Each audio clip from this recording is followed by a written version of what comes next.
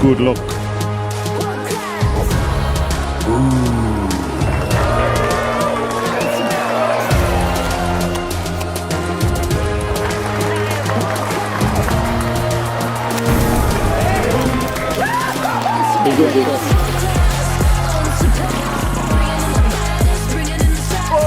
I don't believe it. Bit of class.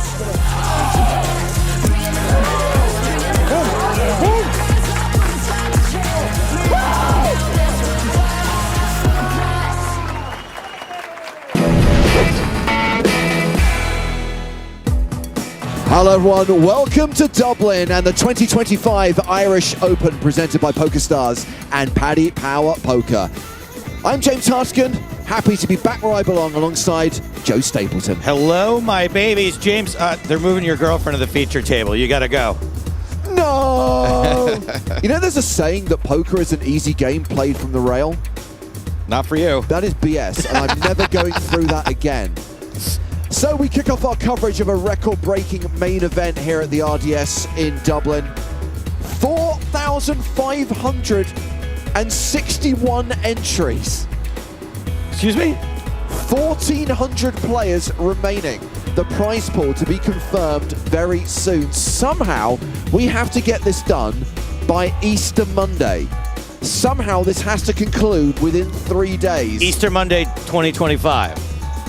Join us every day, broadcast times on your screen, and of course, converse with us via the magic of the internet. You can use the live chat on Twitch, you can use the live chat on YouTube. X is a thing. There's also lots of fantastic content from the Irish Open on Facebook and on Instagram as well. So yeah, registration is closed. The field is confirmed. We'll get the prize pool information very shortly. We know that these 10 players are the biggest stacks coming in to day two. A few names we recognize in there. Tim Chung had a deep run in Barcelona last year. Plus plenty of Irish representation. Players like Campbell, Pollock and Tompkins bringing big stacks into day two of this 4-day event.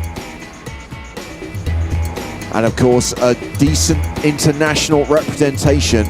So many players from across Europe and from the US and Canada made their way to Dublin for this year's Irish Open.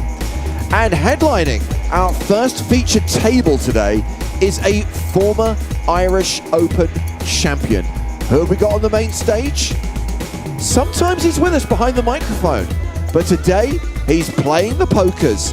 That's right, it is one of Canada's finest, Griffin Benger. And he's going to be joined by one of the Team PokerStars guys, Felix Schneiders. Joe, both Griffin and Felix are on the short side. Yeah. Interestingly, the two biggest stacks at this table are two PokerStars qualifiers. Simon Levy from the USA has got more than 500,000 chips, and Flushy, Nicholas Toom, PSPC 2023 finalist, has more than 300K. This place is a tomb. So interesting to watch the qualifiers, interesting to watch the pros, seeing if Griffin can spin it up. We're going to be kicking off the action at level 15 of the Irish Open main event. Blinds will be 2,000, 4,000 with a 4K big blind ante. So yeah, Griffin with 15 bigs, Felix with 13 bigs. But as we've seen in tournament poker, to coin the cliche, anything can happen. And usually does. Players in their seats, ready to get the action started.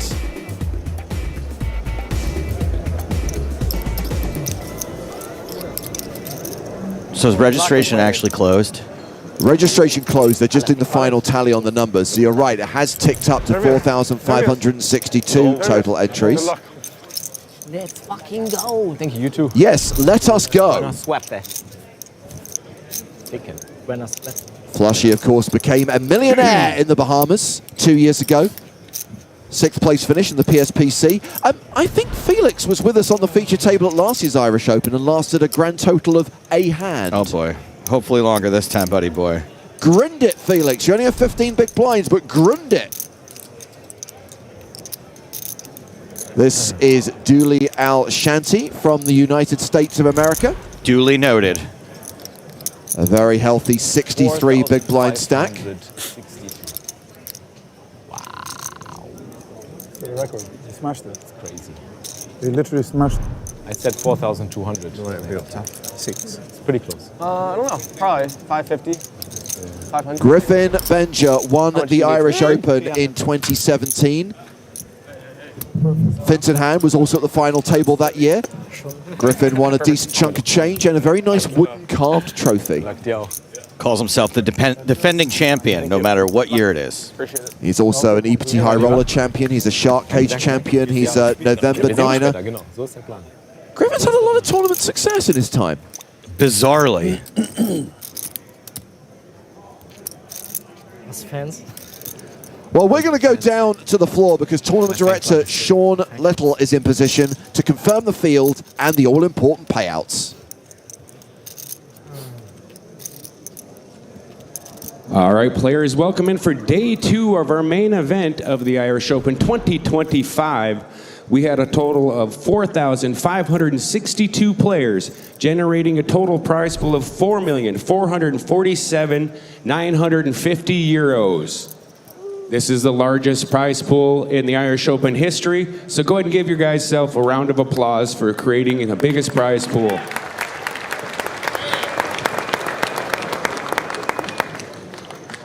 We're going to kick things off today with a small blind of 2,000, big blind of 4,000, big blind ante of 4,000. I'd like to wish you all the very best of luck here today. Dealers, please shuffle up and deal. Thank you. Good luck. Have fun, everybody. Okay, so total prize pool revealed. Payouts will get a little bit later on today, but near enough 4.5 million euros in the prize pool against a guarantee of 2.5 million. And yes, a record-breaking field confirmed now 4,562 total entries across the 5 day 1 flights. Takes a long time to count all that money. First time playing with these. They got to separate it into different garbage bags. You know how it is. It's funny. So around 1,400 players coming into day 2, and that counter is going to tick down very quickly during these first few levels, first few hands. At least 10 times. You have to. They're going to tell you. Just keep yelling at me. No, they mic you. They'll just tell you after. Griffin was supposed to do a secret signal to the audience. I bet he forgot. Blinds are indeed 2,000, 4,000, the 4K big blind ante, and looks like we have got Felix Schneider's in action here. And I think there may actually have been a miscount on Felix's stack. He looks like he's got a lot more than 60K. Ooh. He's open with ace-9 of clubs. Dooley Alshanti has 10s in the cutoff. And that is a 3-bet from Alshanti, re-raising. 5, 6, 7, 8. It's made it 25,500. So yeah, Felix a lot deeper. We missed a 1. Felix starting the day with 160K. So just shy of 40 big blinds for Felix at the start of this hand. And facing this re-raise out of position. It would be pretty awesome if the Irish Open was won by a shanty.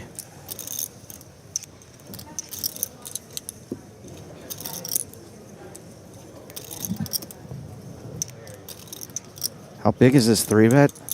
17.5 to call. Not as much of the stack as it looks like.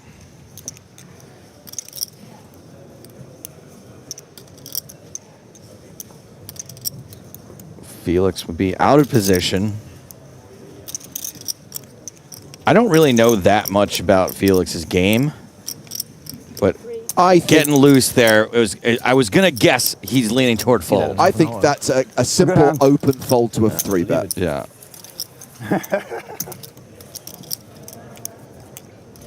More than half an hour. 2 hours. You don't have a phone. I know. But I have my sources. Someone can scream at you. They didn't have it. He blocked you. Is it grind onto elves? It's everywhere, you know. We got them everywhere. Right behind you. Felix will find out in 30 minutes. Would have been a good candidate. I just didn't want to do the same thing that I did last year. Just last one hand at the feature table. Ace king into aces. That was my last year experience. So you folded the ace king this time? Yeah. Why do you I guys learned my have 500 lesson. chips? And guys, can you please keep the cards for a few seconds when you put them Yeah. to the bed? Yeah, They Griffin. raised off for 500 chips at the end of the night on the Thursday. I don't think so. I lost to 500 I want chips. you to stop. 150. 150. You didn't count? I know. But they got. It's possible something different happened at the end of one of the flights than at the others. Well, They were using the big stacks to Antonio get rid of- Scalzi from Italy opening here with sevens. You don't say. Maybe by accident. Raises to 8,000. 8,000. 8-7 off, a flushy.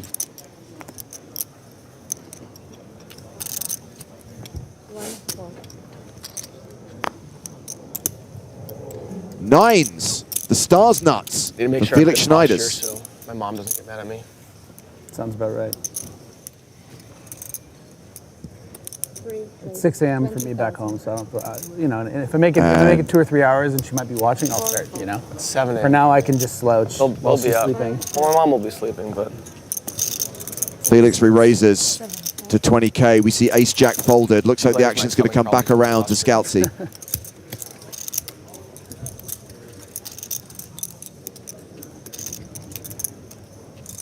What's it going to be, Italian door, Bronson? Oh, good one.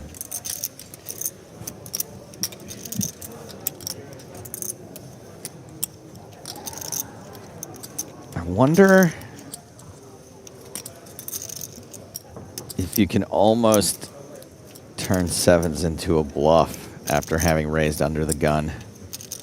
I don't think many people are going to think about that. Yeah. I don't know why I'm thinking about it.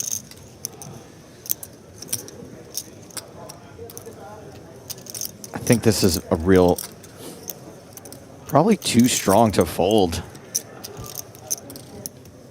Good laydown. Yeah.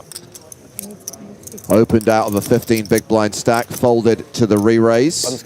I guess you can't really call on that size stack, so that makes Take sense. one off. Take one off now, Felix. Come on. It was a good I need to get him leveraging back. 3-bet from He took them Felix. of me, so I take them somewhere he else. wants to impress his fans. You want to impress your fans watching at home. I have to put up a show. I mean, everybody from Germany is watching, so. I love your accent. So good. Thank you. Where are you from? American Egyptian. American? Egyptian. I took 2 weeks of German on Duolingo once. And? How did it go? I know Learned it about, that quickly. Wunderbar. I know about like 2 sentences. Tell me. After 2 months. Du bist ein Mann. Du trinkst Wasser. Nice. Hey, good memory. Awesome. Du bist eine Frau. Correct. Yeah, Yeah. that's it. That's pretty good. Very impressive, actually. Felix is so nice. See? There's our fans. You know who's That's less all of them. nice? James. You know a lot of German. What do you grade him? If you did just 2 weeks of Duolingo and you picked up those sentences, that's pretty solid. All right. The question is, why did he stop? Why did he give up? Because he clearly has a gift for the language, so should have kept learning. Yeah, learning stuff's real annoying. Al Shanti's open with Ace-Jack. We've seen Griffin fold Ace-8. We're round to the big blind of Scalzi. And he folds Queen-Deuce. Nah. Where are you from? New York. New York. A lot of Americans come here. It's crazy. Yeah, I was surprised. I want to see it online, so You live in New York? I was forced. That's to. like- I just moved to Jersey City. Oh, no. Oh. I went to school in Boston. Where at? BU. Oh, I went to BU. See, And I lived in Jersey City. I was surprised. And I'm from New York. Yeah, I love man. I was very surprised that they were running satellites to the Irish Open on PokerStars in the US. Yeah. The players in New Jersey, Michigan, and Pennsylvania had the opportunity. Never been to the East Those Coast. qualifiers were Florida. insanely popular. And Wanted so to go many to the players Coast. won Yeah, their that's seats not and have really come counts from the East Coast of the US Florida? here to Dublin. Doesn't It should. It should, but it doesn't. Ah, that's what I thought. Wasn't Atlanta? Doesn't count at East Yeah, it Coast. doesn't really count as the East Coast either. Atlanta's the South. Yeah, Boston and New York still on my list. Miami is not very East Coast in my opinion. Yeah. Boston, New York, Chicago. Well, I've been to Chicago. 6, That I, there. it's a long time. So we have Tim Slater from the UK opening with Ace-10. Never seen. Michael I'm not sure Dowell, if one of the it's locals. Like from round, you see rounders. So Heard you it's want to go to terrible. I've Atlantic never City. been. Heard it's terrible. He's a short stack. He's got fewer than 10 big blinds, and he's all in here. I used to go to Foxwoods. Right? Never been. Really? I think that was one of the best things Been to about. Atlantic City. I'll let these guys talk. Are they done? 1, 4. About. I think we're going to see a flip. Not seeing flops today, I think. Smell you later.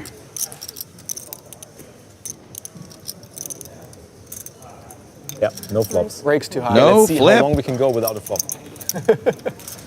He did say smell you later.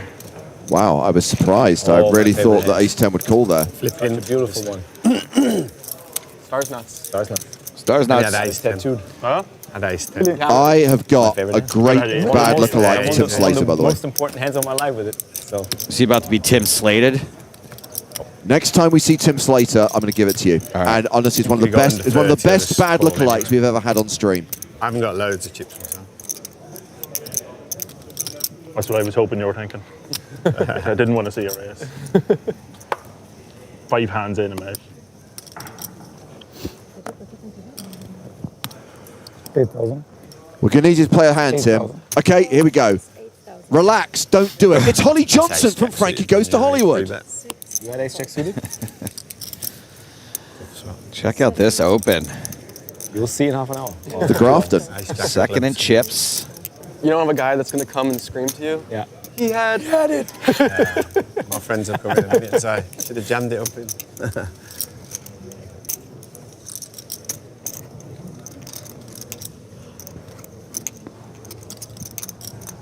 Flushy. I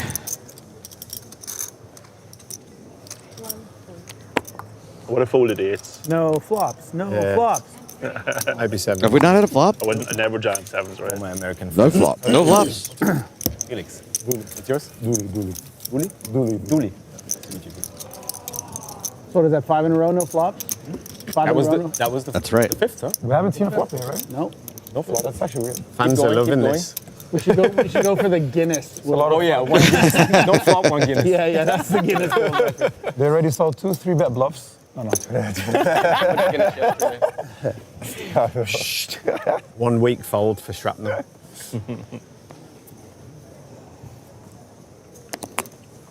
5 fold. 6 fold. Griffin. 7 fold. The off-brand Grafton says 8 fold. Michael folds. Oh, that Doyle Brunson line's so good. Ace Jack suited for Flushy.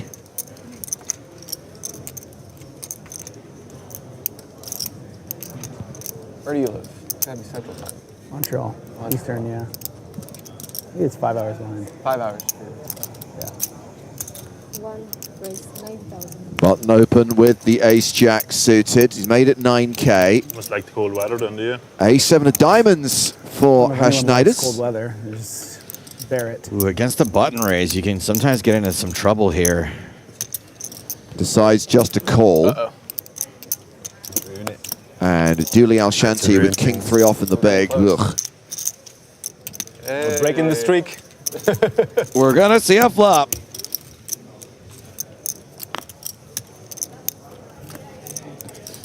That flop is Ace King 8 with 2 diamonds. And Felix does not have the best hand right now, but is actually a 51% favorite with top pair and the diamond draw. You're gonna love it though, yeah. You're gonna love this flop. You're not necessarily gonna be up against an ace here all the time. There's a ton of hands that Flushy's gonna open on the button that do not contain an ace. You're gonna be ahead of some of the aces. And let's remember, the graphics are out at the moment. Felix has a lot more chips. He has 100K more than we are currently displaying. So, paired board now. The jack kicker still playing. Yeah, not great. All the aces that Felix is beating now, he's chopping with. 1 check. And that jack on the river means that this is going to be a chop. And I say that with 100% certainty. Are you sure? Because I have amazing board reading skills and have never, ever made a mistake regarding a chop pot in my life. I'm a bit of a James Hartigan apologist in general, but being on the rail is different. You are just another spectator. Just another idiot drinking Guinness on the rail at the Irish Open. Reading boards wrong, exactly. It's also tough when I don't have a graphics team telling me split 100%, right? That's what I mean. All I do is read off a screen. That's all I could do. It's all I'm capable of. And I'm also capable of singing. And this time, without... I folded the king and the big blind, by the way. Yeah, Wow. yeah, We have yeah. everything. Yeah. Wow, that could have escalated a lot worse. I folded the king and the big blind. We have to sing the song together. Everyone loves the choke pot. Oh, they did it for us. 1 out of 10. That The was first post flop hand. Not That was insane. pretty good, actually. I'll let that go. Crazy. Thank you. Should have defended. To be fair, I'm happy they did it because I'm still a bit raw. So, just take one off. King 3 off. Not gonna look good. I win, he Easy says. Of course. Cocky I bastard. won. I won. Half the pot. I mean, technically. I win. You won the low pot. On the button. You put him on the button. Mississippi straddle. At the wheel. You don't know those. Dealer's choice. Yes. Kilo 8 now? Yep. Yes, please. No. No. Shit. at least we finally saw a flop. I think he's the specialist. Really? Yeah. Specialist. Yeah, of course. I play for you. I don't. What's your favorite I can't even handle 2 cards. My so favorite game is Seven? Stud. Right? I love stud high-low. Yeah, I love also, stud high-low. also nice. It's one of my favorites. Stud 8 also very nice. I don't like the stud Shop games. the deuce to 7 4 days ago. Nice one. It's not bad. I like deuce to 7 and the doogie and... Oh my god, I hate those crazy retarded games. Hey. No, Grogu doesn't like this one. I prefer to call it the child. I win. I did. I'm glad I didn't Oh, 3-bet. no. Yeah? Yeah. Very nice. I think that could have ended You want worse. to One show all. I get some ones? Thank you. Confidence. It's all about the confidence. No more flops. Yeah. That's good. No more Bad flops. news when you're looking at the stack. I think he got a hand when he went. I want all of it. I want Sorry that. for Ollie because So- he's going to comment on this and he's going to be... Oh Thinking no, about they're in jamming the to get hand. the lot. Oh, God. They should make a deal. Yeah, a few people have questioned it, and I'm going to question it myself be all here. like- The blinds are 2K, 4K with a 4K big blind ante. That's 10,000 pre-flop. Why is the pot showing us 38,000? We know why. We do? Yeah, it's accidentally taking, the software's taking antes from everyone. Post flop once. Whole orbit. Last hand of our orbit. It's been once. I missed this one. Was there a flop? No? No. So there's a big year. blind ante and an ante Hang coming on, out. hang on, hang on. How long have we had the big blind ante now? It feels like 5 years. Hey, somebody leaned on the switch.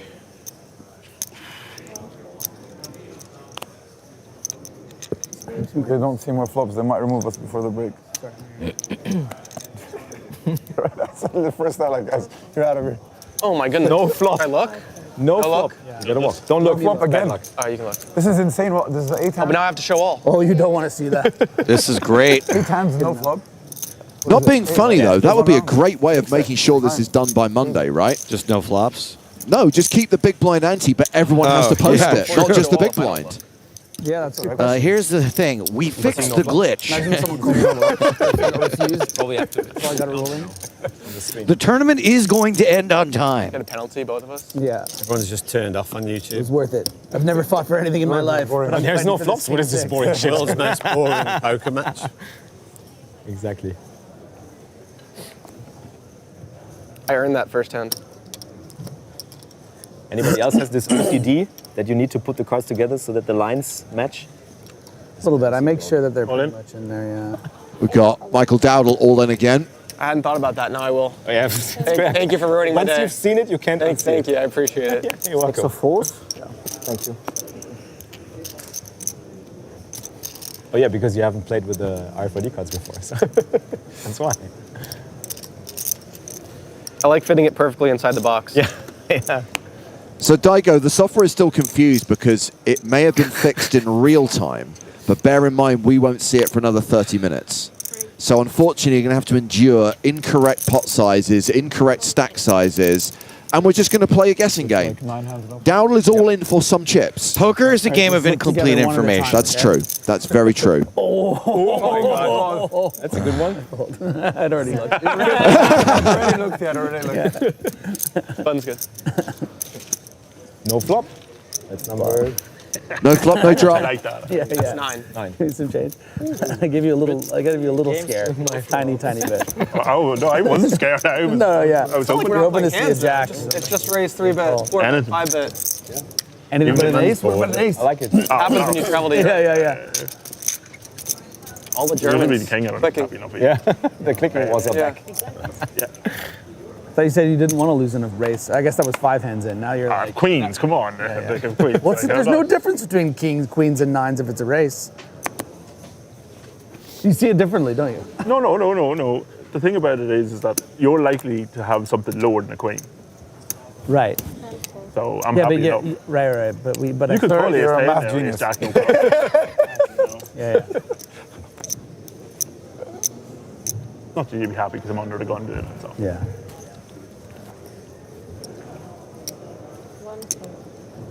Good fold.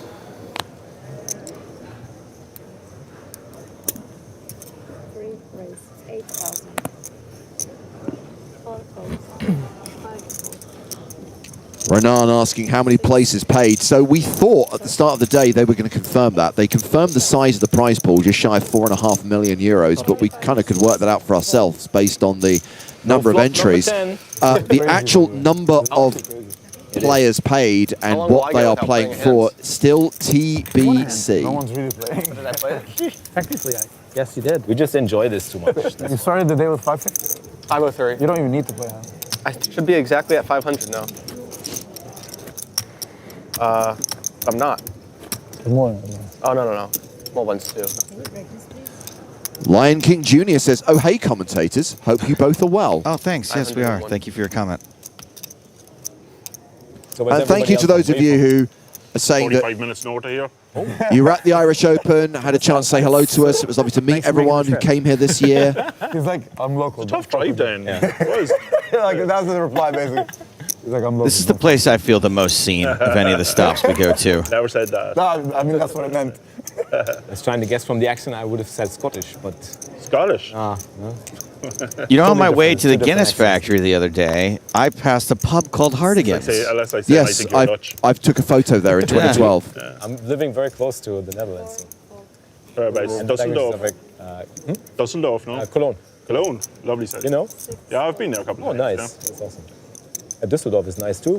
The Cologne people don't like Düsseldorf. They pretend, but they actually do. 7, 11. Griffin, Good luck, Griff. first time we've seen him play, opening the button here with ace-3 of diamonds. In fact, he has been presented with the green triangle of death. Who's commentating today?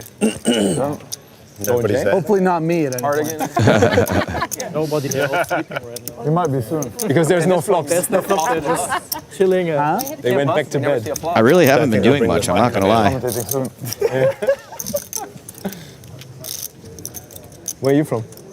England, England. middle, Birmingham way. Birmingham. Am I the only Irish at the table then, yeah? I'm the only Irish person at the table. Maybe. Where are you from, sir? On seat 8. Italy. Italy. Yeah. Nice. Where in Italy? Reggio Emilia. Oh, nice. I've never been to Italy. Class spot. I want to go. It's lovely. It's a beautiful country. Yeah, it's nice. 3 folds. I can't just hop on a train though. Yeah. 4 folds. Pick a boat. Fold it around to Griffin. 7 folds. Michael Dowdle. And now blind v blind. Scouts here in the small. 10, 11. And he has Another attempt at no announced all in here with Jack 4. Good timing. It's crazy. No flop. Number 11. 1 out of 11. Yeah, it's like 53.5. Yes. Button it. We're making it hard on the commentators. Yeah. They have to come up with stories. Boring. We don't do anything. You guys are talking. It's great. We just sit back and watch. I'm not bored.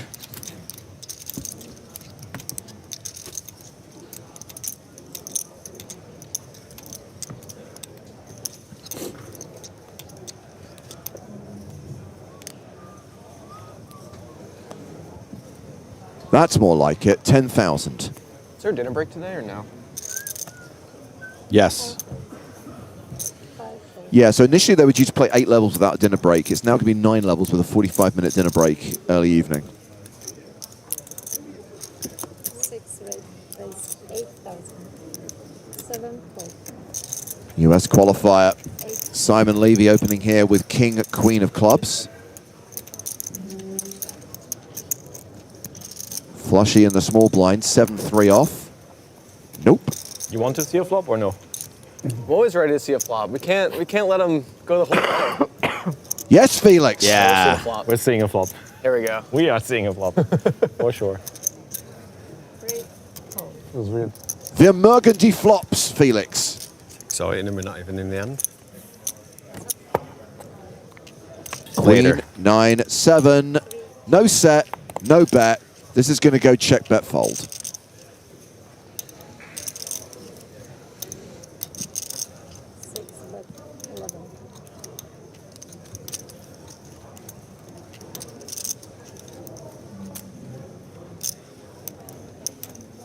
Felix. We're not seeing a turn though. There we go. Enough. We've still only seen one turn. Seen one turn. That was one. Yeah, that was one turn. That was a good turn to freeze the action for me.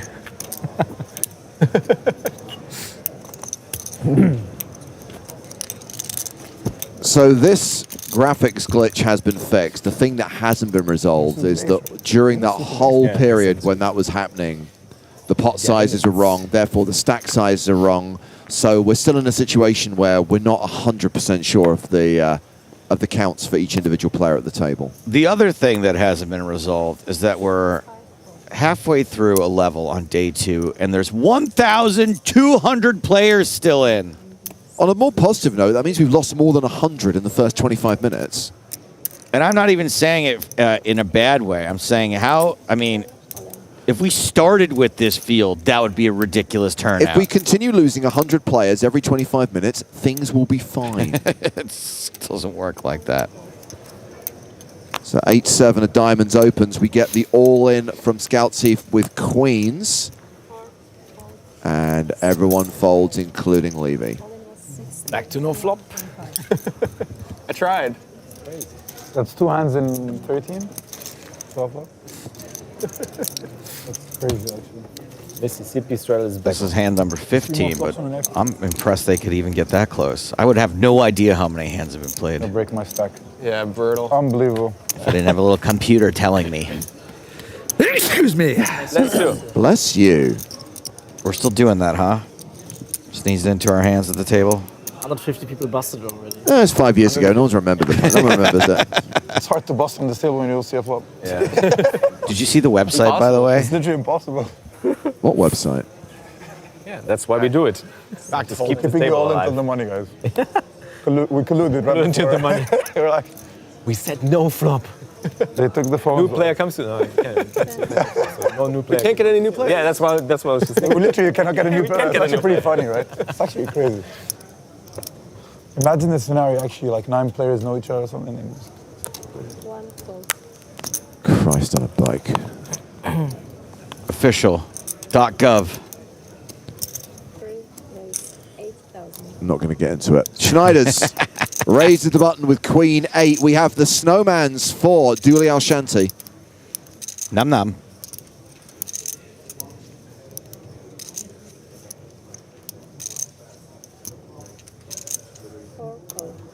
How dare you? 5 orange. Oh, shit. Okay. Take it back. When 2 tribes go to war, Holly Johnson lookalike Tim Slater all in. Can I get a count, please?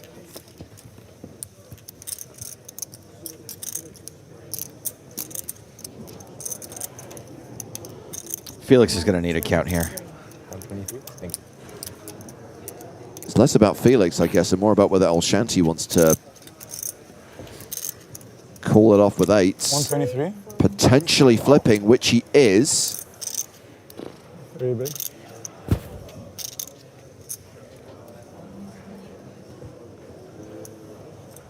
So the all-in is for 123k, not 87k. We have correctly counted the stack.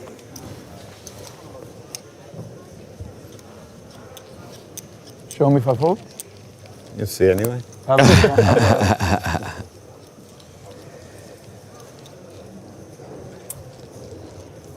Gets a fold. Ace queen. Ace queen. We're flipping. No flop. You're not flipping. He won. The power of love, a force from You'll above. see it in a minute anyway, aren't you? It doesn't bother me. The pocket eight. 8. Yes.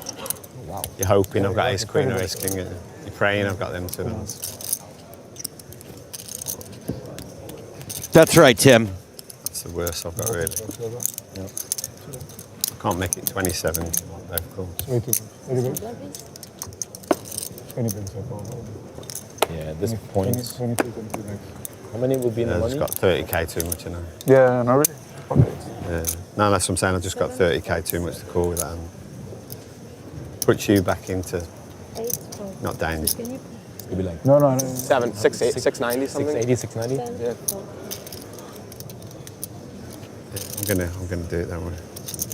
And the money is going to be what, 690? 660. So half the field, yeah. Something like this, They pay 15%, I think. You're good at math. Jeez. Nicholas Toom, ace-10 of clubs. We got to make it to the. I don't think we'll make it to the bubble segment of the stream. I think. No way. No, we're gonna be gone. No way, not in 2 levels. This It's not table even is close. way too fun, so we're gonna keep it around. It won't even be close. They're definitely not keeping us around. Feature table will be changed We at have to regular think of some intervals creative today as we things see after no flop. Slater flat in Then the they'll small keep us. blind with ace-5 of strawberries. Just leave the table and do something else. And we're going to see a flop. A domination situation. It's a flop.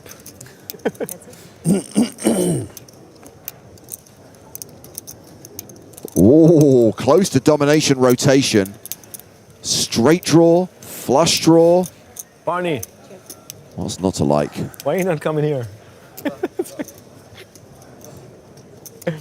What are you playing? Again, one of those weird situations where Slater has the worst hand but the most equity. Robin.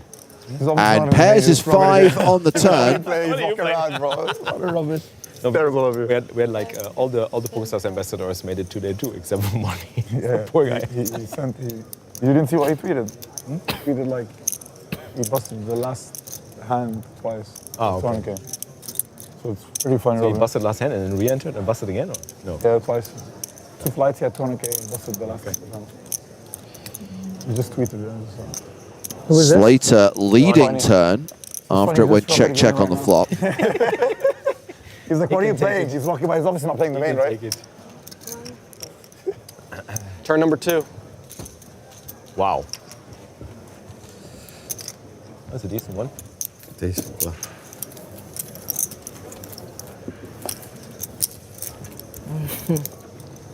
Just showing to someone's got something to watch for a bit on YouTube, a couple of minutes before they turn off. Which flights did you guys bag? Yesterday. Yesterday? I only got here yesterday. Everyone yesterday? 1B. 1B. C. 1C. I was in C too. I heard that Michael, they had a couple days off in between A and B. Is that what it was? That's why it wasn't on the schedule, huh? yeah, A was last I was Sunday. like- Days earlier. Okay, so that's strange. A was They Sunday wanted and then the B, weekend, C, they wanted D, the and E all weekend. ran Yeah, that's pretty good. concurrently. A1? Michael Sunday, Bleff says, yeah, I keep seeing Sunday was Jason the- Kuhn. Yeah. Which player at this table looks was- anything like Jason It Kuhn? was Wednesday? Yeah, Wednesday. They Thursday. went to Sunday, then Wednesday, Thursday for us. Smart. Ah, fair, yeah. I love that. It's so cool.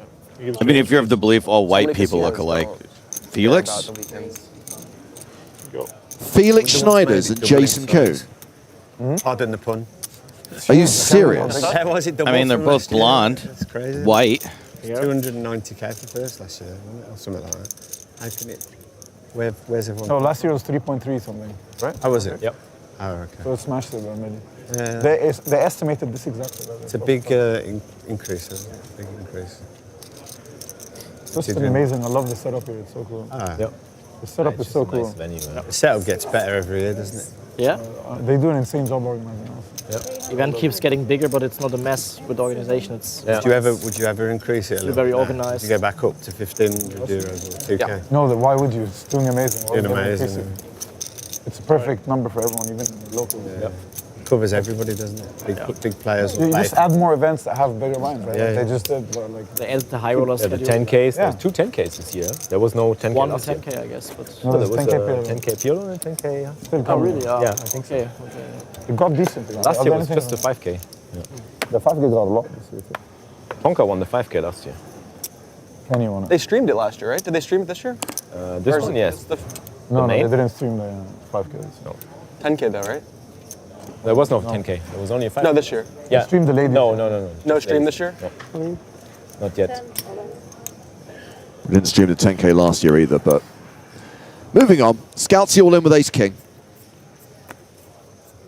The 5K was big. Yeah, it was very big. It was bigger than the 10K. I mean, it's going to get boring if we keep saying how numbers are up, but I do think that considering we're still at the start of the year, Joe, and the PokerStars Live League is a thing, and people are playing as many events at each stop as possible to accrue points in that league, is a factor. Especially if you think about the grinders who are at every event who are going to play all those 5Ks, 2Ks. I wouldn't think it would be a factor, but maybe you're right. Playing games with flops. JC on It was, only 2 flops, right? Yeah. Twitch. 2? So 2? No, 3. If We they're had talking, one. I'm not going to read your comment, JC. Sorry. The flop that we had was so good. Yeah. I'm trying. Okay. JC on Twitch says, Joe, did you drink the Guinness I gave you with my girlfriend's face on it? I didn't specifically drink it. TJ Reed We have to do a Backstreet Boys performance tonight at the Craigden. of Poker For the team Org grind. drank it because he finished his had beer like, first. And he used to be a Jehovah's Witness. Actually? So he has a lot of drinking to It's catch a up lip-sync on. battle, not When? tonight at 11. After this ends? After bagging. I hope it's going to be after bagging here. I don't know how long this. I don't think I can miss that. You got to come to the Craigden for sure. What time? 11? 11, yeah. It's cool in there. They got some good games. All the 4 Germans from the team are going to do it. Can I tell you something about the crack den? What's the team? What's it about? It's the Shamrock Showdown. So it's, I know, what's your team? this is our team from Germany. We're doing live streaming for Germany. Oh, nice. So my German commentators are doing this now. But we usually run around. Maybe you've seen with the camera. You know Niels, put down.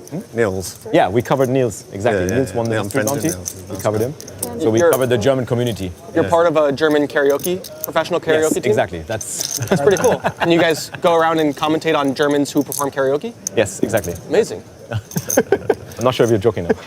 I'm not sure You're who's very good at joking. bluffing. Griffin's all in. It's like, That's why he's got 500. yeah, not sure if he's serious now. No, I just made quads every time yesterday. Yeah. Three times I made quads yesterday on Thursday. So about the crack den. Oh, it's the European Poker Tour. Yeah, because after we finish streaming the Irish Open, we are going to be moving on to Monte Carlo. There are 4 EPT stops in 2025. We're going to be in Monte Carlo in early May, Barcelona in the summer, Malta in the fall, and Prague at Christmas.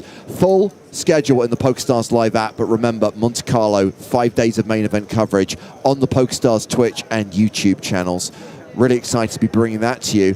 And once Monte Carlo wraps, of course, there's a summer break for the EPT, but there is poker immediately afterwards. Monte Carlo wraps on Saturday, May 10th. That's when you can watch the final table of the main event. The very next day, May 11th, is when a huge online series starts.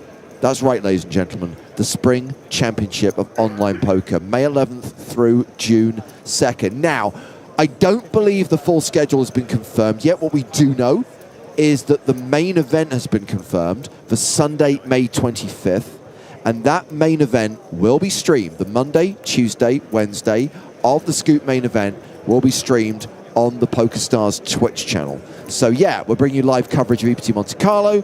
We're bringing you live coverage of Twitch. Nick will be here later on. I'm going to ask him what he's got planned for kind of other Scoop coverage on Twitch, because we're just going to focus on the main, but I imagine he'll be doing some other stuff during the 3 and a bit weeks of that series. That's right. We'll be parked in the PokerStars Arena for 3 whole days. And Nick will be covering everything else.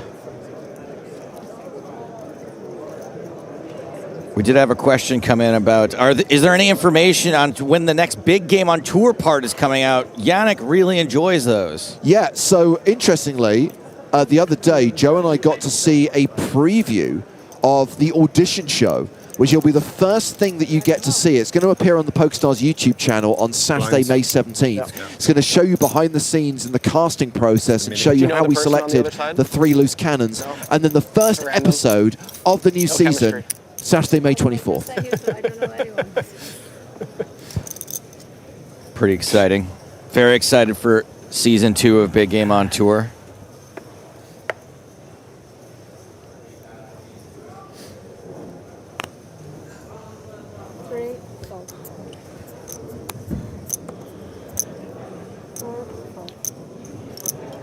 Is it going to show the guy who tried to interview for the big game with millions in cashes? I don't think he made the cut. And to be fair, he was not alone.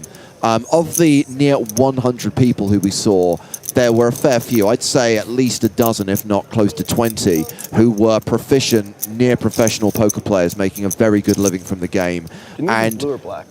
I wouldn't say they were instantly dismissed, but they were kind of weeded out for that reason. They did not make the cut. Definitely not blue. We want you to be good, but not that good. Yeah. Thread in the needle. Green and blue. Thread in the needle. At this point, we're going to start a stream 2 hours later. I was looking at this and I was that guy's colorblind. This is too boring. But we compared it to all the blacks and it was like slightly off from all the blacks. Yeah, I mean, like, why didn't we need a different shades of black? I mean, that's a different shade of black too. Like, yeah. Right. But it doesn't make it any Have the worst seat on the table. Have the freaking... It's like not blue at all. I agree. No. These are the correct stacks for the 8 players who are watching right now. Yeah. Very sexual under the table. Excuse me?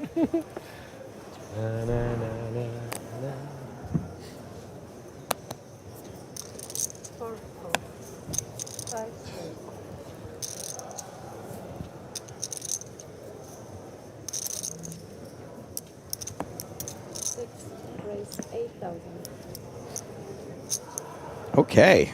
King 8 suited.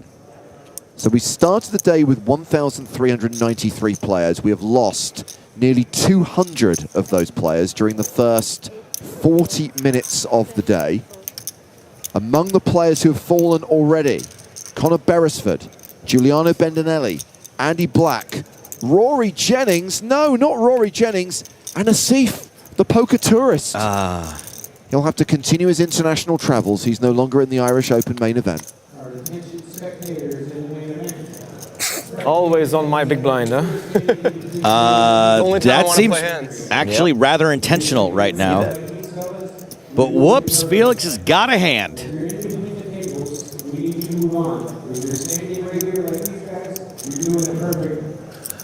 if you're behind your friends chatting them up or her, please exit the tournament area. Beautiful disguised under-repped hand. Felix could be defending super wide, and Levy probably is going to want to continue this ace-high board pretty often. Yeah. Good flop for Herr Schneider's. Now a 92% favorite and facing a continuation bet from Simon Levy of 8K. I can see it. Felix is kind of like Jason Kuhn in one of those funhouse mirrors that stretches you out. And desaturates you. Yeah, right.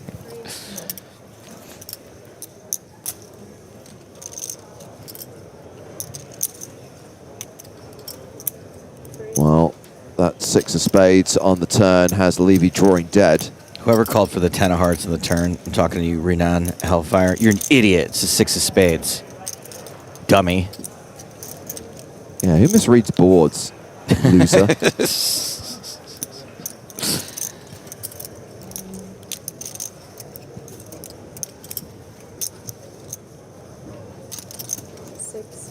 Yes, the 10 of hearts would have been fun. I know that one of the rules of bad lookalikes is it's not meant to be other poker players, and I kind of already violated that rule earlier on with saying that Scalzi was the Italian Dor Brunson. Yeah. But Simon Levy is almost like what you would put if you know when you do the face merge of 2 people. Okay. Yep. Sure. Okay. Well, wait till the camera's back on him. Yep. Boy, you really got it in for this Levy guy. No. I think it's a good one. It's 2 poker personalities merged, combined. Healthy. All right, so Levy's double-barreled with no real equity and probably no perceived equity either. Yeah. Joey Ingram and Jesse May. Sure. Fine. This is why we don't allow poker personalities. Can I get a peppermint tea? Too specific, too niche. We're niche enough as it is. Does Levy eventually give up? Yeah, checks back the river. Can I see both, please? Doesn't fire another barrel. Felix Schneiders is going to win that pot and add 53K to his stack. I was prepared to call the shove, but I wouldn't have liked it.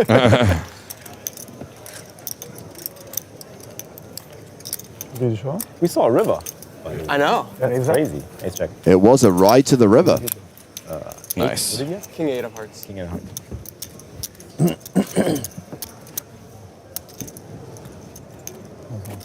Thank you. How did he get the showdown? How did they get the showdown? Check on the river. Oh, you bet flop enter. You bet flop enter. Yeah, flop and turn. Right. Thank you. We just wanted to make it to the river.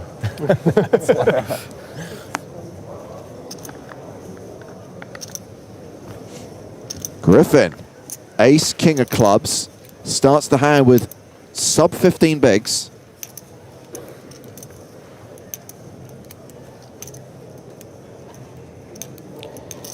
Yeah, buddy, you can see he's getting kind of frustrated with some of the holdings he had been dealt. I guess the question here is min open versus shove, right? He decides to go with an all-in. At least he's balanced, at least he's consistent. Yeah, I think it was always going to be a shove. And it's going to be a decision for the blinds because Flushy's going to fold the 8-6. We've got Felix in the small with no hand. And we've got Dooley Alshanti in the big with King 10. And Griffin's going to pick up the blinds. Back to normal. Back to normal. 13, 14? So we just went through a list of some of the players who've already been eliminated on day 2. Let's check on some of the famous faces still in That was too much. I think you're better on off day 2. We've got a former Irish Open champion in Griffin Benger on the main stage. There is the reigning champ, Tero Laurila Tepi, 2024 winner. Stacking chips right now. Cool. David Doherty, the 2023 Irish Open winner. He's still alive. 2 of the biggest personalities in Irish poker, David Lappin and his podcast co-host Dara O'Kearney.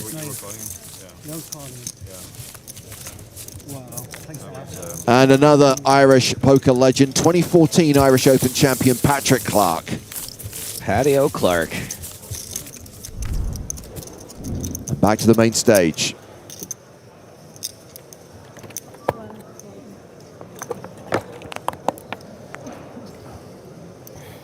Nation's been folded to Felix, and he's raising the button. Fifi. King deuce of clubs, nice. Alshanti with ace 3 of diamonds in the small.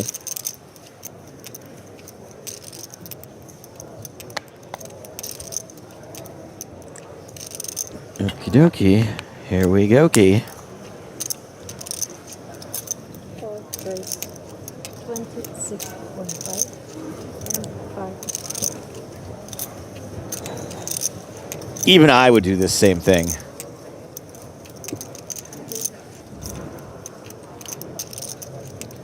Does Felix ever get out of line?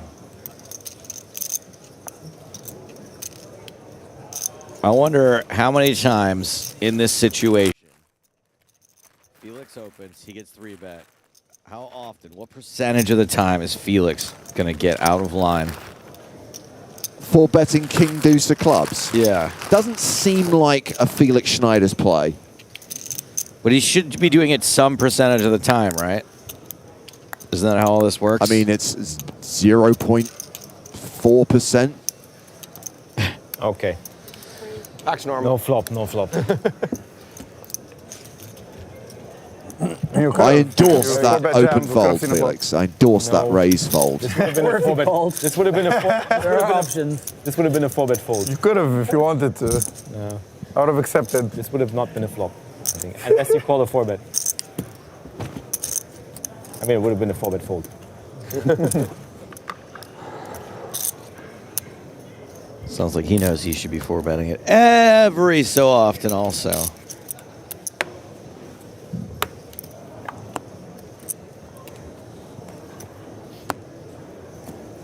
Ed pointing on YouTube, we saw Patrick Clark on a stream Nick did last year from Manila.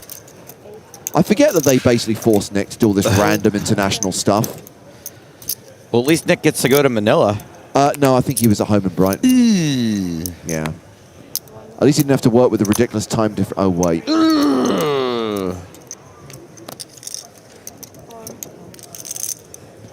Was it a thriller from Manila, Nicholas? He says yes. I said it was a little vanilla from Manila. James, your boy Scalzy's all in.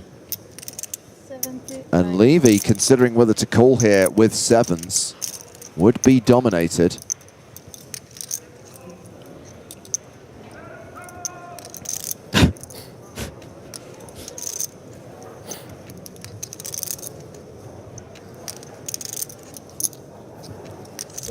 Let's it go. How many big blinds was that? 420? Okay, yeah, fine. Discipline. Probably a flip.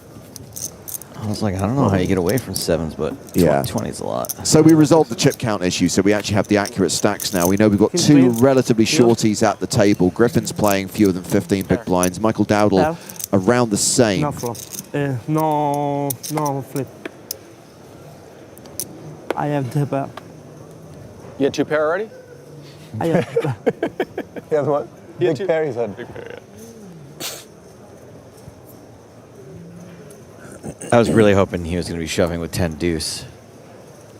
2 pair is pretty tough to beat pre-flop. That's literally... Add a set. Oh, the old ones are the oldest. Queen 10 of hearts for Nicholas Toom. Yummy, yummy, yummy. I've got love in my toomey. He eyed you down, man. Race 8. 8,000. I haven't even looked at my cards yet. I'm already getting the stare. Ace 9 of diamonds for Felix Schneiders.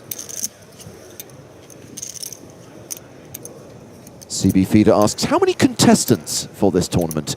4,562 total entries, of which 1,171 remain, as evidenced by the graphical information displayed in the top right-hand corner of your screen. Ooh, baby. Oh, wow. Felix gets aggressive. 3-bets the ace-9, and now we have Dooley Alshanti with aces. Duly noted.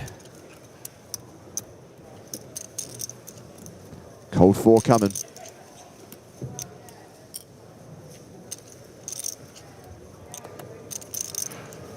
A nice Irish shanty.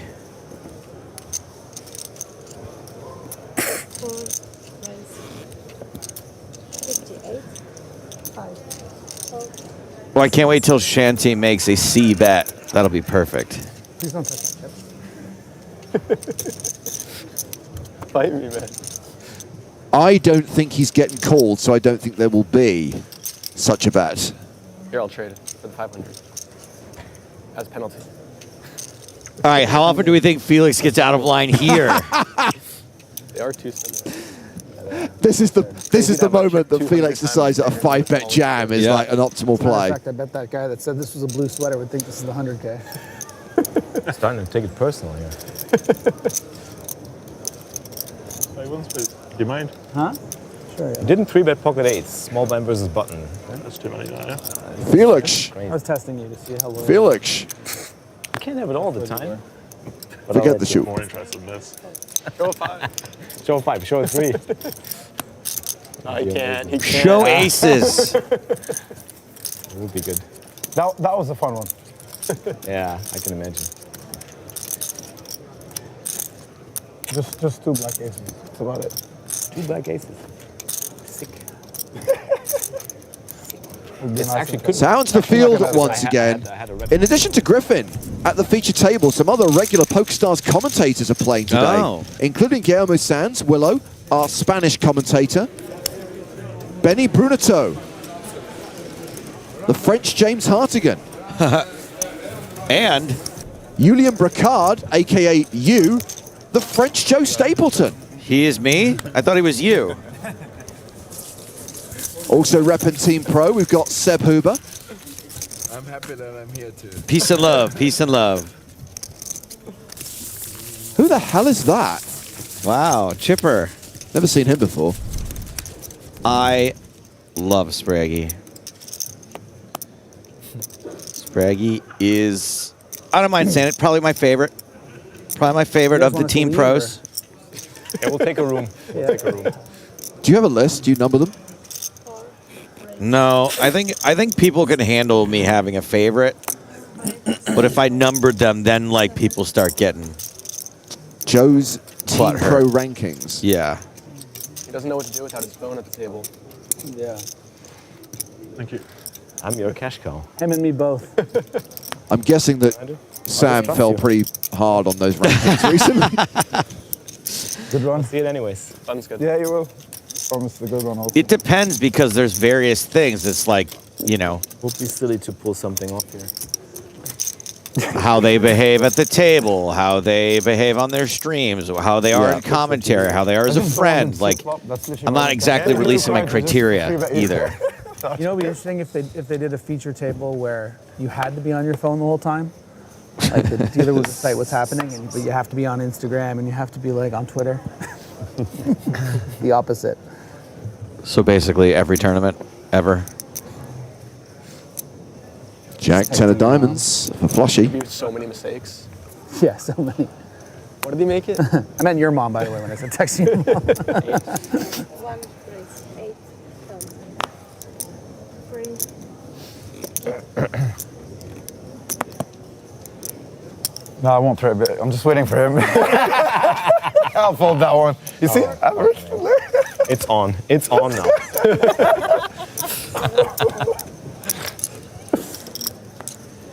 I respect. Flushy. With the flush draw. How much? 8.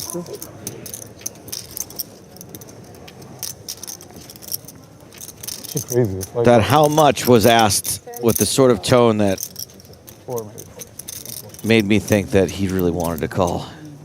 Oh, yeah. Really did. To be honest, I'm thinking about it. The cold 4-bet was... Oh, top pair icing versus on the second cake. pair. Annoying. Annoying for the Jack 10. Could just check this back.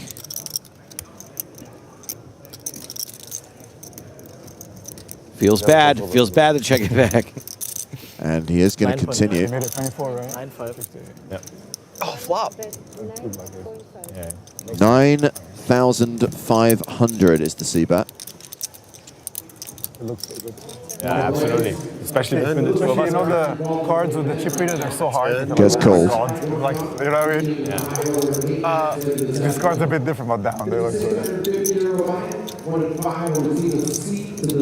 Turn card is a 7, doesn't change much. 6, 7. Nope. No draw. JC asking how often will the table change? Never. We only have one table with RFID scanners. Thank you for your question. It's going to be a big one now. Yep. Especially they made it a bit later, so we get more players from the main. Which one? 3K. Oh, 3K. There's a 3K. Yeah, the high roll. Oh, okay. And Scousy is going to win that hand at Boom. Showdown.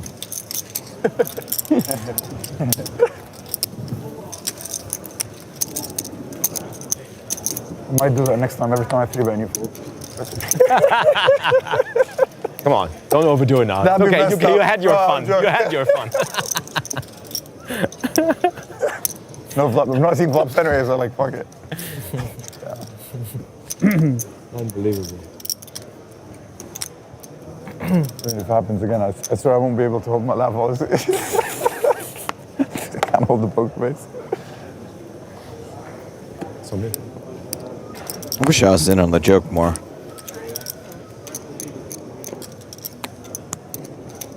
Just laugh along. That's what I usually do. These guys. Then I found out I was over something really rude. And I'm like, no, no, no. Is this collusion or what's going on? Yeah, you have no Is this collusion or what's going on? Sad. If you shove, I'm calling the floor.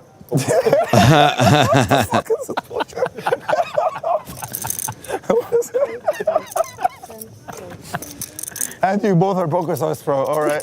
All right, great. All right, great. All right, yeah. Let's get some blood back for you. All right, great. All right. And that too? What is going on here? Just 1 second, sorry. I pulled. Sorry, guys. You're never getting service. I swear I'm a nice guy. I didn't do anything bad. Oh, no. That was the end of that conversation. Never getting service again. I think I'm not going to pretend to laugh at this. No, Just in I'm case. gonna give her extra. I'm gonna give her extra. I'll give her a 10 or I feel bad. I'll give her a 10. I think she's crying. Where is she? I feel bad. Oh, shit. What the hell's going on here? Came in at the wrong time. Well, that was a moment. Free drink. Son, can I... excuse me? You're done. She's ignoring you now. Never again. I actually feel really bad. Let's go. Ghosted you? You're not allowed to drink now because of that. Sorry. No more 3 bets for you. That's it. Oh, he's trashing this. Did he even fold his hand first? Oh, shit, sorry. Whatever he said must have been really bad. Nothing happened there. What's going on? You're causing chaos. She sped up when you got up. Broke the machine. No, I gave her 10. I feel bad. Still don't look very happy. I was actually joking. She just ran away.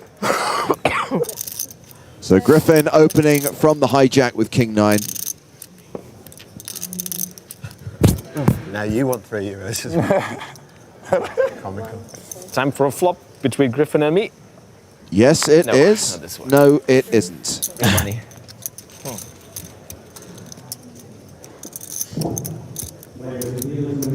And that is going to bring level 15 to an end. We roll straight into the next 60-minute level. Blinds now going up to 2,500, 5,000 with a 5K big blind ante. And at this point, we can welcome Nicholas Walsh. Hello, hello. How you guys doing? Hey, buddy. Hi, guys.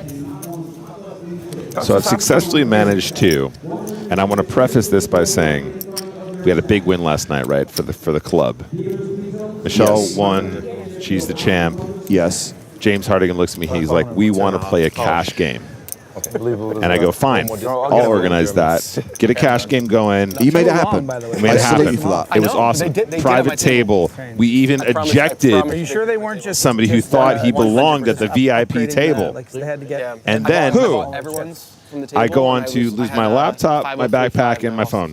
What? Yeah. What? Yeah, I know. And now I feel utterly lost.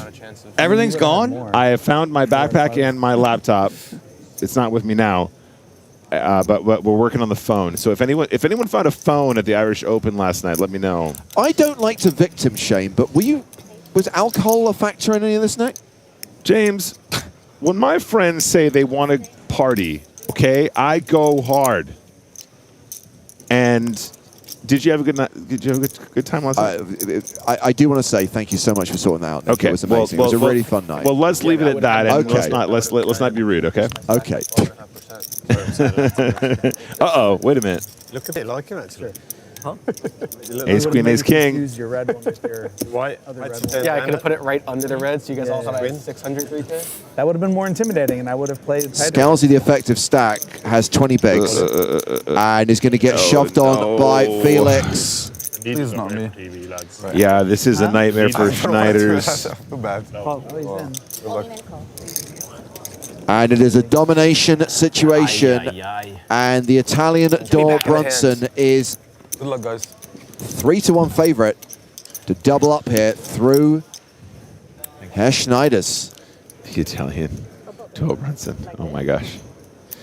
Yeah, no, this is a nightmare. What are you supposed to do? You just bang it in here and just I like think they want the other one. get called by Ace King. It's just a nightmare spot I folded two for queens. I'm sorry, man. Herr Thank you Felix. for telling me. You know, I wouldn't want to have it any other way than you telling me.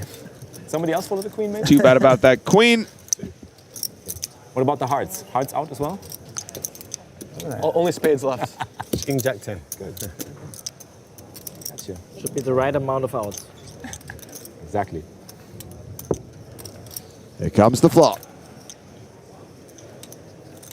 And this is looking pretty good for a Scalzi double up. It's not looking good for Team Grund. Felix could be drawing dead on the Give him turn. a blackjack for the sweat. Give him the hearts.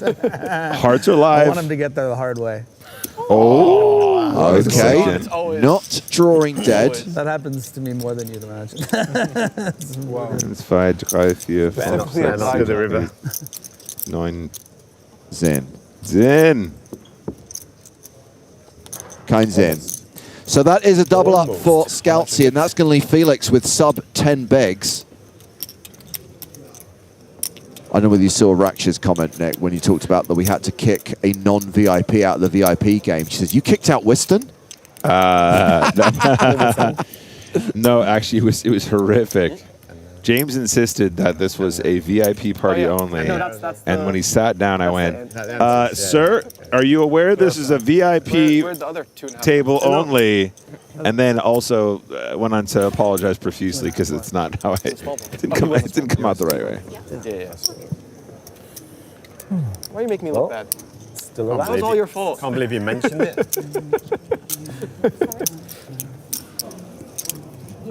Yeah, brutal for Felix there, but what can you do? 10 big blinds is 10 big blinds. I was actually a song stuck in my head, and I've been singing it. Well, I mean, at least he lasted longer than last year, where he played one hand at the feature table and was KO'd. That was such a shame, wasn't it? They can't have support him tonight.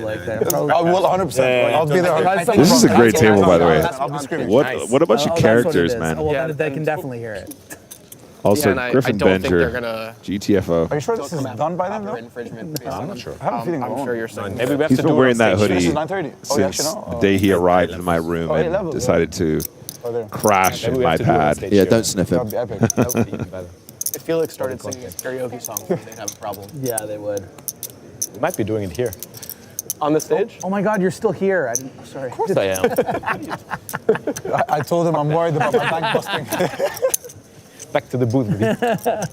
Well, we've lost a Joe Stapleton, but we've gained a Kerry Jane Craigie. That's actually. And I'm glad you're here, KJ, because I need to run to the bathroom in a minute. So you and Nick can talk to each other. Chat. Just make sure you wash your hands. I will. I always do. Okay, well, this seems fairly obvious. We just saw Felix pretty much destroyed in the last hand, and now has to get it in with King, Queen of Diamonds. Yeah, seems fair. Oh, and if I'm in the small blind with nines, the chances of me folding are probably about 0.0%.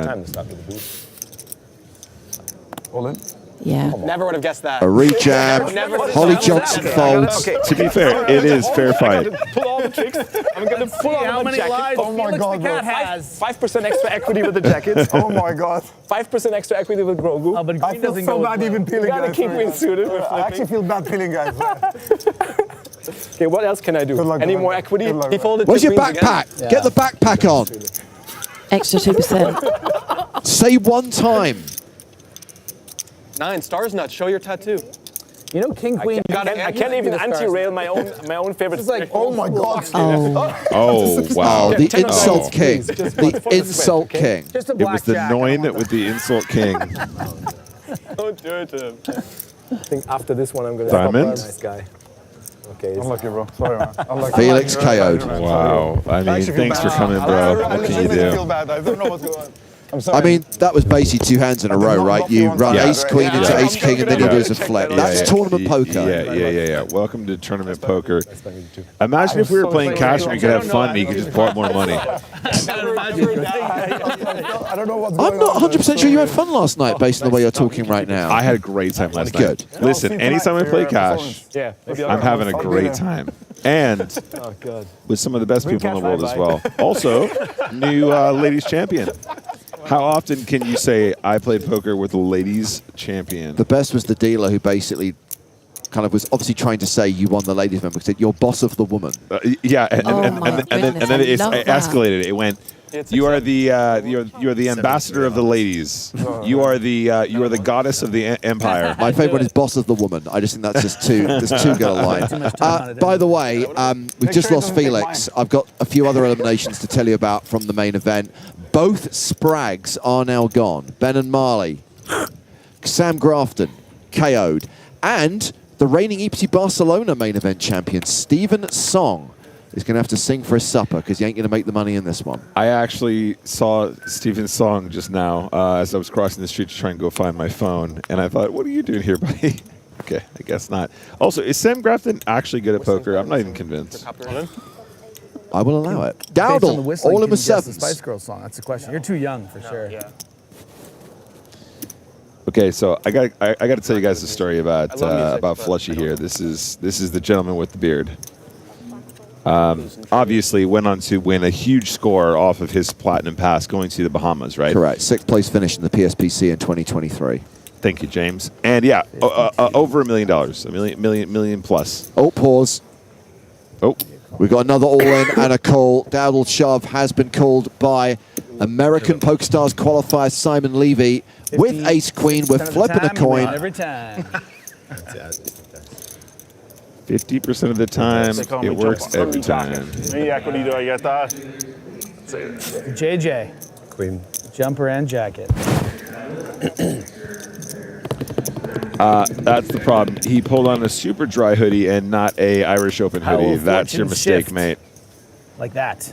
Oh, hard. Does have the 7 of hearts. Sweaty, 9? Can we get a 9 of spades on the turn? I like that. I like that. Don't call for outs when you're Sweaty ahead. spaghetti. Any 5 or 9. Here we go. Okay. Wow. Here we go. The whole deck. 14 outs. Dealing with some, Too many. you're Too dealing many. with, you're It dealing is. with T-Moss Too many now. outs syndrome. Dealing with some Nice play with T-Moss. you. Too many outs syndrome. Ah. Feel like you've Are they come down listening with to some us? T-Moss. Griffin does this for a living as well. Unlucky, dude. Hey. Pleasure playing with you, man. Nice man. So that's another KO from the feature table as Michael Dowdle is eliminated, and we're down to around 1,080 players in the main event. Nick, you can carry on with your Flushy story. Not being rude, I have to go to the bathroom. No, but I'm sure KJ can't wait to hear it. That's fine. Carrie Jane, listen to this amazing, listen to this incredible story I'm about to tell you. So, That was a fun sweat on the turn. everyone loves Flushy. Flushy's a huge supporter of the Twitch community as well. And if you guys don't already follow our Twitch channel, what are you doing with your life? And he goes on to win $1 million from the Platinum Pass. Not too shabby. Not too shabby. so sure I'm gonna wake up when everyone's he so opens. excited that we're railing the hell out of this guy when he's was Final going on. Four I or had Final to Five, have whatever it time. was. And he busts. And you've never seen a rail disappear faster. Oh. Because everyone wanted Flushy to go on to win it. Feels old, In any case, he probably, wins but- an absolute $1 billion. And we say, all right, mate, what are you going to do now? We're going to go straight to the pool. So we go down to the pool at the Bahamas. I'm so excited. I literally get in fully clothed. Do you have your phone on you that time? I did not, but at least I knew where it was if I would have done, yeah. So we get into the pool fully clothed, and this is the best bit. We're so excited. Flushy's not even there. Oh. He's still cashing out. He's still doing his thing. So Flushy comes over to the pool, and he's like, guys, what are you doing? And we're like, we're here. We're celebrating for you, mate. We're all, you just won $1 million. Exploring while here. And Not this trip. we go, get Been here a few in times. I don't the know. pool. Yeah, Get in. And he's fully clothed as well. We're like, this is the perfect moment, mate. You just won $1 million. Go crazy. And you could see the moment at which he went, my German sensibilities will not allow me to enter a pool fully clothed. And shall I go get changed and just put on the appropriate attire? Oh. We almost got him in the pool. We almost did it. Is it more expensive than New York? I think that was a better story in your head. Close. I think I've heard this story before. No. Listen. Sorry. Joe Stapleton was distracting me. He does that. So we're going, whoa, like he's going to get it. And he is this close to jumping in the pool fully clothed, and it was going to be the righteous moment because you just won $1 million. And he goes, no, I think I will go and get changed. And he goes off to his room and he puts on his bathing suit. And he joins us. It didn't have the same impact. No. It kind of lost its that- momentum. was that but the that was day- a great Welsh accent, by the way. Yeah, sorry. Was that the day you jumped in a pool with your fancy dress watch with on a leather strap? Yeah. Yeah. Can I just say, I feel like you're still glowing, Mr. Hartigan, from yesterday. It's like I could warm my hands. More than anything, it was just the relief that it was over and I could stop being stressed. Oh my gosh. Are we allowed to do looky-likeys today? Bad lookalikes are always allowed. They're always allowed as long as they're not poker players. I've violated the bad lookalikes rule already because I've described Scalzi as the Italian Dor Brunson. I've said that Simon Levy is a hybrid of Jesse May and Joe Ingram. But the legitimate bad lookalike, which is comparing a poker player to someone who is famous for not being a poker player, is that Tim Slater does look like Holly Johnson from Frankie Goes to Hollywood. He does, but he's a little bit Dave Myers, Hairy Bikers. Oh. Oh. Okay. Sorry. So that was the funny flushy story. But what I will go on to say is what you guys don't know, and nobody's heard this. Flushy, when he won that $1 million, said to me, You could probably run them all year. "I guess you're going pro, son. You know, I guess you're going to take it all the way." And he's like, "No, 4 months. that sort of life is not for me." And I said, I'm going to go back to the valleys. He said, I don't know about that, Dava. We have a little tournament in England. I've got a singing career ahead of me. He did more or less say that, but he essentially goes. He essentially says, "Nick, I'm not going pro." And then I went, "All right, cool. We'll see how long that lasts." And now all he does is play poker and win at poker like all the time. It's insane. If only if it was that easy. Don't know about that, David. It's great because you get everybody. You have to play because it's so Martin Chan from the UK taking a seat at the feature table. Oh, I love Martin. You can get up to the start. You shouldn't. And crush them, but also as well, some of them get chipped. I do love Dooley as well. Just when you think, level it out. That's probably so much fun. You go so much fun.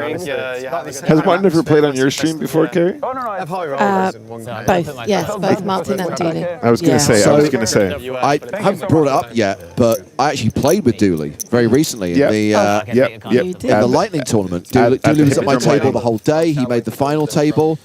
So it's lovely to see Dooley's face because about 2 years ago he was on a final table at another location. He was dressed head to toe, covered completely, and went under the name of David Attenborough. Just ask me what to do. Nice work. If it's blind or blind. You could not identify him. I didn't realize we were allowed to sort of like make up our names at tables. You can at the Hippo, you know. Oh, yeah? Yeah. Oh, of course, I do know that, Or actually. we make them up for you, actually. You should see yours. If I ever play poker ever again, yeah. It's actually quite fun because all right, go, you're moving. How do you want to be on the graphics? And I went, James? And realize how boring I am. Male. I think Bond, James Bond. No. Okay. Carrie, make it so. Want to win one? I will. I won a trophy. Yeah, nice. Yeah. I have a win trophy. Yeah, I won one last year. Just call him Dada. I was deep in the main and busted and so tilted. I went to play. He does look like Holly nice. Johnson. So 9 of 9, 8 of I know, right? 6 Oh, that's the best. Third, and then I won in 3 hands. I was like, what the hell? And for anyone who isn't familiar with 1980s music, you can just use a Google image search. Got so lucky. Went down to get a new win card, and he said, "Oh, there's a one." The king or queen or jack. Thanks. I don't know why I thought that. That was crazy. Sorry. I didn't know it was big. I don't know. I don't know why. I know. I gotta see what I would have had. Sorry. I mean, I did see a black card.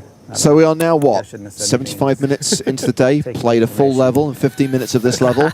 Starts the day with nearly 1,400 players, now up just over 1,000. Turns over like a 2 of hearts. I don't know about you, James, but I don't remember the last time I looked up at number of players and it was over 1K on the first day of broadcast. And on the second day of the tournament. Yes, exactly. That's what it was. This is absurd. No, buddy. You got enough chips.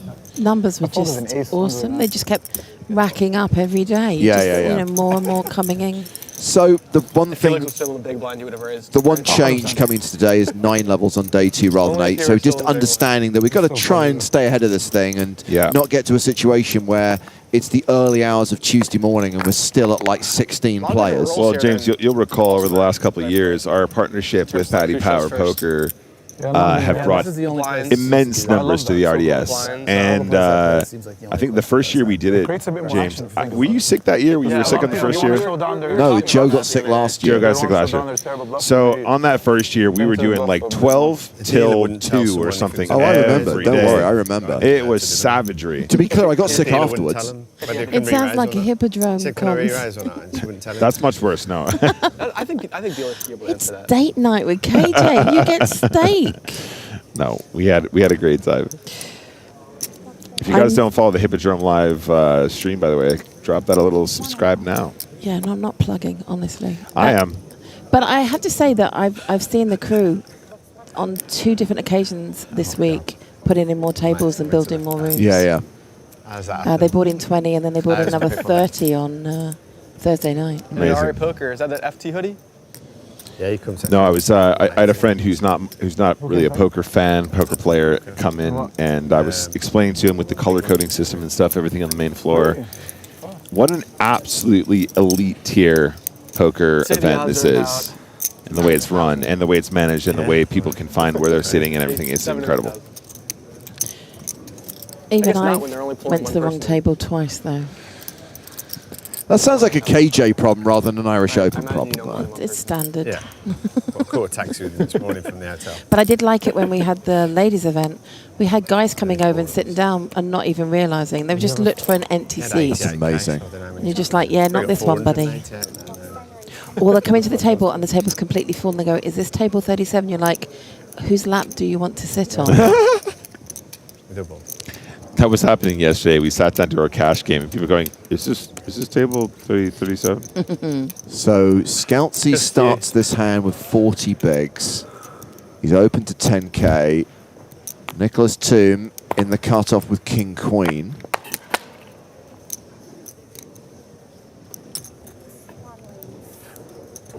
And he has re-raised. It is a 3-bet to 27,000.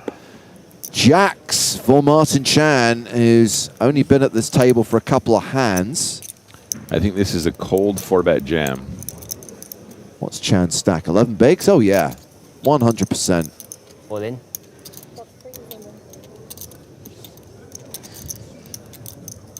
Ace 5 for Dooley Alshanti. Tim Slater folds the big blind. Back on Scoutsy.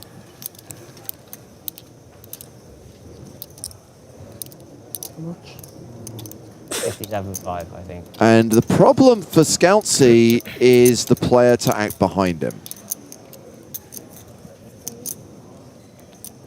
He's got to be a little bit cautious about the 3-bet in the first place, hasn't he? Exactly.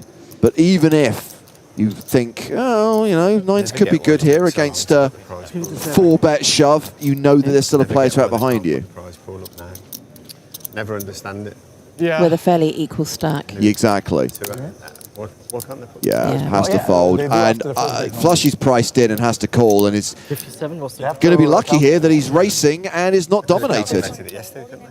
Yeah, but they normally do after first break and then they announce it. It's like a event. Oh, that's fake. I think as Scouse had looked, Tom had already put the chips out ready. So here we go. You got to win your flips in poker. And Jacks, what can I say about Jacks? 3 ways to play him. None of them right. Look. Look.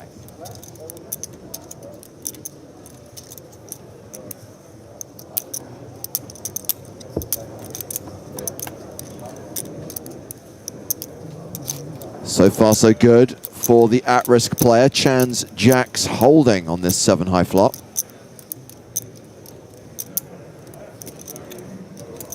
Just has to fade kings and queens right now. We'll feel uncomfortable if he sees another diamond, but that's not coming either, so that's good. Just the 6 outs for Nicholas Toom, just the 6 cards for Michael Chan to fade to get that all-important double up. And it is going to double up through Flushy, plus gets the dead money from Scoutsy. And Michael Chan now playing close to 30 big blinds. It's a very real reaction. You want to see some emotion? There's no point playing, is there? No, I'm also always emotional. Not a bit excited. So no bad beat stories, because they have a bad beat booth here at the Irish Open for that. But the only tournament I played was the America's Cup, and it was jacks that did most of the damage. I lost a huge flip with jacks. But last night in the aforementioned cash game, KJ, I actually got it in with jacks against ace, king, and eights. We ran it twice, and can you believe that jacks held both runs? No, I don't believe it. They did. No. They did. If there's no video, it didn't happen. I believe Liam, who had the ace king, did film it and was utterly depressed to have not won a single run with ace king. Did he film it because he wanted to say that he busted James Hartigan out of a VIP cash game? I think he felt if I'm going to risk 200 quid in the hand, I kind of want to get some content out of it. Another new player at the table. Hello to Adam Wilkinson from the UK. I won't be bluffing on here, let me tell you. Got myself in enough trouble on beat you. I think Michael might have been to Vegas. This is a home game, you know him too. Yeah, I know. No, I believe that's a sandwich bar in Temple.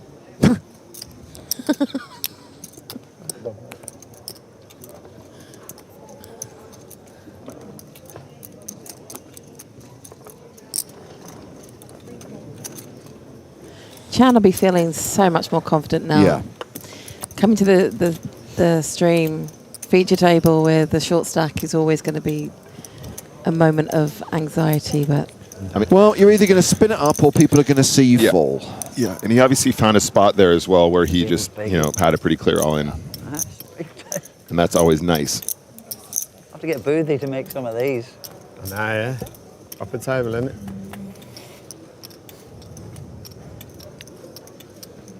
Nine for deuce.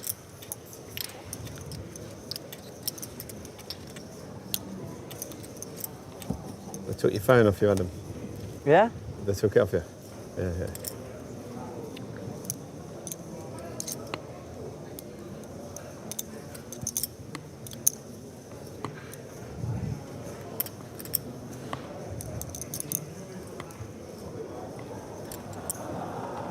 Well, Shanti did need it, but improves on the turn. Well, I went check on the flop, and now Levy's going to lead. Yep, pretty easy call, I think. Especially after the check on the flop. and you'd expect Levy to make a bet when it goes check on the flop. Where exactly am to I lead on out TV now. right now?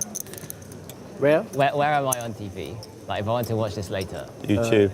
Twitch TV / PokerStars and on YouTube also. Oh, so PokerStars. Yeah, PokerStars Live TV. Okay, got it, nice.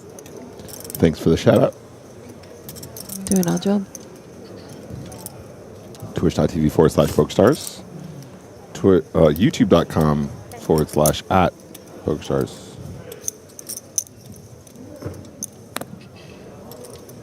You win. You win. 10,000 called on the river. Dooley Alshanti second in chips at the table and has narrowed the gap with Simon Levy, who's still the table chip leader with more than 90 bigs and still more than 30 minutes to play at this blind level. Griffin Benger, 2017 Irish Open champion, still the shortest stack with 17 big blinds.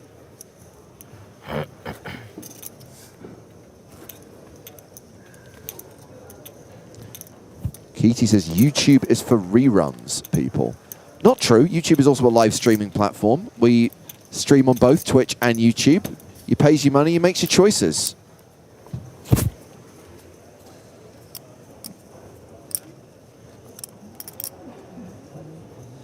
All I will say is, and I found this recently when I've been trying to watch some of our streams on break, I subscribe to the PokerStars YouTube channel. So I follow the PokerStars Twitch channel. And sometimes it doesn't show up for me that it's even live. So over the last couple of years, YouTube's become a lot easier just to find. Yeah. I also think with YouTube, if you just literally type in PokerStars into the bar, then that's it. You're just, straight away you'll find. They are lacking in the meme department, though. They're lacking in the meme department, but they also do have the ability to rewind, go back 10 seconds. Yeah, that's a big thing. Also, accessibility on smart TVs is a big thing. 100%. It's so much easier to whack on YouTube on your TV. And talking of memes. Yes. Are there any out there yet from yesterday? Oh, God, yeah, of course there are. Oh, I haven't seen Oh, them. they've been milking it for all it's worth. Everyone loves a chop. Oh, hang on a minute. There's a big post-it note saying, don't mention the chop. Carrie, don't mention the. Don't talk about the thing. You're canceled now. That's it. Oh. What? What? What? What was that? I think that may have been Flushy flushing. Oh, we've arrived again. Oh my gosh. I've seen this. I've seen this too many times. Oh, that's just popped my flushing cherry.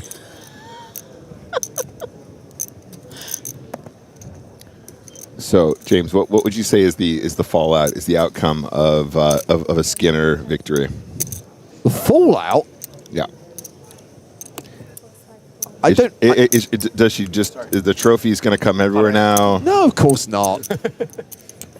No, I'm just joking. She was actually very coy about using it as a card protector, which I think is your right once you've won. We're sticking with Plan A. We're both going to play the seniors event at the World Series of Poker. We're both going to play the tag team event at the World Series of Poker. That's the next stage. John, let's have a last longer in the tag team. You got a chance now, James. Nice one.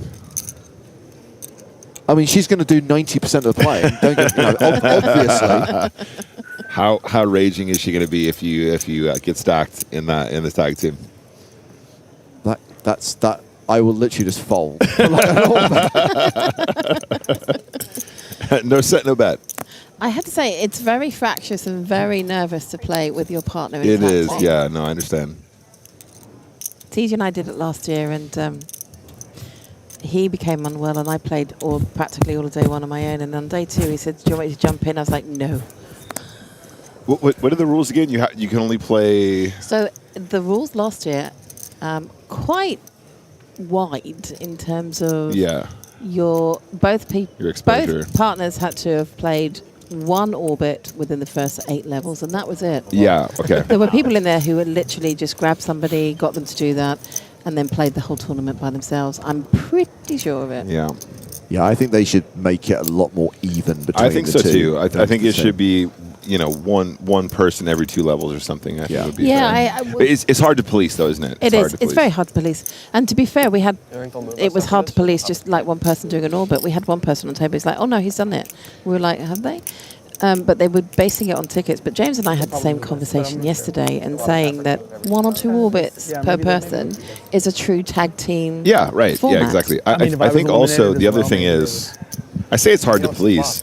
If you just said to two pairs, here's a red sticker, here's a blue sticker, and every dealer had to go, okay, everyone's blue here, everyone's red here, it would be relative. I mean, obviously they can take the stickers off and on, whatever. No, of course. But hopefully people would do that. I think we need to do that weekly in London. I think that'd be great. Carrie, do you know of an excellent cardroom in London that could host that sort of event? Oh, now let me think a little moment. One of my favorites. I know some really bad ones. The Barracuda Club on Baker Street. So we had 2 players drawing to a flush. Neither player gets there. Wilkinson had the best hand the whole way with king high. Yeah, I think this is a positional issue now. It's really, really hard to rep when you're out of position here. So I think he ends up checking. No, don't give up, bro. This is the perfect moment to use the 9-10. Pocket 4s. Yeah.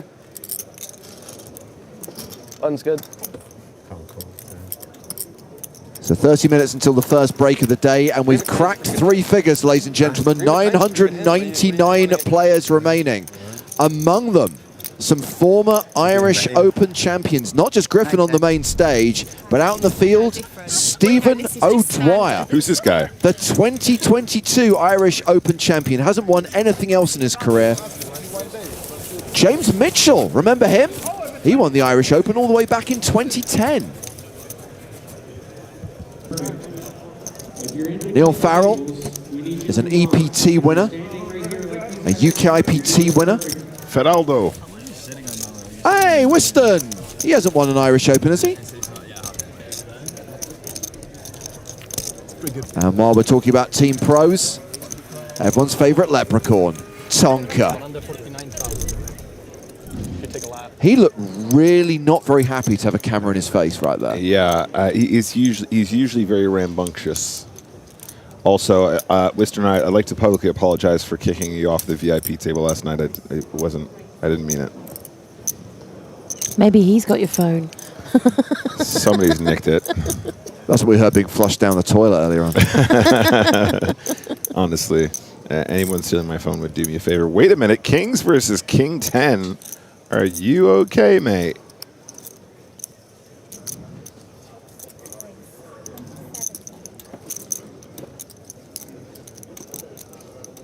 At the risk of stating the bleeding obvious, this is not going to work.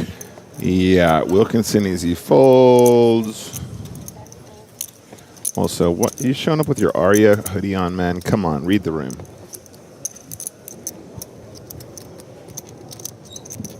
So, are we in 4-bet territory, Carrie Jane? I would. So, he actually starts the hand with 24 bigs, something like that? Say, it's... See, I'm not sure if I love that. I think when you start with 24 bigs, 4-betting is really, really terrifying. Like, you're so shallow as it is.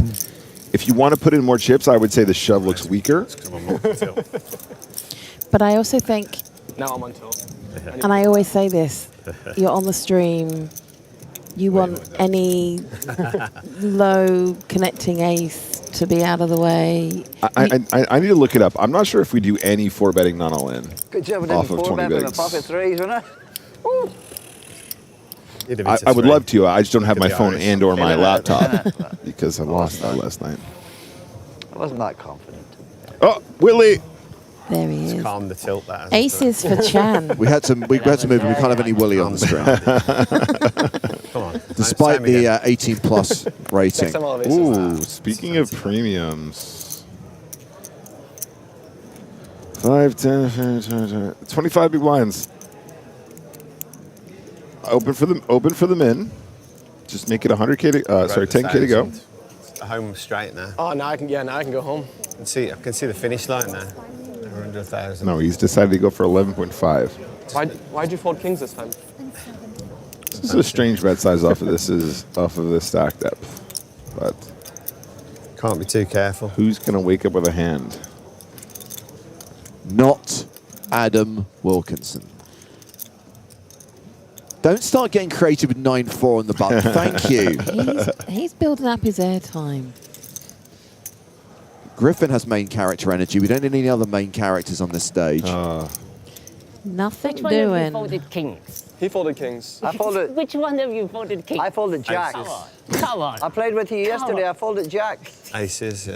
You know what? On the feature table showing aces, I like that energy. Someone else has that pair. Away with that. Friend works on the camera behind. Not true. Where was it at? It was Hustle Alive.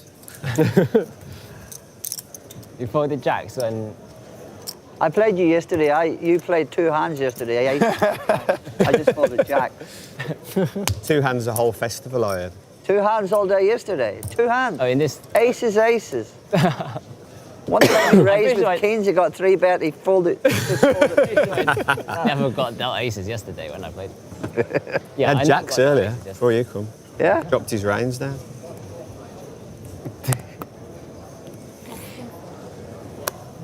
So did you say you got your computer back? Yes, that was literally left at the table, and that's been found. The phone is a mystery. I mean, if I got dealt aces yesterday, I'd have been playing more hands. Tim Parks, he was here, Kev. Yeah, he's got about 250s. 250. Nice lad, isn't he, Kev? Yeah, man. Good lad. Nicholas Toom raising small to big with 10-3. I like it a lot. Crime got left. I consider this to be disrespectful. I consider this to be awesome. Bring back a rule where you have to have jacks or better to raise. Well, I think 8-7 honestly could be a defend, but decides against it here.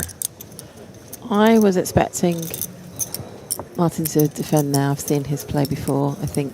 He's at a stack depth that's a bit awkward, right? Because if Yeah. you call the larger size of the small blind open, then obviously you're playing a bigger pot. But there is an amount of you're being exploited. So, I've told this story before. About 15 years ago, I ended up playing a spread limit 7-card stud game at the Mirage. Spread limit. Yeah. And I was the youngest person in that game by several decades. And I actually got kicked out of the game because they complained to the floor that I was disrespecting the game because they had an informal rule that jacks or better to open. It's not in the rules, but they had a kind of like tacit agreement that they used to have plaques on the walls that would say you're not allowed to check raise. You whippersnapper. And now it's all about disrespect in the game, and that's what I love. To be fair, though, I kind of like agreed to leave the game. It's not like the Gold Coast where I actually got escorted from the venue. So, well, James, get that 50-year-old whippersnapper out of the game. There's a reason why we don't show Willie on the broadcast, and I think for the same reason you should just take yourself home at that point. Only time I've ever been ejected from a Vegas casino. Is that place standing anymore? No, because they didn't get my business anymore. That's right. By the way, just to be clear, I was playing a 2-4 limit game. A And you get paid about French guy sat down at the table. Yeah. And I said something like, "Ah, bonjour, comment ça va?"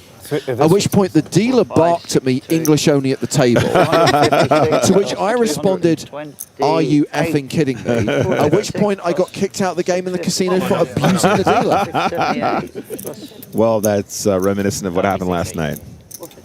Are you planning on coming in 680th? Eh? You're planning on coming in 680th? No, I'm planning to come first. Oh, okay. I've already seen it this morning. It's already had okay, a vision this morning, he says. I think I'll be leader by the end of day 2.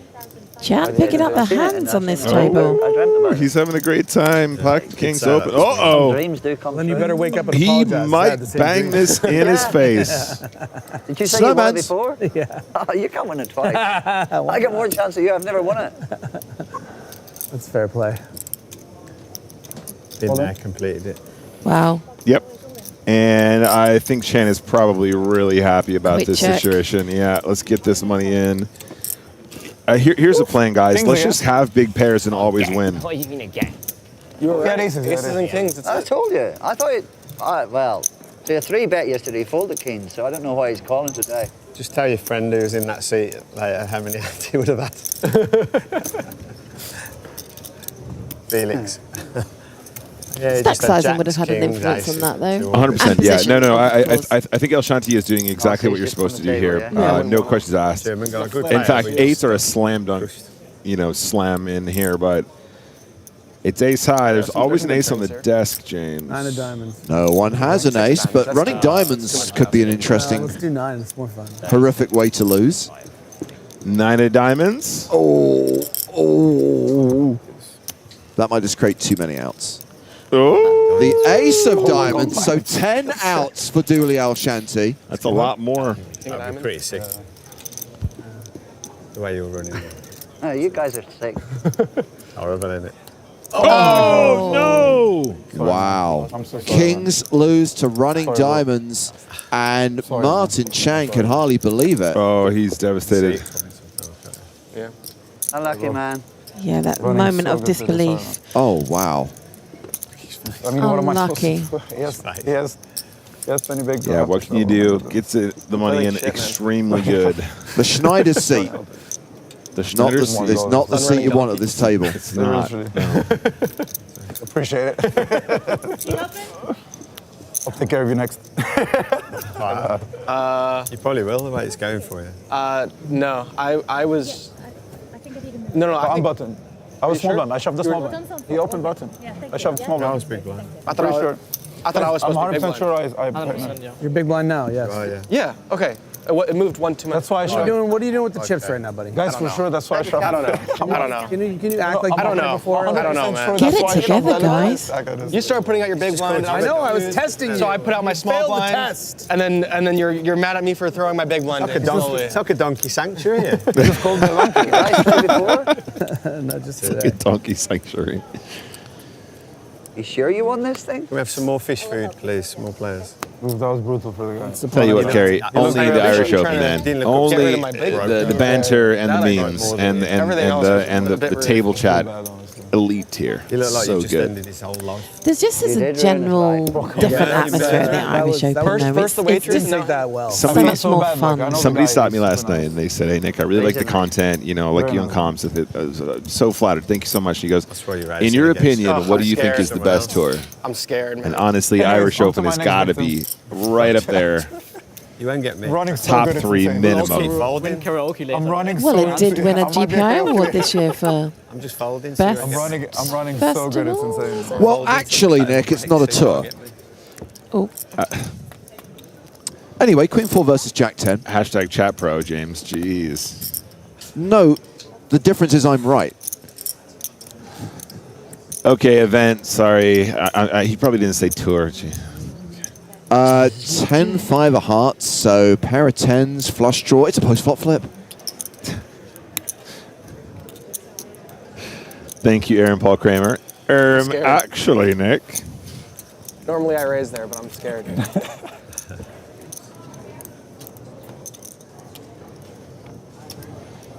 Well, now Al Shanti is a 3-1 favourite with the board pairing on the turn.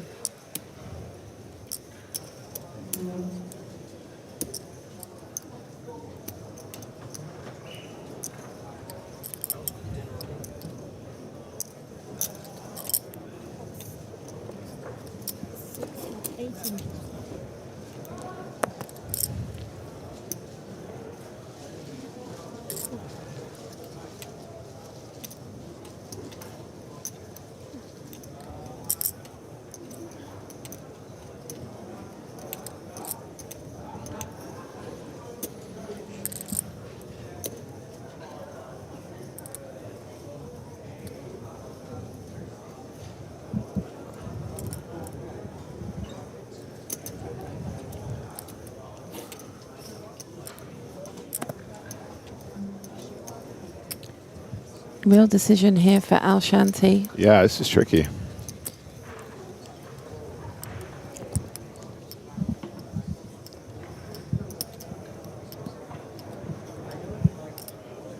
Levy's bet of 18,000 being considered by Dooley.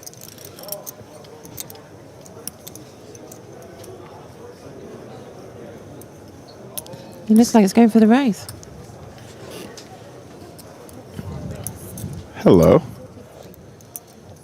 This is extremely unconventional, but also kind of awesome. So just a reminder, the action went raise, call, c-bet, call, lead. So I think it was that small lead, Kerry, that kind of incentivized the raise from the Jack 10. Dooley has a great sense of play, and I wouldn't put him in the aggressive category, but he likes applying pressure to his opponents. Yeah, and actually this is an interesting spot because so often you find weak players sort of leading small to try and buy cheap cards. But if you do it in the balanced way where you're allowed to have a 5 here, for example, you're allowed to have, you know, perhaps like in a different situation, you know, turn to straight or turn to flush or something, you can have those leads. And when they become balanced, it's really, really nice. In this spot, though, the fact that Al Shanti is sort of read between the lines here is awesome. Oh, what a play. Nice. What a play. And we don't know how that would have happened on the river with another heart, perhaps. King Jack of Hearts? No, I was there already. But yeah, awesome stuff here from Al Shanti and really good read. And he is now table chip leader, by the way, playing more than 100 big blinds. Blinds going up in just under 15 minutes' time when we have the first break of the day. Down to 945 players. Remember, we started the day with 1,400. There's a good chance by the time we hit the first break, we'll have lost 500 players. Wow. I mean, I hope so, James. Most of you probably looked at him after it came, but I was looking. If you'd looked at the chip counts, there were quite a few people that had gone through with very, very short stacks. Have pain, but I want to see the emotional. I want to see. Nothing wrong with that. Make day 2. You know, put yourself in the running at all opportunities. When he walked off, when he was going to cry. I mean, any run like that. But equally, we've seen some people that have busted with great, huge, very playable stacks too. Exactly the same way. It's poker. He killed me. I want you to try it. It's a cruel game. Someone all in with kings against eights. No Look justice. at their face and you'll know the. We all love it though. You know, or the diamond. Yeah, without even looking at the whole. You don't need to look at the board. You see the life drain from their face. I should see someone. I should talk to someone about this. Yeah, you need help. Maybe I might need some help. Might need some assistance. There's loads of serial killers in America. Don't worry. Just 2 reds. Anyway, it's nice to see the table so chatty. Yeah. But I think that's what you'll always find when phones are not permitted at a table. Not enough what?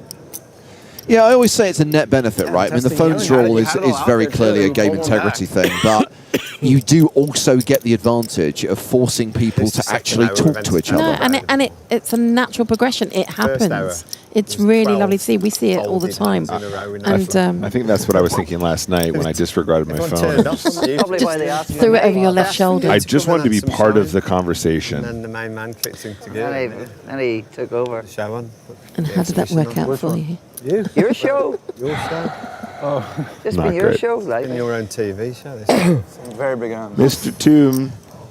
Made a few up as well. Offsuit, Queen Jack, under the gun +1. In a few What's the play? Yeah, let's go. Pump it up. I'm gonna make it. I'm gonna make it 10K to go. I've had insane hands. Oh, Flushy, you're so fancy with your 500. Should have actually bluffed against him. I didn't, but I just checked it down. I believe you had 2. Do you know how much better at poker I'd be if I could just see all the numbers written out online? I already said that to Black Aces. Yeah. There's too much math in live poker. Let's digitize. I just close my eyes and pick up chips. Big fold, baby. All right, fair fight. Queen high flop. Yeah, this flop very much favouring Nicholas Tomb. Yeah, now you call me because you had 250 at the time. It was 130, wasn't it? Now you snap me. I think it's just a C-bet 1/3 and then get on with our live situation. Let's make this like... Ooh, look at that stare from the hairy biker. Let's make this like 9K and then just carry on with our lives. 9.5. Oh, what? He did it again. Stop? He big-timed me twice, Carrie. Oh. He knows you're in the booth. This geezer, mate. Oh, never mind. We're playing a pot. Okay. Well, he's going to have to... So is Wilkinson lining up some turn He's just going to have to pay more. action? In all honesty, I guess if he's calling here, he probably just thinks King High is winning at a decent frequency. But against +1, this is bold, man. You got no draw. You got nothing going on here with the King 9. So you hoping just to get to showdown with King High and just like, do you think Flushy's just going to allow this? There you go. Wait a second. Carrie, you had it right. I did. Let's try and represent a 2 for no reason. Let's do that. You didn't even notice the diamond. Super nice guy. Well, you know how I feel about like sometimes deuces. it's weird. Like you obviously want to win. Yeah, Flushy No, like is for some people like you feel bad for them. is never folding here, so that's cool. But you can only call.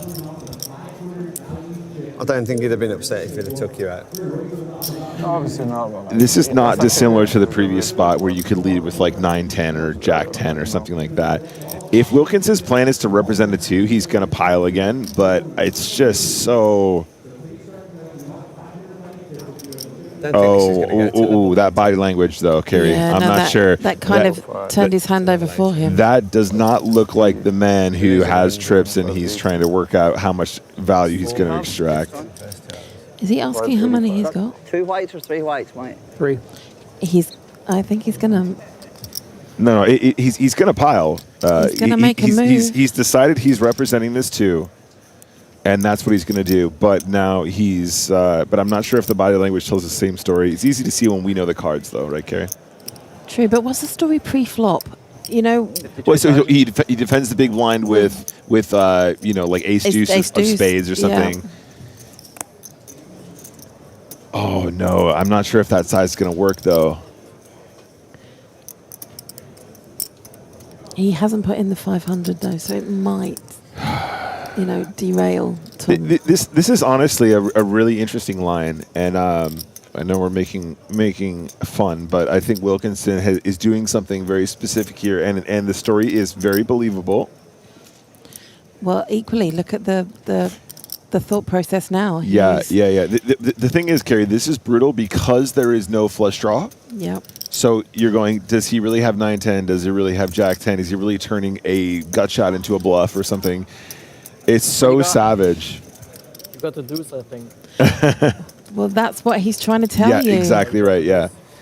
I got the deuce. Oh, I don't love that. I've got the deuce. And gets the fold. Honestly, and he shows it too. Look, it's inspired. I had to represent the deuce. It is not at all the hand I would use for this bluff, but it is also completely valid, and it's a really nice line. If I'm in fleshy shoes, I do exactly the same thing as well. You don't want us to stay and be on? Wow. You have an 8? There are cooler people? You have an 8? Do you have an 8? You didn't pull the queen. You didn't have a queen. I had a queen. Yeah. Wilkinson's just... Oh, lucky man. You just run into an idiot. Don't worry, it's not like everyone's watching. A functioning one, though. I actually think this line is way better when you have a gut shot, but it doesn't matter. You're going to rep it 2, you're going to rep it 2. Great, go for it. I actually think in the end, although we picked up on the body language, the story was more believable rather than it being a gut shot. I think theoretically, if you have a 2, leading the turn is what you should do, and then also the river is fine, but I think the size would be different, right? So we have to play our player, but I think theoretically when you have a really disguised strong hand like that, where you like turn trips with ace deuce or something, you're supposed to go for closer to pot or over pot, but that doesn't matter. It was an effective outcome regardless. Oh, look at this now.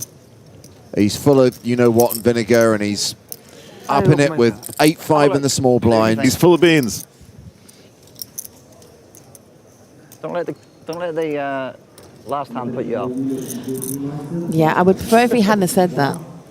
This time I fault. Stick it in his eye, Scoutsy. Stick it in his eye. Yeah, and Wilkinson obviously, employing some alternative methods, but it's effective, and it just goes to show how aggressive poker is often effective, regardless of whether or not it's sort of theoretically sound. 8-5 offsuit, I hate it, but we it's play fine. J2-0. You play G2-0. Especially if they fold. J2-0. Simple jack. Like,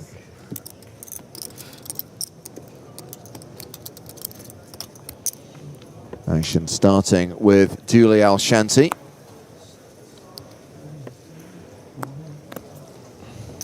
Queen 9. Folds. They have a T here on the under the gun. We get some new I'm not. I wasn't bluffing, Carrie. If you don't resolve that issue, I'm never coming back.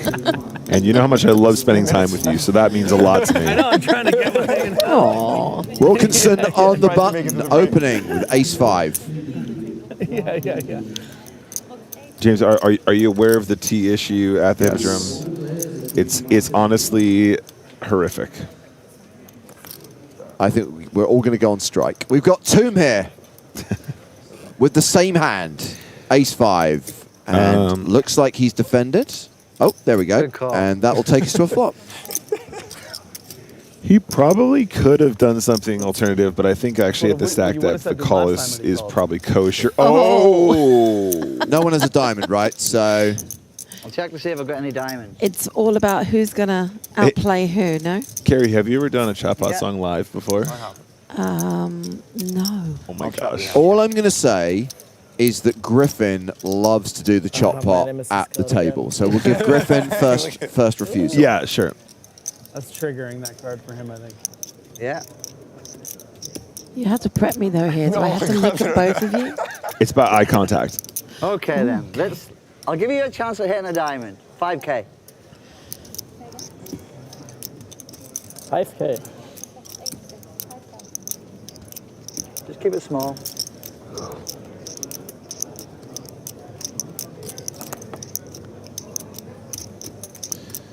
These spots are so silly.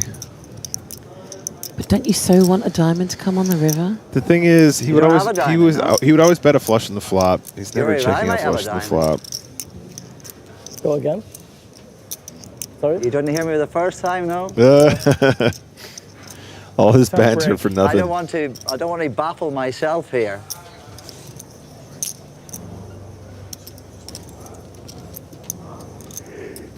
Wow. Can I have a triangle, please? Oh, well. Can I have a triangle? I think that All means in? he's all in, James. Yeah, give the man the triangle. I got a deuce this time. I'm not going to do it without a deuce. I swear. You have to call here. I mean, diamonds if either, no? Flushy is check raising the turn, it's because he thinks that he never has a flush, so he has to call. Yeah. I guess I call. Yeah. And the river card here is pretty immaterial. So boring. Deuce guys. three, I should've Seriously, played I it. wanted to see some blood. What is this bullshit? This is the last hand of the It's good no one has a redraw. table. I'd be disgusted. Who do you think's gonna win this one? Who you got? Let's go one more, probably. Yeah.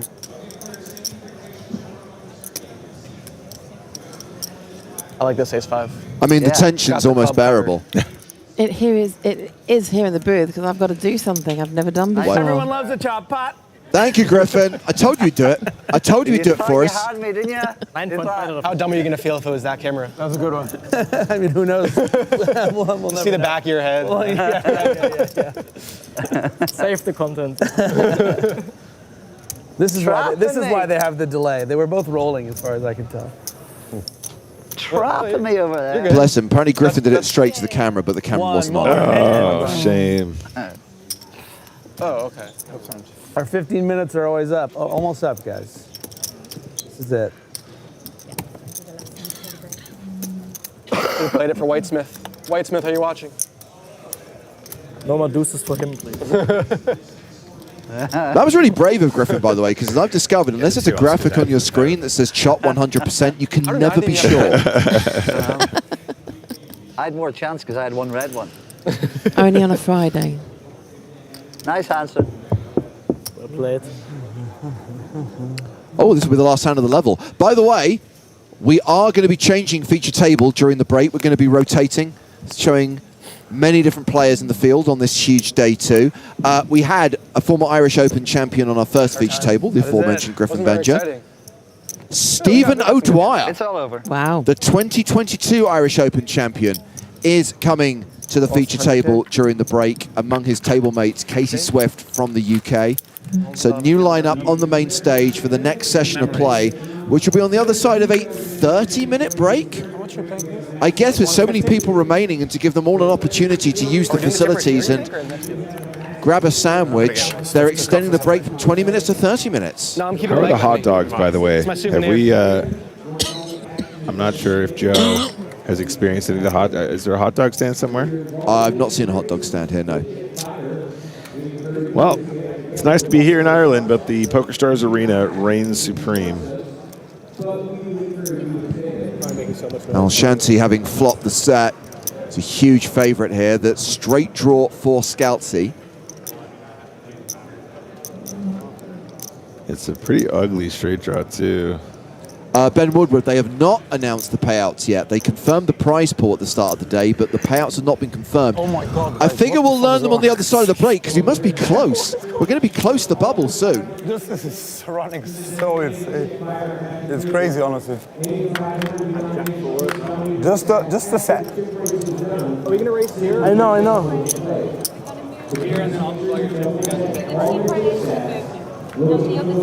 So these guys are going to move back out into the field. Griffin's managed to keep his head above water, but he's still a short stack as he was at the start of the day. He'll be coming back with 11 big blinds. Great session for Dooley Al Shanti, who will have more than 100 big blinds, exactly 100 big blinds for the next session of play. And yes, confirmation that we will have a new feature table. Steve O'Dwyer, Katie Swift among the players who will be coming to the main stage on the other side of this 30-minute break. KJ, thank you very much. It's been lovely to be here. And we will return with more action from the Irish Open here in Dublin on the other side of this break. Back in 30 minutes' time.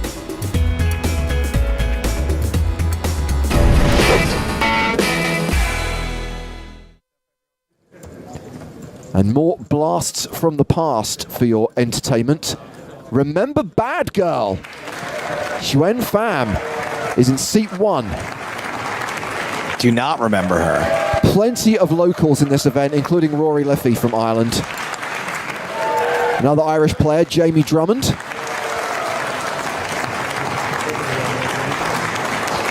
England also represented by Julian Thu. And Who's Alan that? Vinson.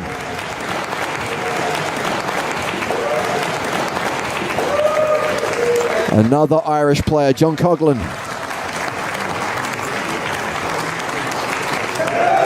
You sure it's not Coughlin? I have my cougar noise ready.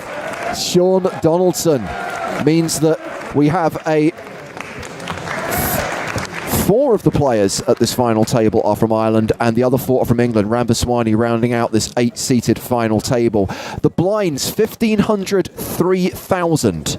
And chip denominations, the yellows are 100, the pinks are 500, the blues are 1,000, and the oranges are 5,000. Another round of folding to the button from Ram.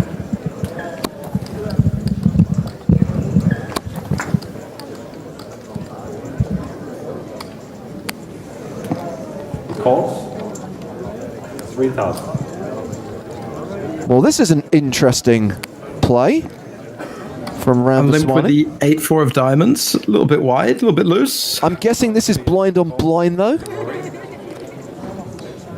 No, it's No, not. because Fam's had a call as well with the 10-5 of diamonds, so... I was trying to defend it, Spraggy. I was, again, accidentally looking for logic in 2004. And so yeah, he takes it off.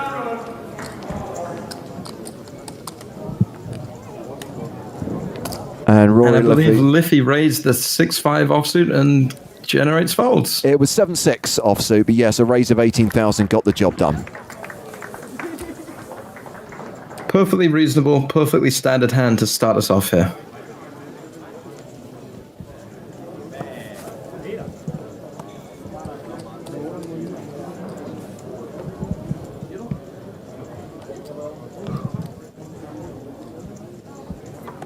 So this has been folded around to Sean Coughlin, who's got Jack 10.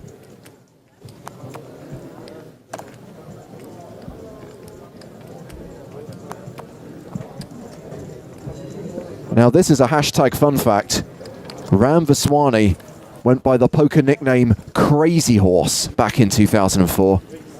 Comes back to Ram. Nice.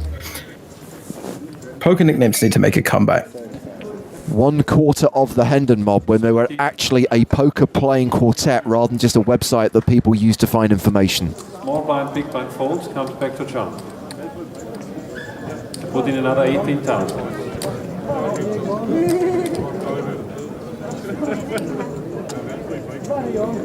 So it's a raise to 30,000. A re-raise rather. And the call from Coughlin means we go heads up to the first flop. Up comes King, Queen, 8. Up and down draw for Coughlin. A bit of a disaster for Rambaswani, who does have the betting lead, and will, it looks like, continue to bet all in. Wow, shoves on Coughlin. 27,800.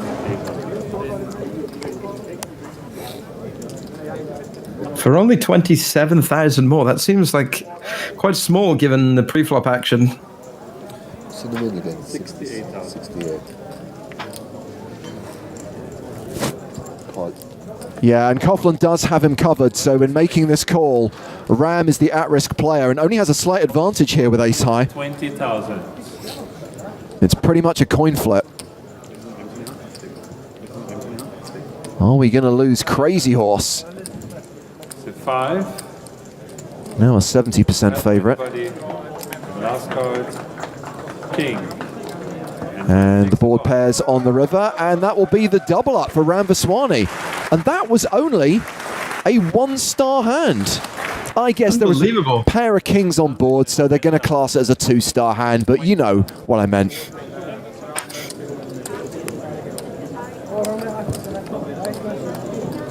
I've been delighted to get away with one there. 3-bet pre-flop with the a6 off, shove king, queen 8, somehow be good and somehow hold.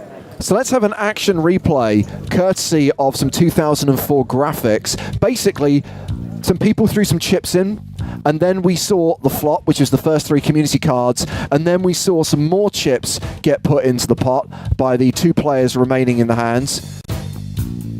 And then came the 4th community card, known as the turn. This then resulted in more chips being put into the pot.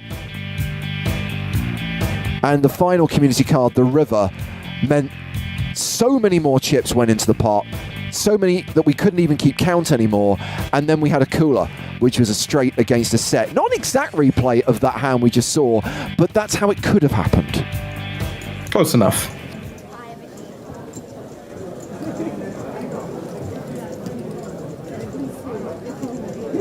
Ramaswamy with ace-6 again. Not going to play it. 10-9 for bad girl. She folds. Rory Liffia's out.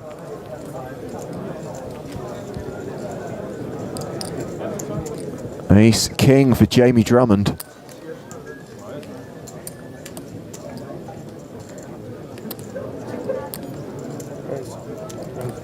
Jamie raises to 9,000. And raising it up to 9,000. Over to the ace-jack for Julian Thew. Yeah, he has a dominated hand.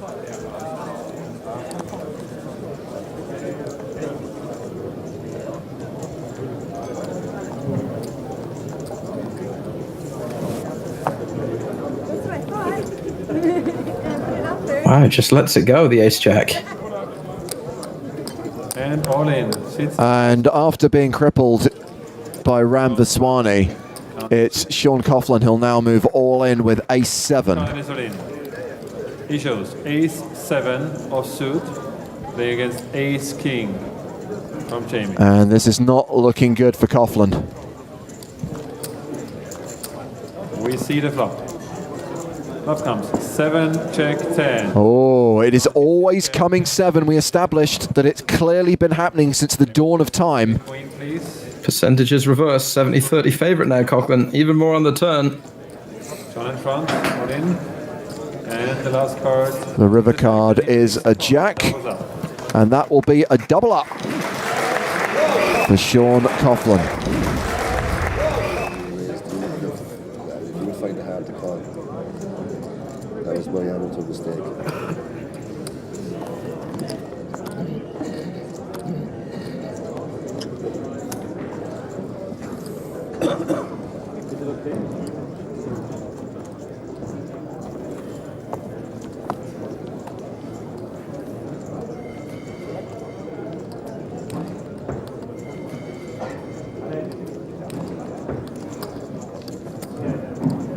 Sean Donaldson with Queen Deuce of Diamonds. He said something. Not sure what it was. It's to 12,000. Sean Donaldson. 3,000 in the pot already. Big blind.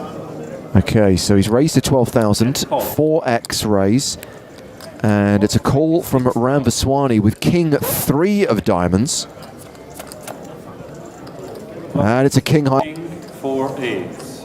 Sean is first. I'm going to make a bold prediction here, Spraggy. C-bet. Check, bet, fold. Ah! Oh, Vaswani with the trap, checks behind the flop. So now does still best. He managed to get a bet from Donaldson? No, he checks a second time.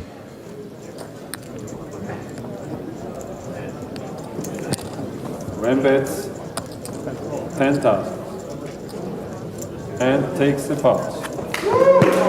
So I almost had it right. If you delay my prediction to the turn, it was accurate.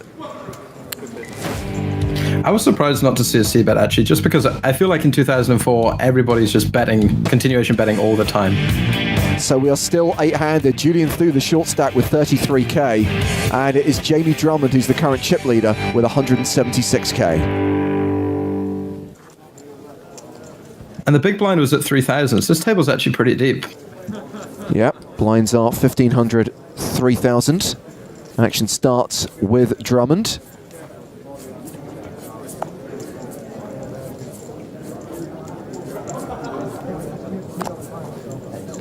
And now it's Julian Thu. Julian raises to 8,000. Raises to 8k.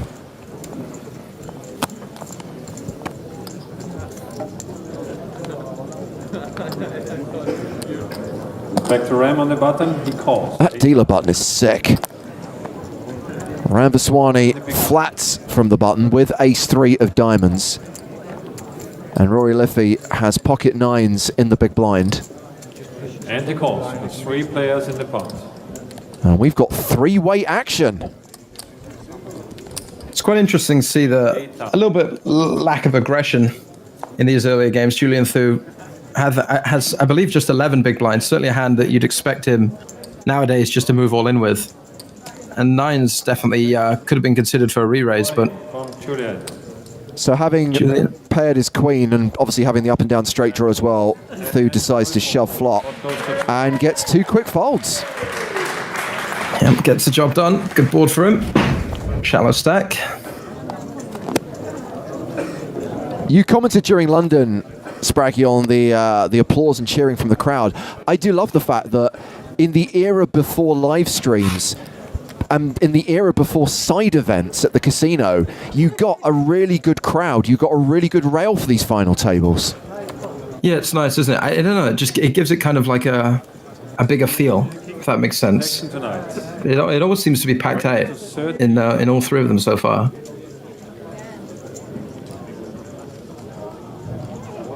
And yeah, every now and then you see a familiar face in the crowd. From the big blind. So Bad Girl opening with jacks. Julian Thu flatting with the 8s. 30,000. Queen 5 deuce, just the one overcard to the jacks. Julian checks. And Suyan bets 20,000.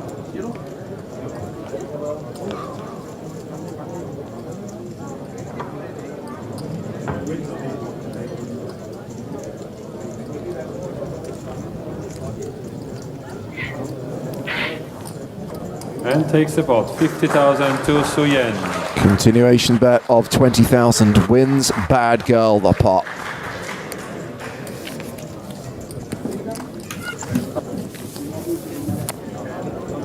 And again, a very, very different play style with the 8s you'd expect. See a lot of pre-flop action these days, or certainly on the flop if you do just make the call, probably sticking around on the flop as well. It's also amazing to me how it's such a simple game in its essence, but everything can change over the years. It is like watching a completely different game in terms of the strategy. Bad Girl back in the action, raising to 15,000 with ace queen. You know how you said we're going to recognize people on the rail? I think I recognize her. Jamie calls 15,000. Thank you for your contribution. Small blind, Ellen, call 15,000. So Jamie Drummond has called with deuces. Alan Vincent in with pocket nines. Ace 8 now for Sean Coughlin.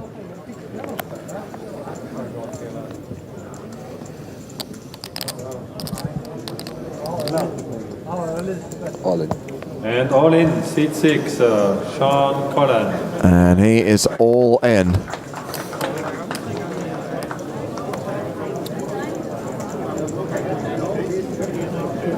Is this going to get through all 3 players?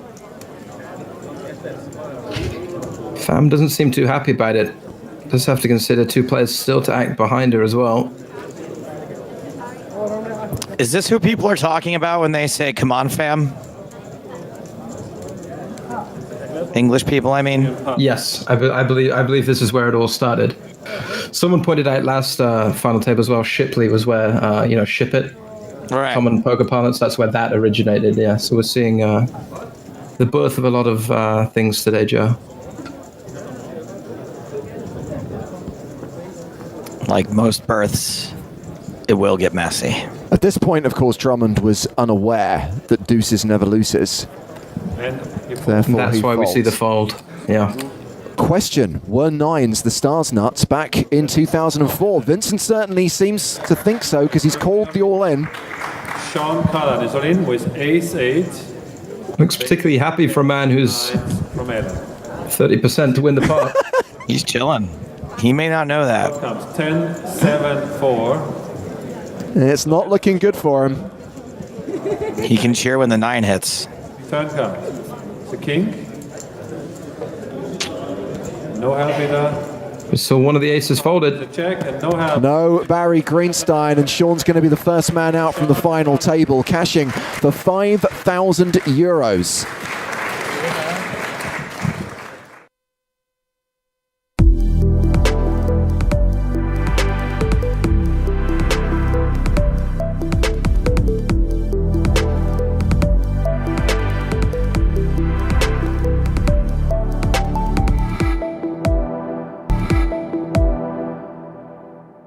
So 3 still remain in pursuit of that trophy and the $450,000 first prize. Blinds up to 40 and 80,000. The ante stays at 5,000. Ace king on the button for Tyler Kenny. 200. And he's raising. He makes it 200,000. Ace 5 in the small blind for Vanessa. I'm all in. And she shoves. Dan Shack has 8 deuce, he'll muck. Call. Tyler Kenny makes the call. Vanessa Selbst at risk and way behind. Looks like Vanessa's kicking herself a bit, but again, Kenny was raising the button, so an ace is going to be ahead of a lot of his range. Kenny's got Vanessa way covered. The Kenny clan and ladies await the dealing of the flop Turnham River. Tyler Kenny doesn't have to worry about his smile giving anything away now. He's a 3-1 favorite to send Vanessa back to class. But the flop has a 5 on it, and Vanessa Selbst takes the lead. Vanessa's gotten very lucky here. She has Kenny reverse dominated. He's now the 4-1 dog. That smile nowhere to be found now. Vanessa Selbst now set for a double up. Unless there's a king on the turn or river. No. The 6 of spades doesn't change the situation. I do not have a spade. Obviously automatic there. Kenny needs a king to eliminate Vanessa Selbst. She's a 93% favorite to get the double up and remain in contention for that second NAPT title. Cricket. Cricket. 3 cards to fade. It's the 3 of clubs. She gets that double up. Sign's kind of ironic. Vanessa was a 3-1 dog. And there's our mascot, who actually has a painting of people playing poker at his house. Hey, Sam. Yeah. Whatever. Yeah. What am I gonna do? Tyler Kenny's taking it well. And there's the appropriate response. Sure, the entire internet will love that one. Go crazy on I'm the luckiest player alive. Luck always a factor in poker, but she's continuously making good decisions. There is the trophy that one of the remaining 3 players will get to lift at the end of this evening. Will Vanessa Selbst get to lift it for the 2nd time in 2 years? If she wins the second one of those trophies, she's definitely going to have to invest in a bigger mantle. She's folded the button with 10-5 offsuit. Dan Shack in the small blind has ace-queen. 200. And he will raise it up, makes it 200,000. Ace-7 for Tyler Kenny in the big blind. Kenny's in a similar spot as Vanessa a few hands ago, and ace is too good of a hand to let go, and he really doesn't have enough behind to just call. I'm all in. Call. He does shove, and a snap call from Dan Shack. Dan's got Kenny covered. Kenny now the one who needs to hit a 3-outer to stay alive. If he doesn't, this match will go to heads up. I predict a 73% chance of a heads up match after this, James. I got spades and clubs. 7. Say it like you want it. Tyler Kenny wants it. Well, instead he gets a very unfriendly flop. 8-9 jack, all hearts. He's now drawing to only 2 outs. Just don't put a heart out there and just kill me completely. He needs the 7 of spades or the 7 of diamonds. They'll make me sing. He's going to be singing for a 7. It's the 10 of clubs on the turn, and now he's drawing to a chop. He got what he asked for at least. It wasn't a heart. That is brutal again. He's going to need to hit a non-heart queen for that chop. Vanessa Selbst on the verge of going heads up against Dan Shack. And Tyler Kenny is on the verge of getting noogies from his big brother Bryn. The river is a heart. Shack improves to a flush and eliminates Tyler Kenny in third place. Congratulations. Started this final table as chip leader, and now he walks away with $170,000. Dan Shack's going to need a break to get all those chips stacked up. He'll go into the heads-up battle with 8.7 million. Vanessa Selbst with a stack of 3 million. Good game, what can you do? Yeah. Good run, good play. Yeah. Whatever. So here we go. They're playing for the title, the trophy, and $450,000. Well, Vanessa Selbst has been here before. Literally. She played heads up in this tournament exactly a year ago. Dan's got the chip lead and did recently beat Phil Ivey heads up. You played a lot of heads up before? What? Have you played a lot of heads up before? Decent amount. Like in heads up tournaments? Well, have I? Or just like in like tournaments? Well, I mean, online, live, I don't play heads up tournaments. Oh, like online, you're saying? I mean, at the World Like Series I play. Vanessa's trying to figure out how mad she should be if she loses. As we pick up heads-up play, action's on Vanessa. 160. 8-9 of spades. She min raises to 160,000. Queen 6 offsuit for Dan Shack. Dan's got paint and he's priced in, but there's no shame in folding a hand like this heads up out of position. He decides to defend. These two are about a coin flip, but Vanessa will have position after the flop. And that flop is Jack 9-4 with 2 clubs. So second pair for Vanessa Selbst. Not much for Dan Shack. He checks it. Here comes the continuation bet. 155,000. Vanessa's already betting for value. This is a pretty clear fold. Dan's reaching for chips. It's not such a bad spot for a bluff raise, but if he's calling, that would be just awful. He decides to raise, makes it 355,000. This is where rep comes into play so much. Dan knows Vanessa's going to c-bet a lot of flops, so he's hoping she missed and he can take it down right here. She calls and they go to the turn. There's $1 million in the middle. This board's pretty wet, so a check raise doesn't look all that strong. It's the 9 of diamonds. Trips now for Vanessa and a lock on the hand. Hopefully for Dan's sake, he's going to shut down his bluff attempt after the flop call because there's no way Vanessa's folding now. He fires again, 500,000. Some players would raise in this spot. She just calls, hoping to extract more value on the river. That's right, she knows that if she raises, she could scare off all his bluffs. It's the 4 of diamonds on the river. Vanessa now with a full house. And Dan Shack is going to bluff at this double-paired board for 800,000. Not a great read by Dan. Now this would be a spot for a raise, even though we know Dan can't call.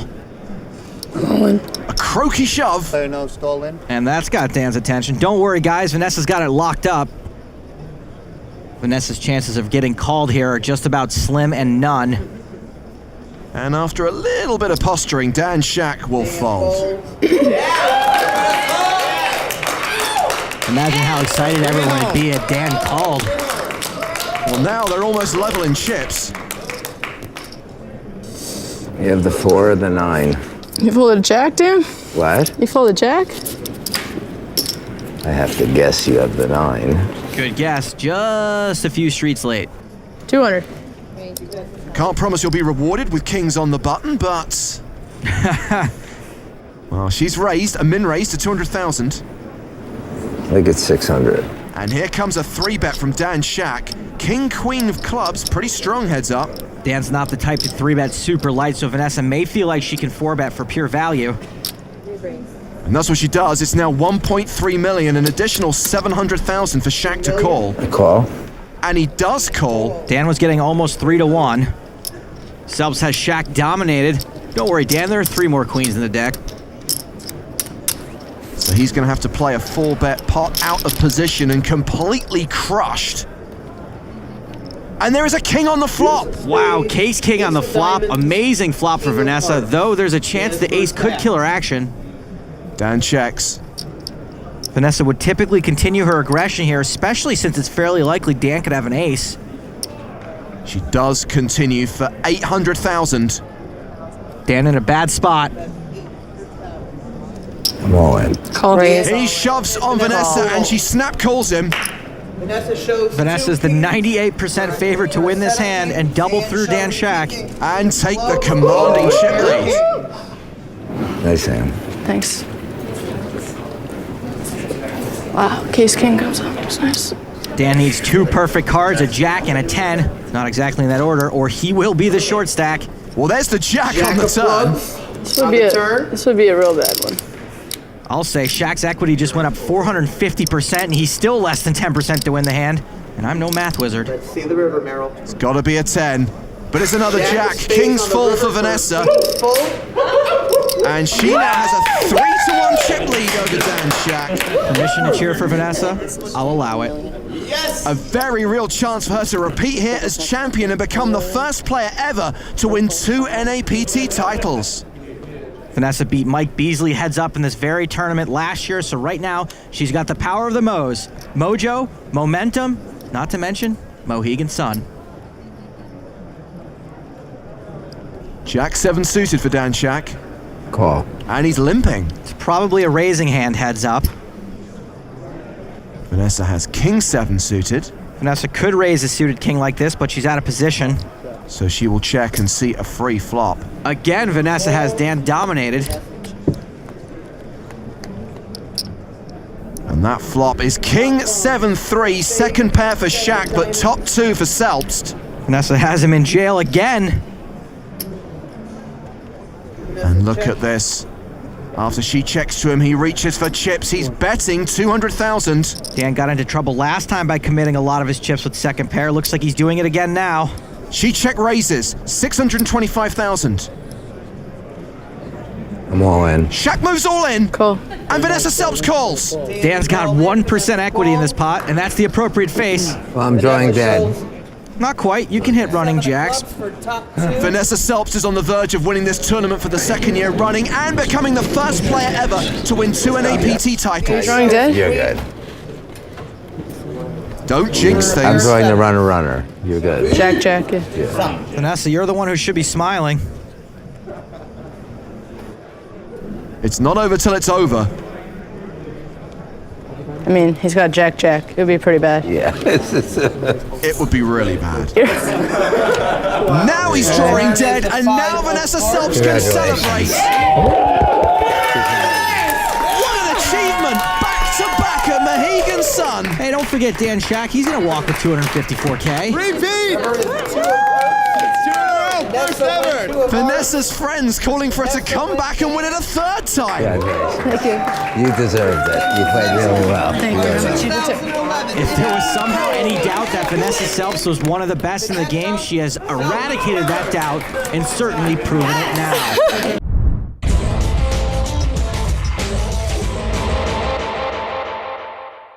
Are we going to see a 4-bet from Finton or a call? I suspect it'll be a call, but as I said, I wouldn't be shocked to see him just try and get it in against Ankit. 60? Yeah, he is just going for it. And 100% we're going to be racing here.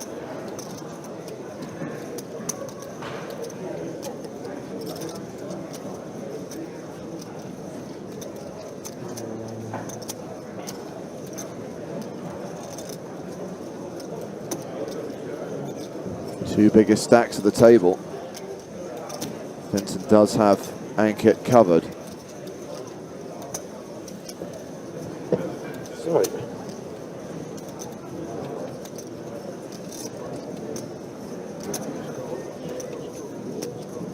Ankit knew what he was doing here at the moment. Finton 4-bet, but he's just balancing his timing. He's going to have a lot of difficult decisions in this spot. Ace-King offsuit isn't one of them. He's definitely going to shove here, but just very, very smart. Maybe overlooked by a lot of people that he's taken this amount of time to disguise the decision that he has.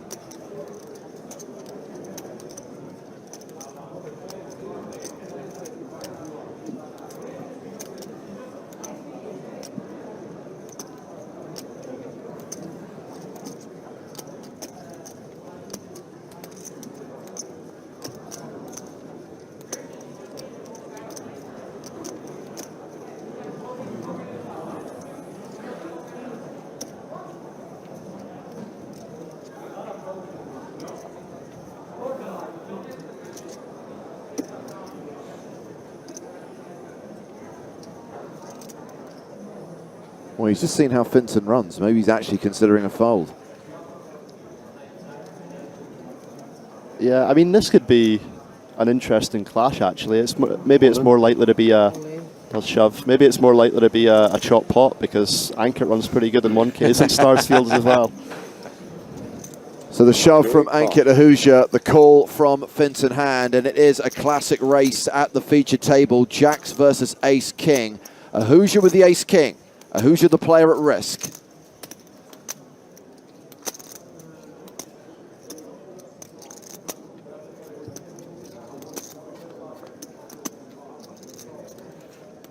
And it's all diamonds on the flop, and Ahuja has the ace of diamonds. Fair fight.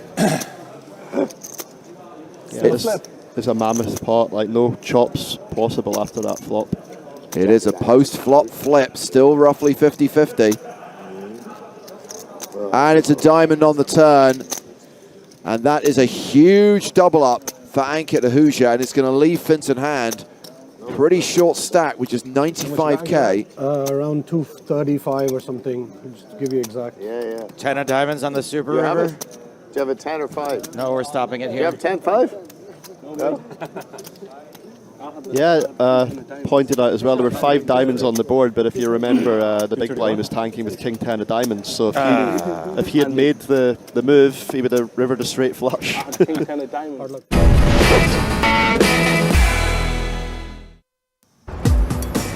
Well, hello, my babies. Welcome back to the Irish Open 2025, presented by PokerStars and Paddy Power Poker, live from the Royal Dublin Society, and you guessed it, Dublin. I am Joe Stapleton. He is Nicholas Michael Walsh. Hello, hello. And we've got a very special guest in the booth, underlined the word special there, Rory Jennings. I am honoured to be here, but also heartbroken to be here, if I'm completely honest with you. Okay, we'll get to that in a second. New feature table, people who are still in the tournament. Sorry, Rory. Headlined by he won this event, right? Former Irish Open champion Steve O'Dwyer? Yes, correct. He was he won a whole bunch of events here. He had his lucky chair. He was bringing it around everywhere. Katie Swift, also at the table, and Patrick Curtin. I thought I knew him, but I don't. Unless I do, and then I'm sorry. Either way, congratulations, Patrick Curtin, for making it to the feature table. Rory. Yes, Joe. Are you tweeting a bad beat story right now? No, I'm reading an update from my dear friend Spencer FC. Spencer FC. Oh, Spencer Football Club. You mean Spendin' Mob? The Spendin' Mob. Yes, that's what he's decided to call himself. Yeah. Well, I love how he's taken to the poker sphere so rapidly. Yeah, he loves and it. I thought perhaps. So sorry, Joe. I organized a little private cash game for me and the guys earlier in the week, and I thought maybe Spence was just playing along, but he was in the game like every day since. Like, yeah. He's No, loving he it. completely loves it. He's so immersed in it. He's taking it all very seriously, and I've just read a text message from him that suggests he's just had quite a big double up. All right. Congratulations, Spencer Football Club. Has this guy played poker before? He I has, feel like yeah. I feel like I know him from somewhere. The most successful player on the European Poker Tour. And I thought what would be really funny during this segment is informative, would be if Rory, why don't you break down Steve O'Dwyer's play for us? Really? Should I give my critique on the way? Yeah, exactly. I mean, I think he's done exactly what I would do here. He's three bet pocket tens. So great. I would say that he's doing everything well, because that's exactly what I would have done. So he's doing the wrong thing, is what you're saying. Oh, look, even a blind squirrel finds a nut every once in a while, and I do believe that Rory would have played this the exact same way. Action on Katie Swift, who folds. That's actually my avatar name on PokerStars. Katie Swift? Blind squirrel. Yeah, that would actually be a really good one. That would be an excellent one. We're going to be getting the payout shortly. I hope everyone's excited about that. Mr. O'Dwyer. Dude. Who's dragging their microphone across a chainmail vest? The hell is going on? Ah! Oh, it's the guy in the big coat, right? It has to be. Can we do something about the puffy coat? Does anyone else hear this? Can we mute puffy coat, please? You have to literally walk around with them. Okay. Maybe it stopped. That's fine. Imagine if they all start ringing. He's so crinkly. It's like he's wearing a garbage bag.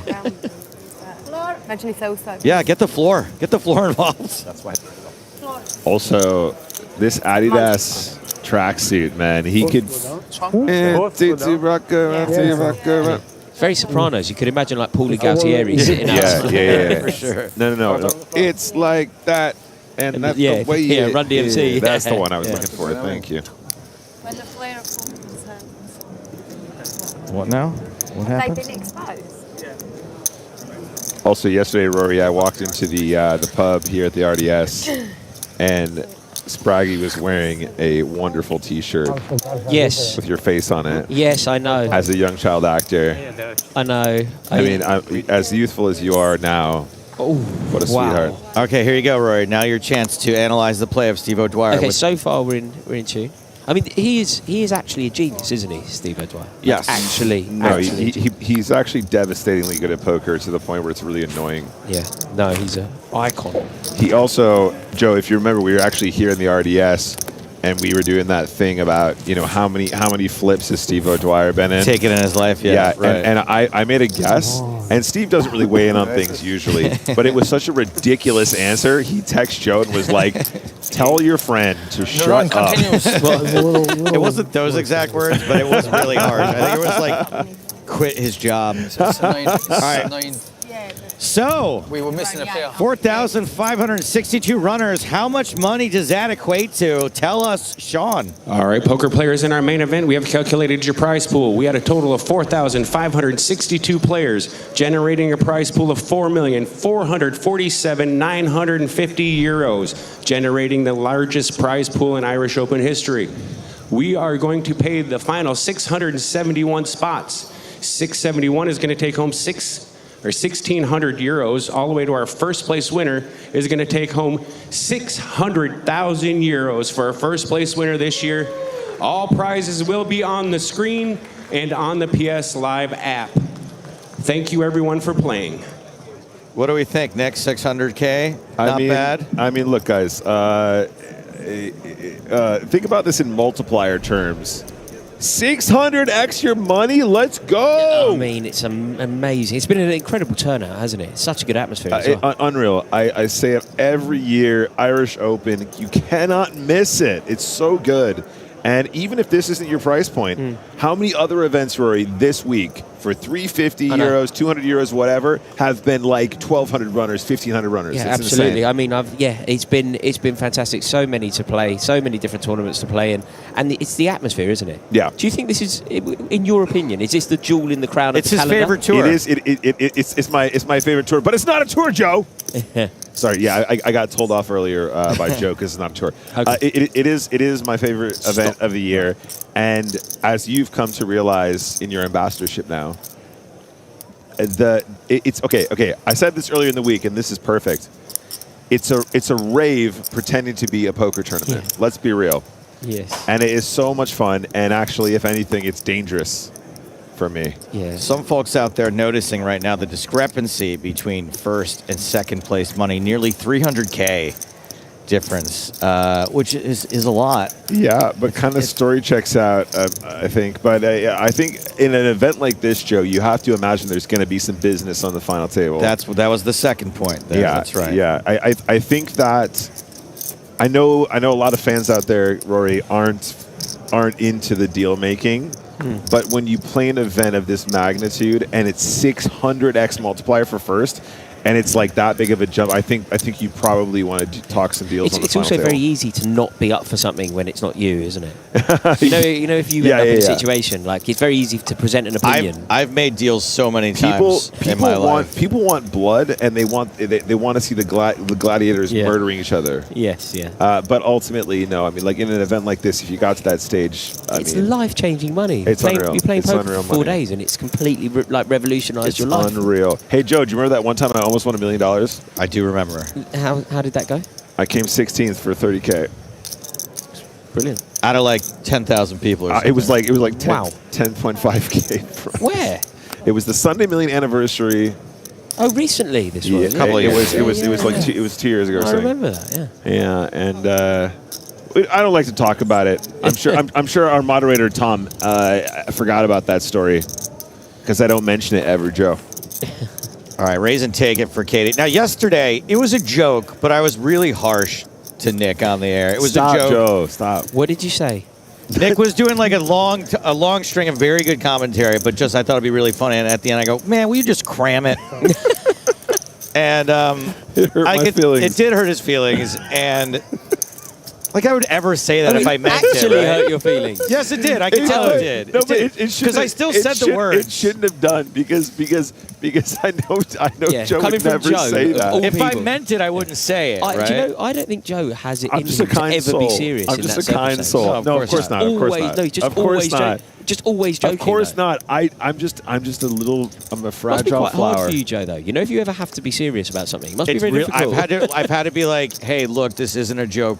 Grandma died." Like I have to say it like that. And they're like, "Hey, he's done it Just again." literally never. You should put serious. that in your routine. That's a great one, Joe. Yeah, I do get that a lot. Okay, so the reason I brought that up is because I got Nick kind of a gift to make up for it, to say I'm sorry. What? And I'll give one to Rory too, as long as it doesn't cheapen it. In fact, this is gonna be Rory someday. God, this is so. Do you know how long I've waited for? No, but I want to rip these with you, Joe. Just rip one on the air right now. Okay. If the poker gets exciting, we'll switch back to poker. Okay. Can you explain what you're holding in your hand? Okay. So I'm holding a divorced dad. Hold on a sec. We're gonna do this hand because Steve O'Dwyer is never just gonna like fold the big blind. So let's do this hand. So we got Queen 4 versus F4. Jack 7-7. And this was a limp check situation, blind on blind. And Rory, I know that you're always trying to learn about the game. This is a sort of hand, don't make a liar out of me, Steve, that you're just going to want to watch this. Steve O'Dwyer's just like never just going to give up here. No? In my opinion. Yeah. Because I'd be long gone. If it went limp check and then someone bet into you. If I had Queen 4 and it came You Jack just fold. 7-7, I'm out. See, That's why I'm sat here and this he's sat there. this is how you become a champion poker player. Now, Steve O'Dwyer will eventually flip same way you do, right? Or get it in 10s versus aces same way you might. But he's going to have way more chips when that happens because of hands like this. Yes. He raised. So Steve raised and got a call. So maybe Avancini does have... He's got 4s. Oh, a 7. Who knows? He's got 4s. Could have 7-4 of diamonds. Yeah, The 4s are being blocked. The 7s are being blocked. I would say 7-4 is a reasonable spot here too. Avancini checks now to the last aggressor. And it is a 6 on the river. He's got 4s. Is that an official prediction? Yep. Avancini checks? Yep. Steve may be happy to show down Queen High. The thing is, it's hard for him to have 4s if Steve O'Dwyer has Queen 4, but... I just said that. Is Steve going to text you in 5 minutes and be like, will you get rid of that guy immediately? Luckily, he's not listening. Okay. Steve does show down Queen High. Prediction? That little smirk, what does that mean? It's going to... It was 4s! It was 4s. Hey. Nice job, Nicholas. Thanks, okay. Thanks. Okay, so there's this comedian. I'll do the quick little thing. Yeah, There's this comedian out there. His name's Graham. I forget his last name. And he was doing as a bit, like the way they rip cards online. He was ripping these cards called divorced dads. And they didn't exist, but it was all stuff like burnt dinner and like late for practice. And then eventually the videos got so popular, he actually turned it into a game like Magic the Gathering. And Okay, you can buy cards. collect the cards. So I have Welcome to the in front table. of me. Welcome to the table, Gary Lacey. Welcome. But here's the thing, Roy. So in the lore of ripping cards, I don't know if you were like a TCG guy. No. It's very important that you don't damage the cards in the process of ripping because they have extreme value. Got it. And if it gets graded and Rory put his fingernail through the corner of a card, it's done. Understood. I won't open it with or actually, it might seeding increase in value, Joe. No, it's done. It's done. Okay, so here we go. Here we go. Am I opening as well? Yeah. Quite excited. No, you're fine. You're just putting it up.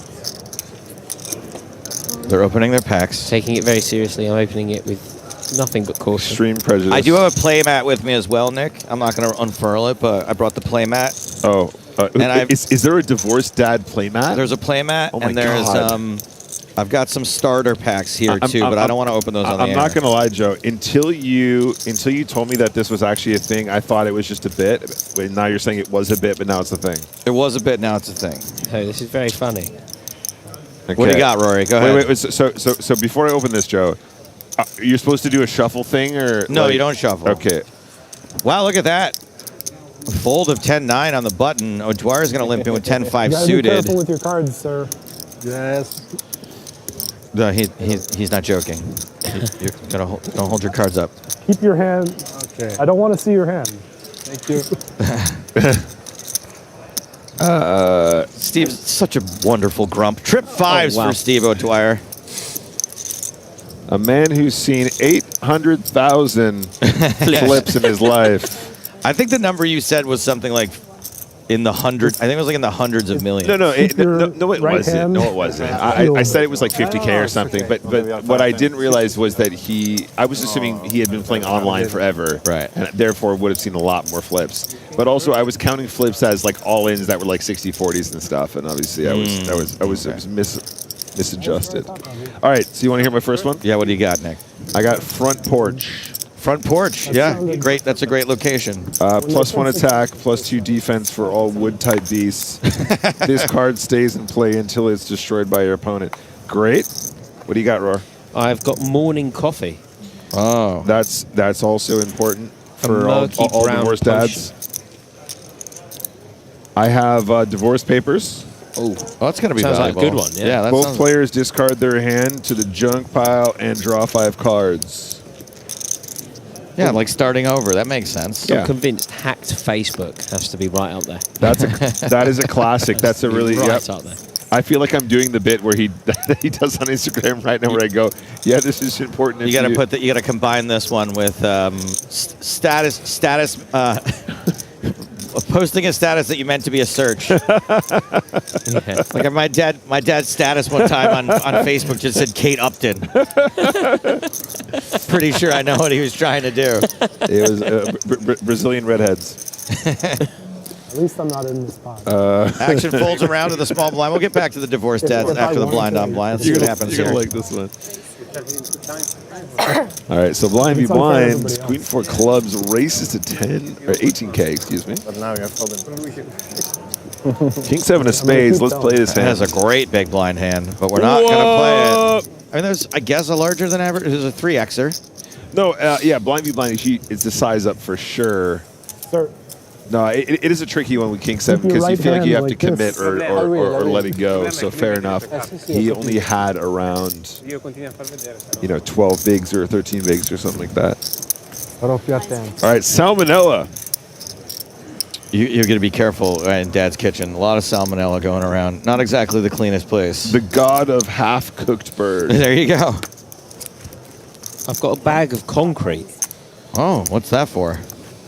+2 defense for any concrete type beast. This card is sent to your junk pile at the beginning of your next turn. Nice. Blood thinner.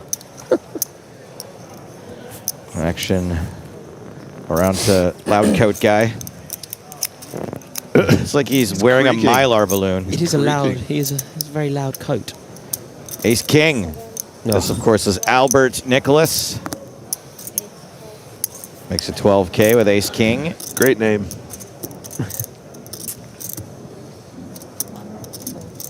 No belly.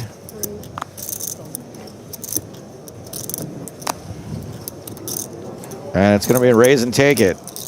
I'm not going to make you guys read anymore if there are not any more interesting ones. Is there any good ones left? Compression socks. Oh, there's a shiny. Look, you got a Boner Pills hologram. It's all I've ever wanted. Painfully high endurance. Story of my life, Joe. It's a beast. It's a concrete beast. So you can play that with a sack of concrete. Story of my life. Did you hear that conversation going on just there with Steve O'Dwyer suggesting to seat 1? How to look at his cards? Not to, yeah. Yeah. But be more careful. That's his name, Graham Barrett. Thank you, Aaron Paul Kramer. Graham Barrett. I pulled you a hollow, dude. This is serious. Yeah, that's business. a pretty sick card right there. Yeah. So I've been holding on to these for over a year. There's a new series out now, actually. So what you're saying is that these are the OG cards that are going to be worth millions in 5 years? Yeah, and also because I'm sort of a divorced dad now, I was like, I can't just keep buying stuff because I don't have a house. So I was like, you have a bunch of these packs you didn't open last year. You're not buying more. So, Rory, you came to Nottingham, didn't you? Yes. Last year. So I played the main event, and it was a 1K main, and I was feeling kind of sad that I busted. And I was in town, and our hotel was right next to a massive TCG trading card game situation. Right. Which was also next to a Warhammer, which I'm also a huge fan of. And so I went in there and I went, hey, mate, I'm feeling really bummed out. I have £1,000 that I can put into another poker tournament, or I can buy all the Pokemon cards you have in this shop. Right. And I said, what are the chances of the investment of 1K being more successful than my bullet in the Nottingham main event? He was like, you're way worse off. Absolutely not. In the cards, yeah. And I was like, you're a terrible salesman, but thank you for your honesty. You're way worse off in the cards. Sorry, in the Pokemon cards than the poker cards. Yeah, I was like, what are the chances I pull something that's worth like, 5K? He's like, nah, that's not going to happen. All right, we are 3 ways here, and it's gone bet, call. The ace deuce is out of the way. The deuce is getting a little sticky as we head to the turn. Oh, baby. That's a really good turn. Oh, belly, baby. That is the true belly. Well, no, he's going to bust the other person. Oh, belly, why would you slow down? It's a diamond, and they can have an 8. And it's Now belly slows down. Check, check. Don't check the turn. It's Avancini who is first to act. He will blocker bet. Yeah, that's what that looks like. Sure does. Sure does look exactly and now like a blocker he is bet. going to make it 75,000. Belly wouldn't even have to announce raise. Once he reaches for chips, I know I'm beat. If he makes it 75,000, you owe me $50. Not quite. What? What? I love this sizing. Oh. I think this is a great sizing to get called by a 9. I think actually this is a great size to get called by a 9. I mean, you might not ever get called by anything here. I think based on the action, I'm being silly, but now you might be saying that he's losing value up when Avancini has an 8, right? Well, no, but the way the hand was played, I think that actually he's targeting exactly what he's supposed to target here. I would argue you want to go like a little bit more, but I think that the size down is pretty good. What do you think, Rory? I would have raised bigger than that. All right, there you go. But I'm sat here. Sorry, Bell, you played the hand terribly. Called by a 9. Yeah, like a full house there. Full house is so precious, isn't it? I've been playing for hours and hours, days upon days. I think I've had one full house. The one time that it comes in, I've got to make the most of it. You got to make the most of it. I'm with you that most of my raises are based on emotions, how I'm going to feel, how I feel about the hand. I've actually got PTSD. I was playing a cash game the other day, and I was winning stonks. And I said, right, last hand, guys. I'm heading off this hand. Uh-oh. I raised the button with deuces. Don't raise. The guy misclicked 3-bet, or so I thought. And the flop gave me ace 5-5. 2 on the turn. I turned the boat, guys. Turned a boat. That's great, right? We get it all, and he has aces. Oh, and I got Omega stacked to the point where the guy went, when I said I misclicked, I meant to make it more pre-flop. Okay, thanks. I mean, the good news is that you did indeed make it your last hand. I did, yeah. Who was it? I shall not speak his name. Some dummy. Some dummy. Some dummy called Ben. Uh-oh. Oh, no, Ben. Yeah, we all know that guy. Ben's one of the good ones. Action folds around to the blinds.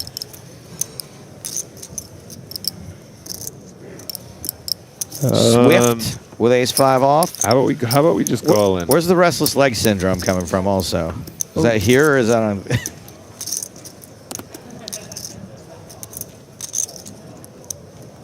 All in indeed, and it gets through. Yep, This is a strong look, by the way. What, the heavy collar? It's a large, sort of asymmetrical collar. It's very good pokerware. It is good pokerware. I'm a fan of pokerware. Which, by the way, Joe, if you recall, Elena wearing that dress yesterday at our ladies' event. Honestly, stunning. Great look, stunning, beautiful. She also made it herself. But I was going to say on stream yesterday, I forgot. I would feel so exposed in terms of like, you know, like you're not supposed to show your neck, you're not supposed to show your pulse and all this stuff. Hey, did you watch any of the ladies' event yesterday, Roy? No, I've seen some clips. Yeah. Shout out to all those ladies. That was a great show yesterday. I really, really huge enjoyed numbers, that. Wasn't it? It was rip-roaring success. I think it's the biggest ladies' event I've ever seen. Oh, you mean the attendance numbers, not the viewing numbers? I was gonna say I don't look at the numbers anymore.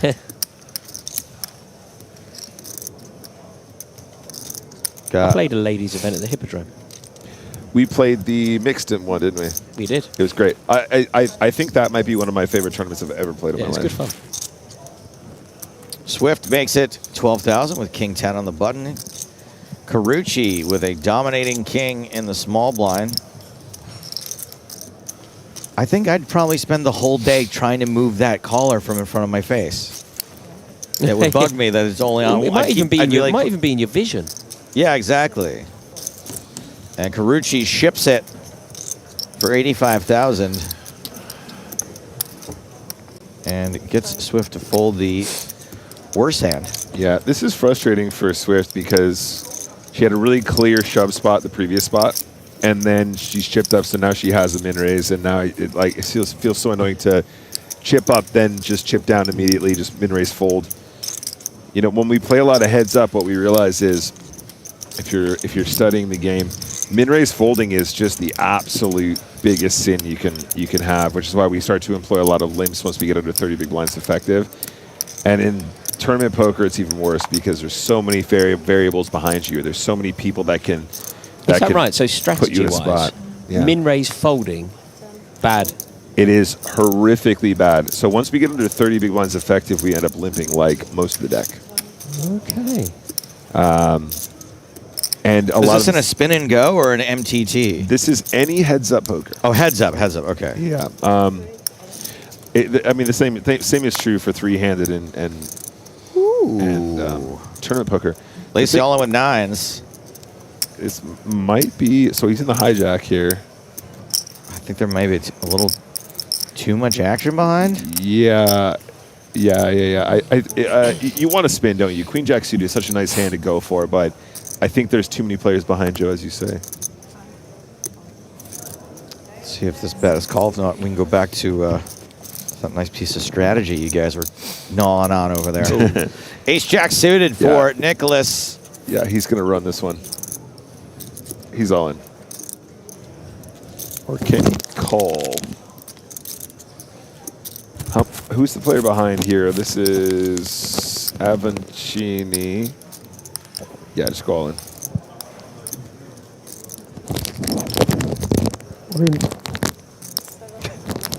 It's the crinkliest code I've ever heard in my life. It's a bin bag. He should have known. And another ace-jack. Nicholas has both these players covered. Easy fold. Avancini, easy fold. But Nicholas is not going to be happy to know that ace-jack folded behind him here. This is a very, very devastating loss for two cards. He wants to see on the flop. We are flipping. Like Rory Jennings versus Adam McCullough. One of these two things has a slight mathematical advantage.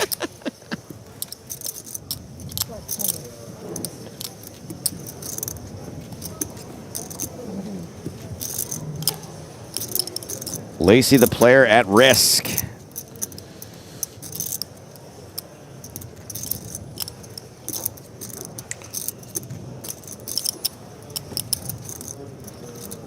We're still several hundred from the money. Drama.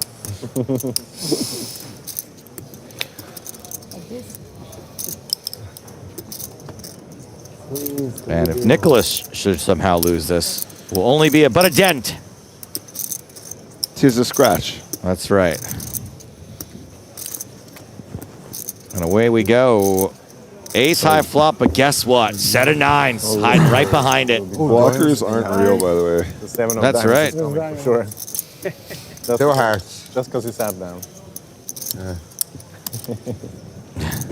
Go on, Lacey. Oh my goodness. Always a sweat. I love it when that happens. I do too. I love it when that happens. Look for me tomorrow. You shall find me a grave man. It does go running diamonds. Wow. To eliminate Lacey. It's an amateur mistake. Shouldn't have stood up. It's too early to stand up. Yeah. Oh, look at he's got a little etiquette lesson there too. If you can't go broke, you're not really supposed to stand up. Because no matter what happens, you're not leaving. Still sat there. Yeah. Wow. I mean, what a run out. Painful way to go. You hit a set and go. Awful. Awful. It's a cruel game. It is a top 10 bad beat spot. What's the name of your guy that you're texting in the field? Spencer. What's his last name? FC. Brown? Carmichael Brown? Or maybe just Spencer Brown. Okay. I was going to say we're going to try to keep an eye on him. What does FC stand for then? That's the name of his YouTube channel. So his Instagram account, for example, is Spencer FC because he loves football. Why is it FC? FC is so Chelsea Football Club would be Chelsea FC. That's what I said, Spencer Football Club. No, I'm joking. It's one of the three things I know about soccer. I knew that. You guys weren't picking up what I was saying. Oh, sorry, buddy. Football. Of course you know that. Terrible That's why I'm game. surprised. Okay. Terrible game. Volleyball should be more popular. Sandro Curtin, excuse me, Patrick Curtin with 12 big blinds. Now the table shorty. Yeah, this seems good. Doesn't get much prettier. You don't have many bigs. Carucci needs to put his money all in here. This is a slam dunk. Get the chips in the middle spot. Carucci starts the hand with 18 big blinds. This is Sandro. It's Carucci. Carucci.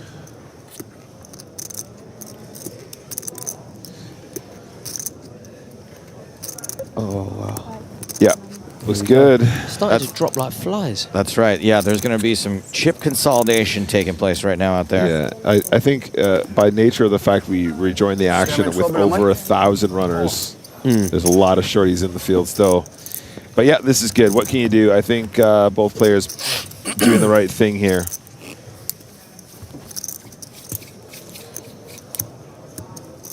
If the nines hold, it will be curtains. He coughed on my joke. Curtains for Kurt. You know what? I don't even want to do it anymore now. I've ruined it. That was your big moment, buddy. You better double up. Annoying as a big stack, isn't it? Just the hands per hour plummets. Yeah, it's so reduced. Like for minute details.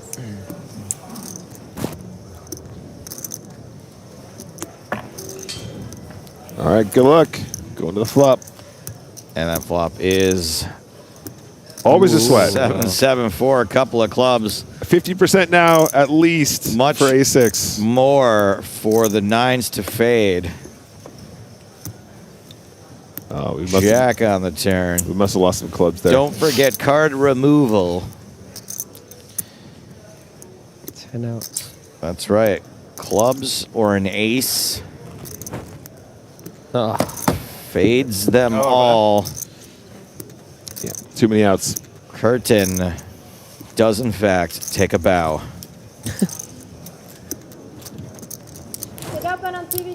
All right, just let him get a little further away first. Jeez. Have you ever done any stage work before, Roar? I'm sure you have in private, but I mean, you know, have you done any like sort of live productions on the West End? Yeah. Back in the day when I used to be an actor, I certainly did. I'd go to Edinburgh every year. Do we hold up after this? Play at the National. The festival.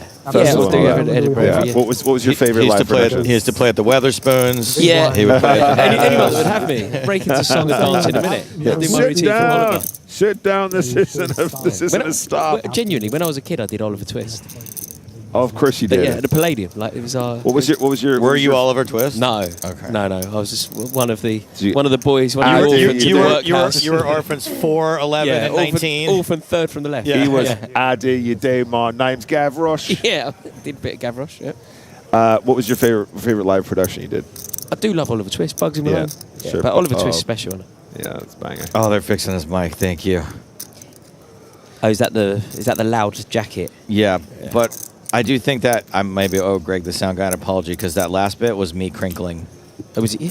I was crinkling plastic over my microphone, and I probably just got Greg the sound guy in trouble. Yeah.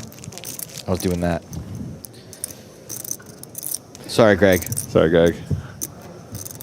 There's a message that you just don't want to receive in the situation. No. I'm in. A message from Finton Hand. Hey mate, are you still in? No, Finton. Sadly, I'm not. I hate that guy. Another blind on blind hand featuring Father Time, Steve O'Dwyer. Good old Finty. This is his home grounds, you know? It's his home patch. Yeah. Means business here. These are my people. Here's my patch.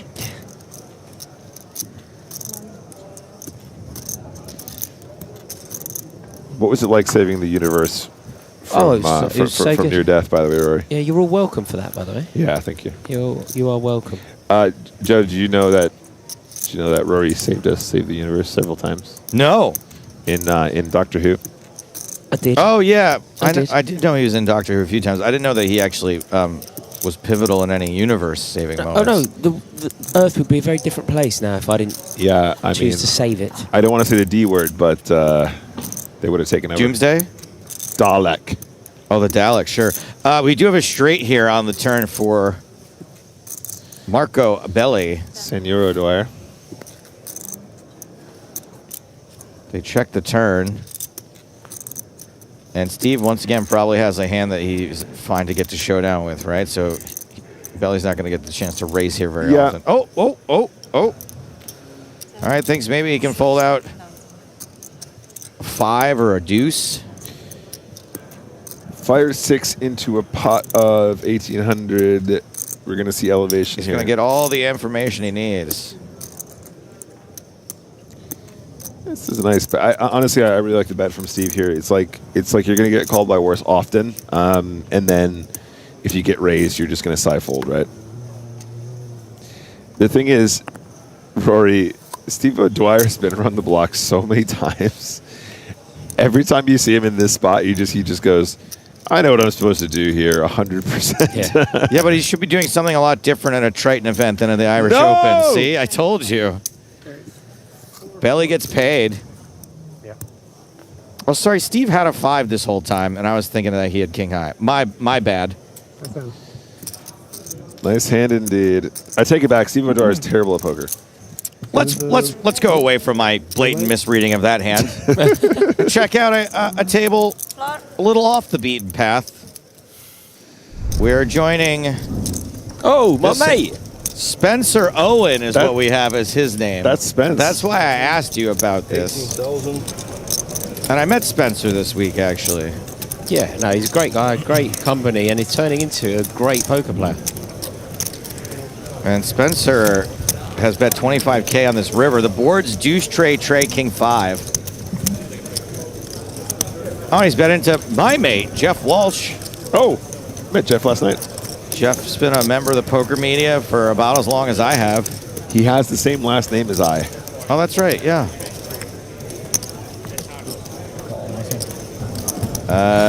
Jeff calls. Gets shown 2 9s, and Jeff mucks, so Spencer takes down a pretty decent pot there. Lovely work, Spencer, sir. Keep up the good work. It's a pretty good value bet to bet 9s on that board and get called. I was about to say, very, very cute. He is now in touching distance of his debut entry to a brand new Hendon Mob account. He's so excited about that. Also, Rory, you still in? No, no. He's also won the last longer with me. Oh, do we not give Rory a chance to tell a bad beat story or what? I'm all out. Do you got to get out of your system or? No, it was a. Can we mic him up after the legitimate hand? beat. Oh. I love Steve. A legitimate beat. It was a legitimate beat. Don't ever change Steve O'Dwyer.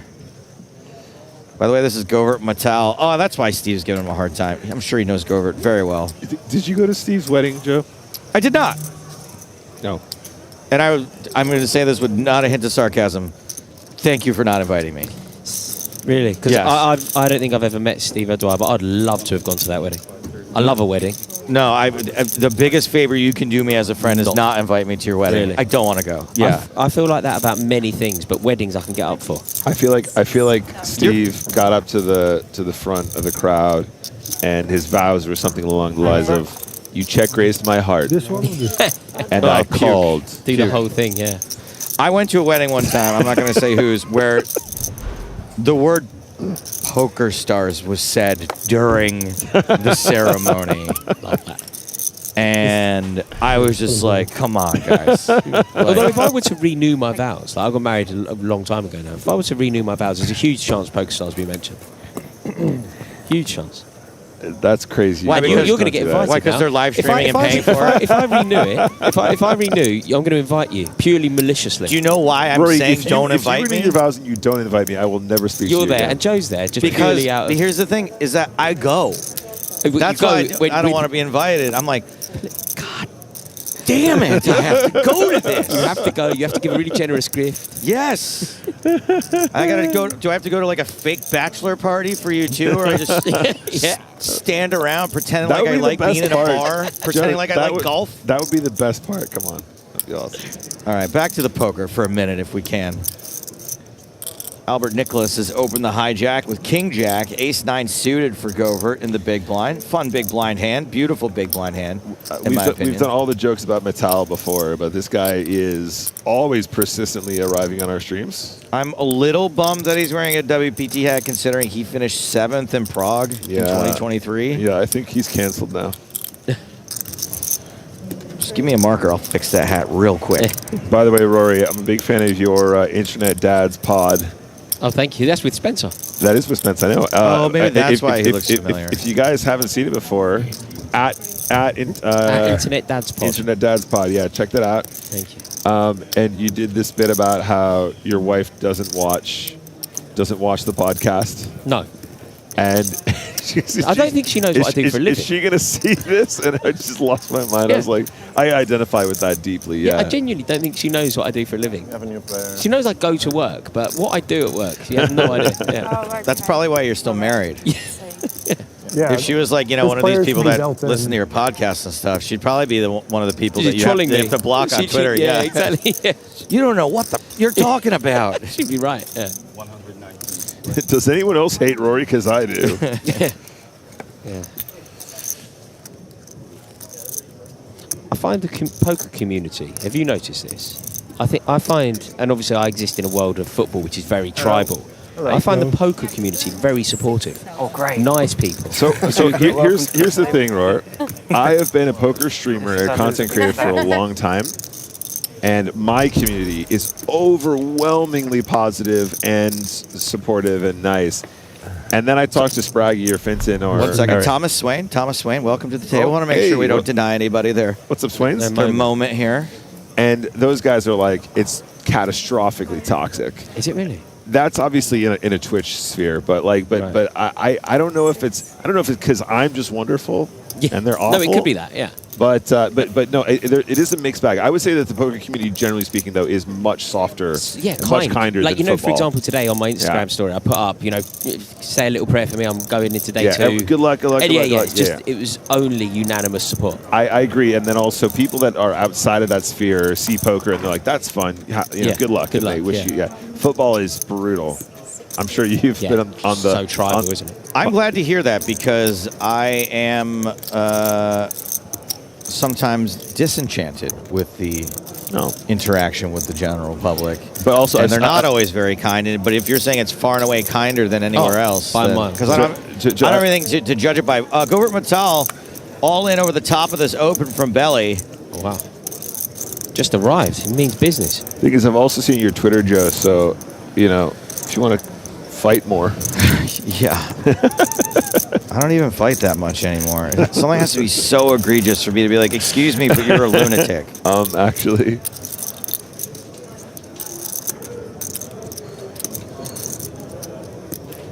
Yeah, it's a raise fold belly. Put it in the bin. Little hand funeral. Yeah, of course. Do you mind? Yeah, I can. We're giving him a... Oh, yeah, get a count now. Why don't you get a count?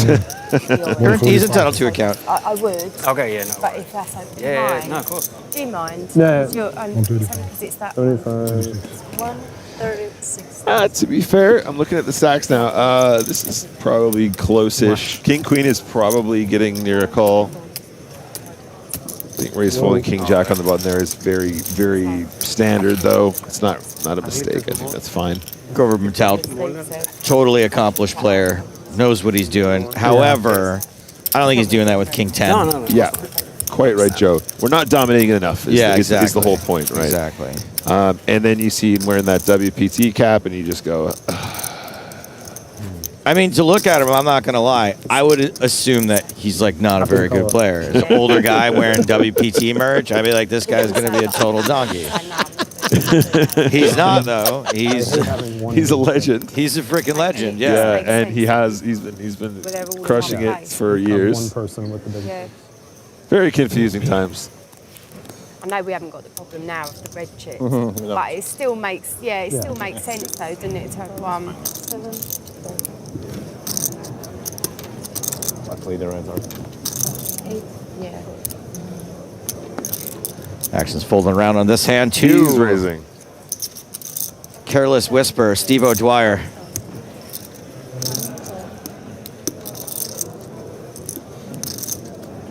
And we're on Govert now. Finally, Belly not involved. Very solid. Pretty hand in position. Just lets it go. You're saying Matala solid? Solid as a rock. Thanks, Rory. And she's all in. It's those little quips that make me a lock to be invited to your renew of your vows. And she's all in. You're in. And she's all in. Do you think? Not all in. That's why we usually wait for the thing to happen and then say what happens. It would not be a prediction if I did that joke. Okay, first of all, 8-5-5. Nobody hits here. I guess a backdoor club and the ace high often going to be good. But now you got to play against Steve O'Dwyer out of position. Yeah, not ideal. Right, it's not ideal, is it? Look at that. When that 9K comes out of jowls over there, you never know. Then the snap fold on the paired board. I was getting nervous when you were thinking about it. I started thinking about last time we played on TV table together, and you kind of ruined my run. I have top pair. Yeah. I still have nightmares about that. I lost way too many pots to it. Barcelona? No, Prague. Oh, Prague, yeah. Oh, yeah, you got a big stack, eh? I like it how Govert's like, what's your name, kid? Yeah, I was about to say, he's like, I still have nightmares about that pot we played. He's like, who are you? He's like, not ringing a bell. You got any more details?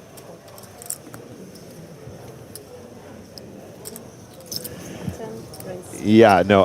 If we're going to slow play ace-10 there, we need to call the flop at least. But otherwise, let's just bang it in. What do you think that ace-10 off there should have been a shove, really? Against Steve O'Dwyer, one of the most aggressive savages on the planet, it's like a billion times all in. No shit on Swift, though. I get it. In the moment, obviously, the call is not a mistake. But then once you call, when you're slow playing a hand like ace-10, when it comes 5-5-8, you have the best hand so often. It just seems a bit of a waste, but then also against one of the more aggressive players, you're probably winning tons by just being all in there. Sometimes reputationally that can work, can't it? For example, like you're playing against Steve O'Dwyer, you think just get out of the way. Here you go, over pair for Absolutely. Steve O'Dwyer versus the open-ended straight draw of Carucci. It's not as open-ended as he'd like, though. No, that's right. No. The 9 is not a good disastrous card. Not open-ended. Fake open-ended. And Steve's just going to make you pay anyway. What did you just put out into a pot of 33,000? Bet 20? Yeah. Great size. Where do you buy that? Is that actual poker garments? No. What's that for, No. apart from this? I think it's an enlarged toilet roll tube. I think it's fencing. It might have been one of the original costumes from the film Equilibrium. Steve takes that down. Hey, guys, real quick. I got some bad news and some good news. Okay. The bad news is that Andrew Hume, Boston Rob, Will Kassouf, and reigning champ Tiro Laurila are all eliminated. But the good news is that Finton Hand still in. Is he still in? My boy. But some sad news. Oh, that's a nice suit. Sad news now. Kalen is still in, just kidding. But now the actual sad news. Alex Romero. No. Yeah. Still in. Oh, what are you doing to me, Joe? Yep. Okay, but now we're getting to the bad parts. Ankit Ahuja, you might remember him from some of the... still in the tournament, Oh, just kidding. I keep believing Got this. him again. With this one, the last one is, I do finally, I am somewhat sad to say that Tom Middleton is still in. Oh, I love that guy. Hit the hole. Hit the hole. Hit the hole. Sorry about that, guys. I'm a bit of a prankster. You know what's funny is I've known Mitty for like a million years, and I knew him as a very young man when the screen name Hit the Hole would have been so sweet to him. And now, many years later, I'm sure he's absolutely sick of the fact he called himself Hit the Hole, and not just Mr. Middleton. I think he's also sort of, I wouldn't just say outgrown the name, but it's only the real ones that call him that. Yeah, right. That is true. That was actually one of the questions at the pub quiz we did in Barcelona last year. It was one of my shining moments.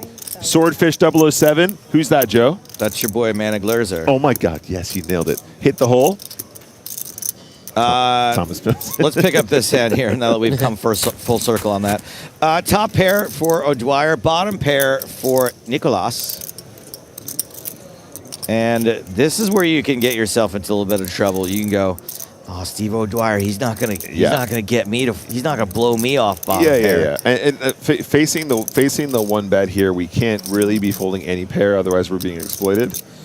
But it's the annoying one, isn't it, Joe? Because you know how capable Steve is, and you level yourself into just being in every pot here. Say you walk away from this, don't you? Am I wrong here? No, I'd look at that board and you absolutely cannot fold any pair here against Steve O'Dwyer. Not yet. It looks like this is a raise. It looks like a check raise. Okay, this is definitely a raise. Yeah, and then obviously Steve's never going to fold. It's an interesting line. I'm not sure if we do check raise bottom pair here, but like it obviously is going to work a lot, which is good. Oh my God. Nicholas, give up. Yeah, please give up. Stay down. Okay, there we go. Yeah, this was a one and done, I think, for Nicholas.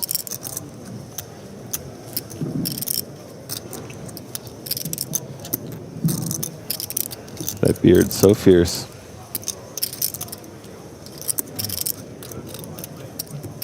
I would be like, just take it if Steve was looking at me like that. As well. Just have it. Yeah. So the thing is, when we get check raised on this board, guys, and then we have King 10 and we turn trips, we want to get more value from the draws, because the draws are the most likely outcome for them to have at this stage. Well, especially, with the check raise. Yeah, exactly right. So the check raise can be strength, but it can also be draws, and I think now we want to get value from hearts or whatever else is going on. Jack 10. Nicholas, don't think about this too hard. The size here as well is catered perfectly to this exactly, right? He's targeting exactly what we're talking about. 93K in the pot, 31K bet by 1/3. In fact, it's exactly 1/3 because Steve O'Dwyer always knows what the pot is. Oh, it's so annoying. So good. David Doherty's really good at that too. Yeah. Just bad at math, Rory. He did very well, David Doherty. You seen his Shamrock Showdown? Excellent performance, yeah. Has he died of a coronary yet? I didn't realize we could get points for eating a spice bag, but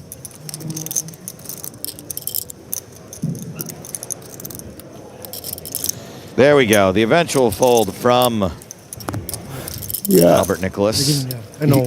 He had an idea, and he did a thing, and I think actually it works quite often on this case. He was keen to give it up. Someone else to do it to, maybe? Like, maybe pick the guy you think might fold a king sometimes?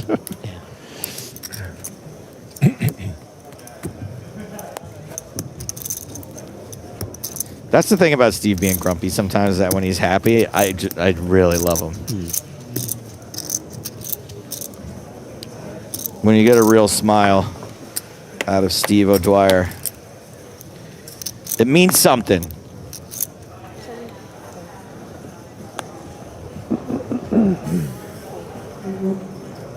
Also, I have a real hard time sitting down. You're like that too, right, Rory? Yeah. Staying seated the whole time? Yeah, right? I get, when I'm not in a hand, I generally have constantly standing up. Yeah, same. I stretch. I have to stretch a lot. It's that you're expected to go from these incredibly tense moments and then just like wait for the next one. Okay, Swift makes it 12K. It's Carucci. Again, this is interesting from Swift. Min raising off of a very short stack. Mancini with a defendable hand. Looks like he is going to do exactly that. I went to a casino in Manchester one time, and Katie Swift's face was plastered all over that thing. You know what, Joe? I also have to apologize. I thought Katie Swift was way shorter. She has 37 big blinds. In that spot earlier when I was criticizing the... Going all in? Yeah, I apologize, Katie. I thought you were 10 big blinds effective. Starts the hand with a lot more. This is a very standard open. I take it back.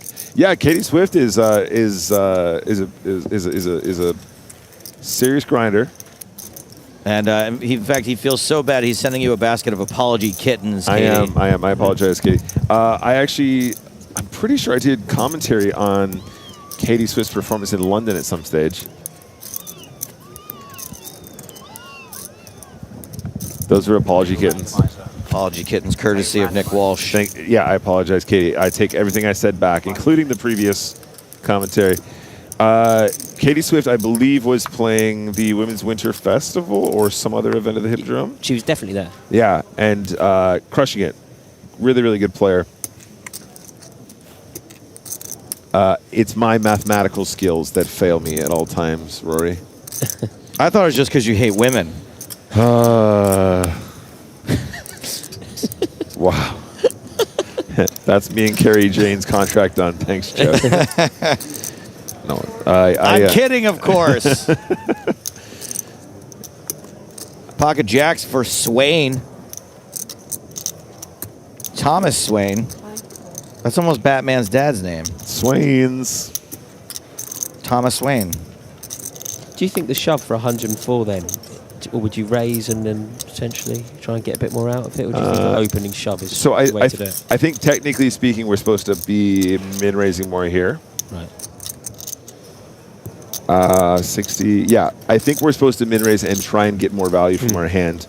But with the blinds out there and the big blind ante is so nice, it feels so good just to be like, let's just give me it back. Yeah, you know, that's the problem with Rory. I'm sure you've experienced it, you know, many times now. There's things that feel good in poker, and there are things that make you slightly more money if you're playing optimally, but they don't feel as confident. Yeah, they don't feel as comfortable.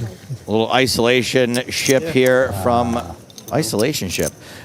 from Nicholas. And it looks like it has succeeded in that isolation. They're going to be flipping.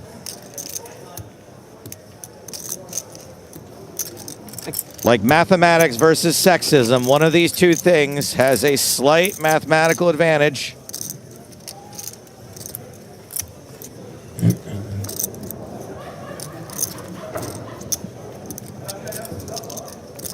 Overpair to this board by Swain. Has to fade 6 outs. Kings and aces. Has to fade it 2 times. Doesn't fade the turn. And the spade is not exactly good news for Swain as well. He can only be saved by the jack of diamonds.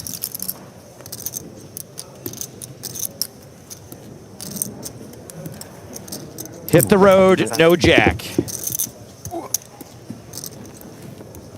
And we had briefly got to know Did you like the turn? Thomas Swain.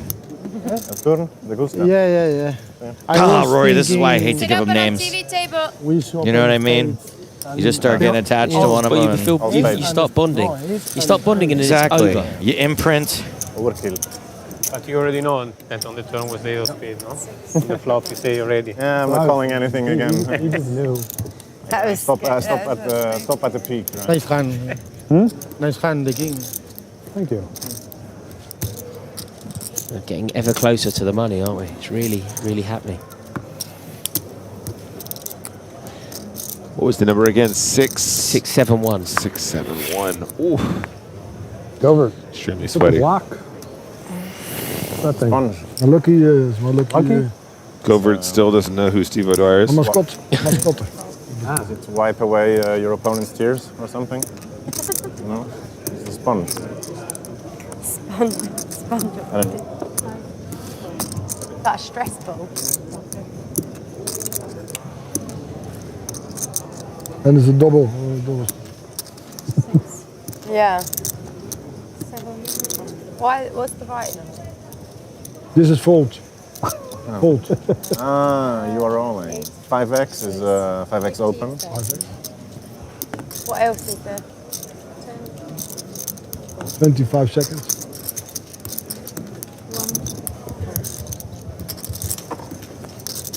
I forgot a lot of things.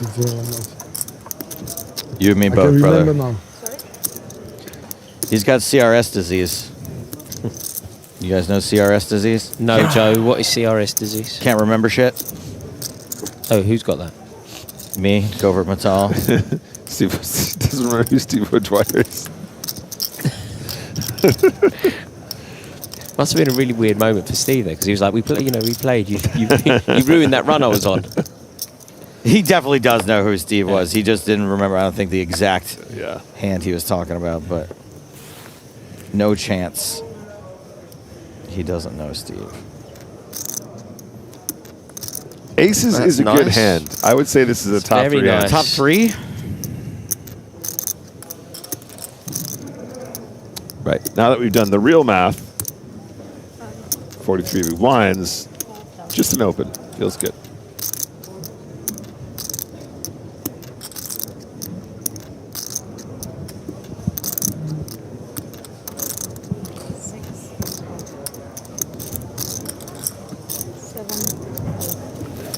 Over to Avancini. Arancini. Oh, no. Oh. Like sushi versus Italian rice balls. Yeah, this is a nightmare. This is an absolute nightmare. And Swift is going to be over the moon. Yeah. About this spot. Now, what's the move here, guys? So we start the hand. Avancini has 23 big blinds behind. Govert is going out of here. Yeah, for sure.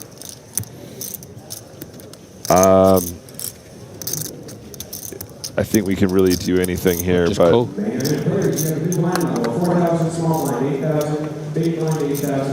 I don't think I've smooth called with aces in a decade. Yeah, she's going to go for the 4-bet.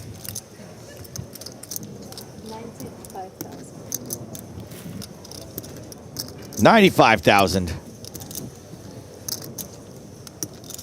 And Avancini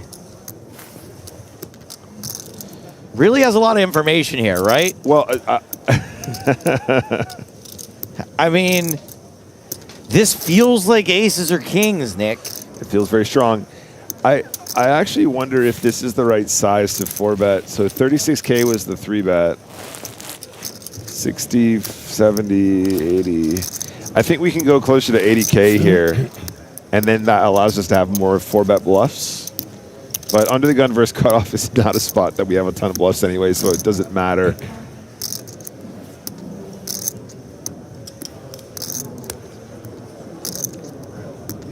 Katie Swift looking so confident, by the way.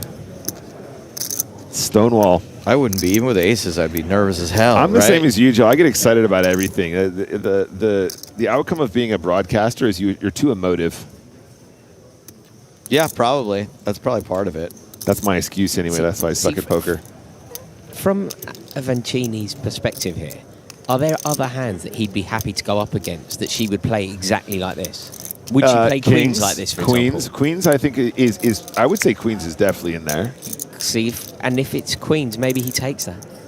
Right, exactly. Theoretically speaking, if you plug this into a computer, there's no chance you get away from ace king suited ever in a million years. Even off the back of what we've witnessed here. Well, that's what I'm saying. Now you adjust for reality. And you go in an IRL setting against a player where you have minimal information, who's a human being and not a computer. You know, do I actually get away from this? And I don't know, ace king suited is probably never a fold, regardless. And also, without knowing much about Katie's game, some players, you have to consider that they are just messing with like ace-4 suited, ace-5 suited here. Exactly. Well, but then this goes back to my point about the size. The kinds of players that mess with you here with ace-4 suited, ace-3 suited, ace-5 suited are not going to 4-bet to 95K. They're going to make it 81 or something. Maybe a clue there. Right. Yeah, so there is a hint in that. But I'm not suggesting ace-king suited is ever a fold. This is ridiculous. It looks like the clock has been called. Avancini's been in the tank for a little over 2 minutes. I want to know who called the clock. What are your thoughts on that, Joe? Like, do you think there's a tell? And if you're in the pot with a player, I would just call the clock. Yeah, not if I'm in the pot with them. I just can't. Like, there's no. I'm not. Avancini all in. Meaning I would just be afraid I'd give something away. Yeah. In asking for it. But what are your thoughts on like? Is that what kind of a tell is that? Is it they have it or they don't? I have no idea. I'm lost in that as well. I really don't know. Everyone's different. I have no doubt it was Steve O'Dwyer who called the clock. do you think is there anything in like the etiquette of calling a clock? Is it poor form to call a clock on someone? It depends on how long the decision is. It's fair, but we've all met that guy that goes clock and it's been like 20 seconds and you're like, come on, dude. Just all right, we can get back to that conversation momentarily. We actually do have to let Rory go after this hand. What? But Avancini all in and at risk. No clubs on the flop. That's a pretty clean board for the aces. Yeah, this is savage for Avancini. He's really doing nothing wrong here. And running still getting kings. Wait, what a knife. There we go. That is gonna be arrivederci from Avancini. For Avancini, I should say. And also arrivederci for Rory Jennings. Thank you. Thank you. Thank you for joining us, Rory. Thank you so much. It's been an honor. God, I thought he'd never leave.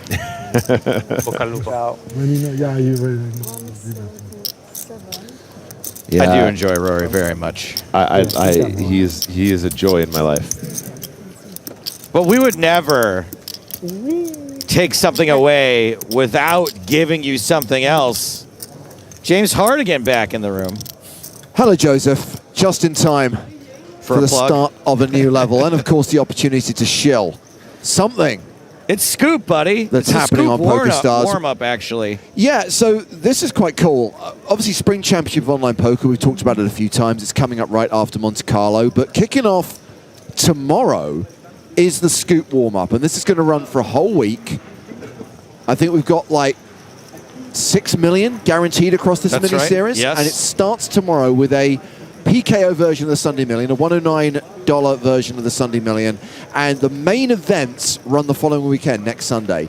Now, throughout Scoop warm-up, tickets to actual Scoop are being awarded via Ticket Machine, and of course, being added in satellite prize pools as well.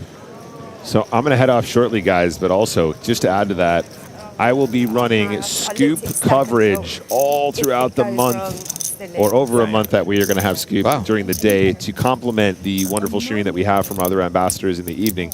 So check us out, twitch.tv/PokerStars. Give us a follow. Also follow at Nick Walsh TV for additional supplementary content thereafter. See you in a bit. You guys paused. Yeah, and as we were highlighting earlier on, Scoop main event coverage from the PokerStars Arena. And we paused. And Steve's not happy about something. Can just I mean, that's pretty standard. Yeah, pretty standard. The thing is about he's not wrong though. Not the same one. Different guy. Yeah. He's just fearless in that respect. Like, just gives no Fs whatsoever. I would never ever challenge the floor people ever. Yeah, right. Of course. Well, you were just a civilian yesterday, so yeah. You left your gun and your badge at home. Except you still did call in a favor with the mayor, didn't you?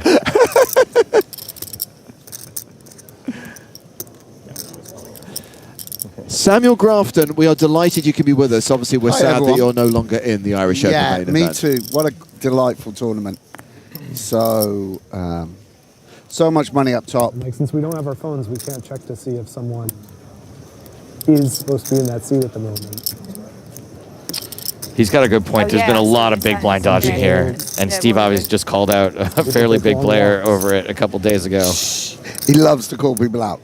The sheriff. That's what I was saying. Yes, as you walked up, I was saying he gives absolutely no Fs. Like if he thinks he's in the right, he's just going to. I think as you grow in seniority through the years, it's absolutely right that you take a bit of responsibility for making things good. And few people more experienced in the poker world than Steve. He's now at the stage of his career where he can call it out. A few more years and he'll be breaking knuckles. Yeah. Jeepers. And Gavert with the decision here whether to shove or just call. I think call is the way to go with ace-8. We can see it would get the job done, but you kind of fold out. The lower aces get called by the better aces. Ooh, from the small blind. Guess where he'll be Maneuvering with the short stack. Obviously, Matal, one of the most long-established live and online players, legendary figure. I think you're going to say long-suffering for a moment. Long-suffering, yeah. No, by the way, lovely guy. He obviously has a kind of a quiet demeanor at the table, and that's not a good flop for the ace-8. There was a really great moment between Govert and Steve when he sat down and Steve was like, "Oh, what's up? You know, you ruined my hot streak last time." And Govert kind of just big-timed him. He was like, "Who are you, kid?" Yeah. Nice to see him here. Definitely another senior figure. Checks over to Nicholas. And for Nicholas, only ever needs to worry about King Jack, and at this stack depth, doesn't really matter. We'll bet. And Matal out of there quickly. Good sense. All right, calm down, Steve. We got a new player. I mean, it's an 8-handed tournament, right? Oh, yeah. I love him. I mean, I'd say to give the floor staff credit, it has been very, very difficult to keep up with rebalancing tables with the sheer number of players and the sheer pace of eliminations. I like to call him assistant to the tournament director. I should highlight, you know, it did take a while to get the payouts confirmed. The prize pool only properly broken down at the start of this session, and we're actually getting pretty close to the bubble, right? Yeah, he was saying the seats probably. It will go quickly as well. And he's on his way over. And I'm assuming that we've had plenty of conversation about the 2009 era payouts. Wow. Not that much, actually, because it was Rory in here, and he didn't really have that strong an opinion. It's pretty old school. Hey, it's Eddie Murphy. To have it. You know, Eddie Murphy does play multiple characters, you know? He does like to dress Eddie up in Murphy a suit. and Eddie Murphy. Eddie Murphy and Whiteface. Yeah, I mean, it's steep to say the least. But there's a lot of things they do.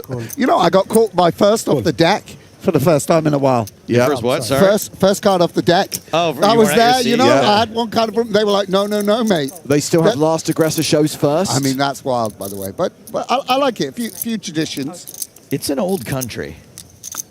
It is indeed. I mean, I would be very, very surprised if we didn't see a deal at the final table with a... They still do what the Pope says. Literally 2-to-1 difference between first and second. Okay, Smith getting in the mix. No, she's not. Not this time. She did just win a big pile with aces. Knocked a fella out. Carucci with the Spraggy. It's Carucci! Deciding whether to come along and will get out of the way.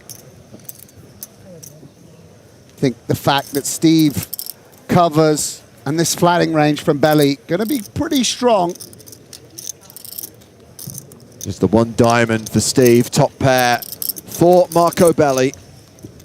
Wonder if Steve bets out here. Decides to check. And Belly maybe going to want to protect the king. We shall see. It's so intimidating playing with Steve live. I mean, I played many, many hands with him.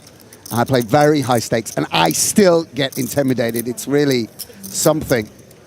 One of my favorite stories was, I can't remember if it was a Scoop or a W Coop event, Sam, where you were playing heads up against O'Dwyer, and you were like, I had the deal button ticked the whole time, hoping that he might just entertain the notion. Sure, he's not a deal maker.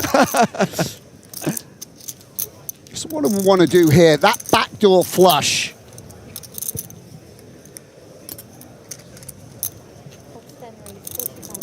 And goes for a check raise.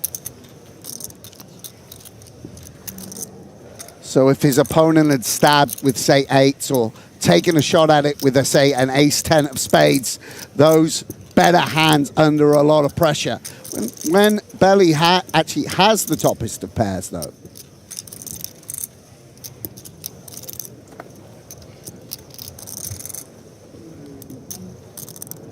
Steve doesn't even have a good view of this guy and still is going after him. It's really tough because if we just shove the king-queen here, I mean, we don't ever get called by worse, really.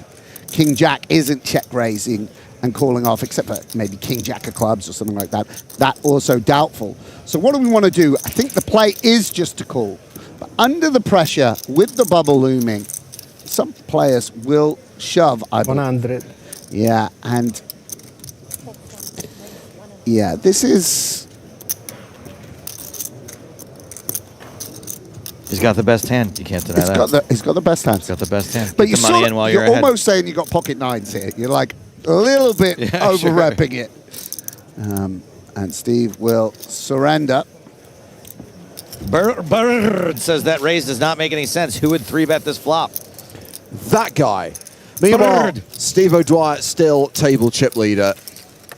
Oh no, not anymore, because Eddie Murphy has actually brought more than 960k to the table. Murphy's got 120 big blinds. Steve now second in chips at this table with 86 bigs. The table short stacks being Govert Metal and Adrian Corley from Ireland, another new player in this lineup. In honor of Eddie Murphy being here, do you want to say some of your favorite bits from Raw? No, yeah, from some of my favorite bits. What other movies? From Coming to America? Beverly Hills Cop? I think we should just play Axel F every time the action's on him. I don't know the stand-up comedy well. I don't know that era. It's just horribly offensive. Oh, is it? The early Back ones, in the day. Yeah. Yeah. By today's standards.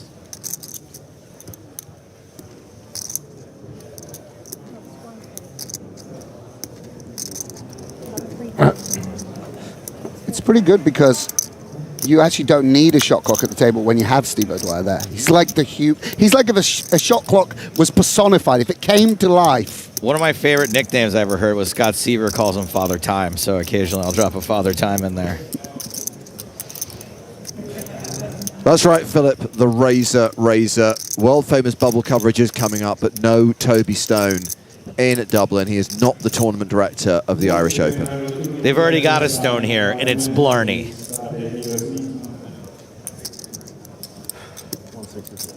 It's not literary reference, but I mean, it's something. Just got it. Just about got it. So Carucci having to trade carefully. Obviously, who covers who becomes all the more pertinent the deeper we get in the tournament.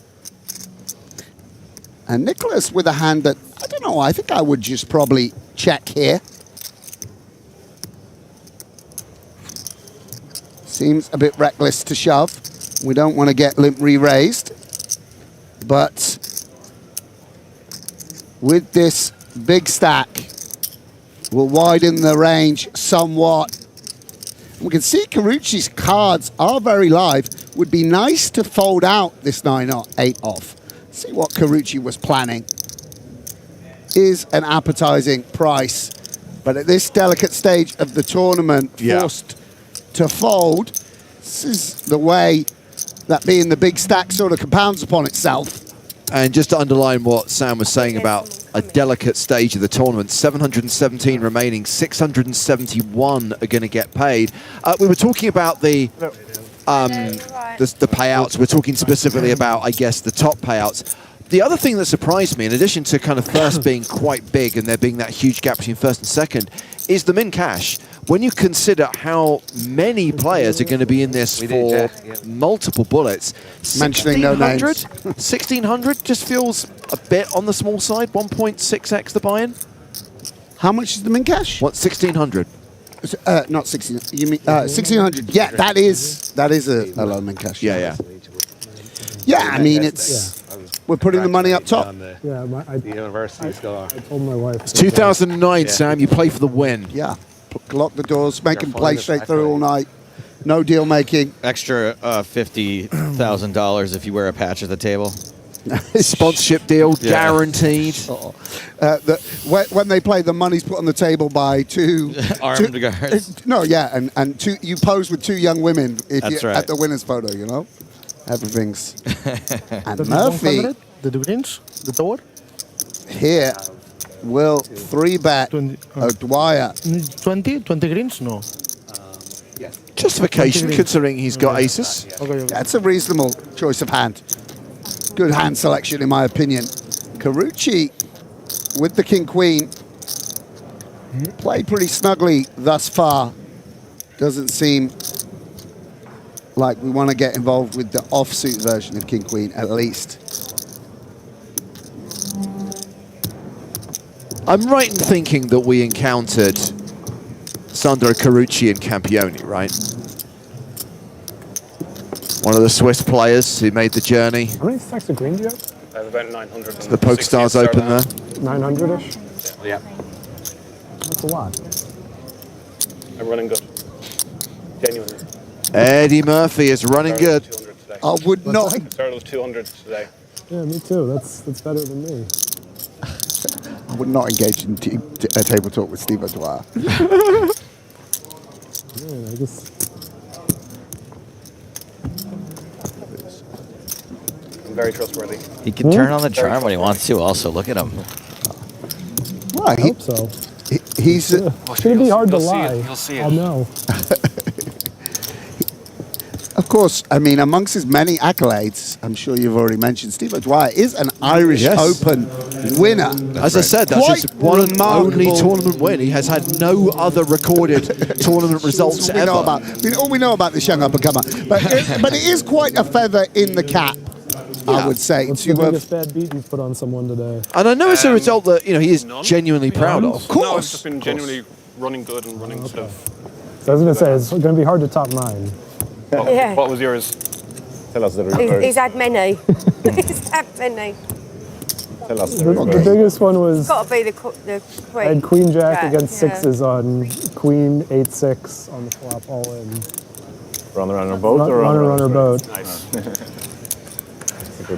Turn Queen, River 8. I haven't given a single bad beat today. I did a horrific one yesterday, but nothing today.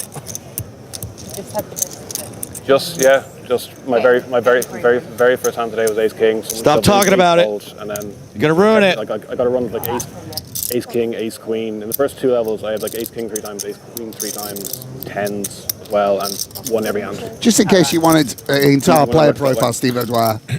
Here you go. It's a big miss. He's just. I want the entire hand history. So I picked up tens in the cutoff. Opens 2.2x. I want to hear the hand history, and I'm not even trying to get a read on this guy. Yesterday. So I am very tired. O'Dwyer defends with ace-7 suited. Ace-jack high still ahead. Yeah, and good board for the pre-flop raiser. Under the gun. So many strong hands. Spade and heart. I think we want to just go for C-bet there. No need to overcomplicate things. Oh, domination rotation. Yeah, look at that. Steve, I don't think going to overvalue the 7. It's a little bit strange. Now that Belly does have the inferior hand, he will come out betting, just hoping to pick it up here. How does Steve rate his 7? Will call. Hearts working in the under the gun players' favor. Domination restoration. Indeed. And goes check, check on the river. Belly's river jack. Good for the win. Show us, you aggressor. Let's see what you are aggressing with. I think if you're like me and Belly and you're a good boy, you just turn your hand over at Showdown. Sure, I did it a lot of times though where I'm doing it out position as well because you sort of... Just can't be bothered with the whole... So hold on a second. You raised pre, but then it went check, check, check, check, check. So yeah, you're the last aggressor. Yeah, let's see what you're holding, aggressor. Oh, the chocolate. Nice. And the skiing. So Eddie Murphy has got 1 million chips, 125 bigs. Sandro Carucci gave up Matal playing sub 20 big blind stacks. Tournament average right now, 320k, with 710 players remaining. I've been all over. Yeah, and snowboarding. I only snowboard actually. Do you? I do like snowboarding, but I learned it a lot later, so I'm probably more natural skiing. I've never been on skis. Really? That's very unusual. That's unusual.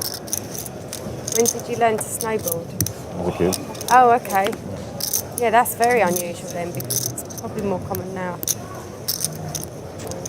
A little bit of snowboarding chit-chat. Why not? I tried it once. I quit after about 10 minutes. Yeah, it's not for a man of my taste. Yeah, I sat in the lodge and drank beer and read a book while everyone else went snowboarding. You are? In theory, oh, wow. No, in theory. Oh, wow. I have to do it because I was a sports teacher. Oh, okay. Yeah. Corley on the button. Again, opening into 2 covering stacks. This would just be a standard open at a different stage of the tournament. How do we value the Queen 9 right now? And it's a reluctant fold. I do think this is a little on the tight side. No, I've got But the beach at the end of my Steve road, so O'Dwyer, such an completely intimidating figure. Yeah, it is nice. Very nice.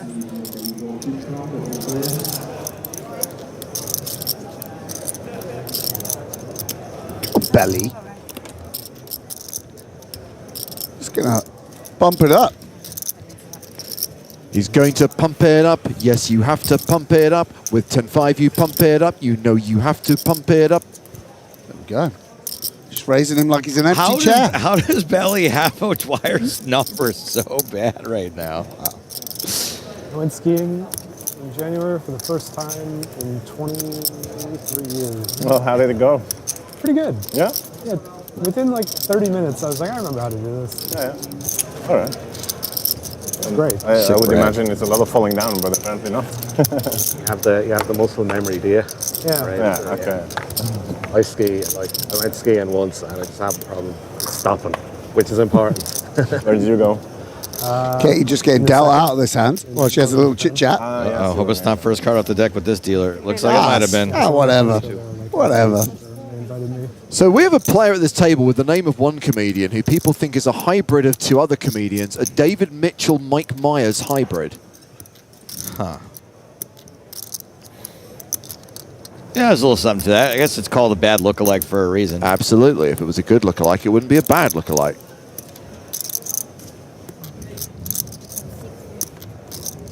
And Murphy will come out raising. This ace-9, I think a very good open. Blockers, all that more important when players can't flat liberally. Chili Golf says maybe a little Michael McIntyre thrown in there as well. I wanted to keep it consistent with comedians. Sure. Yeah. And Steve will get out of that. Belly's like, if Steve folds, I'm out. He's my Huckleberry. Ooh. I wonder if we can shove this. I think this makes a very nice shove. A clean shove? Yes. Just fold out 2 overs. Murphy should be opening reasonably wide as the chip leader. You can see Matal isn't in love with it. Obviously, we don't really ever get called by ace-5 or 5s-2. Oh my God, he's just folding. F. And that's Matal's approach. And you know what?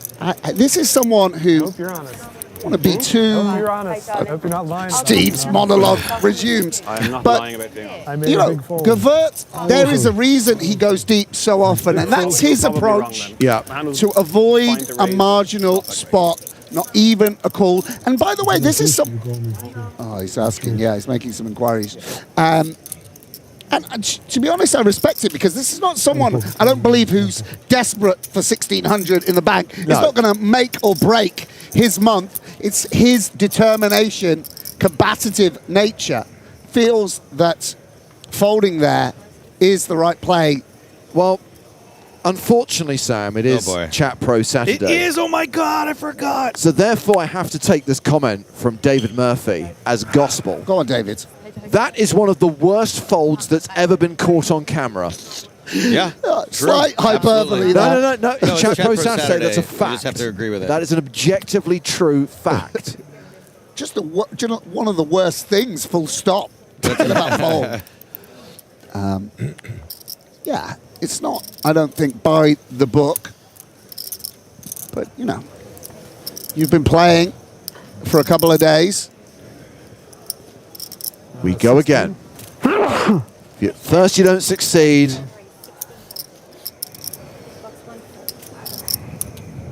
Yeah, I mean, Steve O'Dwyer's box office, this is who we've come to see play.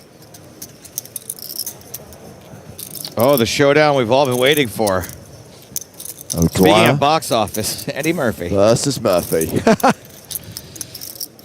Who will be Axel F and who will be Rosewood? O'Dwyer is definitely the mayor.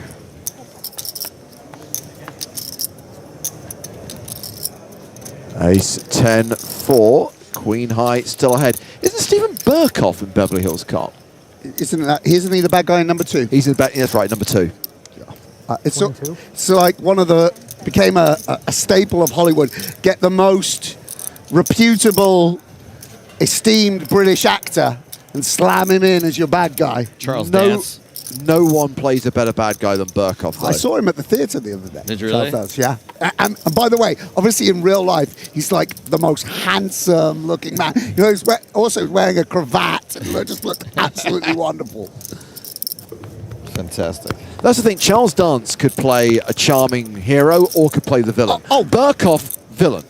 Only ever villain. I can't. Speaking of theatre brags, Yeah. I went and saw the Seagull at the Barbican, the Cape Blanchett, and behind me, 4 rows back, we brushed past each other coming out of the toilets beforehand. Stanley Tucci, also looking unbelievable. I've seen him once or twice in London. I know you're from LA, so it's par for the course. No. I was quite. I see more celebrities pound for pound in the West End in London than I see in Los So Angeles. Stanley Tucci lives in Barnes, which is down the road from me, but also his daughters used to go to the same school as my daughter, so I saw him a lot in Cobham. How much are we paying Hartigan? School of Hard Someone Knocks. needs to case. Wait, his He's got Stanley Tucci money. Wow. When's your cookbook out, Hartigan? I can't wait to sample. Well, he's done Italy. What country can I tour? My mum went to the RSC and Paul Simon was sat behind her. And she still drops it as an anecdote. I would. decades Do later. you remember the night we were out in London? We saw Judi Dench and Ian McKellen like within 2 minutes of each other. Whoa. They having an affair? They were scooching? One was waiting for the other one in a cab. Yeah. I get moved to And then the last time I went to the theater was just a few weeks ago. We saw Andy 10 minutes Serkis later, at the theater. he gets moved back to Yeah. He got moved back to Theatre's one of the few things you still have to do with the proles. As long as they can afford that £57 Thursday night ticket. You need a 2 for HQO. So there's 30 minutes left on this level. We are at 697 players. Remember, 671 is the number that get paid. 672 is the bubble. You cannot explain. I'm just going to pretend it's water. Sorry.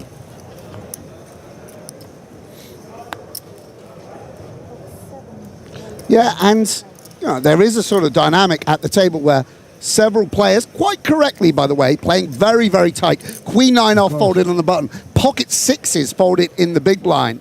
While O'Dwyer and Murphy, and also let's give him some props, Bailey as well, Bailey, are contesting each and every pot.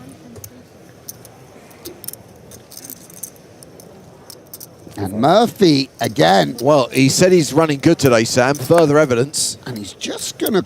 Oh, no, he's 3-bet. Yeah. He's 3-betting. One imagines for Albert Nicholas, this would be pocket 4s, ace 4 suited, are the likely hands. That jacket is... it's a lot. That's a snowboarding. He could, if some snowboarding breaks out, he's properly attired. Rucci just watching the clock tick down. So what do we want to do?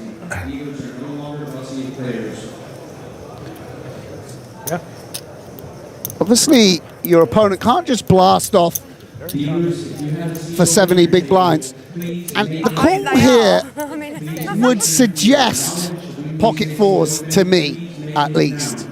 Ace four, I mean, ace fours maybe a continue as well, but pocket four is certainly the easier one to call with. The set so powerful. If it ain't ace four of clubs, you gotta go.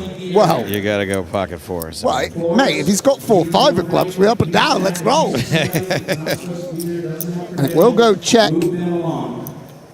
from Nicholas, and Murphy bets 85,000. He's got the heart in hand. He's got the big stack. He's got the stronger overpairs in general, you would imagine, and forces Nicholas out, whatever he happened to have. I sure hope it wasn't fours or 4-5 suited. Oh, why are we getting a talking to? Those are people who are not in the tournament, who are frequenting the tournament area and are being asked by Sean, the TD, to vacate the area because they know the bubble is incoming. Yeah, and that's good. You know, sort of player management. Obviously, a social event in general, people allowed to mill amongst the players. But as we get to a particularly serious moment in the tournament, just taking control of the area a bit more seems like a good decision from the tournament director. I heard what Sean really wants to do is direct. Sean, the tournament director. It's what everyone in Hollywood wants. He got it. Job. He got it. Won the top job. Adrian Corley, ace jack under the gun. Yes.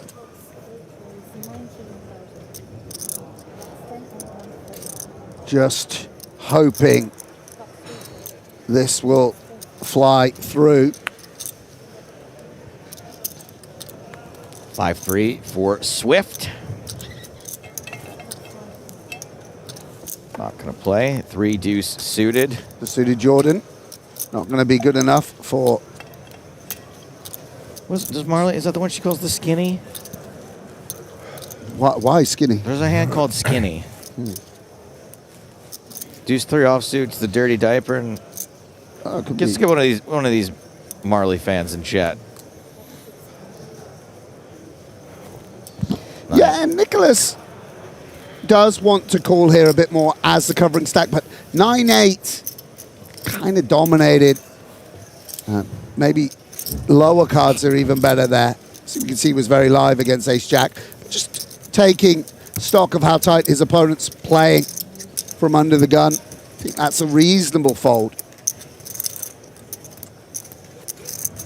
I think we might have seen a Dwyer in there with that. But definitely a reasonable fold.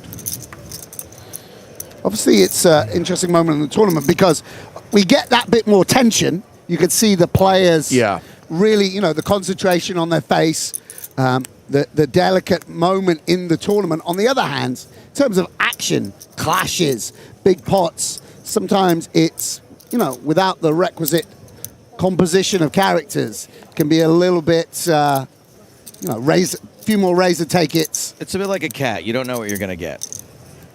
It could be a playful cat. It could be a cat that wants nothing to do with you. Could be. Yeah. Action on Katie Swift here. Belly Stapleton's cat.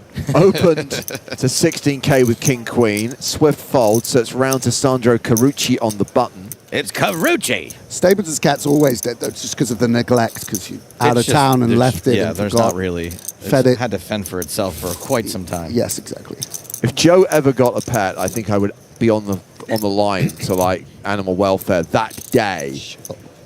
A bit like Minority. I'm not that lonely. A bit like Minority Report in the sense that I can predict something bad's going to happen here, so please intervene now. I try. I sort of try and win this ticket. This is my exit hand. Jack 9 suited in the small blind. This is how I bust this. Really? Just the 30 bigs all in. Got caught, surprisingly got called by a better hand. Supposedly. Yeah, unfortunately. Oh, unfortunately. Yeah. Same last year as well. Played one satellite, one ticket. Was that a 3-bet jam with Jack 9? It was indeed. It's just the only bit of poker I'm good at. Satellites I'm good at. And you told me I was punting for 20 bigs with King Queen. He punts 30 with Jack 9. Was it small blind versus versus late raise? Yeah, that's the button. Was that what you did, James? No, your guy was under the gun, wasn't he? No, mid position. Yeah, so I like been on a Ooh, weird and run. so this is a misclick 3-bet. I do believe that Nicholas thought it folded around to him. Oh dear. And now Belly has a decision. We're way ahead of a small blind opening range. On the other hand, we have a hand that, flips in a row last night to stay yeah, on it. just decides to call. And is rewarded with 2 pair. Yeah. And Nicholas, it's very weird. Range is very weird. It's actually Nicholas who is uncapped here, Against someone who's naturally but with lucky. no club out there. Still trying to figure out Will if you're being honest. check it over to his opponent. I haven't told a lie yet. I've given the same speech Bruce gave. Steve's like, When, I mean, genuinely the Gestapo could learn something from him. He's relentless. Still checking in on this guy, whether he's playing honestly or not. And Belly, I I haven't think, won any flips today. We've just been. you know, we hitting can it get out. value here. Imagine the King Jacks, King Tens, Queen Tens. Like, I haven't been all I think we have to bet our hand, and if we get raised, we then proceed from there. I need to see some showdowns first, though. Misclick. Yeah. Oh dear, a little bit of frustration there from Albert, who's now playing. How can he see anything over that coat? Just shy of 60 big blinds. Blinds will be up in 20 minutes, by the way. And it's unlikely we'll hit the bubble before the end of this level, right? We're at 6-8-7. I know it's going quickly, Sam, but it's going to start to slow down very soon. I mean, I just have played, I remember I played in Maryland, as you're supposed to pronounce it. Not Maryland, by the way, Joe. Maryland. In case you were tempted to say Maryland and sound like an idiot. I would never say that, but Maryland. And, you know, the bubble, people just got it in. Like, there was no messing You're around. talking about it in America. In America. And I do believe the Irish Open has a little bit of that vibe. You know, this is, people came to play. This will proceed quicker than an EPT bubble. Also, some people like, you know. I think it'll go pretty quick here, too. Yeah. But, okay, well, we've got Belly opening here with King 4 of clubs. Oh, he's come to play, by the way. Nothing. I haven't seen Katie Swift get a hand since I've been commentating. It's just, again, this will be happening on every table, obviously, and this is why it does go a bit slower. People just manage the clock. You know, it's just a sort of, I feel like this doesn't do actually much. It's more like, because you can't play many hands, you don't have control over much, waiting 10 seconds feels like I'm doing Taking some something. control, sure. I'm doing something for my tournament life. Yeah. And, you know, it's a kind of understandable habit that pros and amateurs fall into. Done it myself. 20 minutes left. You don't think if you think about it hard enough, you can come up with some sort of secret trick play to make, You can sort of have to. even with a bad hand? Yeah. Just let me just think this through for a second. Maybe there is something I could do with Jack 7 off from mid position. Just hold on a second. Wait, no, not this time. Yeah, and Corley unsure how to play the ace-8. Is this a spot we want to play flats? Decides that it is. And Steve O'Dwyer in the big blind folds, so we go heads up to the flop. Ace-8 versus King 4. Yeah, this is a nice outcome for Corley. Yeah, Steve folding. And that is a nice board for Corley. Top pair. I was just about to say, any hand that I'm in where Steve hasn't acted yet and he folds, I'm just going to be like, ah. Yeah, and they got to recognize the strength of Corley's range. On the other hand, King 4 is basically just complete dust on this board. And folding out Queen Jack, or let's just imagine King 10 or something of that nature, is a huge win. So might be tempted to stab for that reason. Have a pop, mate. There are some Broadway that we can get to fold. Well, this is not going to elicit a fold. Yeah. And Corley that backdoor flush looking nice as well. Obviously can't go anywhere. To be honest, I think when we're covered, we'd love it to have just gone check, check and been told that, you know, we're only playing this hand for 2 streets. But we'll begin with a call. Taking the turn. 3 or 5 would be interesting, I think. That might inspire some action from Bailly. But instead, it's a 6, and Belly is now drawing dead. Yes, and so as Bailly, we just have the choice now. I think actually having clubs is good, but do we want to blast? I don't see people blast off in this spot very often, but we have the choice. Do we want to just go bet all in and put this guy really to the test, see if he can make a good call with ace-10? Or do we want to wave the white flag? Do you think that Corley could have a hand as strong as ace-jack, by the way? Oh, let's go. Jeez. Let's go, Belly. Let's go. So now This is some bubble cruelty right yeah, here. we attack a hand like pocket 5s. Yeah. We attack a hand like king, queen of hearts, king, jack of hearts that might have taken one off. I don't think 7-8 is in the range, but that would be under pressure. 45K, we see how it sets up stacks nicely.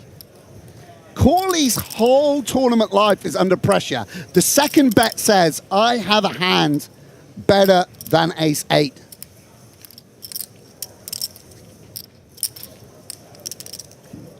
I think if we're Corley, we have to call turn. We have to make him put it in on the river. We have 7s as well.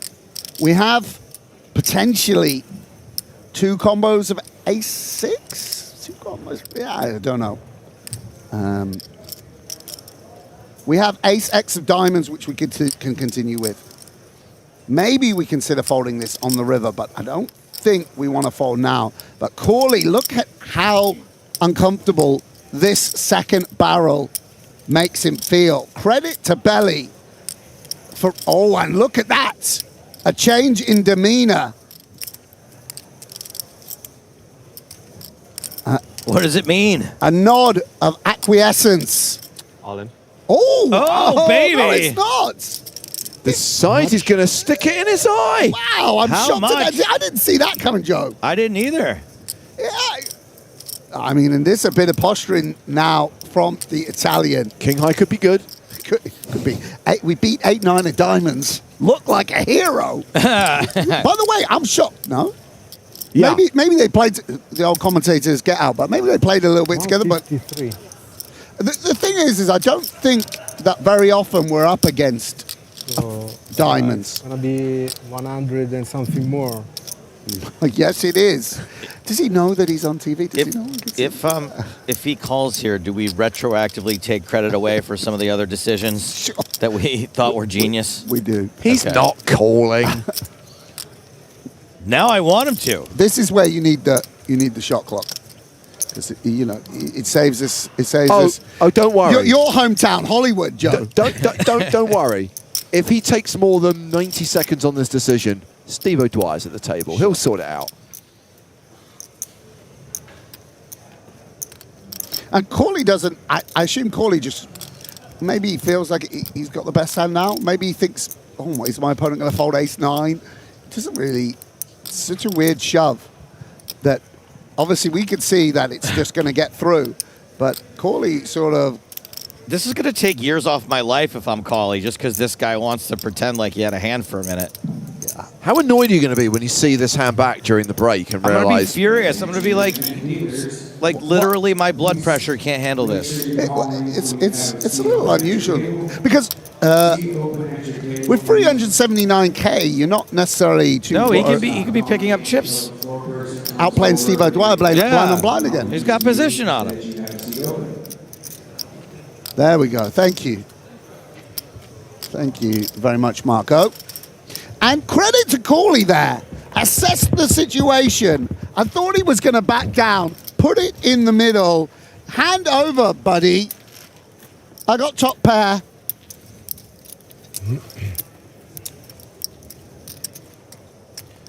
Well, let's just step away from the feature table for a second and check on some of the faces in the field. Finton Hand brought a decent stack into day 2, still going strong, and his table will be the next feature table on the other side of the break. Cool. Griffin Benger hanging on with a short stack. Can he make it into the money? Still? Vanessa Cade seems to have a decent number of chips right now. Spencer Owen getting coaching from Rory Jennings. No. He wants to cash. The blind leading to the blinds. Rory Jennings knows how to find a camera. He sure does. He'd probably call the camera. Oh, here we go. Here's someone that can win an Irish Open title, I do believe.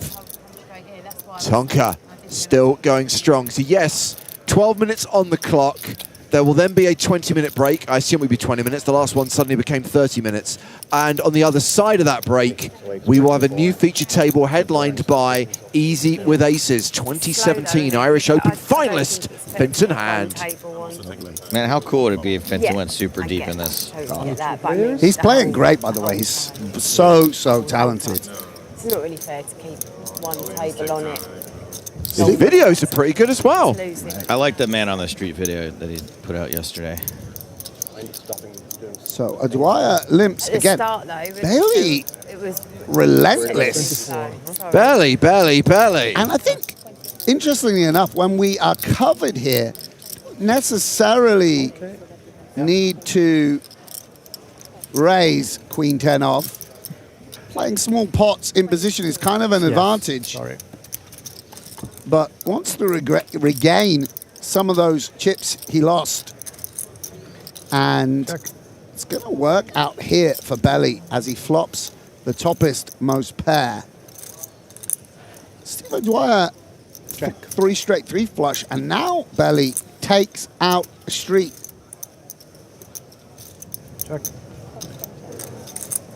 The way that Steve's checking it, I think he's done with the hand. Oh. And there is the outdraw on the river.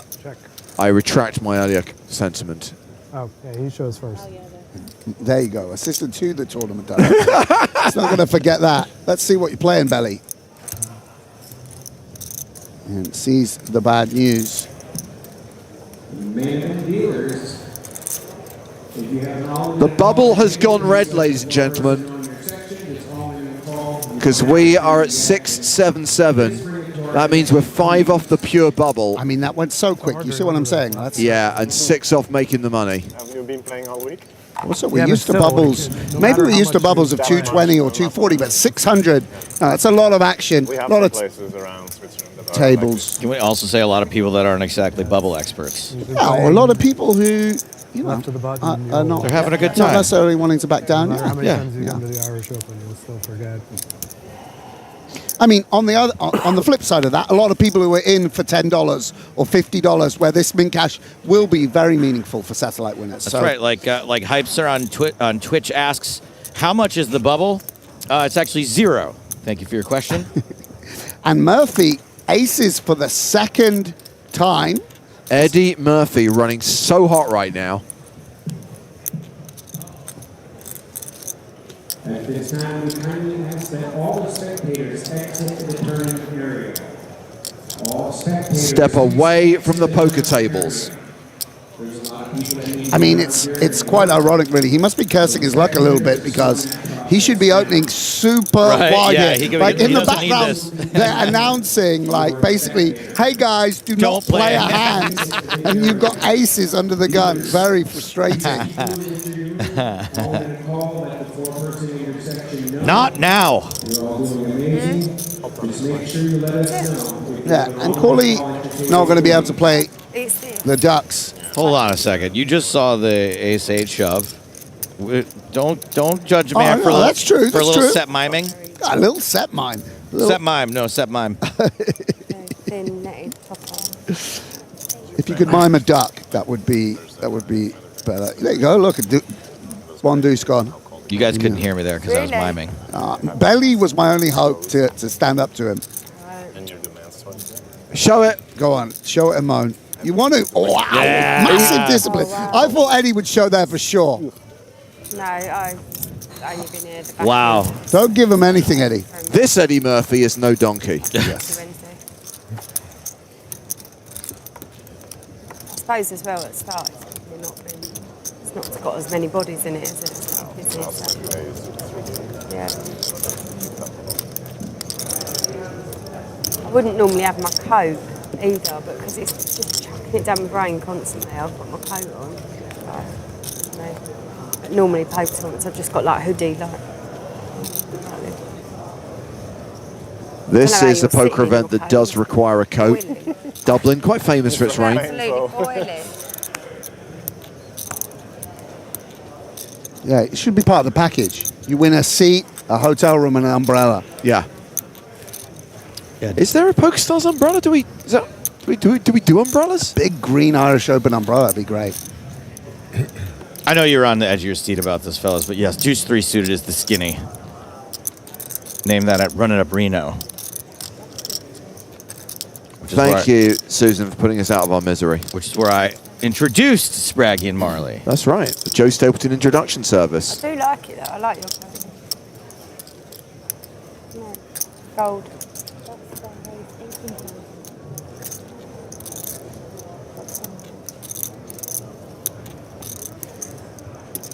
Steve, this isn't an error. He's only looked at one. He saw 4. What a dummy. You think with all Vegas experience. And this is, look at this. This is a know your customer. I don't think I'm folding it, but I want to know. Oh, no. If it's 4s. 100? Exactly. I guess with ace 4, we have a little think. 100 exactly? Doesn't matter what you do for me. Yeah, I mean... Holding end call. Wow. Steve O'Dwyer calls the shove from Govert Matal. Are we flipping? 4 clubs. Yeah, and very interesting. Govert recognizing that Steve probably opening a little bit looser here than most players. Steve with the pair. And I've got to say, as much as I love Steve O'Dwyer, at this moment in the tournament, I've got to root for Govert. Oh. See him stick around. Well, let's see if the sailboats hold. Jack high flop gives Matal the advantage. And we saw that Jack folded too. And we saw a 4 folded, so Steve O'Dwyer only has 1 out. Only 1 card Matal has to fade, and only 1 more street to fade it on. Let's see a big card for the Dutchman.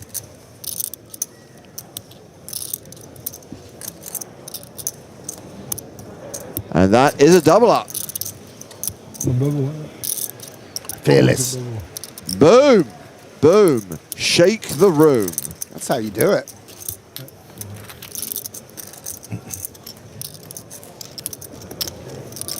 Four minutes left on the level, and still at 677 players, according to the tournament clock.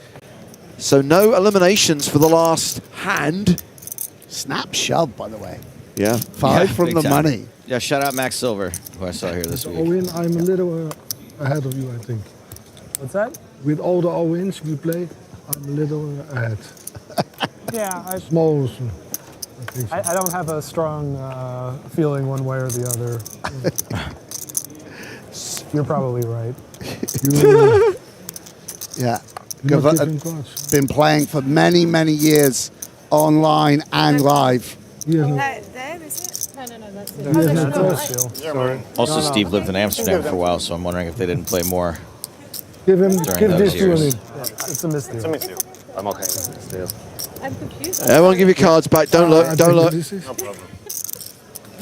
I didn't even... Damn it, I had aces. Yeah, I didn't even see. Sorry about that. I don't know whether it's true, but You they, cannot lose hand. I think I heard someone say, I don't want to slander Mike McDonald, but We've only got 3 on the minutes. bubbles he used to like box the cards sometimes, or like flip cards and induce misdeals in order to as a stalling strategy. I never heard that or noticed it. Deal and good time. Okay. Yeah, but they wouldn't have been your cards. Yeah, you have to give me ace. And now in... I can't believe that's the first time that fella ever would have heard that they wouldn't have been his cards. Yeah. Cheers. Lightning bolt. Wow. What do you mean? Wait a minute. And look at this. It's ticking down, ladies and gentlemen. We are 3 off the money. We 2 are. off the money. 3 off the money. 6-7-1 is the money. 6-7-2 is the bubble. So, yeah, 2 away from going hand for hand. 3 away from being guaranteed at least 1,600 euros. As Steve O'Dwyer opens the action again, raising from the hijack with Queen 8. Perfectly timed. Maybe they rigged that all in so that we would go on the break with a true cliffhanger. Like the end of a series of Lost or something. Come back. We're not going to allow you to see the bubble before. Make sure that our viewers hang around for the 20 minutes. There we go, Steve O'Dwyer. Thought I won't tank. Big blind next. You need to, yeah, I want to be nice. 6-7-3. I've been in this, so it's nice to. 1 off. I take back what I said about stalling for 17 seconds. Like you get about 8 people bust if you just. That's what I mean. Based on one misdeal, we lost 3 people. So everybody, put your hand out. Yeah, but goes like that sometimes. It's more than poker, isn't it? At least my friends can't make fun of me for playing something wrong. Eddie Murphy, table chip leader with more than a milli. Sandro Carucci, the short stack. That translates to 14 big blinds right now, but the blinds will be up in just under 90 seconds. What about King Jack off? No. For sure, fold. Easy. Yeah. I mean, I think.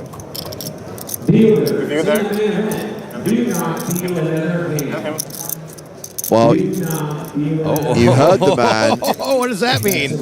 I think they're trying to verify the numbers. Doing a head count. We're going to go around the room. 1. Everyone say 2. When I point at you, say your number. Read it out. Katie Swift. It's Katie Swift here. Can Katie Swift put her hand here? Steve O'Dwyer, 2. Here's up. Present. Is it on pure bubble? We'll definitely play one. I think it's 6-7-3, 6-7-1 is what we're paying. Because they changed that one to the And a reminder of what they are playing for in this year's Irish Open main event. The min cash, we've discussed it, it's a little bit on the small side, 1,600 euros. However, the money gets big once you make the final table with some sizable jumps. No jump bigger than that gap from second to first. 316k for the runner-up, 600,000 euros to the winner of this year's Irish Open.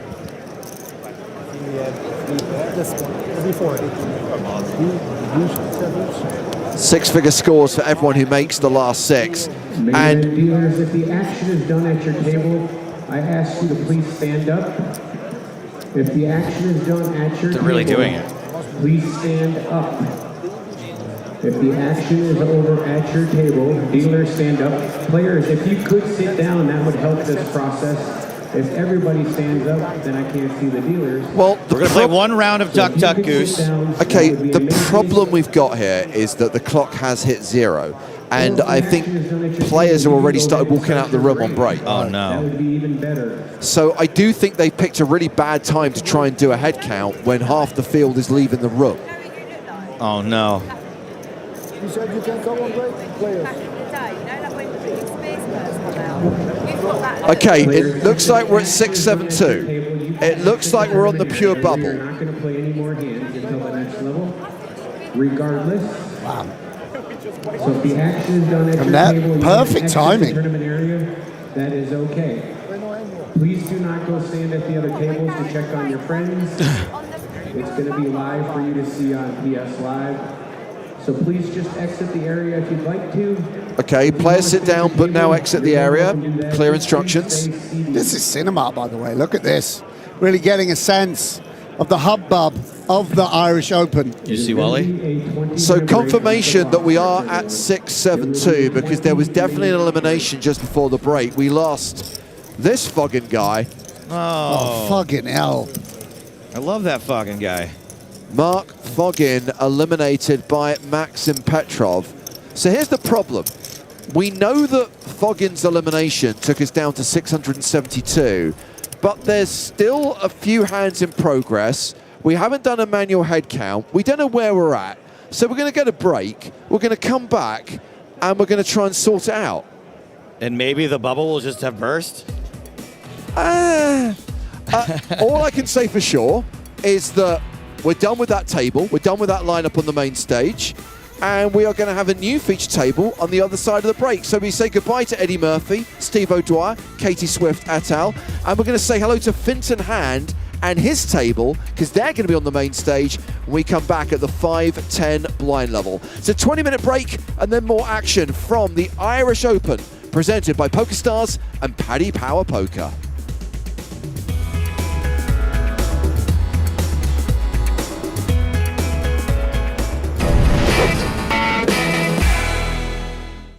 And the blinds are up as seven-handed action gets underway. 2,000, 4,000.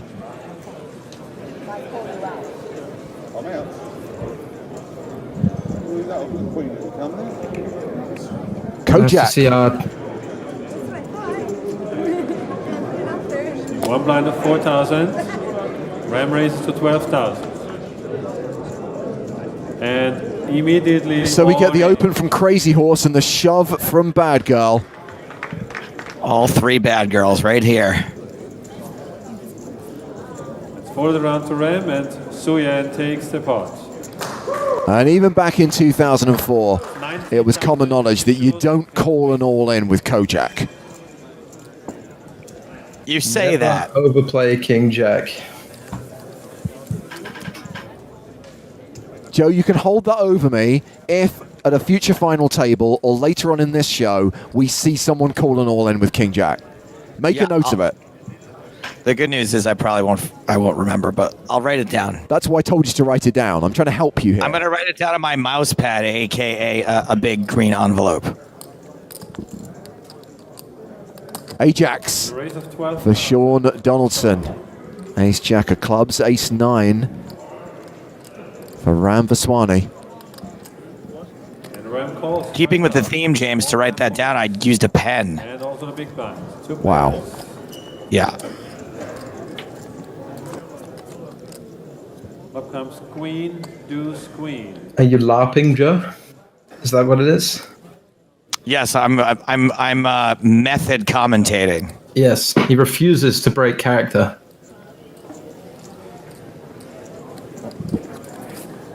And Ram passes, and the money goes to Sean.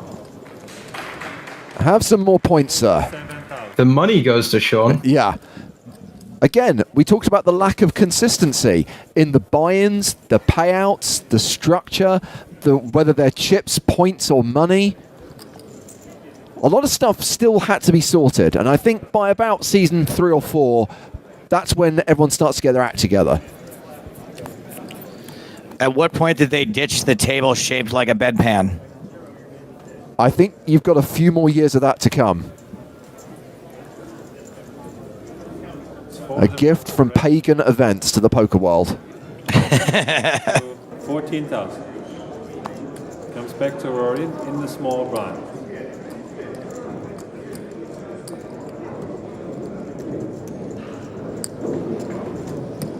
And Rory calls 14,000.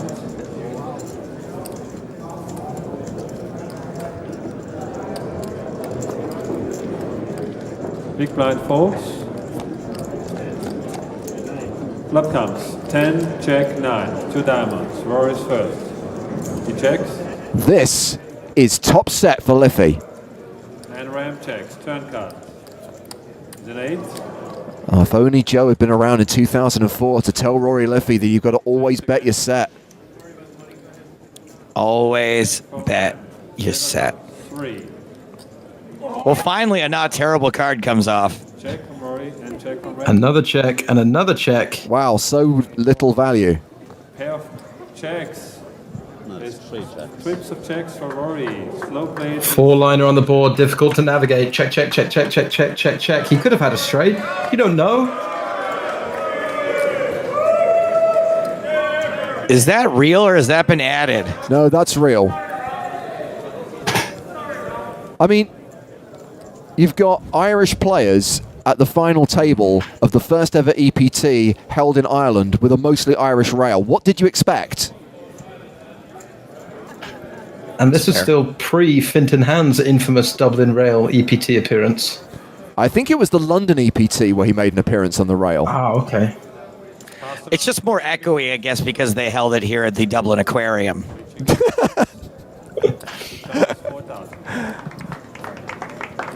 Race puts in 14,000. I am in favour of having an aquarium-like arena for a poker event, a bit like the Aquadome in Rocket League. I think it'd be quite cool to play poker while sharks and stingray go past. I think, isn't there... That sounds like a job for PokerStars VR. All in.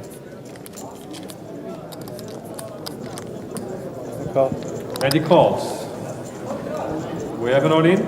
Undersea base, yes. Classic race, ladies and gentlemen. Ace-King against Jacks. Ace-King. We see a flop. And Julian is the player at risk with the Jacks. Flop is 8-8-4. Checks on front. So far, so good. Now a 3-1 favourite. Here's an ace. Oh, ace on the turn. Has 2 outs here. He needs. And Julian is going to need a jack on the river. Last card, king. Instead, it's a king. So keep a nice hand for Julian. And Jamie Drummond eliminates Julian Thu, who cashes out in 7th place for €6,200. We will be seeing him again. And that's the weird thing. Nowadays, you get a final table right, and confirmation, by the way, that in this case, 2 pairs, jacks and eights, although being a 3-star hand, are not as good as aces, kings and eights, which is also a 3-star hand, but because it's 3 pair, is slightly better. Bye, Julian. See you soon. Yeah, I was just saying that what is strange about the early years of the EPT is you are going to see a lot of the same players again and again making these final tables. The fields were smaller. European Poker Tour. The Marion Casino. No Limit Texas Hold'em Tournament. And yes, they are playing No Limit Texas Hold'em. Thank you, Thomas.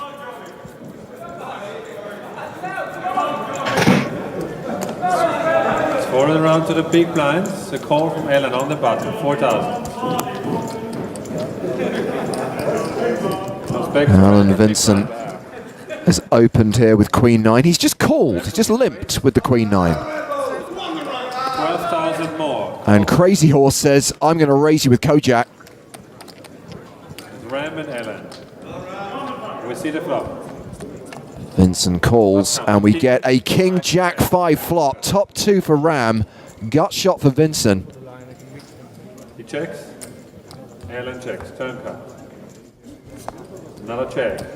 Oh, hello. 7-star hand alert. He checks. Swani playing for the big trap. His hand is a lock on the turn. Alan Vincent making the bluff with a straight draw. And Ram announces all in. Have some of them apples.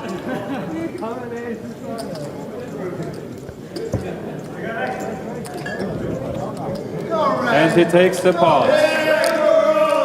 And he shows king check in a full house. He weren't a good flop. The dealer button looks like a giant mint. It looks like a potato.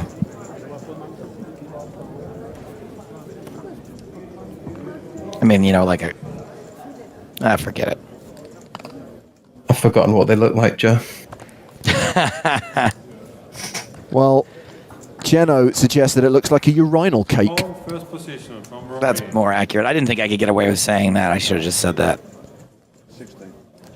Ellen makes it 16,000 to play. Rory Liffey limp with the 5s. Alan Vincent aggressively raises with the 6s, makes it 16,000. Suyen is already in for 4,000. And Bad Girl is going to call. What is it with people calling with Queen 8 in 2004? Suited. Oh, yeah.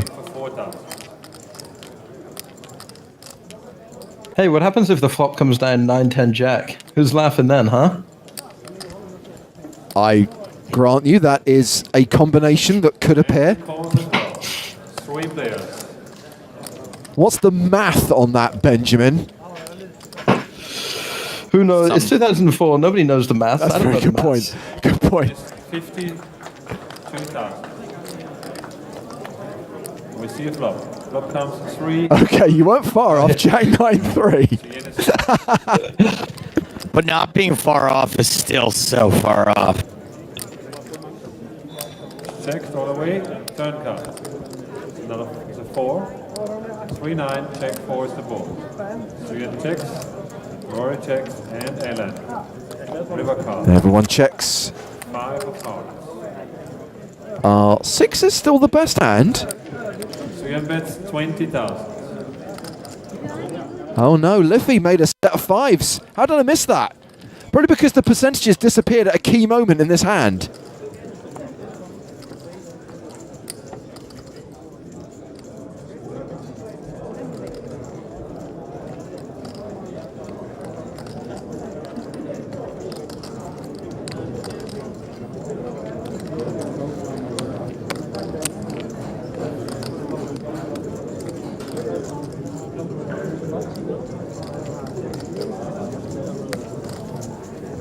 Rory puts in a race.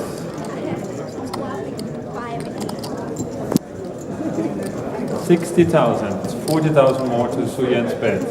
So Bad Girl bet 20,000 on the river. Rory Liffey makes it 60,000. Suyen folds and Rory takes it back.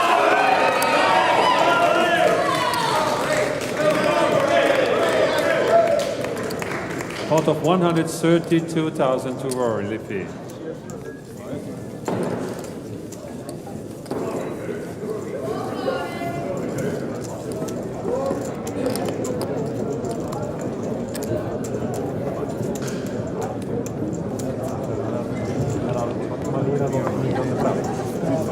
First to act is Suyen. She announces all in.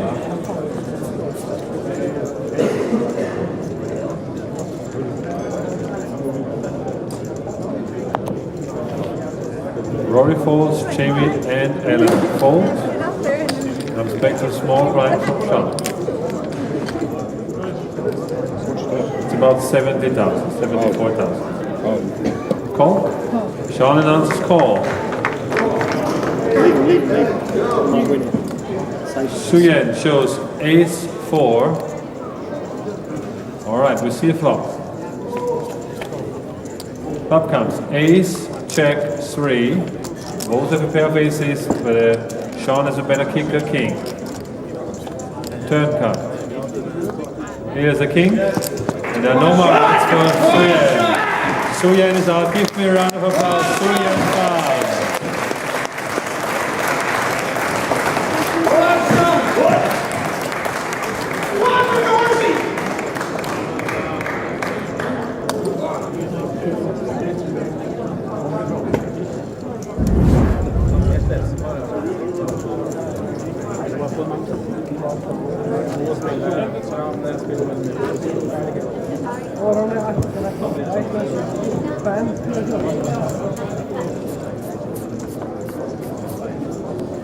And then raises to 15,000.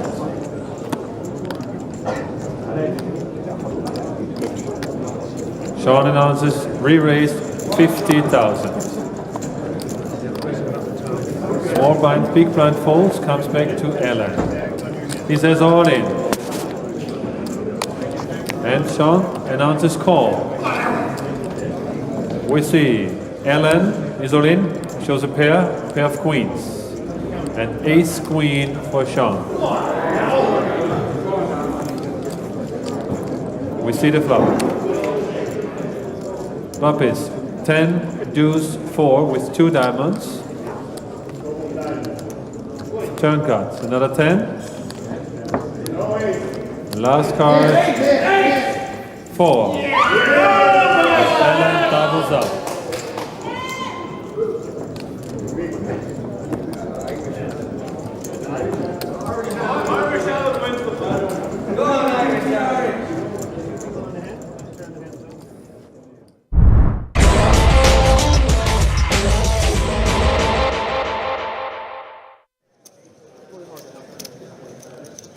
And we come back to the feature table where Russ has aces under the gun and has raised to 8,500.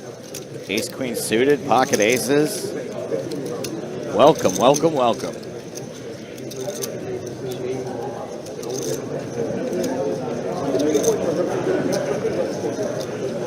Oh boy. Goodbye, Andy. This is a pretty nasty cooler. There's nothing you can do.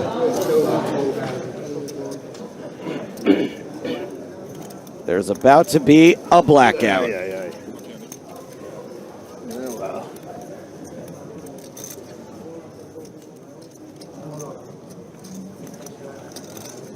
Well, he is an expert at running deep in this field. If he's going to run deep this year, we're going to have to see just how good he is at winning all-ins. He's already got the 2%. 7% equity pre-flop. That's incredibly sad. He's going to need to put the backpack on the rest of the way, the glasses, hat, gloves. Take the mic off. The mic off. Allow him to get the car started, yeah. Yeah, Finton telling him to take the mic off. Another good one on the feature. Get as far from the table as you can. You can stand up as well to like. Maybe check out of your hotel room. I don't know. There's a 10. We have a 10. You have a turn. What does he have? He's got 19 outs on the turn to be alive on the river. Queen of spades. Queen of spades is the best of cards. That's not very reasonable. I'd say Jack or King. Andy Black drawing dead on the turn. Now he can walk away. I'll give 100, yeah? Okay. Surprised nobody mentioned that he was a bad lookalike for Paul Giamatti. There's half a chance now.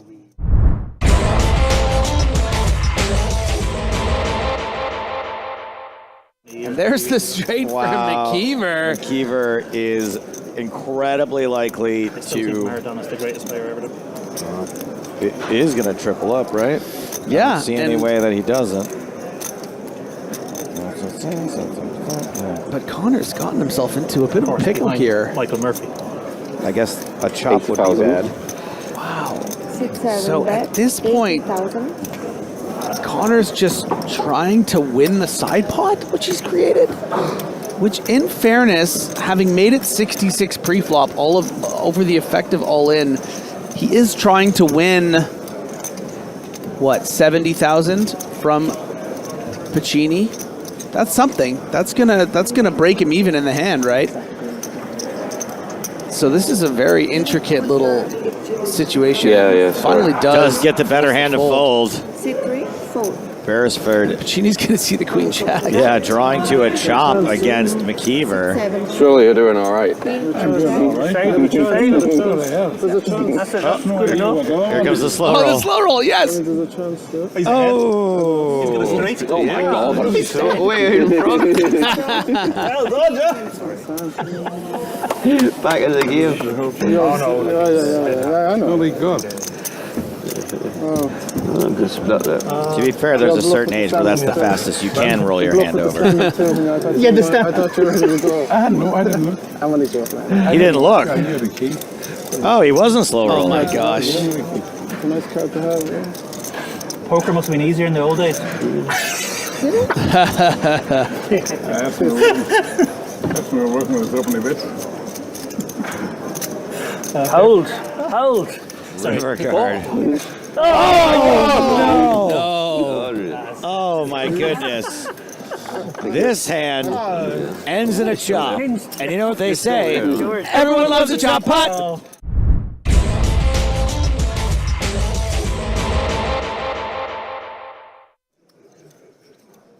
Oh. We might see a big old flip. Just in time. A big old flip. It's going to be nearly 300,000. Lappin's got to shove the eights here. Connor Beresford raising so many hands wide here. Only 2 players behind. David Lappin folds here. He's making a big mistake, I understand. Connor happens to be big here with the ace-king, but yeah, here it is. Jiggity jam from Lappin. And this is a massive, massive spot for David Lappin on his quest to 1 million in cashes, about 150K short. Needs a good score here. Puccini going to be folding one of Connor's ace outs. Connor makes the call. Big slick, Sonny. Big slick, Sonny. Show me. Show me what you got. We are flipping like Slancha versus Koharica. One of these two things has a slight mathematical advantage. You were hopeful. I felt pretty good about it at the time. Oh, we're putting the lucky chip in. You can make this. Does he get a free book if he knocks you out? Get invited to the podcast. I want that rock on the table. That rock's very unlucky. Unlucky rock has been deployed. Ayah. Drama. Oh, good game. Beresford. Drama. Good game. He's calling it now. The exact right number of outs, apparently, for Ace King. Put a little baby diamond. Yeah, that would be really sick. Eight's ahead still. Baby diamond. 2 of diamonds. No, Turn that's card bad. is a baby diamond. Beresford maybe with too many outs now. Yeah, Beresford's like, oh, no, I have too many outs. 17 outs. See if I can say them all really quickly. Ace of spades, king of spades, 10 of spades, ace of hearts, king of hearts, 10 of hearts, jack of diamonds, 10 of diamonds. Some people have. We'll get there. 17 outs for Connor Beresford.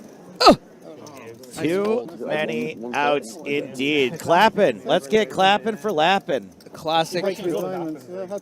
Classic too many outs. I heard the syndrome. viewing numbers have dropped massively since we came up here. Never easy, is it?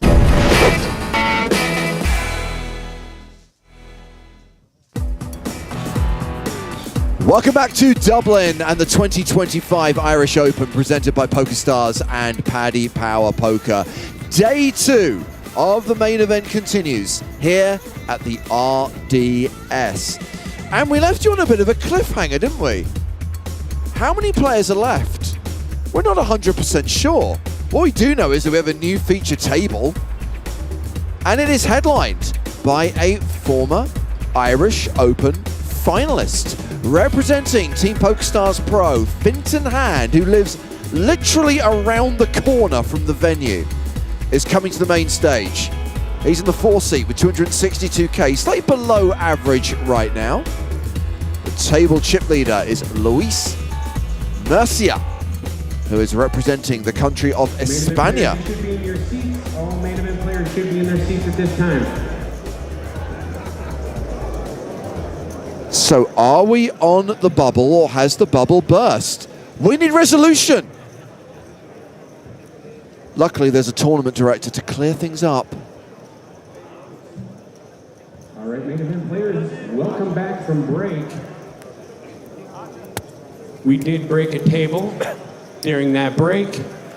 All the way down? Yeah, pull it up the bottom. We did break a table during that break. Also, during that last hand, we did lose one person, so congratulations, you're all in the money.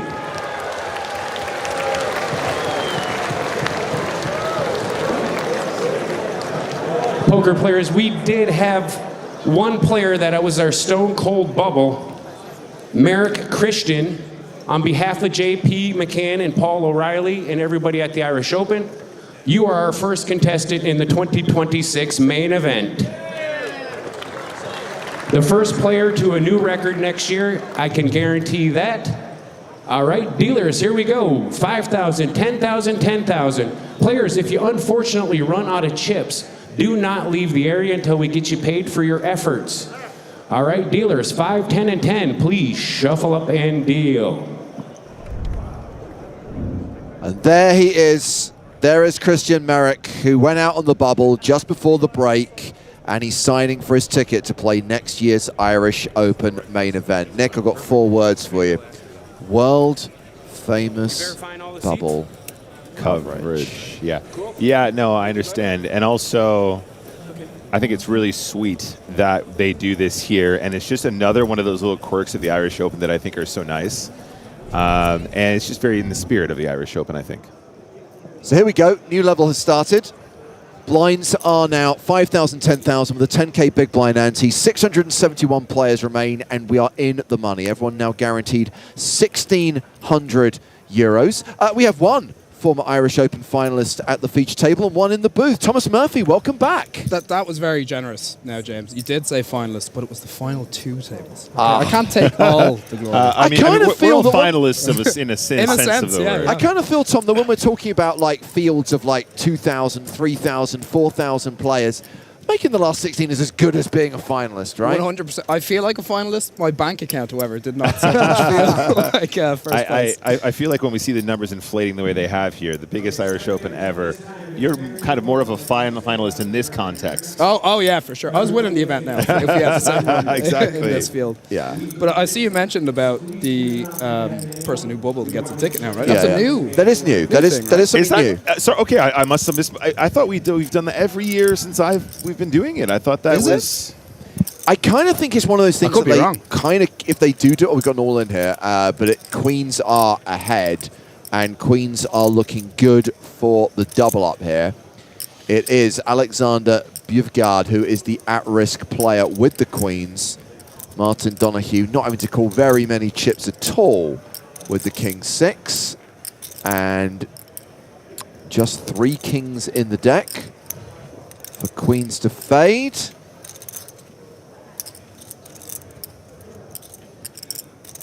The river is a king! The 3 outer hits, and that is an elimination. I was about to say, this is a nice hand to wake up with 4 big blinds, but... not anymore. Not anymore. No, actually, sick, cold deck. So I do feel that these consolation prizes for the bubble, these bubble saver prizes, if you are going to do it, I don't think you should necessarily scream from the hilltops about it, because it just creates a false bubble. I completely agree with that. I think it should be a funny added bonus, but it should not be a feature. Otherwise, it creates a weird dynamic with the poker. Because the reality is, the Irish Open entry is €1,150.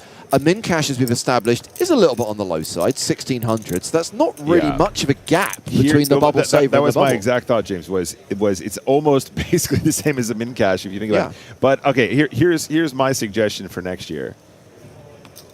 2 seats. No, randomize 5th from the bubble, 4th from the bubble, 3rd from the bubble, 2nd from the bubble, 1st from the bubble, and one of those players gets a ticket. Oh, okay. I'm sure they'll take it on board. I'm sure they do. They always take my advice. James. I think there's like a suggestion box somewhere in the corner. You throw all the stuff in there. So yeah, I mean, look, goes straight in the fire. It's going to be a conversation point for the next 3 days. It can't help but be a conversation point because it's what they're playing for. Payout structures. There is no such thing as a one-size-fits-all approach. Poker players are always going to have differing opinions. There is a kind of general standard, though, or general rules that most live events are following these days. Like 50% reserved for the heads up. You can't chop the 50%. Let's not revisit that. What I was going to say is that generally speaking, especially in an event like this, which is encouraging 2 entries per flight, where most players are in for more than 1 bullet, 1,600 is a bit low for the min cash. I'd agree with that. And then at the other end of the spectrum, that gap between 1st and 2nd. I mean, for 1st to be pretty much double 2nd feels like very much a kind of bygone era of it's significant, and it's definitely going to encourage when people get 3-4-handed a lot more talks of deals, etc. I like to be the guy who says, "Oh, I battle it out. I won outright." But I mean, if I was in this situation, I am taking a deal, baby. The dynamics are so funny. Like when you're playing your local tournament with 50 runners or whatever, the absolute mar of not doing a bubble deal. They can put you under so much pressure. You're like, "Come on, guys, what are we playing for?" Yeah. I'd just like to note, right, Fintan Hand had on a story, he said, "My green jacket is better than Rory Jennings." Okay, what colour is Fintan's jacket? You talking about the Riddler jacket that he wears? Yeah, the Riddler-esque jacket, yeah. I mean, I guess it qualifies. Okay, we see a shove here. Spun, yeah. Oh, we don't even see. No. Might be one of the first times in history since you asked the Villa. Okay, what color is that jacket? I mean, I'm seeing it now. I guess in the light. When I seen it in person, I thought it was black. It looks black. Yeah, it does look. I'm colorblind, so don't ask I like me. it though. It's kind of a smoking jacket vibe. It's very kind of Hugh Hefner-esque. I feel like he needs like a cigar maybe. He needs some Playboy bunnies, and then it'll be all set. So you were playing earlier on, Tom, right? You were in the JP Masters? I was in the mini-main. I'm out the of the mini-main. mini-main. Right. along with many others, there can only be, as I say, there can only be one winner. There can only be one. There's a lot of bad beat Highlander. stories. There can only be one winner. I'm just always impressed when someone busts a tournament and comes back here because there's always something else to play. There's like never a day where it's like, oh, I'm out of that and I have to wait until tomorrow because it's like this tournament's starting at 4. This starts at 6. Oh, I could also late reg this. Yeah. And it's like it is a packed schedule. The schedule this year is absolutely insane. And I mean, I'm not at the stage where I'm playing 3Ks and 5Ks, etc. But I mean, for those guys who are, it's equal value for them, right? Yeah, and if you get bored of that, cash 24 hours a day for 3 weeks sounds like my kind There's of a spin and go section, There's Nick. a spin and go There's section. a spin and go section. There is. You know, I'm actually embarrassed. I haven't played. But James, speaking of suggestions that I made that were really excellent that were ignored, they're still doing timed clocks in the spin and goes. Do it per hand. It's unbelievable. It's unbelievable. And actually, we had a conversation about that, and they disregarded it completely. So actually, I might revolt and not play at all. Meanwhile, Alexander, we just saw eliminated with the Queens, is actually watching on the PokerStars Twitch channel right now, saying, yeah, I got to play one hand on stream. I qualified online, so nice profit. Good job, sir. Nice one, buddy. That's great, dude. It's honestly it's the small victories consistently that make you money in poker. All the big blind. Absolutely. Get an edge whatever way you can. Takes me back. The old, I'm going to deposit $10 and spin this up to like 500, and that was like an epic bankroll challenge. Oh, 100%. And what's great about it's like rock climbing. It's a little victory with yourself. You know, you don't have to compete with other people necessarily. You rock climb, Nick? Huh? You rock climb? I do rock climb. Oh, okay. Or at least I did.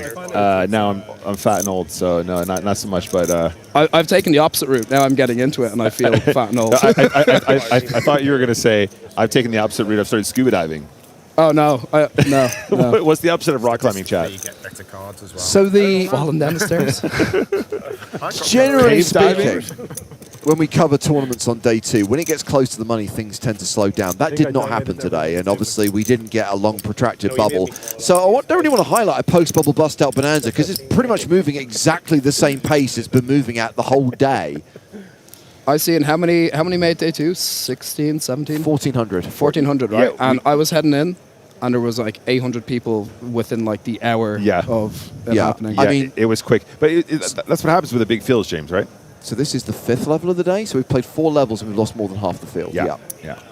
Yes, it is, of course. And as KJ was highlighting earlier on, I mean, you should have seen when you saw the chip counts, a lot of people bagged crumbs. Like through pennies. day 2. Well, but we've spoken about this so many times before, James. There's a mental game issue there, right? Because when you break up the days, you go, I just want to make day 2. I just want to make day. You should just be punting it off last level if you can to try and get the chips through. But it does feel good to make day 2, right? It does, yeah. Psychologically, it feels very good. You feel like you've accomplished something, right? It's a victory. You spent all day grinding. Tournament poker is slow and long. This one's sort of interesting, right? Phil Brown raised up King Queen suited off, if the graphics are correct, right? 91k, which looks super strong, right? I mean, he has a hand that wants to go in, and now this guy Donahue is thinking, do I call here? Do I jam here? But Phil Brown, a good friend and an avid golfer, I have to highlight that now. Okay. I'll be dead to him forever. He's an avid golfer. Is he any good though? He's a lot better than me. He's a lot better than me for sure. Lisa Roberts was one of the entrants in this year's Ladies' Championship. She is going to fold the big blind, so that virtual all-in, as I like to call it, from Phil Brown gets through.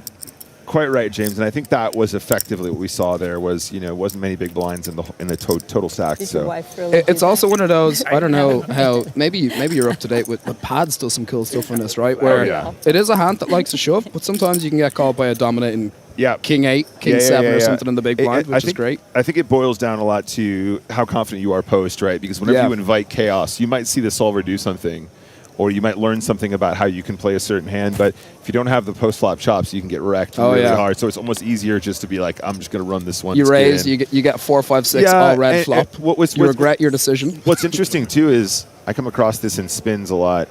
There are certain strategies that you can completely disregard in terms of like there's not that much of an EV difference between having a split strategy. Exactly, yeah. However, there's not much EV facing a perfect opponent. However, playing against people who have never seen that strategy before, it could be ginormous. Could be huge, yeah, and I think that that could be an interesting line to take there. And this is interesting because we've seen Phil with less of a stack just raise, right? Yeah. And now Phil's gone all in.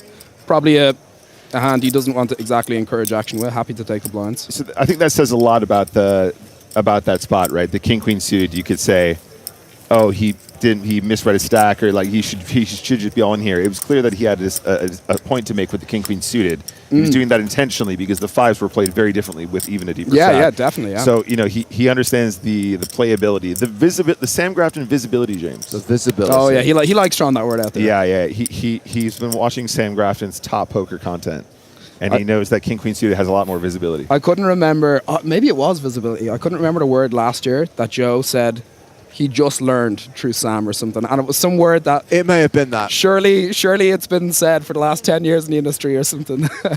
Joe's always learning. He's always learning. Exactly. That's good. I was doing a stream with Joe the other day, and they were on the final table, and I went, I think this might be one of those spots where you put in half a stack.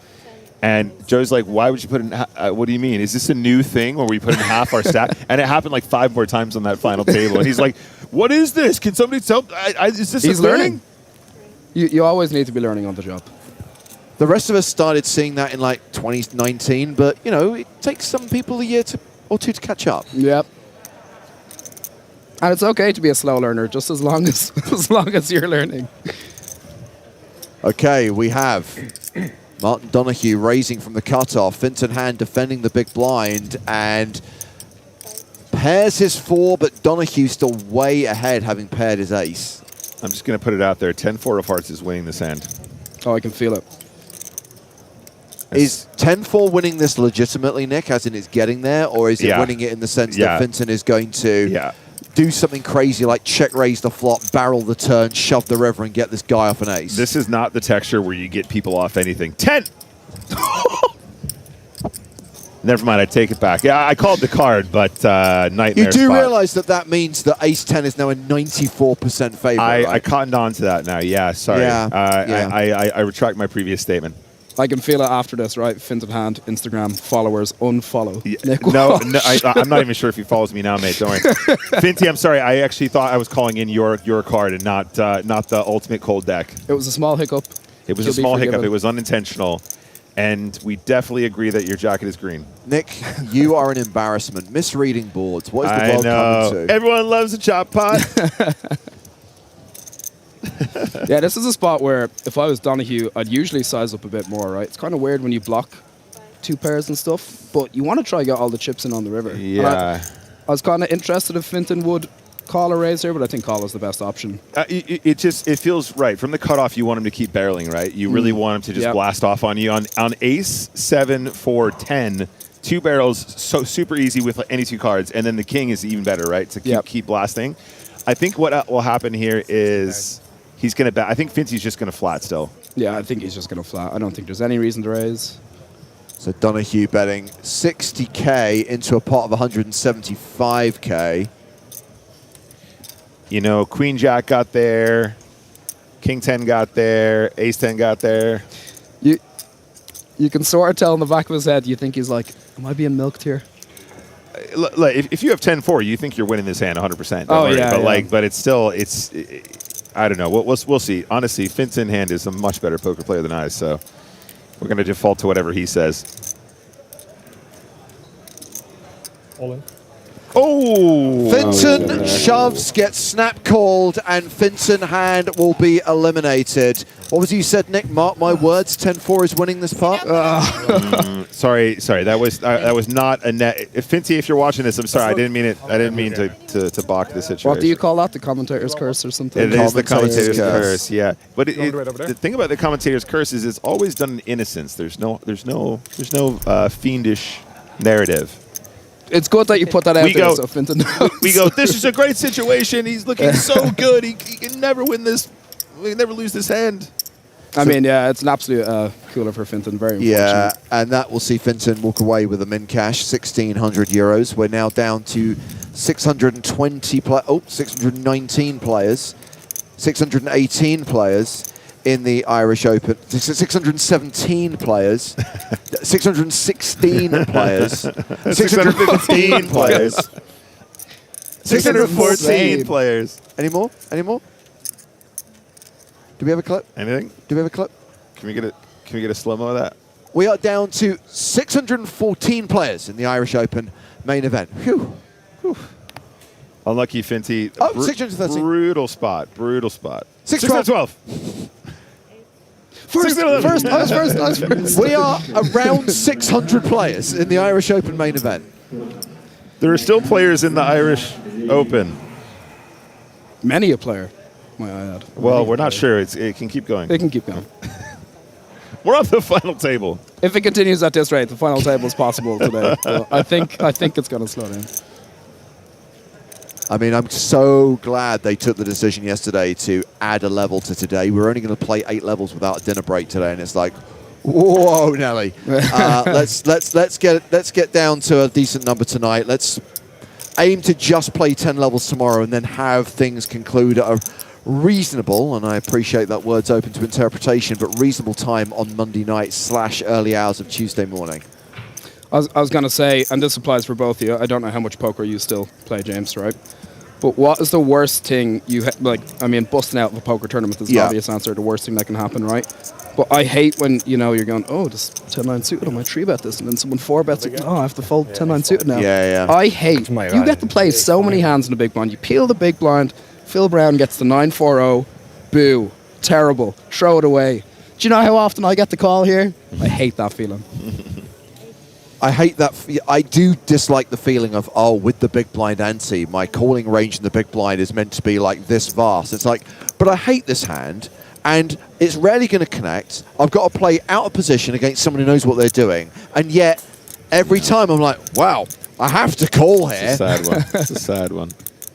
Computer says call. I mean, I was about to say what I've come to realize, but I've known this all along. I love playing poker. It makes me really happy. I can lose. That's fine. I'm okay with that. There's a meme, I can win. There's a meme going around at the moment. It's a TikTok video of the little kid with the golf club. Have you seen it? Yeah. Just substitute the word golf for poker. This kid's in tears, and it's like, do you like golf? No! Do you want to play more golf? Yes! But what I've come to realize, I knew this all along. Tournament poker makes me so sad. Oh, yeah. Oh, you know what makes me really happy? It's great. Losing money to my friends playing cash poker all day. I would rather lose money playing cash poker than min cash a tournament poker tournament. Just for clarity's sake, I don't think I took any of your money last night, Nick. I think most of the money you lost went to straight to Hayden. Hayden, Patrick. Yeah. Hayden's a great guy. Seems like someone who deserves it. He does. And if anything, I think what I'm going to do is a wrap-up video of my Irish Open at the end of the week, and I'm going to say, I feel like I've contributed back to the community, a community that's given me so much in my life. So we've had the Open from Donahue under the gun. We've seen the flat from Hakwan with 8s. And now Kowzerich in the big blind with 5s is all in. Oh, dear. This does feel like a pretty nice squeeze spot, but unfortunately it's not going to get past the ochos. I hate these spots, dude. You feel like you feel like you've got such a slam dunk squeeze jam, and then the guy in the middle just has like 8s or ace queen or something for no reason. And you're that's like, the worst part about having a flat, like someone calling between from an early position open. It could just be 9s, 10s. This is why 8s. poker should be played 3-handed at all times. I've always said that. I fully agree. I've always said that. I haven't tried out the spin and go thing. Yeah, you've never tried the spin and go thing. Well, the live one. I have tried spin and goes. Yeah, I think Donahue taking a few seconds to... Oh, wow. So it is going to be a race. The dominating hand gets out of there. So Kowzerich actually a favorite here to double up with 5s. Donahue looking to hit a king or a jack. Beards, sunglasses, hats. Very much the theme of the day. This guy looks like a poker professional, if I've ever seen one. Looks like he drives trucks for a living.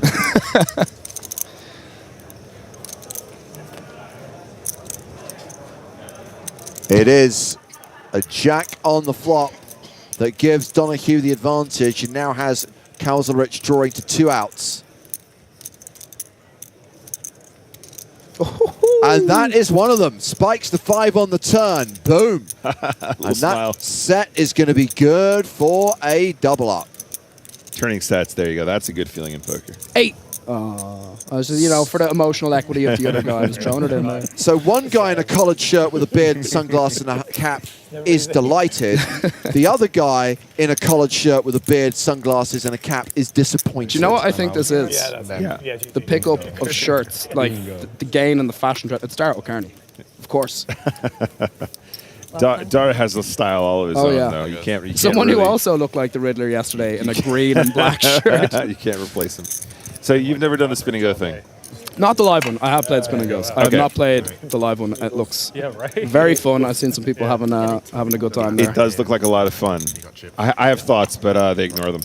We have got 2 new players coming to the table, filling the 2 empty seats. Elias Fish and Daniel Marsden. As we deal the next hand, down to 600 players. Elias playing 33 big blinds. We are at the 5-10 blind level for another 38 minutes. And then we have Daniel playing just 10 big blinds. He's in the danger zone. Danger zone. My stepdad wanted to call my little brother Marston. M-A-R-S-T-O-N. Yeah. Marston Walsh. Marston. It would have been Marston Maycock. Okay. I cannot imagine a more ridiculous name. What did he ultimately get called? Now he's called Dylan. Marston sounds far more exotic and full of character. Uh-oh. Yeah, Mercia raises the button with Ace King, Ace Queen for Donahue. He is still the table chip leader despite losing that flip just now. Yeah. And is going to play this aggressively, 3-betting from the big to 60K. We are pretty deep stacked here. Both players around 60 bigs effective. And so that will play a role in this. If we're shallower, it's probably just a bang, bang, go, go. I don't know, that's the first bug I've seen it. Hey, you leave it to the right? We are still at big blind 10K. Yes. Okay. Okay. Take a look. Yeah, sure. Yeah. Okay. Okay, thank you. 4-bet 2. This box though. 150,000. How did they pick? 12, 13, yeah. I'm going to say 180. Okay. 10 quid. I'm all in.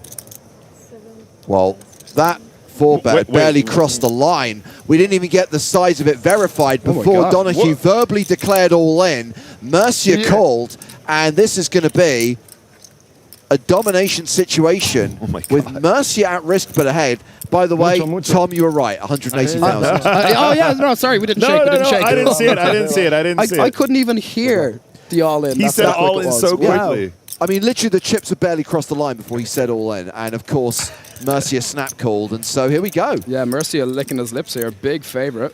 This is nearly a 1.3 million chip pot, by the way. This must be for the chip lead, surely.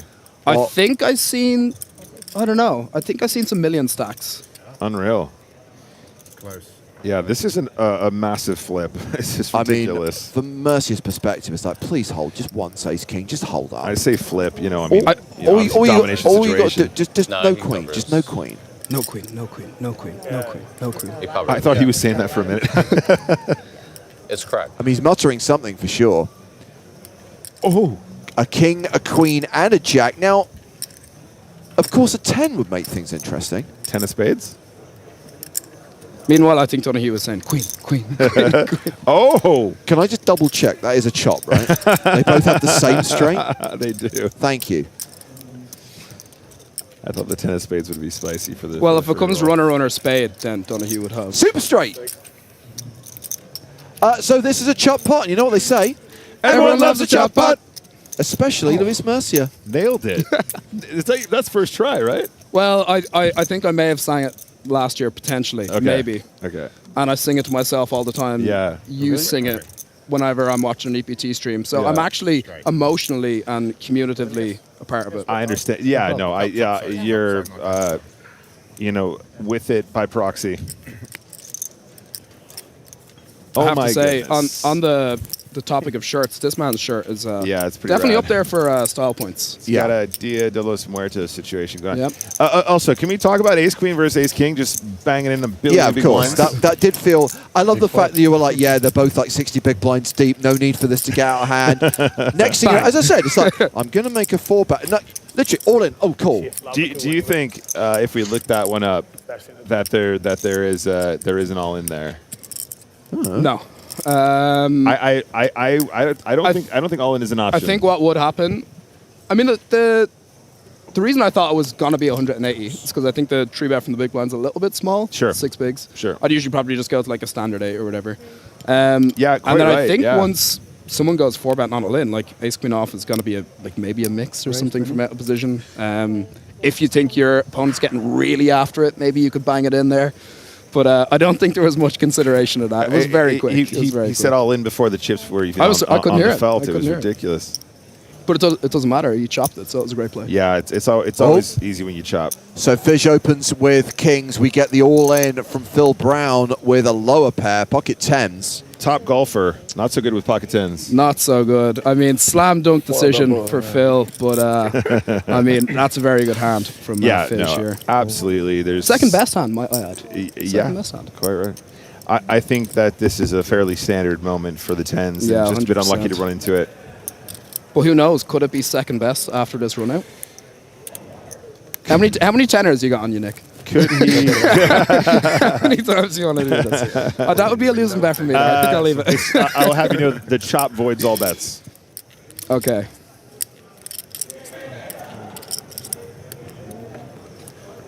Well, kings are holding, and a 10 was folded pre. Oh, don't say that. So Phil Brown is drawing to 1 out, which is the 10 of diamonds. And he's going to need to hit on the river. He's going to need to spike this 1 outer, or he will be KO'd.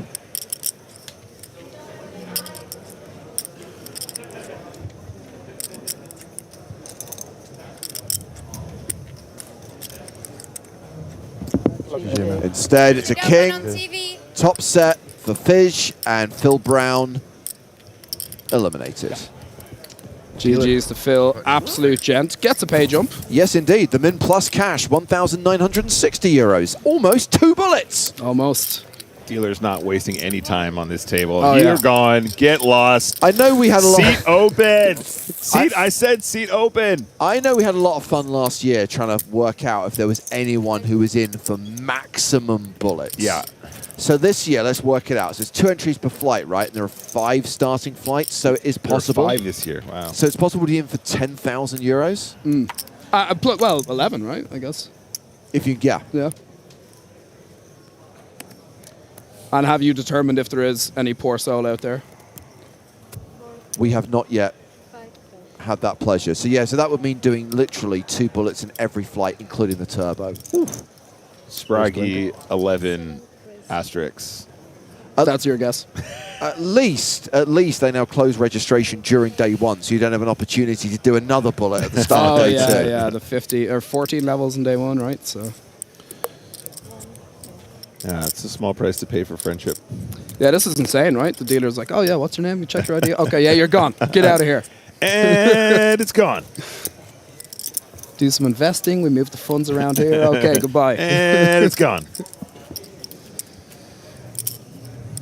Here's the composed I can guy. see the pain in this man's eyes after chopping that ace king ace queen. All I'm going to say is you'd rather that than the queen hit. Oh yeah, for sure. I think it's less that and more. I decided to play tournament poker for a living. Oh yeah, true. And I talk about that every day. if you find me somebody who's good at tournaments, and I'll show you. I mean, I'll show you a very sad person. Our spin and goes not effectively. Bro, it's only happiness and joy. It's so much fun. Hey, the best thing about whoa! I've watched you play spin well, you get screwed again and again and again. We're talking about 2 different games and then I open up my graph and I go, Oh, thank God. I'm still good at poker. This is... Wait, you do that? I don't get this. Listen. Spinning goes are about EV. We don't care about money in this game. It's not about money. I mean, you've maxed out every credit card. You're overdrawn on your bank account, but there's a graph telling you, I'm making perfect decisions. That's everything. It's the only thing that gets me through the day, James. You're saying this ironically. I'm unironically saying this. Mate, it doesn't pay the mortgage, though, does it? Don't have a mortgage, James. Tom can appreciate this. He knows what a cool customer I am. I never get tilted ever. I mean, I don't think I have ever seen Nick be tilted. To his credit, no. That doesn't make you better than us. Okay. No, for some reason, Spraggy has it in his head that like I'm the biggest whinger ever. I really don't whinge about poker. Oh wow, well. To be fair, neither does Sprag much. I mean, not being funny, the prize for biggest whinger in poker, there is a lot of competition. You're nowhere near the top of that list. You're not even on the list. No, I'm not. I'm not here. This is a great one from Zcat over on Twitch. I want Nick's mindset. If everyone had Nick's mindset, there would be no wars. Okay. I am the solution to world peace, people. Well, Kauslerich opening here with kings. This is the spin of a lifetime. I can feel this. He's on with the fives, hits the 5. The kings are going to get a double here. Meanwhile, Lisa Roberts is going to flat in the cutoff with ace-6 of clubs. Round to the blinds. Fish folds the small. Marsden in the big. Remember, he's the 10 big blind stack, and he's all in with ace-queen. What is with ace-queen today, man? Nightmares. So what's the correct play here for Kauslerich? Just call, hope to get Roberts to come along as well? I don't think he has enough to just call. Yeah, I think it looks very sus when you just call, right? It does. Just bang it in, and then, the cutoff can go, oh, 9s are probably still a good, we can still put it in here. But ultimately, it's not a good spot for the middle player there, so it's fair. You almost reek of aces or something, right? When you just call. Yeah. And there are certain actions in tournament poker that are just very sus. Like min-raising off an 8 big blind stack or min-raising off a 7 big blind stack. Or, Which, like I said earlier, when Phil raised the king-queen suit, it looks so strong, right? Yeah, and there's a distinction. Let's see the flop first. Jack 5. Kings looking pretty good.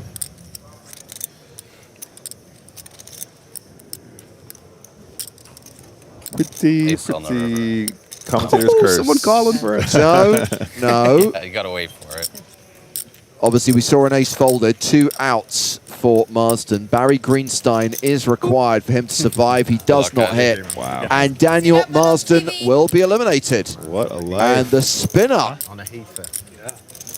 The spin-up continues. Patient. Yeah, you have. I was going to say there is a distinction as well. There are spots where you go, this would look really sus if people were paying attention. And then recognizing the moment where you can just do stuff with abandon and you don't care about it is also a skill in itself. Yeah. Somebody still needs to write a book about how to play bad poker against bad players. I still have yet to see anything like that. It's all GTO. I want to learn how to play really bad poker to exploit maximum bad players. That'd be great.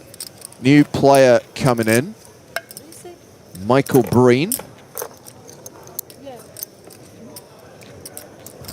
Michael Breen, another friend of mine, but we all call him Bean. Do you get it? Michael Breen. Sorry? Bean. Got it. There we go.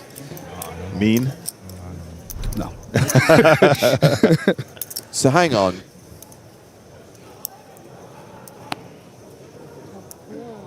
Previous hand. He can't come in. Gonna check a floor You there. can come in the small blind. You can't come in on the small blind. You can come in on the small blind. Oh, wow, Because okay. It does not change the order of play. Fish would be on the button. Mercia would be in the big blind. Breen would be in the small blind because the previous player was in the big blind the previous hand.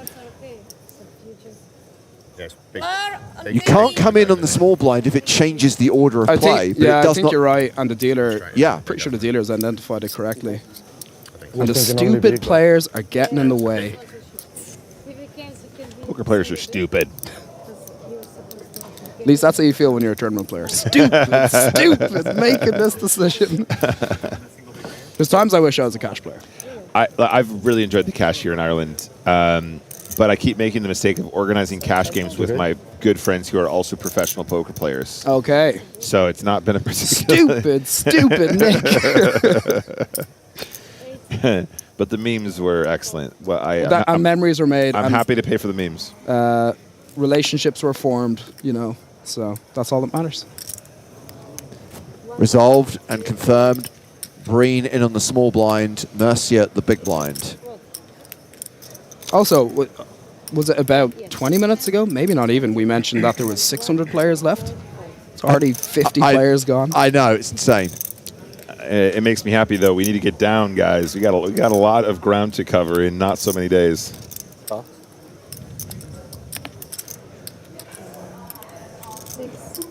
So we'll get the graphics on screen for you. We've got the raise from Martin Donahue with ace-9. Breen flatting out the small with ace-10. And domination rotation, top pair for Donahue. What are your thoughts on the flat with the ace-10 here? It seems cuspy. It seems close. Yeah. Maybe one if you looked at... You were a computer nerd and you looked at a solver. Maybe it's one of those that might be like a 3-bet. I think I could get behind fold. It feels like against +1 we probably don't feel great about banging it in, but it also feels like a spot where if we call, we're going to get run down to loads. And it was unlucky there. Like it was 9 high, but then to fold in the 9 high flop feels kind of weak too. So I hate all my nightmare. options. Yeah, I think it's maybe a fine call. It feels quite close. Yeah, you know, ace-9 off's a slam dunk fold. Sure. I envy every decision. Or is that correct? I hate every decision.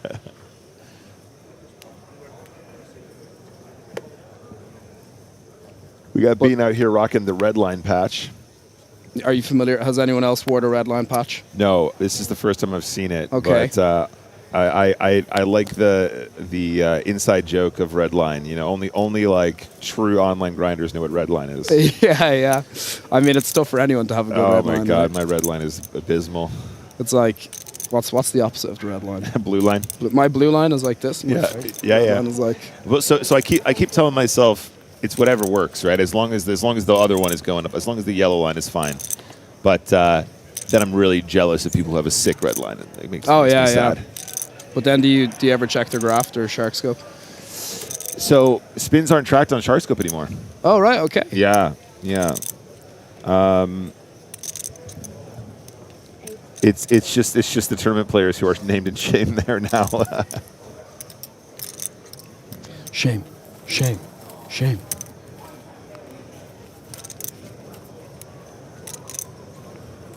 Martin Donahue, table chip leader with 70 big blinds. Lee Hakwan, the shortest stack at the table with 13 bigs. Blinds up in 22 minutes. We'll roll straight into level 20. We'll be going to 6K, 12K.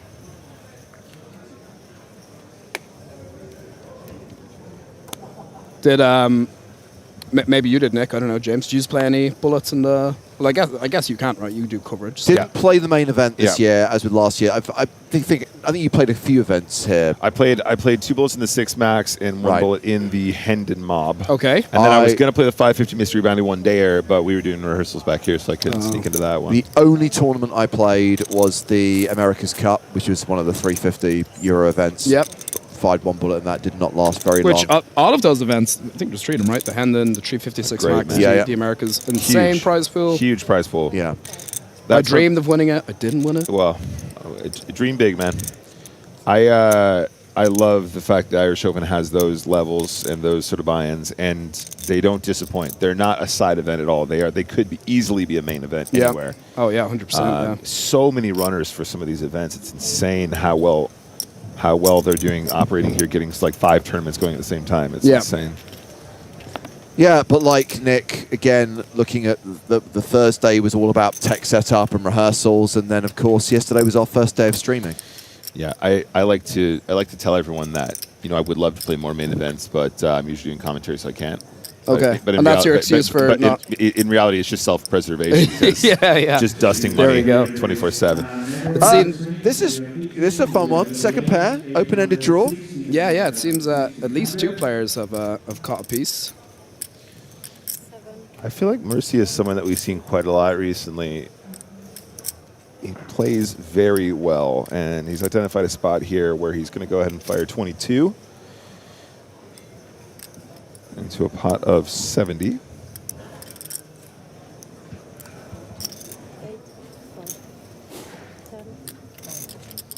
Just a call from the open ender. Maybe one of those that if you had king jack, one over to the queen, could do some raising. But he feels good about calling. Heart. So now the flush draw for Carlson Rich to go with the straight draw. I had a flush draw once. And I think in a lot of worlds as well, I think it just goes check, check on a re-P5. So I think Kuzlerich going to realize that equity a lot here. His 40%, some visibility here with the Jack-9 suited. Yeah, despite being out of position, 6 of spades is nothing. Doesn't get that. This is what happened to me. That was, you remember that one time I told you I had a flush? Oh, yeah. So, Nick, have you ever played Canadian Stud? No, never. So Canadian Stud is a version of 5-card Stud, but there's a rule change. 4 cards to a straight or 4 cards to a flush beats 1 pair. Okay. Well, that's like when they play short deck and like trips beats a flush in some rules. Yeah. Oh, God. I can't think of anything worse. Sickening. It's a very popular variant in Finland where they call it sukka. Yeah, I don't think we're ever going to fold this in a million years. Yeah, I think Mercia just mulling over his options here, but ultimately I think he's going to... His opponent doesn't have a 5. His opponent might have a 10 that we're beating. He might have a queen, but, you know, that's just whatever.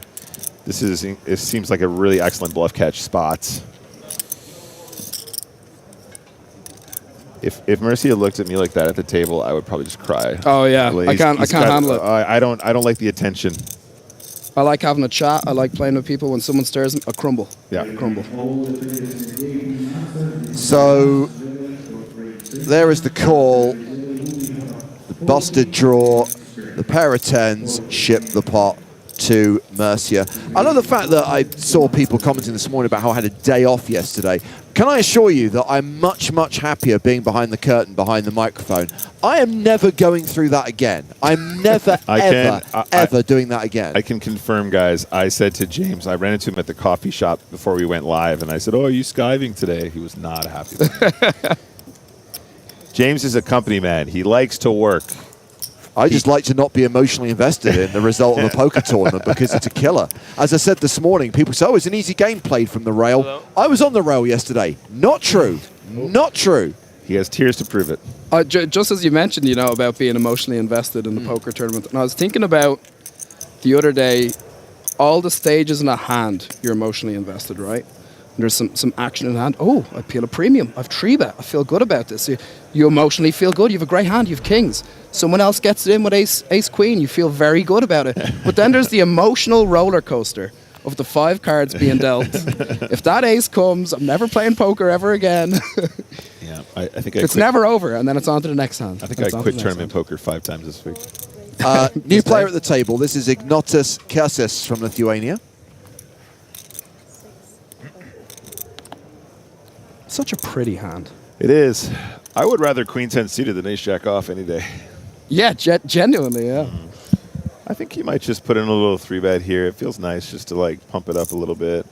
Flatting also seems fine, but like, why would you do that when you can tree? Yeah, baby. So, just very quickly, because poor Thomas watching on YouTube has been very confused about how we're getting the card information, and someone made it clear that there's the... Oh, dear. Wait a second. Oh, dear. Well, the reason we know that Martin Donoghue has kings is because it's RFID, right? We've got the chips in the cards, and the scanners on the table. Thomas says, I've never seen it in the EPT or World Series of Poker. How long have we been using RFID on the EPT? I want to say since like 2015, 2016? For the last 800 years. You mean you don't just guess and hope you're right? That'd be a great way to do it. I mean, the game would be a lot more interesting, made up the cards every hand, wouldn't it?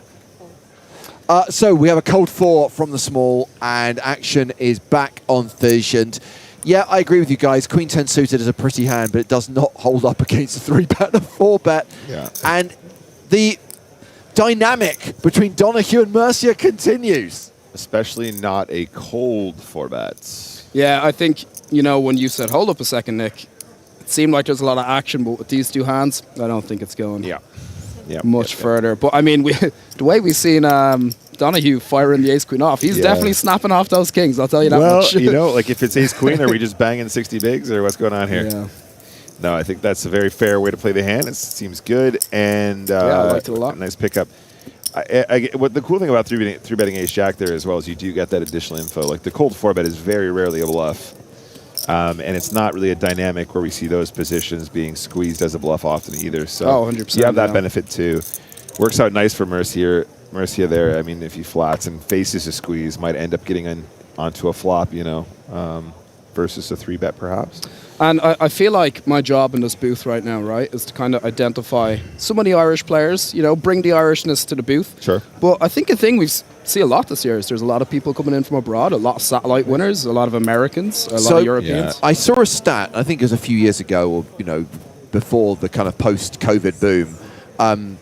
Generally speaking, the field at the Irish Open was kind of like 60% Irish players. And I think it's now down to around 30%. And that's not because the number of Irish players has gone down. It's getting so purely popular. because people come from all over Europe. And as we've seen, a player like Lisa Roberts, players coming from the US, players coming from Canada. It's become a truly international event. And the one thing I was surprised at but delighted by, which we talked about this earlier on, was PokerStars ran satellites for the Irish Open in the US market, in the few states in the US where we operate.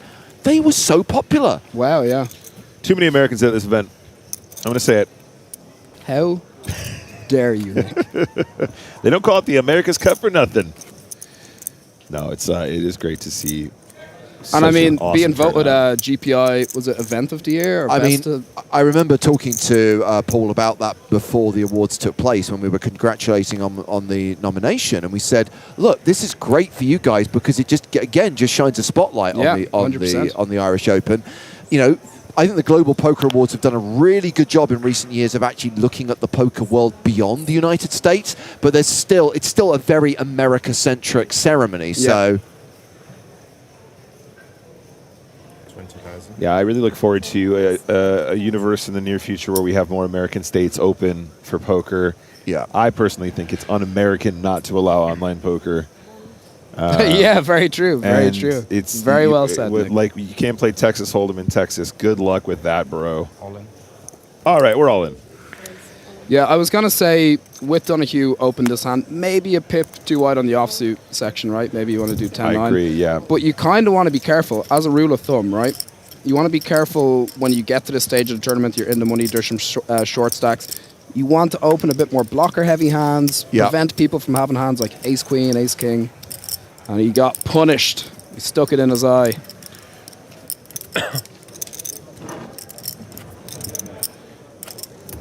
Yeah, 8-9 suited feels so good there, right? 8-9 off. And again, like I think sometimes when we're looking at charts, especially when you start out in poker, you say something along the lines of, my friend told me suited only makes it like 4% better, you know, in equity or whatever, which is like whatever kind of true, whatever the number is. But in reality, it makes it infinitely more playable. And a lot, it gives you a lot more visibility. Oh my gosh, there it is again. There you go. And that makes a huge difference when we play a multi-street game.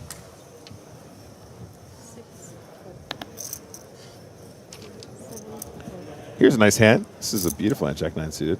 It's actually quite funny because in the red line group that they're in, they have a favorite hand and it's Jack 8 suited. So if we see something happen here with Jack 8 suited, it's GTO approved. It's GTO approved. I don't want to hear a word said about it. Listen, okay, Jack 9 suited is a lot like 8-7 suited. You can do whatever you want. You can justify it somehow. You know when people say, "Do you have a favorite hand?" and obviously the pros answer is aces. But let's all be honest. We have Jack 9 of diamonds used to be my life. Oh yeah. I love sort of one gap. I'm more of a Queen 9er myself, but I would rather Jack 9 suited than Jack 10 suited. I'm going to say it. Everybody thinks Jack 10 suited is super pretty. It's overrated. I feel like you never connect as much as you want. 5-4 suited. Oh my God, you're just always making straights all day. Like you were saying earlier, the Queen 10 suited, one gap. Jack 9, one gap. Well, King 10 is 2, but I mean similar. Could see a potential broccoli over broccoli situation here, as you say. Unless we see a squeeze, because whenever there's a raise and 2 callers, it does invite someone to get frisky. Yep. a bad habit of mine. I don't like going 3-4 ways to a flop. Exactly. Squeeze that hand. I thought you were going to say getting too frisky, and I thought, fair enough. Okay, no, definitely not. And there are so many middling hands from the big blind which you can really profitably put some pressure on with here. What you got? What you got? Ace Lust. 3, yes. He's reaching for some big ones here. Oh, okay. Oh, he's flattered. Boo! I'm not going to lie, I hate this call with Ace 3. Yeah, you're just going to be dominant. I legitimately thought we were going to see a really nice squeeze there from the Ace 3, but anywho, it is a 10-8-4 flop. No rotation whatsoever. So that means Lisa Roberts has the advantage here. She's a 2-1 favourite in this four-way pot, sorry. Family pot, bomb pot. Yeah, Zephyr says I'm folding Ace 3. Again, I'll defer to Nick and to Tom on this one. To me, it's either you squeeze with it or you fold it. I think flatting might be the worst of the three options. So there's a misconception in poker about pot odds, right? So there's 4 limpers and you're in the big blind and you have a hand like Ace 3. Yes, you do technically have infinite odds to like just see a flop and see what happens. But are you good enough to just let go of top pair like on the flop or whatever? Definitely. And if you're not, then you can't really be in there because you can play fit or fold 2-pair plus in many cases, which is fine. In tournament poker, it's a little bit more jeopardy. In a cash game, it doesn't matter, but in a tournament when there's ICM, it's a different thing altogether. This is a nice turn for Roberts, though. Absolutely, and we had the flop lead from Kalsarich, or it's a c-bet from Kalsarich of 30,000. Check the turn, and now Roberts takes over the betting, and yeah, didn't improve. No additional equity for the king-queen of clubs on the turn, and he will fold. Yeah, a spot where, I mean, he had no hand in general, right? He had king-queen, just king-high. But a spot that, even if you had a hand, it feels very difficult to continue, because when you're 4 ways on a repeat 10, it's just so likely someone's connected with the 10 4 ways, has top pair, now has trips. But he lets it go. I'm calling it now, right? Not showing any I can't see the future, but I can see being Michael Breen doing something with the Jack-8 suit here. I can feel it in my bones. If the dealer deals that to him, all right, it's either GG's or a double up. You want me $50? Ace 20. Whoa, we're raising the stakes now. I thought it was a tenner. I was happy with a tenner. So those cash games must have been not too bad. He's trying to get out of the hole for those guys. He's taking it out on me. Yeah, no, got robbed. Mercia opening with king-queen. Jack-9 offsuit for Lee Hack-1. Has been folded. Ace-10 for Fish on the button.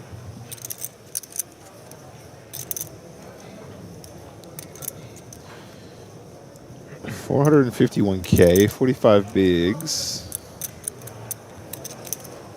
Call it. What do you think, Nick? Oh, he throws it away. You're lucky. You're lucky. Yeah, fair, actually. Okay, versus the under the gun, I think that's fine. King Deuce of Hearts. What do you think? You can sneak in some 3-betting there, I guess, but they're flatting, I guess. Yeah, I mean, it's cuspy. It's not like we're down to the final. Yeah. Well, we're almost down to the final 10% of the tournament. When you start to get later on, those really cuspy ones start to kind of come in and 3-bet, etc.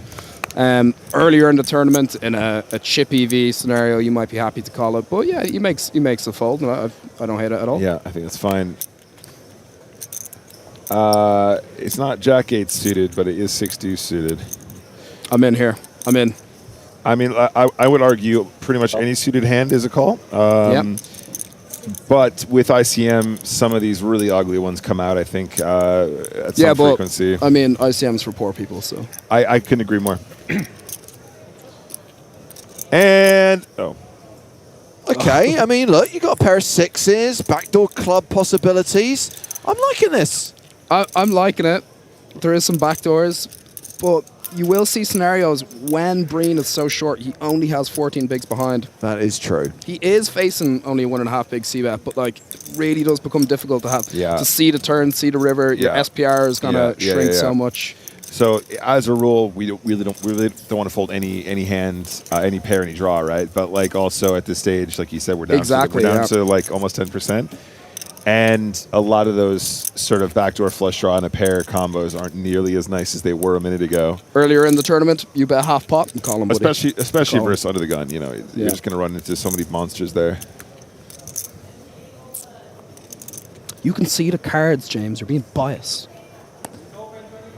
Well, it's a game of information. If the information's presented to me, I will use it.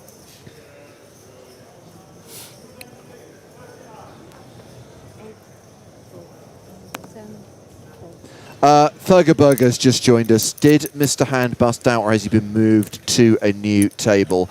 Sadly, Thurgle, as soon as he came to the feature table, Finton got it in with 2 pair against 2 pair. Yeah, it was pretty unlucky. Both players turned it at the same time. Fergie, I feel like I saw you earlier in the week. Are you still around? Thurgle was playing the Flutter Poker Tour event, the like staff event, which had like nearly 300 bloody runners. Famous singer-songwriter, Fergie? Well, he is Fergalicious, but not that one, no. Okay. I don't know, reorg every 9 months and somehow still 300 people in the office. So, we've got Breen all in with King Jack against Ace King. A classic domination situation. I actually had Ace King one time as well. I feel like you're putting some bad juju on this hand here, because you missed your flush last time. And now I don't know what's going to happen with Ace King. No, it's not. I'm not saying anything. Okay, 5, There's 8, some hope. 10, rainbow. That'll be a nice card. A 9 of clubs. A queen of clubs. Sorry, Lisa, we're not anti-railing you. It does seem like that.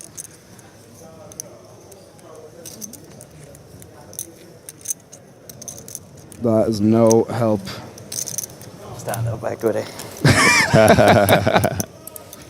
And the bag, that's an additional 3%. GG's. GG's, Mr. Breen. Breen and gone. The irony of having no red line at 20 big blinds effective as well is not lost on me. Yeah. You mean you went all in and called? Where's the red line? You meant to fold. Beji, who's watching on YouTube, says if the casters are looking at chat, what happened yesterday for the women's, they had to split 15%. It got resolved. There was a mistake made by the floor staff. They had to play for 10% of remaining, which means 10% of the difference between second and first, not 10% of the overall remaining prize money, which is what was provisionally announced. It got resolved. Someone on the rail made sure of that. Robert's chipping up nicely, though. We haven't seen her step out of line at all. Playing some solid poker. Yeah, very solid. We've seen Lisa Roberts several times on streams around the world.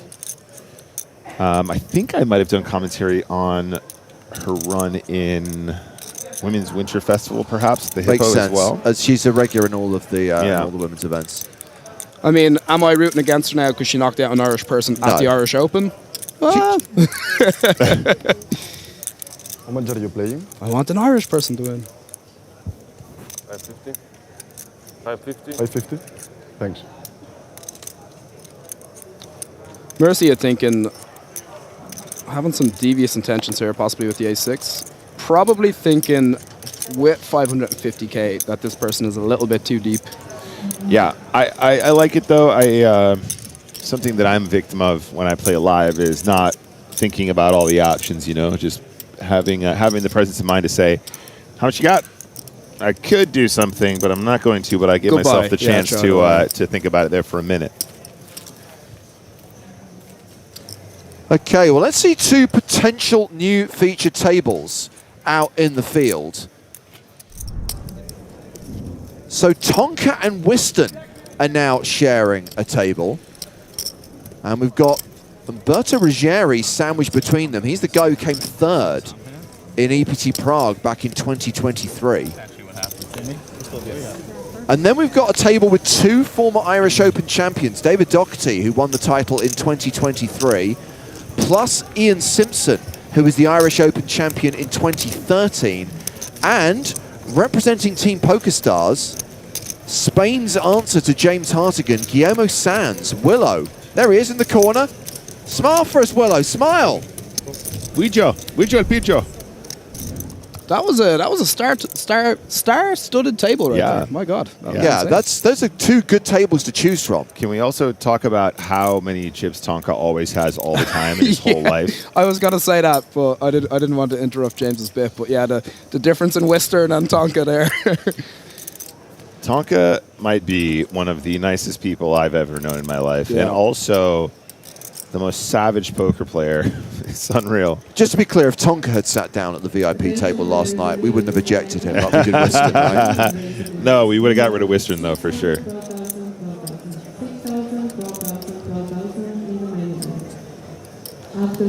Somebody had to do it, James. On the turn. Ace high, still good.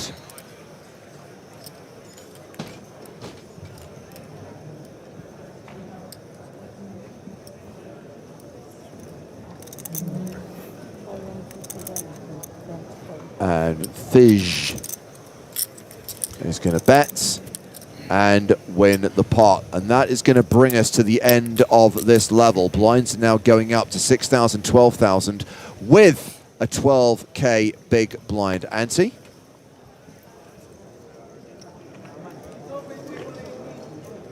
And a reminder, Scoop's coming up. The Spring Championship of Online Poker was confirmed very recently. The series running May 11th to June 2nd, with the main event kicking off on Sunday, May 25th. Full schedule confirmed soon, and we were saying earlier on, Nick, that obviously we've got 3 days of live coverage on the PokerStars Twitch channel of the Scoop main event. And do you know yet how it's going to look, how it's going to work, the coverage you'll be doing? Okay, so no, but it will probably be very similar to what I did for WCube last time for the first time. So 2 p.m. every day, covering the final table of the nicest, sexiest event from the previous evening, possibly with guests, possibly with winners. We've had that on a couple of occasions. The kind that of was director's commentary approach. Yeah, I like that. Yeah, that was fun. I enjoyed that. And then also I'm thinking about kicking off that Spin and Go challenge as well across the month. What's the Spin and Go challenge? I haven't decided yet. I'm going to play an absurd amount of dollars worth of spins, and I'm going to track it all, and then everyone's going to watch me cry. But you just said Spin and Goes were so fun. Tears of joy. Okay, there we go. Yeah, that sounds much absolutely. better. Well, I'm going to love you and leave you, but don't worry, guys. Joe Stapleton's coming in. Oh, I love that guy.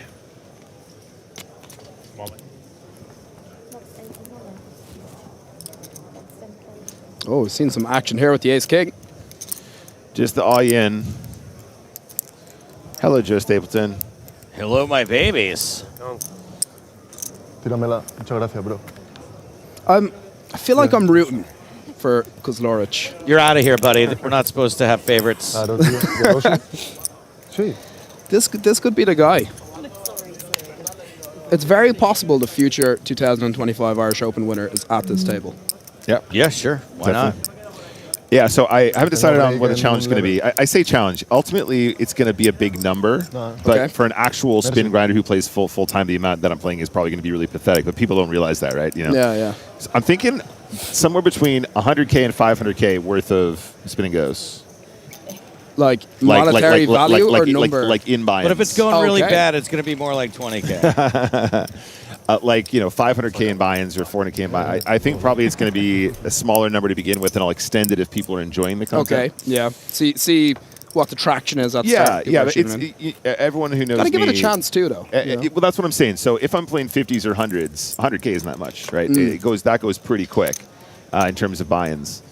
If you guys do want to follow that, at Nick Walsh TV, anywhere on the platforms that you guys like, I will be making short form, which is what I'm aiming to do with this whole thing, because I don't do enough short form stuff.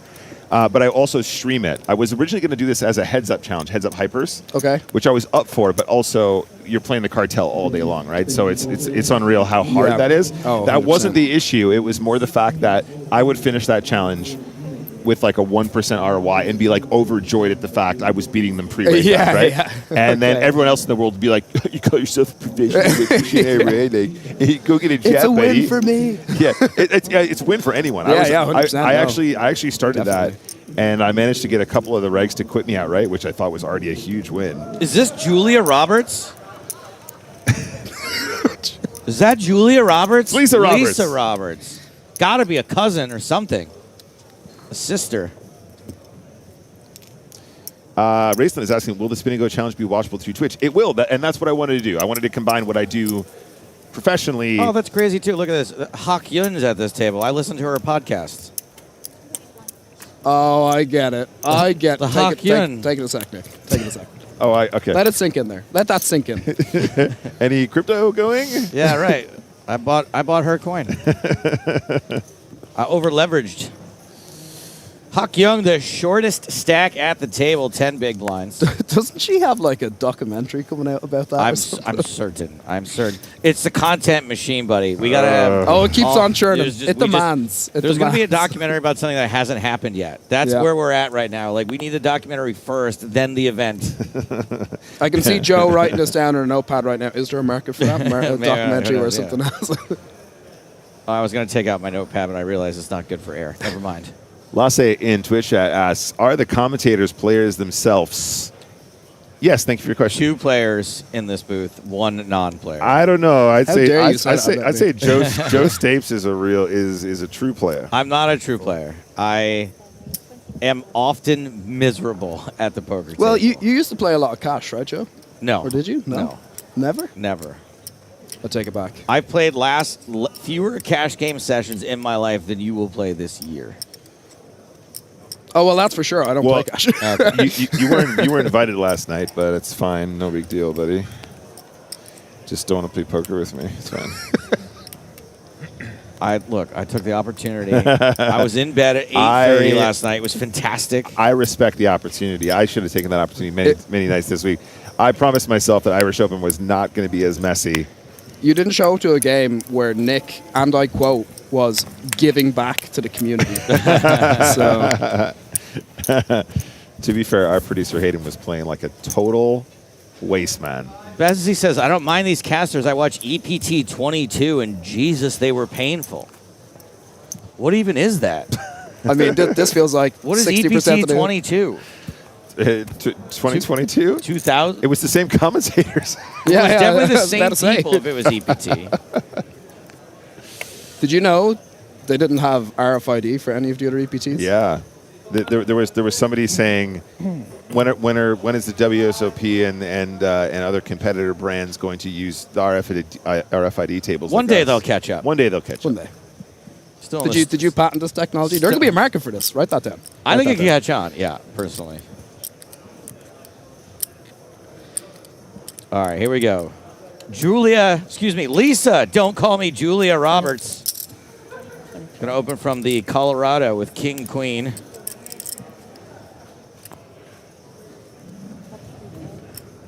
Hakyun folds. Ace, 5 of diamonds for the Iron Fish. All right, Nick, is he getting frisky here? What's going on? Yeah, he's bored. He's doing it. You have to. Oh, It's yeah, obligatory. you got it in just in time. What They do you don't- call it? They don't call it sourdough for nothing. There you go, Sourdough. Artisanal This is- sourdough. if it's actually. suited, it's artisanal sourdough. There we go. Have you decided that you actually like artisanal sourdough, Joe, or is it still overhyped? I don't care for the food, but I actually really like the hand. It's a good thing because I'm a guy that really has a hard time getting out of line 3-betting and 4-betting. Yeah. And so I'm like, okay, the frequency at which ace-5 suited comes up is probably about the right frequency. It's a reasonable frequency for me to for get you. out of line. So And it gets the job done. I Yeah. mean, we can see Fizz has the better hand, right? But to get a hand like King Queen off the fold is huge. Very Very good. nice. Very, If very you'd good. done that, Joe, I could see it being stuffed in your eye, though. You're like, no, I'm not. Oh, having yeah, this. definitely. And one thing that I do sort of have going for me is that, like, I'm not quite as nervous as I pretend to be at the table. Okay. So people do sort of try to put me in spots. And what they don't realize is I'm not playing with my own money most of the time. I'm selling like 140% of my action, so I'll just call I'm already it in off. profit before the I don't, event starts. exactly. I don't care. He's not I'll scared. just call it He's off. not scared because he wants you to stack him so that he can keep the 40% on top. Double Crossed Swine says, I missed the guy that did all the one-liners. I think we know who that is. Oh, dear. I missed the guy that was a comedian. I missed the funny one. You need like a kick drum as a sound effect on it. A little snare, a little bass snare. I can take your trays if you haven't got to take. I can't remember what event We do have a new player, by the way, Sander Ostlingen. Nice.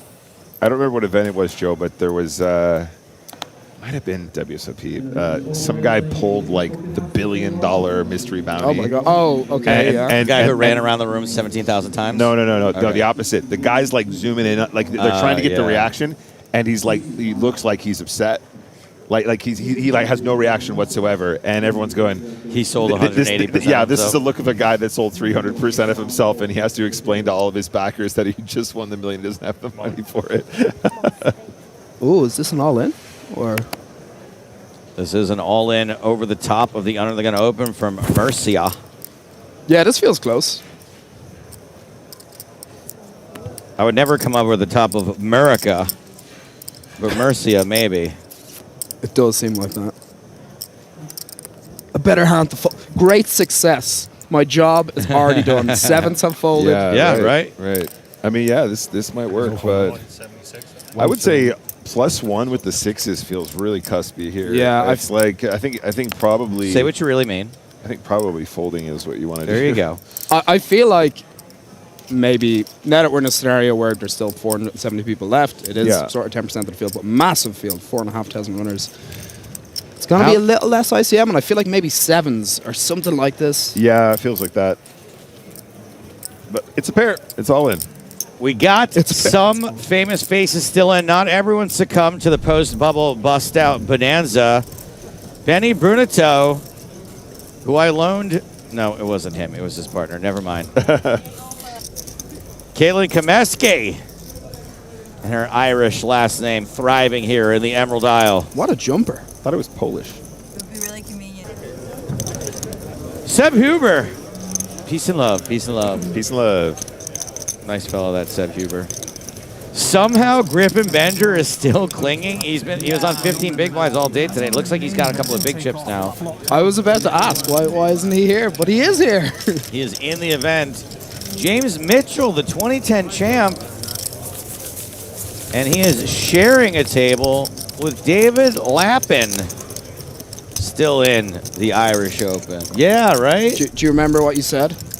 And we're just... David Clappin? No, we're something? clapping for Lappin. Clapping for Lappin. There we go. I don't remember. I wish I remember. You don't remember your own genius. I really Joe. don't. Yeah. That's how you can tell I don't think it's genius. I'm a true genius never knows. Right. I missed the guy with the one-liners. I know. I miss the funny guy.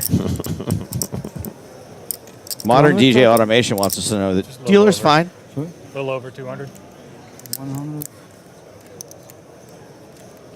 There's nothing worse, right? When you've raised the bit light, and you have a short stack, and they go, "How much is in your stack?" I'm like, oh my god! Not good. Yeah.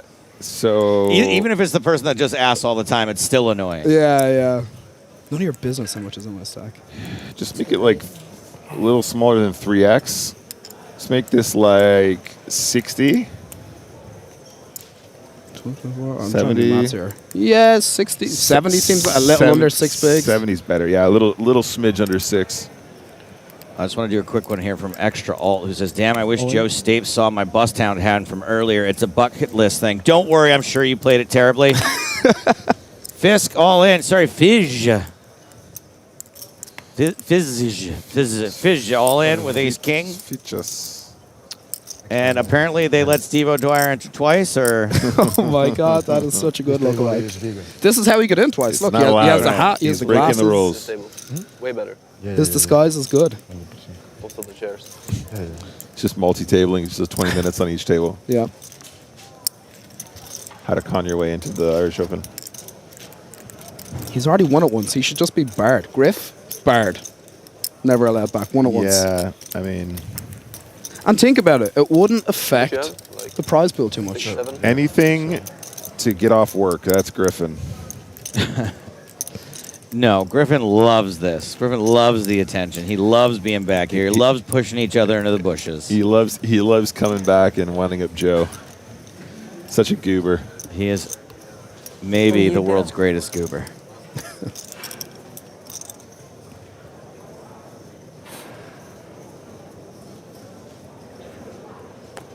And has there been any stream highlights? Have we seen any? Oh my God, quads versus quads, royal flush. Not that I've seen thus far. No, I mean the Finty car crash was pretty bad. That was unfortunate. But it wasn't anything as dramatic as that. Just 2 pair over 2 pair. Car crash. You say that like Finton played a poorly, Nick. No, not.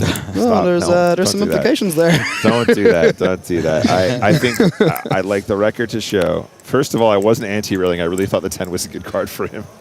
And then after I realized, I think he played the hand fine. I think that there was a possibility of flatting the river, but I also said I default to whatever Finton says. Cool. One of these pairs is not like the other. I don't know. They're both round. Curses. Curses, I tell you. A6. One of these J's is not like the other. Oh, boy. Here comes some OOL material. This is what James wanted to see earlier. This You wanted to see him get after it. I'm going to say that this is capricious and arbitrary. Very, very bold statement, Joe. I was fine to go, right? Offsuit I'm ace, going to the Google. worst ace. I'm going to Google what these words mean. Now that you said this. You think you're better than me? You and your big words. She's just going to call here. Yep. Go toilet. Feels good. Yeah, I think call is the play. And I think... Bye-bye. This might let the Ojos in, though. Yeah, I think Fish is going to come along as well. It is. He is getting 4-1. And we're pretty deep as well. That's an important note when you have a pair, right? Because you want to... No boy. Decides against Don't it, fair look. enough. Don't look. Get up from the table. You can't watch after this. It's like roulette. You used to be like, if you play your number all the time, you don't want to see an 8 here, buddy. Get up. I'm telling you right now. I can feel it coming. Don't look. Okay. King 6 deuce. The pair of 6 is no good for Cursus. The only thing, and I mean, I do think Colin Tens is the correct play here, right? Is it gets very dicey on these ace, these king, these queen high boards, and you kind of have to be ready to strap into your chair and call a street, call 2 streets. So do we see bet like a third here? I would go like maybe a really nerdy B30 or B40. Yeah. I think would be my Oh, my no. option. The B stuff? The B stuff. E2? I think The it C's, I the think it is B's. stacked up. Sorry, you go at 30-ish, right? Et tu, Brute? At 2, 30. Cursus bets 46,000. I was playing the main event, and so people were making fun of my Irish accent. And they kept, whenever I said 3, they kept saying 33 and a third. Racist. I don't have any time for racists. We always get in trouble for that. Oh, there's a lovely shot there of the ring. Was that a WSOP here? I think so. Circuit ring? Yeah, it seems like it. I think Lisa Roberts is fairly... I think she and her husband both have rings. Oh, wow, okay. Nice. Accomplished family. When are you going to buy me a ring, Joe? When are you going to... You know. I almost said it. I almost said it. Check, check. River's a 7. 10s will win at showdown. Yeah, I don't think Curse is going to bluff, considering he knuckles it back on the turn. And it is a spot. Oh, we're going to see something from... It's a block? Yeah, a little block. Get some value, maybe from a worse pair. Roberts does lead River for 125,000. Not quite blocky. That's like half pot. A little bit less. Oh, he has the kind of hand that might even get brave as well. It's a beautiful value bet against a 6. Yeah. This would be great for Lisa if he does pay it off. I think having a block here is actually really nice. This isn't quite the block size. Who counts this out and then folds? Your mind's already made up, buddy. I think you're right, Joe. That money's already left your stack. Oh, did he fold? He tossed in something. His cards or the chips. He did fold. Nice fold. Good job. We were saying earlier about the feelings we hate, right? I hate when you're in the big blind and there's not a playable hand. There's no worse feeling when you're in a 3-bet pot and you're bluffing. And then they count out the chips to call, but then they count the rest of their chips. Well, if I call, I've 300K. 300K is plenty. Yeah, I call. Sure, why not? Awful. Damn it. Hey, we're gonna have to take that mic off you, dude. You're giving people PTSD in the audience. Let me. Round 2 of 10 of things that I hate in poker. Although in this scenario, would have been great. 40 minutes left on this level. We're down to 456 players.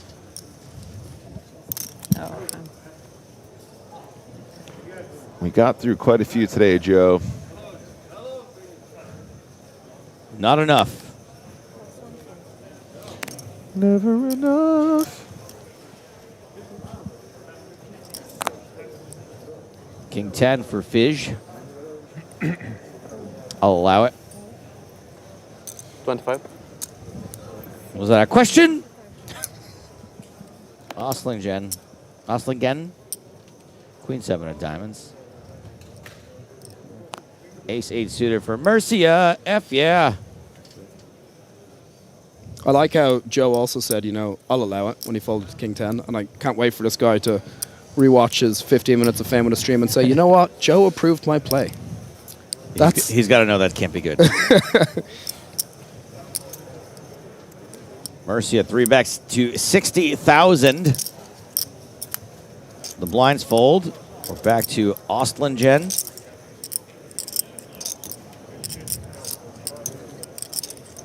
Don't take it. You can't let him away with it.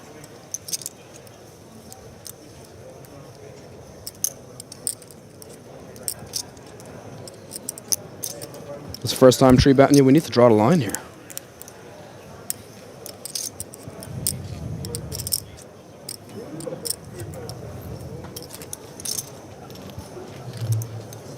Yeah, Mercia playing very solidly from what we've seen so far and has a massive stack. Could have been even bigger, the Ace King, Ace Queen earlier. Yeah, right. I mean, yeah. I'd still be crying. Possibly up there with the chip lead. I'd still be crying, Nick. Yeah, it did seem like a really funny altercation anyway in the first place. The speed at which the money went in. Oh, yeah. If I won the tournament, I'd let the moment away with it, But, other than that, I'm very upset. Yeah, if you win the tournament, you can say that was you sneering in the face of adversity. Yeah. But if you don't... But you still had 50 bigs afterwards. Robbed me, I can't believe it. Yeah. I run so bad. Hey, Joe, what was the best ever bowling score you got? I've had two 297s and a 298. For real? Never the full 300? I never had a full 300. That's really, really insane, dude. I think my cousin might be the youngest 300 in Wisconsin. I actually just lied. I'm so sorry. It's two 279s and a 289. Okay. Because I got the first 11 strikes.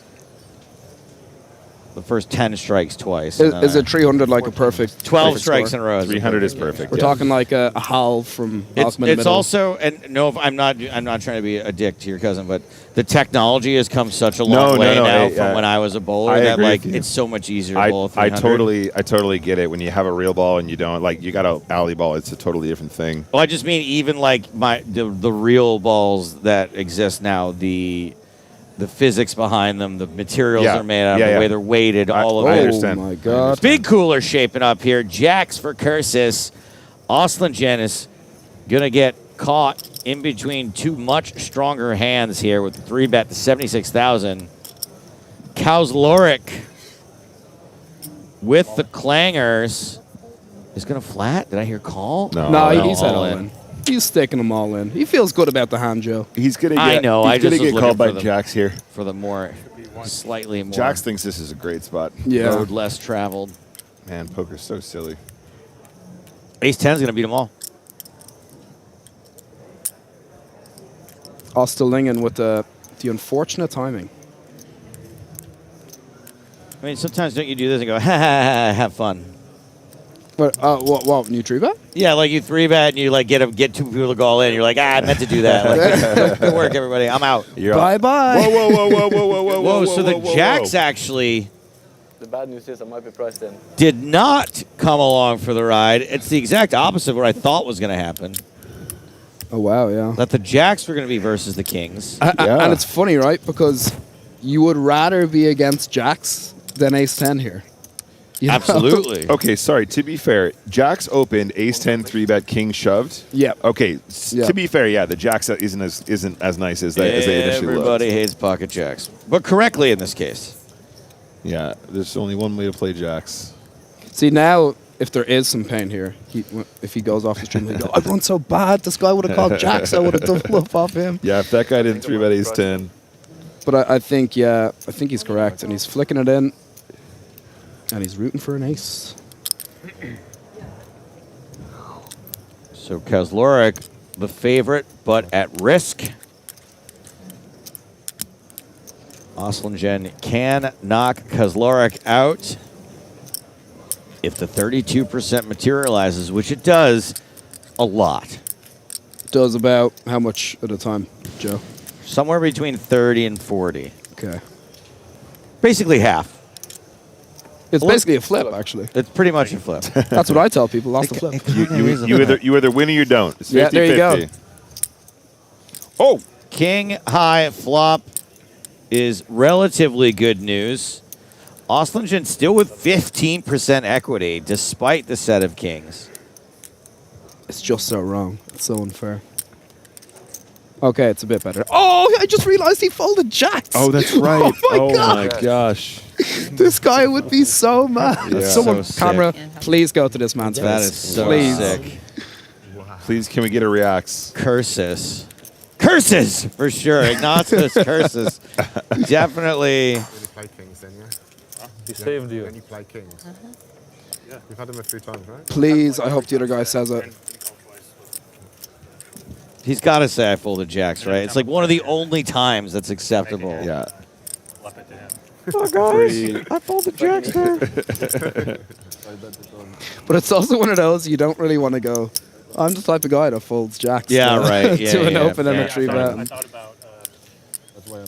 I don't care, I'd say it. I'd be like, you don't understand how unlucky I am. Even when I'm unlucky, I'm even more unlucky.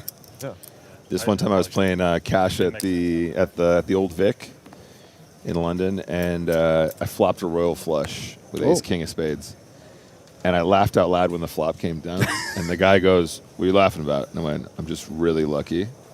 And he blasts off 3 streets into me. Probably thinking that you've like a weak hand or something. And then on the river I go, I have a royal flush. I still don't know what he had to this day, but he was fuming. And he whipped his cards down and ran off to tell his friend about what a bad beat he just took. I'm like, I don't get what.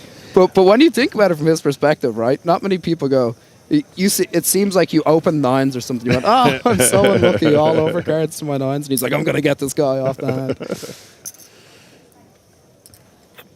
Do you get anything for flopping a royal flush? No, that was the actual bad beat. So I won the pot. Oh. We were only playing like 1-1 or something. It was pretty low stakes. And then I turned to the dealer and I went, we're in the London Victoria Casino. Some might argue the birthplace of English poker, all this stuff. What do I give for flopping a royal flush? And the dealer goes, how much did you win in that pot? I said, about 500. He goes, great, now you can buy yourself a drink. Wow. And I was like, but it was cold. It was like, he didn't mean it in a fun way. And I was like, wow, that's just okay. So we meant it how it sounded. Ace King out flopped by King Jack here. Domination rotation. One Jack. One spade, actually. Is what I was We'll trying to stick comment on around. there. A good top pair. Lots of favorable turns for the Ace King of spades, including the 8 of spades.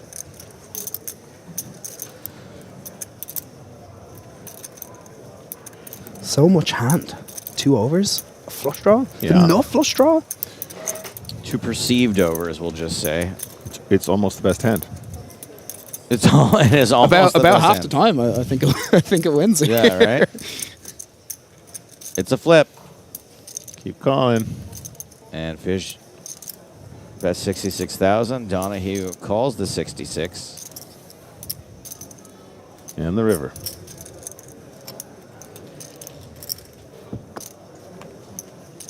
Spade Oh my through God. the heart. Oh. Runner.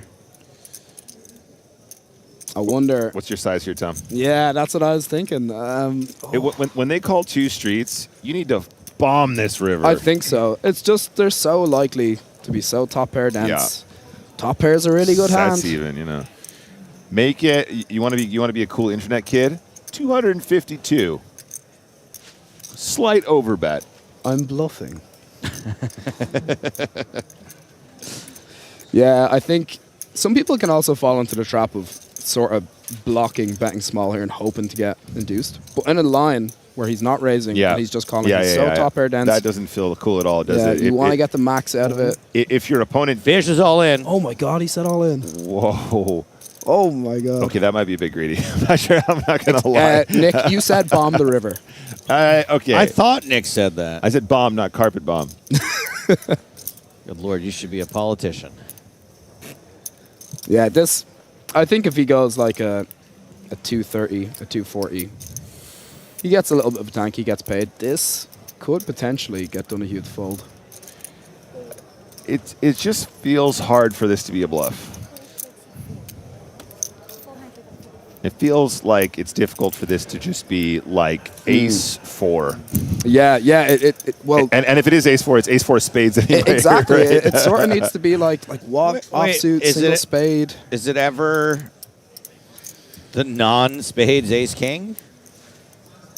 Does anyone ever get to this stage and then just throw a Hail Mary? Because you need to think, when someone bets so big, you need to think, what value are they saying they have when they go this big? And I think when someone goes this big, they're pretty, like, do you do this with aces? Yeah, right. You do this with kings? I think they're saying they only have a flush. I know the value is pretty narrow, yeah. So then you need to think, okay, if I'm going to bluff, I need to have, like, the ace of spades, maybe the king of spades, something like this. But, it could be... It could be like ace 5 with the ace of spades, I guess. But again, then he's opening under the gun, you know? The thing about having people really like to go crazy with the blocker stuff, right? The thing about playing the ace of spades this way is it's not obvious to your opponent that you had a flush draw and you got there, right? Because it's a backdoor flush draw. Yeah. If you bet the flop when there's 2 spades and you bet the turn when there's another spade and then you blast off, then it makes more sense as like I bet my flush draw, I made my flush, now I'm value betting you. So on this run out, it just feels. Yeah, Donahue correctly throws it away. Fold. Nice fold. He's done well there. It's a really annoying hand for him, but he's done well to get away. Joe, how often have you paid off 1.5x overbet on the river? 2x? Exactly 0 times ever. Okay. I'm incredibly exploitable. You bet 2x pot on the river and I don't have the nuts, I'm not calling it. There's hope for you. I think a couple of years, Tritons, 15Ks, 25Ks. I think there's a future. I can see it. I do think that I have an idea for like an interesting poker movie about like a member of the media who has watched so much poker but doesn't know they're good at it. Like they're just like a savant. They've absorbed it all into but they've never actually like played. Yeah. Joe, I can see you writing this idea down on a notepad again. Yeah, right. I need to see this. Is that chapter 2 of your worldwide phenomenon graphic novel? It's possible that would be an aspect of the Trap sequel. Yes, would be that I'm a much better poker player than I realized. But we already kind of set up the character a little differently. If you guys haven't seen it before, there's a really fantastic graphic novel called Trapped. Oh, I don't. Maybe I've heard of it. By Sounds Joe familiar. Stapleton. Thank you. Oh, that's why it sounds familiar. Yeah. Did that win the GPI? It was nominated, but it did not win. Who did you get busted by? You get busted Barry by Barry Carter's you got book. busted I by think Barry. it was Barry and Dara O'Kearney. If you're going to lose that award, losing to Barry Carter feels very fair. Barry and Dara, I believe. Yeah. Had written a real poker book this year. That Too soon? I don't care. I don't even read. I don't really give a shit. I can't read. Joe didn't even write the novel. I certainly didn't read all of it. You expect me to read it? It's 150 pages. It's a lot of reading. You think I got an extra 3 weeks laying around?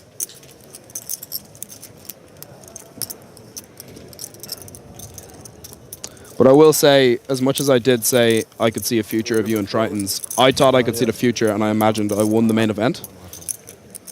But here I am. Yeah. So I don't really trust your visions, I guess. yeah, no, neither do I. It seems to be it's settled a bit now, though, right? There was a stage at the start where people were coming in, they were sitting down, they were getting back up. Yeah. And now it seems to be there's a couple 50, 40, 60, 30 big blind stacks. Bit more play. Couple people in the danger zone, but danger zone.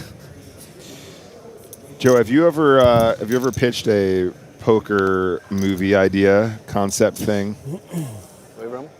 Yes. What was the idea? I wouldn't give it away now. You don't want to share it? No. Fair enough. I've been pitched. I'll tell you the one I get pitched a million times. Yeah. It's Entourage, but with poker. That one I've heard, I don't know, 100 different ways in the last 20 years. what is the story, the premise of Entourage?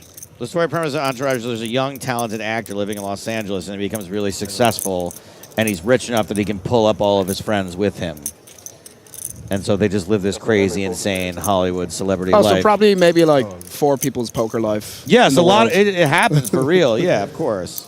It's so hard to do that well, though. It's so tropey. And then inevitably, in some episode, they'll be like, "Yeah, he counts cards." And you're like, "Oh, God." yeah. Speaking of which, They card counter. don't get it. Have you ever seen the video of the guys pitching the idea of a story? And he's like, it's about a guy who starts at the bottom, and with a lot of hard work, he remains at the bottom, and in the end, he finishes in the bottom. AKA everyone. So, yeah. A lot more relatable. There's a glimmer of hope, but he fails. He picks himself back up. Man, Fails again. I love the Irish Open. Just gonna say it. I second that. So much mean. Okay, but to be fair, Tom, and I mentioned this yesterday, the cash chips need to be resolved, dude. Those chips are so old, and they are identical. The 25s and the 5s are identical. I will not comment on what you've just said.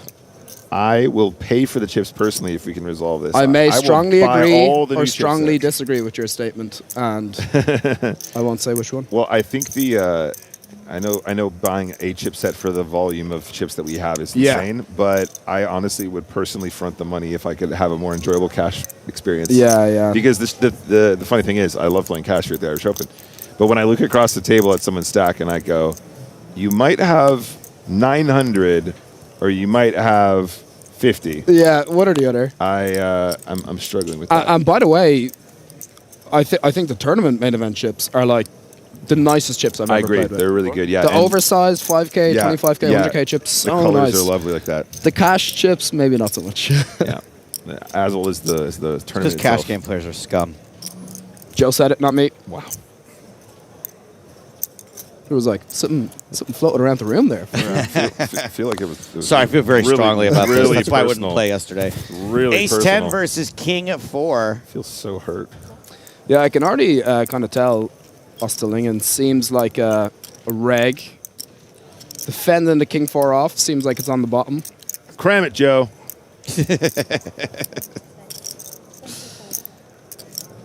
But he won't be sticking around here.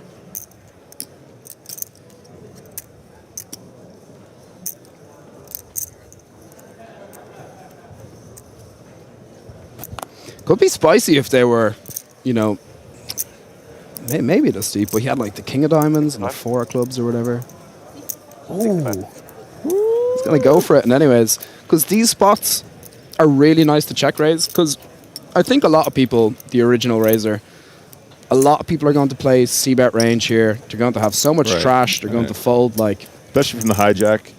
Yeah. Is it not slightly nicer to have sort of a gut shot or a flush draw here kind of So thing? this is kind of why I was saying about like... Queen on the turn. If they were a bit deeper, maybe this is a bit nicer or Right. whatever. Or maybe even a bit shallower. I'm not entirely sure. But I think mainly I would like to have the King of Diamonds in my hands. Right. 4 diamonds doesn't seem too great. But you do get to put a lot of pressure on hands immediately. Like queens, jacks, 10s, 9s on an ace-high flop. The 5x is going to hit you a bit more. But yeah, even a hand like sort of King 10 suited is nice with backdoor spades because you Yeah. can make a straight, you can make a flush. But Yeah. I think he's done with it here once Roberts continues. River's also a queen. And we do have nearly 200K in this pot. I suppose now having the 4 of diamonds is relevant, right? You can sort of imagine a universe where we might want to go for value with a flush, right? But it's also that weird double paired board situation, and it's like, yeah. Now that you have a flush, you're sort of like, Yeah. I think I just want to check. Yeah, I don't know. Maybe if- I'll bluff catch. I don't know if you're telling such a believable story at Yeah. this stage.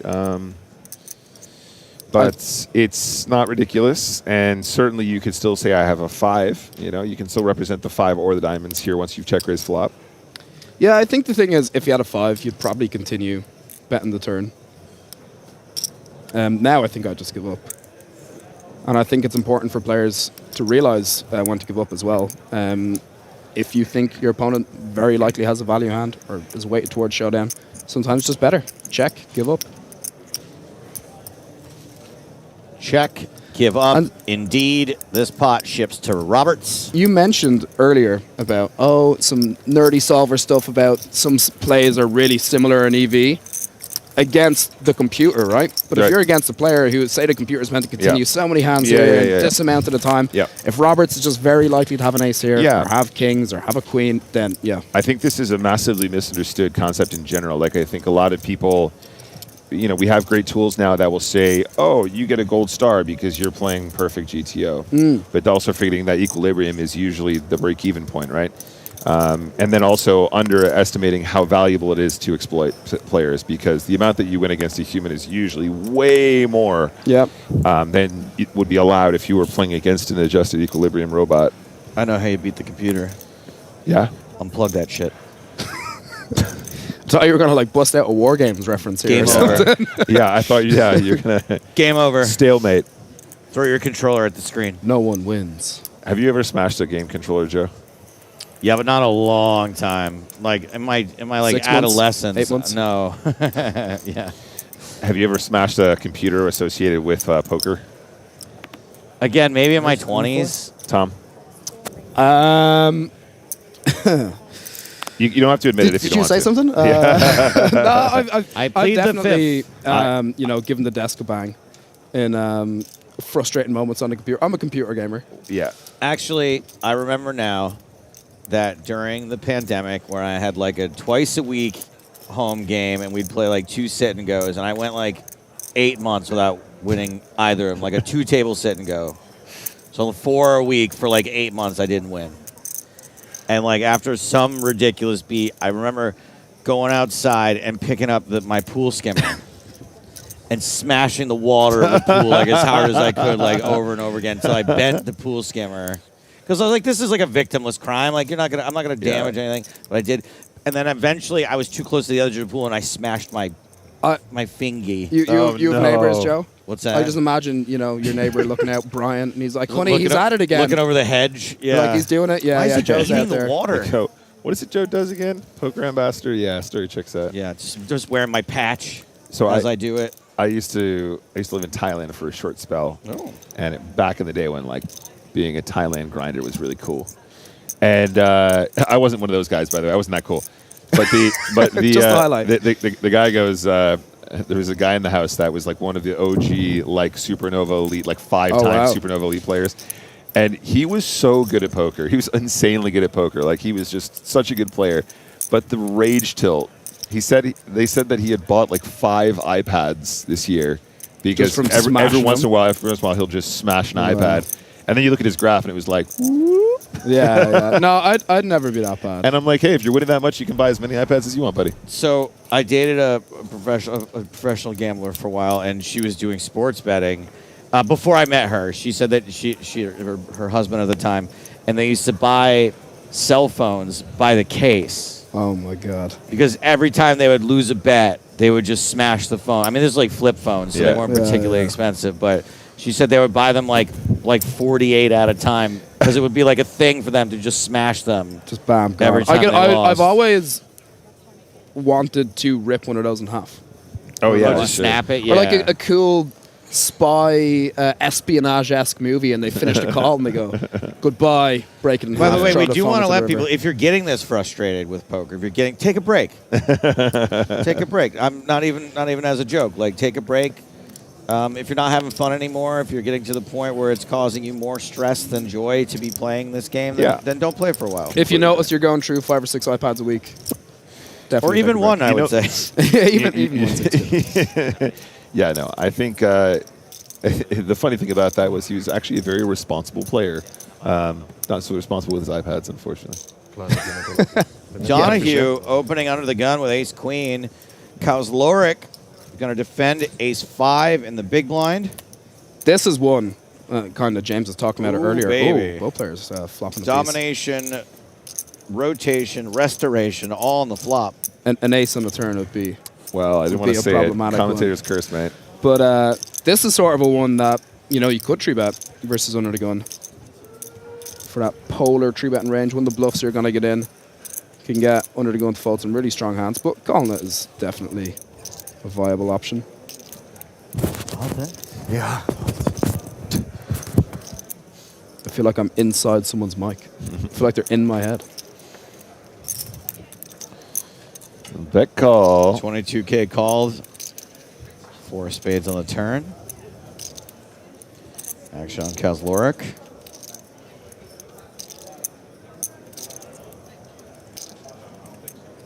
$70. Oh my God, Kozloric has some stack right now after that King's hand. And he has checked to Donahue.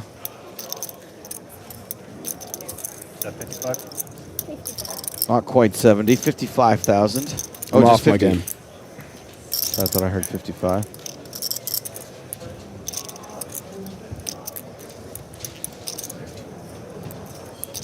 Feels bad, man. It does feel bad, man.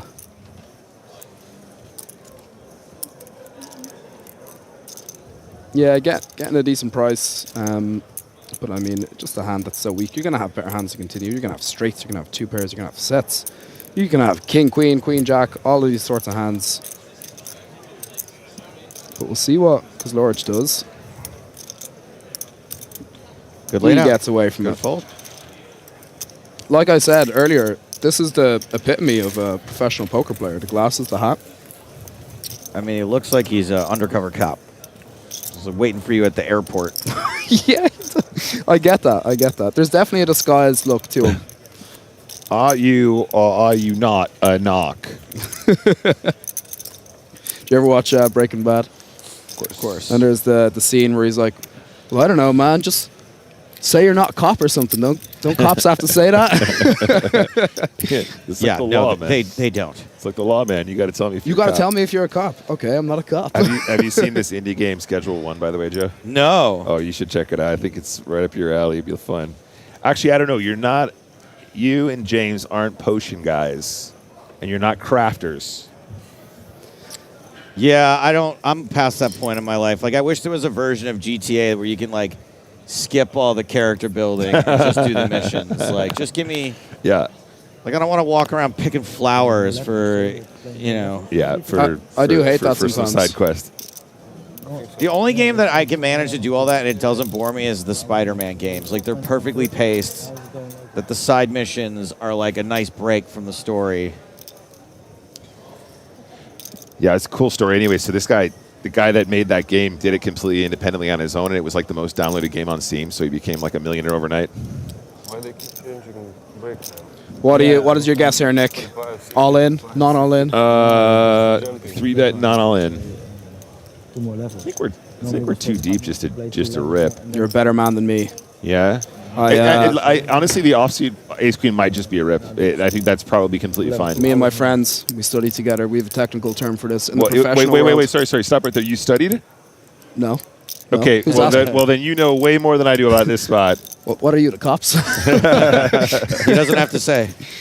That's right. Quick fold from Mercia here. Good fold. But in the professional world, in the nerdy world, we call this an oof. It's all in. Yeah. We're oofing it all in. Or you're oofing it. You're hooving it all in. Oh, it's all in. Yeah, no, I'm with you can go with either. You can go. I think it's probably a mix anyway, but like whatever, cool. I don't mean to Doug Polk everyone out there and say all 3 Mate, strategies are good. Please, Doug Polk away. I think that's, as much as I love the game of poker, I would say that tournament poker is actually one that I still require quite a considerable amount of study on to feel like I'm even nearly as competent at sit goes or whatever.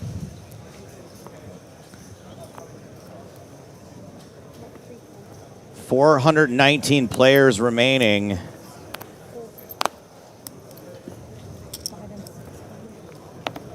And we've got tables being broken all over. And our table is the next one to break. Oh. Oof. So I'm not sure if we're going to make it all the way to the end of the level. We might be taking our break a little early. Because Lorik opening from the button with King 10. Excuse me, just Donahue, not O'Donoghue. Ace Jack, Ace 8 for Roberts. So playable hands in all three of these last positions. It'll be O'Donoghue with the best hand, but out of position. And the flop is 6-6-5. How could there be so much hand? But yeah, everyone misses the flop. And this doesn't seem right. It's tricky for Donahue with a player to act behind because Lorik decides to c-bet here, checks around. Doesn't, but you feel like the ace jack is probably a continue. Jack on the turn, so Justice with the J for the best hand, top pair. James Hartigan. The J of hearts.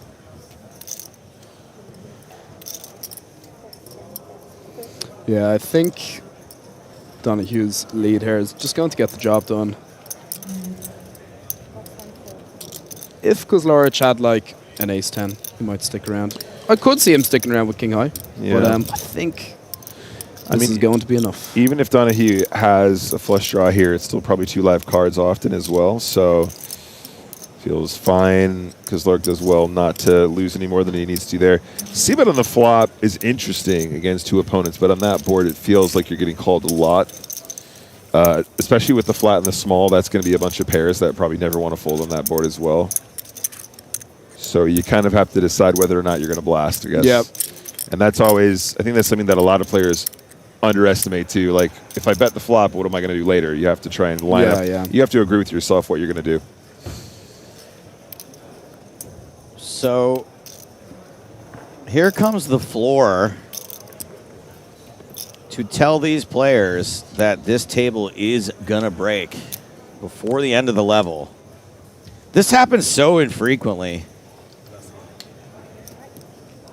So we, as a broadcast, are gonna be taking the break after this hand.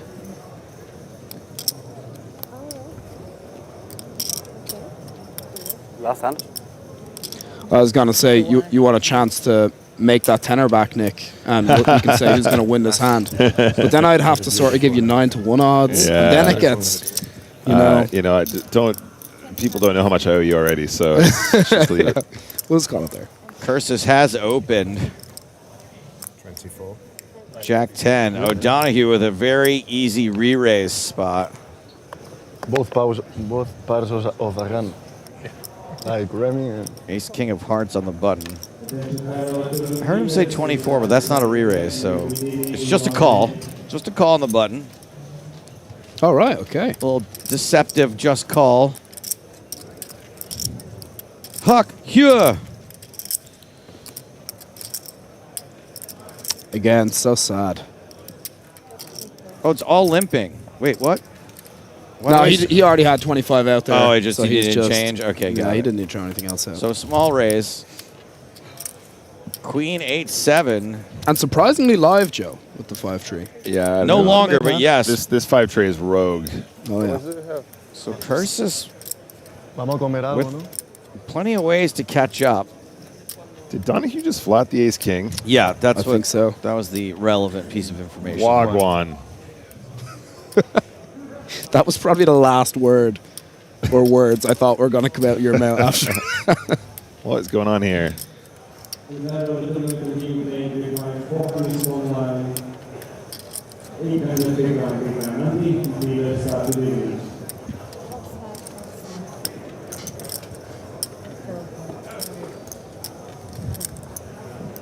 And Cursus taking what is going to be a fair amount of equity no matter what he's up against here.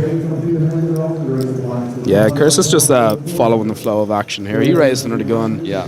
Continuing to tell the story that he has all the strong hands here. And I kind of prefer this because you don't really want to like play check call, check raise seems a bit out of line with no backdoor flush, so trying to force some folds doesn't seem bad at all. Curses does catch up in a big way on the turn. Now has the best pair. Now has a pair. Feels like a pretty natural check. You feel like you might have the best hand now quite often. You got your gut shot.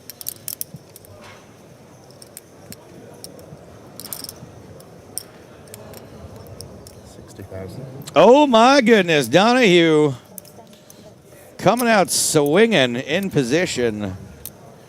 60K. It's quite a nice size from Donahue here. It's like it's telling a very believable story, and you're applying a lot of pressure for a relatively small bet size. Yeah, and it's one of them where a lot of people, you know, solver nerd or not solver nerd will say, well, ace king is too good here. You can be good so often. I'm going to check back. But in this line, when you're betting into 3 people and then checking, it's just so likely you have like a second pair, a third pair that wants to see showdown. Yeah. So Donahue trying to apply max pressure to these hands. I think also it's a spot where we can obviously exploit. Oh, wow. That's fun. That's nice. That's all I ever want. It's just like, just let me improve and be, and just know I have the best hand. Plus, if your opponent bets this flop and they have a good queen, they probably keep betting too. It's like it feels like the check on the turn is actually quite a slowdown, and it reduces with like the strength of tens or nines, ring. etc. Yeah. So like, yeah, it's really hard to kind of put someone on a jack here. Maybe yeah, just, and he fires maybe out just a again. one and done. Was it 145? Somewhere in this region. Curses checks and managed to elicit a 125,000 bet. So, Tom, with the 10 blocker in your hand and the backdoor trips, I think we probably check raise this a lot, right? Yeah, like that's what I was going to say. They're I not going to wonder. have queens. They're not going. They might have 8s or 7s. I Get guess. out of here. What's going to pay you? That's the only question. Oh wow, he goes for it quickly as well. Yeah, Curses I mean, does go for the check raise for all of it. Donahue with not much to think about here. Pass indeed. I was bluffing. You got me. Yeah, nice head. See, I'm filthy Nick. Yeah. And I'd be the same. I'd want the jam for value, but then I'd sort of be like, well, what calls me? I guess ace queen calls me. See, me and Joe, we're so similar. Yeah. You know? We're so similar. I've always said that. We're the same, he and I. All right, my babies. Unfortunately, we're going to end things just a little bit sooner than anticipated. You're missing out on 3.5 minutes. It probably would have been one hand. Not only is this a break, but this is the dinner break. These are the chip counts of our current featured table, which has broken, so we will not be seeing these people, at least not in this order. Who knows? One of them may end up back at the feature. But as stated, we are going on a 1-hour dinner break. More from the record-breaking main event of the Irish Open 2025 when we return. Catch you after dinner.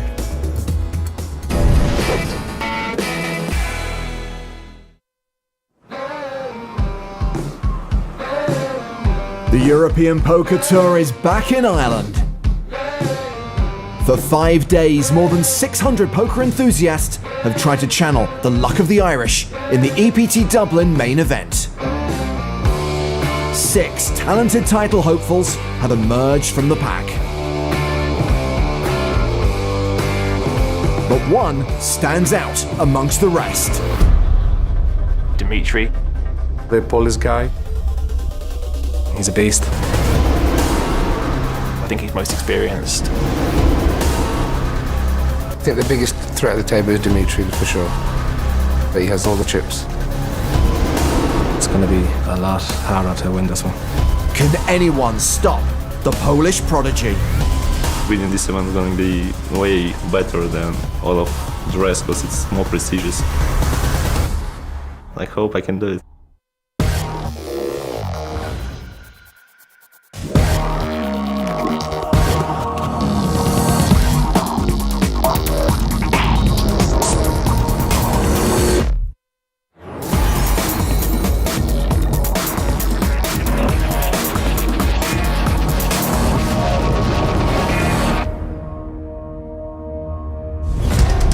Here we are again, the first EPT in Dublin since 2007. Over €500,000 awaits the winner of the main event, with 6 players left in the running. And all eyes will be on Dmitry Obanovic. He's got all the chips. He was Player of the Year last season. Honestly, it's shocking he hasn't already won a main event. Yes, Obanovic is certainly the odds-on favourite coming into this final, and he's fired up. It's amazing. I've never had such a deep run, so I'm pretty happy about that. Having a chip lead gives you more space to do something, so I'm happy to be chip lead. It's very good. Nobody has won an EPT in their home country for 3 years. Irish pro Patrick Clark hopes to break that streak today. To win this title would be unbelievable, especially on home soil. And there's going to be a nice rail, so you'll see plenty of drunken Irish people. Hopefully I can bring it home for all them. It'd mean everything to me. There should also be plenty of support for Cully Sadu. He came 8th in London in Season 10, and he's feeling good about his second EPT final table. Chips-wise, I have like 8 times more than I had last time at the final table, so I think a lot of players will fear me. Gilles Berniez is the last remaining non-pro, and he has one fear, that this will be his only chance for poker glory. I'm so lucky to reach the final table now, so I guess the professional players would call it like a one-shot or something like that. Greek pro Iliadoros Kamatakis is well known for his live poker streams. And he's sick and tired of hearing that this is a young man's game. First of all, we have to run 10 kilometers to see who is young and who is not. I have big experience, so we see. Rhys Jones also has big experience online, but a small stack. This is already his best live result to date. I've probably played more online than live in the last few years. My edge with this current stack is not going to be huge, but if I get a good stack, I fancy my chances. And cards are already in the air here at the PokerStars.com EPT Dublin final table. First to act, Gilles Berniez, online qualifier, only non-pro at this final table. It's his first ever EPT, hi! Dmitry Obanovic, ace-10 of clubs. This kid won all the side events last year, not even old enough to play in Vegas. He's a bit of a wonder kid. He's raised it to 110,000. Folded around to Rhys Jones, the short stack in the big blind. Well, Jones is dominated with ace-9. But he's going with it. He shoves. Ace-10 is probably the bottom end of Dimitri's calling range, but I think he goes for it. Come on, they're suited! Another 610,000 to call, and he does call! No time for love, Dr. Jones. Good luck, guys. Rhys Jones at risk and behind. Domination Nation Urbanovic. So he could be down to 5 unless Jones gets lucky.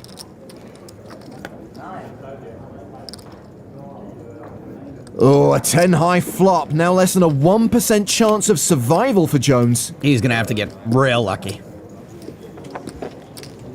It's not a very good flop. Understatement of the year. A little bit of hope on the turn.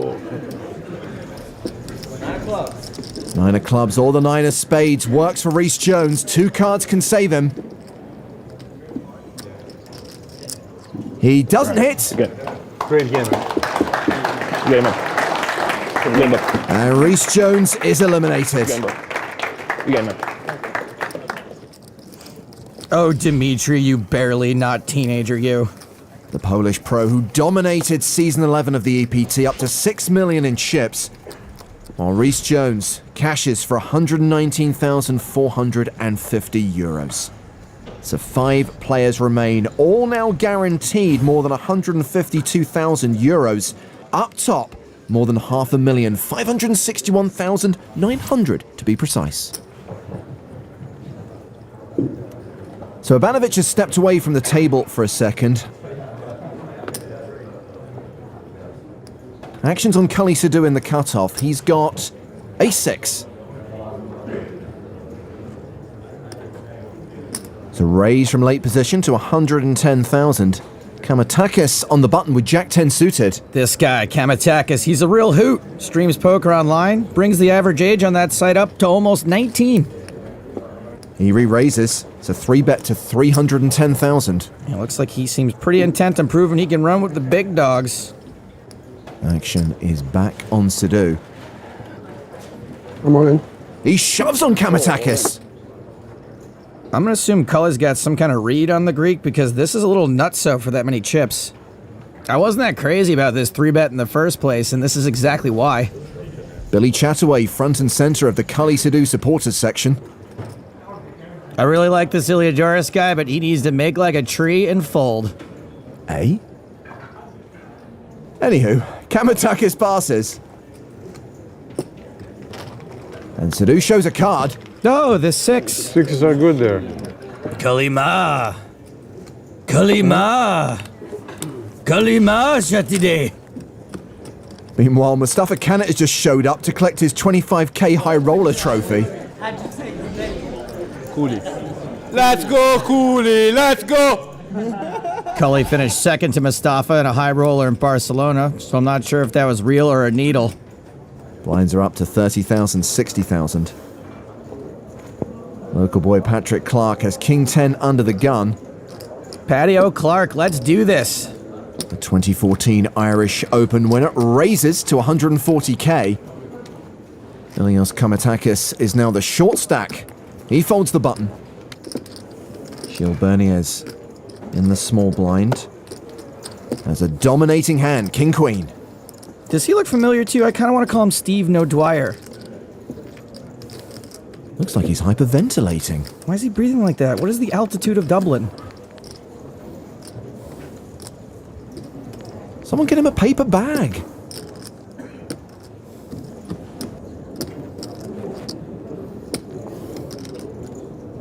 Well, he's called the raise. Ivanovic has folded the big blind. We're going heads up to the flop.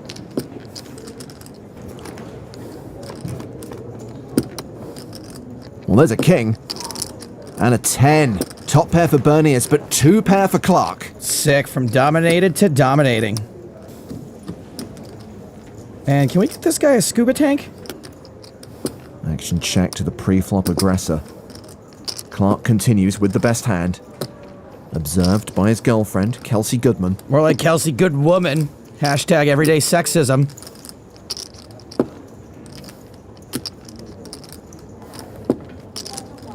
Berniez continues with the breathing and calls the 175,000. Top pair, awesome kicker, gotta call. 4 diamonds puts a potential flush out there. Can you breathe? Can you breathe? Berniez checks for a second time. And Clark checks behind. Come on, dude, you gotta bet that. And it's a queen on the river. Berniez now with a better 2 pair. King Queen should probably bet now. No, he checks for a 3rd time. Looks like Clark's gonna go for value. 425,000. Kelsey, I'm sorry. This should be a snap call. As soon as he catches his breath. There's the call. And Clark will see he got rivered. Nailed it.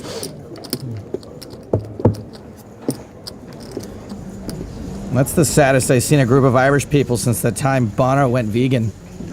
So Gilles Berniez, the German amateur, building a stack, but possibly in need of medical attention. What is going on with this dude's breathing? Tag your tweets.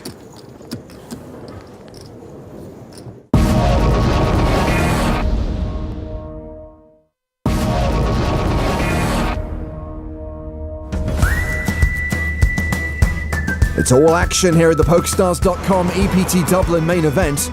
Moments ago, Ilios Kamatakis made a move against Gilles Berniez.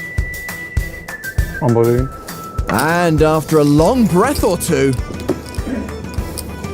the German amateur made the call. Call.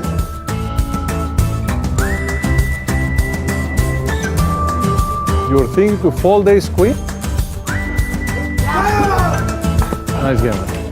Kamatakis is out, and the online qualifier is now second in chips. Blinds are still 30,000, 60,000. It's Gilles who's posted the big blind here, and I tell you what, Joe, let's play along with the amateur. We're only going to see his cards. We are going to sweat with Gilles. He's already out of breath. Why not sweat with him? Ivanovic is first to act. He folds. Clark's out. Round to the small blind. Cully Sadu, 8th place finisher at EPT 10 London. Ooh.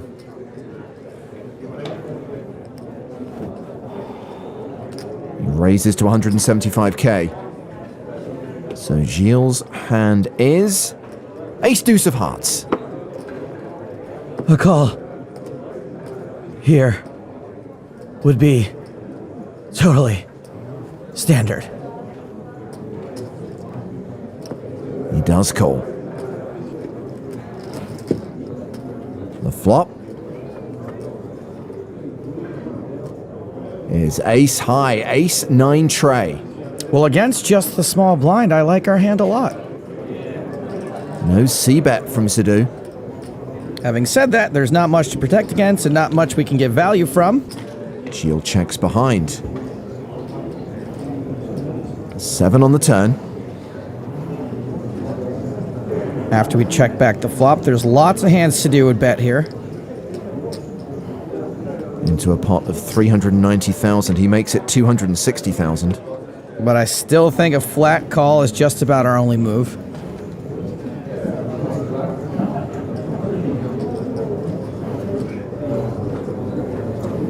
He's gonna get there.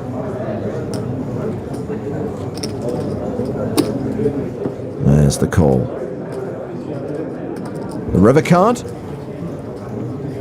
is a 5. And Sadu shoves! Such a big bet.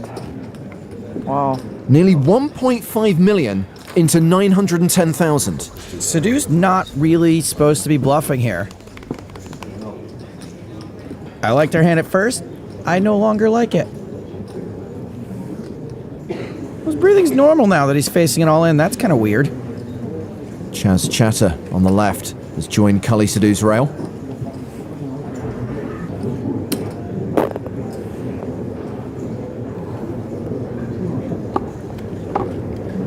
I call. Gilles calls. 2 pair. 2 pair is good. Cully's hand, ace 5. Like a rambly voicemail, that was not a great call.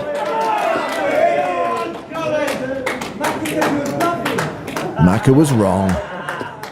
I guess you could say that rail is anything but melancholy. Nice hand. Thank you. So a much needed double up for Cully Sadu. And now it is really close between him, Patrick Clark, and Gilles Berniers. Ivanovic still leads with a stack of 7.3 million as the blinds go up. New level, 40,000, 80,000 with a 10,000 ante. Now's when the real poker starts. Action folded around to the blinds. Gilles Berniers in the small. Ace Queen suited. 7.2. Dimitri's getting annoyed with Johnny Lamaze over there, but he's no amateur at having great friends. Meet Sven and Nick.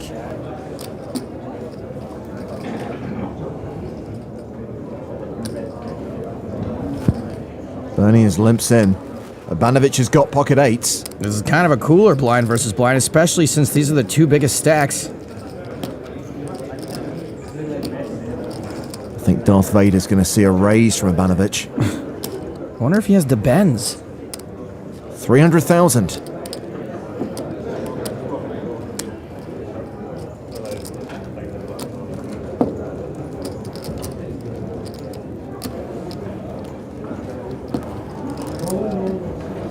Berniers counting out a re-raise. He 3-bets to 905,000. When Berniers limps 3-bets, Dimitri's gonna know he's got a big one, but 8s are probably too big to fold.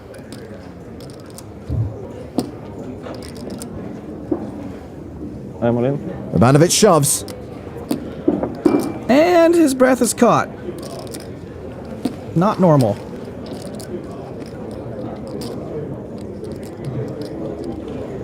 Bernius calls and we're off to the races. Like Bono versus Sinead O'Connor, one of these two hands has the slight mathematical advantage. It's a coin flip that Bernius needs to win to survive. Ace! Yeah, vamos a Come on, ace!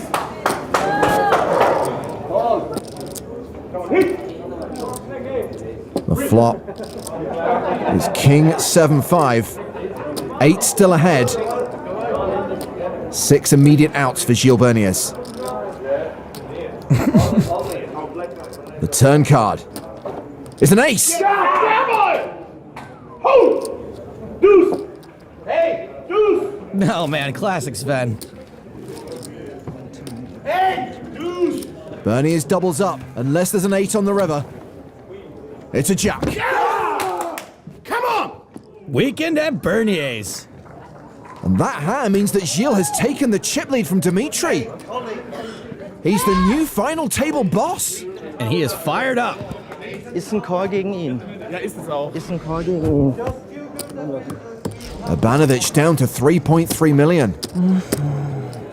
Gilles Bernius up to nearly 8 million. I'm afraid his heart might explode. Well, curiosity got the better of us. We had to ask the online qualifier why he's always so short of breath.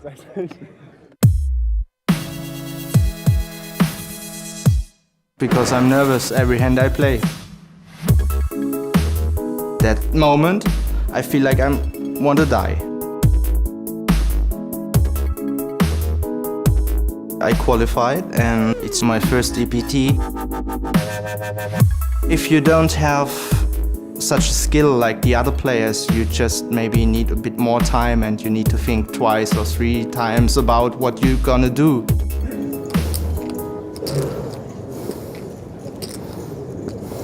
Well, it's exhausting. Really, it's so tough. I'm a student. I study. I have a part-time job. And poker, it's just one of my hobbies. I don't have a lot of friends who play poker. For them, it's like, what is he doing there? But for sure, they support me. They don't know what I do. I also don't know what I do sometimes, but I reached the last 6 players with luck. So maybe I'm gonna be more lucky to win this. Turns out he's more scared than a long-tailed cat in a room full of rocking chairs. Huh. Action here is on Dmitry Abanovic. With Jack-9 off, he raises to 180,000. Pocket 5s for Patrick Clark. Patrick is the shortest stack, but he's still got over 30 big blinds, so I don't think he has to rip it in here.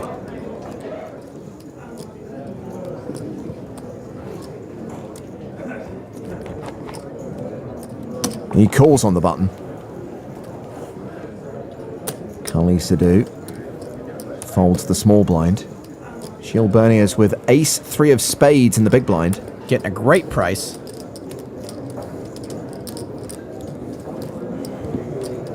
It's less fun to make fun of his breathing now that I know he's terrified. He calls. And we've got 3-way action.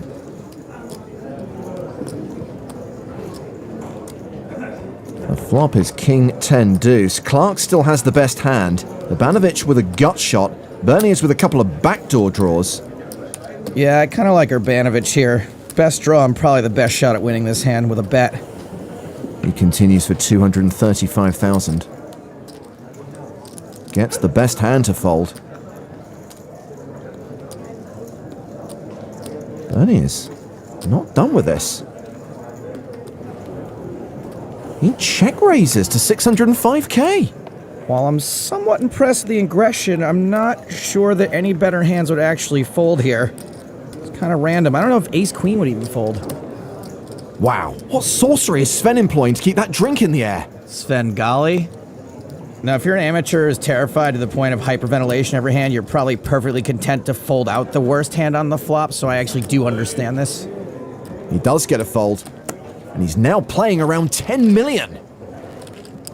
as he gets the better of the most accomplished player at the table. Whoops. Blinds are up to 50,000, 100,000 with a 10,000 ante. Action on Gilles. He's on the button. And he's got queens. I guess the one advantage of breathing like the maniac on the other end of the phone every single hand is that no one knows if you've ever got an actual hand that warrants it.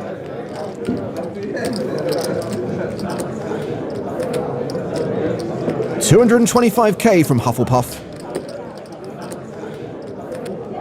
Ace deuce for Clark, the shorty in the big. All in. He shoves. Call. And gets called. Clark is behind, but all it takes is an ace.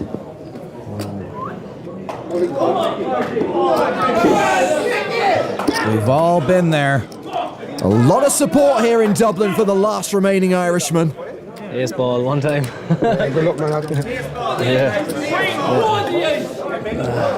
Do it for Ireland. Do it for Kathy Ireland. Come on. Don't worry, Gilles. Nick and Sven are still on your side. Everyone else is calling for an ace. Here comes the flop. There's a queen! 2 clubs, and Clark has the ace of clubs. Man, 5% equity seems high. It's very likely to be 0 on the turn. My nerves are already there. The turn card is another club!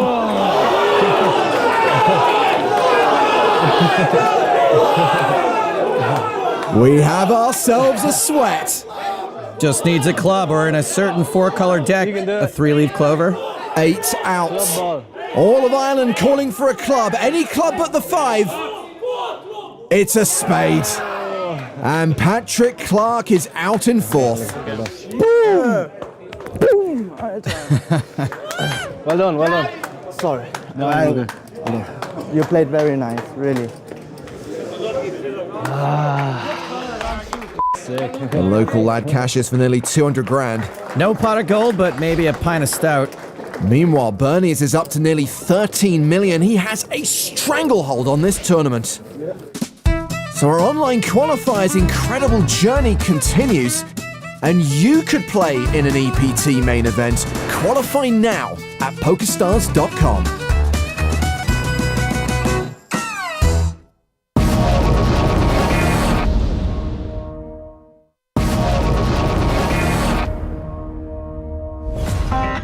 Three remain at the PokerStars.com EPT Dublin final table following the elimination of local lad Patrick Clark. At least he's now free to enjoy Dublin's nightlife. Including Dublin's very own Hartigan's, where every Thursday is Smack That Booty Night, and the drinks aren't the only thing that's half off. So is that your idea, or...? Sadly, I am not affiliated in any way with Hartigan's Pub, nor can I claim credit for the Smack That Booty promotion. Lies. Well, let's get three-handed action started, shall we? We got a proposition for you. Which? What do you think about even chop? What? What does it mean? That we get like 420 each. Put all the prices together and divide it by 3, and everyone gets in the same. No? Why? Yeah, you get the trophy. It's okay, no. No? I play for fun, so. You play for fun? You play for fun. Okay, let's have some fun. I mean, it's, you know, I don't live from poker. Yeah, sure. Just asking. Yeah, sure. Nice try, guys. Not like this guy just fell off the back of the turnip truck. Right. We have just big blind. Oops. Ivanovic just folded out of turn, confused by the fact there's no small blind in this hand. See? Everybody does it sometimes. Even the geniuses. All in. Bernier shoves. Sadu calls. I've only got an ace, but let's see. Wow, that is a huge call. 2 overs. Sadu is lucky to be racing. Fünfer. I'm not sure how many worse hands Bernier's would be shoving, but maybe Cully figured the amateur didn't want to play post-flop. He folded out a turn, you see. Sadu theorizing that Berniers was taking advantage of Ivanovic's mistake. The flop. There's Jack 7-4 with one heart. 5 for a sweat. Hearts may be a better sweat. I would agree with a 5. 5 right of hearts. now. No 5 of hearts, is it? No. The turn is a deuce, no additional outs. Cully Sadu needs an ace or a 6 to survive. He has 6 outs. Heart's no good, bro. The river is a deuce. 5's hold. Played. Well played. Again, played. Cully Sadu out in third. Put on, bro. Boy, you'll be alright, man. You'll be alright. We'll celebrate tonight, alright. Let's get you drunk. Good luck, sir. Wow, you play amazing, really. I play need to amazing say too. that. Yeah. Really, it's an honor for me to play with you also. I mean, Great. Thank wow. you. Good luck. Destroy me. We're down to 2. The trophy's in sight, and we're going heads up. I have heads-up experience, live events. I guess I have to adjust my game, because last time I was second. I would say I have almost no experience, and I'm nervous. I'm playing to win, but I expected long battle because of his time for decision. You can't imagine how it feels, right? I mean, I feel like a fish in a shark cage. Shark Cage Seasons 1 and 2 now available online. But seriously though, folks, if you're going to go into heads up in an EPT with almost no experience whatsoever, better to do it with a 4-1 chip lead. Yeah, this might be an uphill battle for Obanovic. Blind still 50-100. And his first to speak on the button in the small blind. King 8 offsuit. Looks like he knows enough to raise most of his buttons.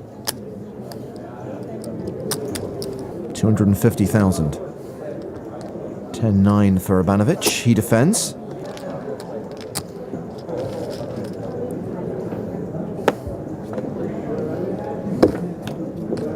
The flop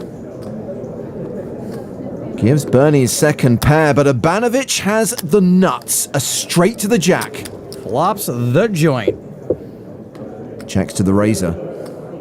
Unfortunately for Bernier, a pair is going to be good here a lot. He continues for 200,000. Check would have worked fine there, but it looks like Bernier's wanted to go for max value and protection. Also fine. That's a check raise from Obanovic. 650,000 total. And again, unfortunately for Bernier's, this raise would be a semi-bluff quite often.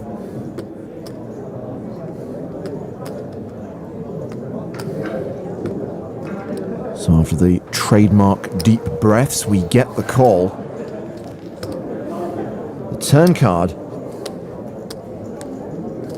is the 7 of clubs pairing the board. That gives Gilles a few outs. He can boat up now. Obanovic took the betting lead on the flop.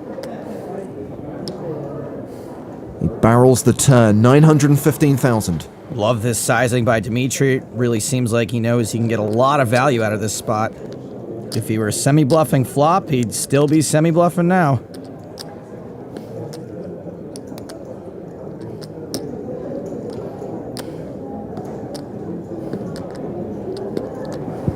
Berniers counts out the call. Makes the call. We're going to the river. 3.6 million in the middle. Obanovic the effective stack with 1.8 million. A 5 on the river changes nothing.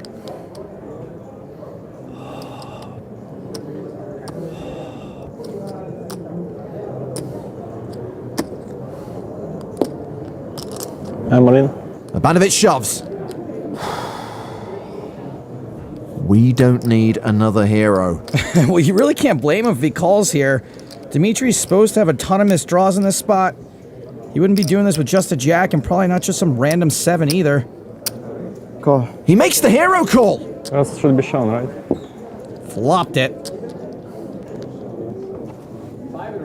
Nice flop. Obanovic gets the full double up through Berniers. Sven, it's okay. He still got the lead. Give me 0 credit, right? It's the main event, heads up. I cannot do stupid things. Well, Bernie is still with the chip advantage, but Urbanovic has narrowed the gap significantly.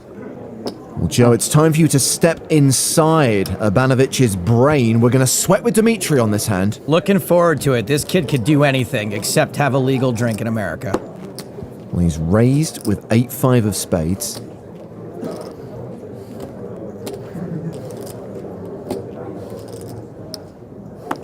Gilles is counting out a raise. He makes it 575,000. Urbanovic is not folding. He's Polish, he's no fish, and he's in position. Couldn't make it work for suited. That's a call. So 1.17 million in the pot already. The flop is King Jack 8 with 2 spades. Bottom pair and a flush draw for Urbanovic. I mean, you really can't ask for a better flop than that. I think he almost smiled even. Berniers continues. 625,000. How much? 625. I would probably just call here in case Berniers is just messing around. If you do anything more than that, you can get away from it. That's a raise to 1.475 million. Now, is this a raise with the intention of folding if Bernier shoves? I doubt it. I think if he does have it, we're going to see it go in here, and if that happens, we are probably behind.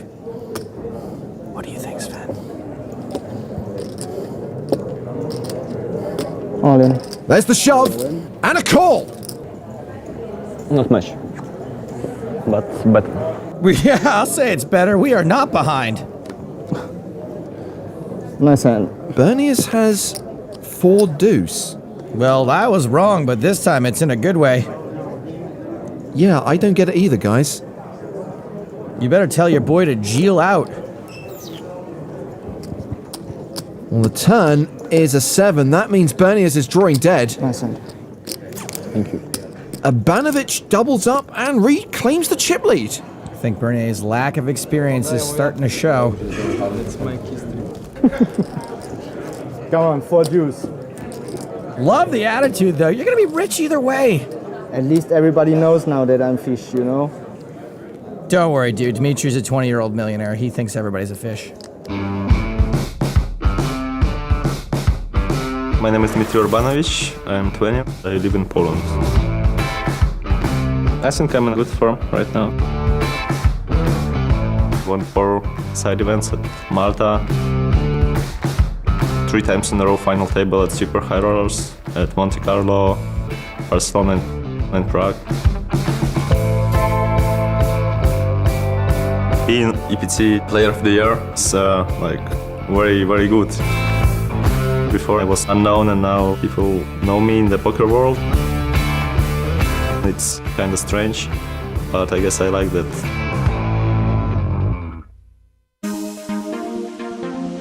My game is good. When you run good, you believe. Winning this event is going to be way better than all of the rest because it's more prestigious, it's main event, it's the biggest competition, I guess. So it's my goal. Hold your horses there, buddy. Berniers is an EDM DJ, so you know he's used to laying down some sick beats. Well, Gilles has got deuces here. You saw what he did with 4 deuce. What about deuce deuce? He raises to 300,000. King tray of diamonds for Urbanovic. That's a call.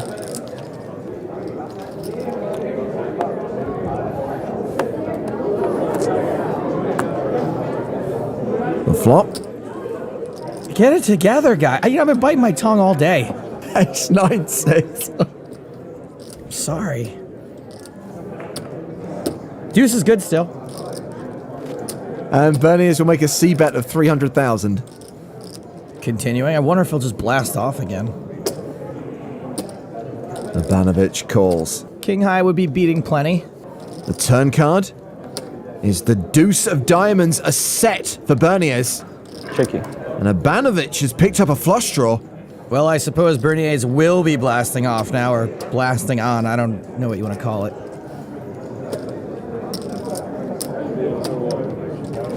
Roughly half pot, 600,000. Well, now Dimitri's got the nut flush draw. What is he gonna do? Nothing. You gotta call it. You gotta support the troops. You gotta call it. And you have the nut flush draw. Throws in 6 100k chips as we go to the river. Sven, you're gonna want to see this. It's red, but it's a heart, leaving Dimitri with just king high. Whiffer, whiffer, chicken sniffer. He checks. Pretty safe board to go for value with a set of deuces. And go for value, he will. To the tune of 1.1 million. Now, the best indicator of future behavior is past behavior, meaning Gilles might just be punting here again as far as Dimitri's concerned. I hear you, brah. I think Dimitri might just be overthinking this, though. He's only got king high. We saw Gilles make a bad hero call earlier. Is Dimitri going to follow in his footsteps? Yes! King high, no good. Oh, I love turning a set. And Berniers is back in this thing. This one's for you, Sven. Ah, he looked at me. That's a big loss for Ivanovic. And the stacks are almost level.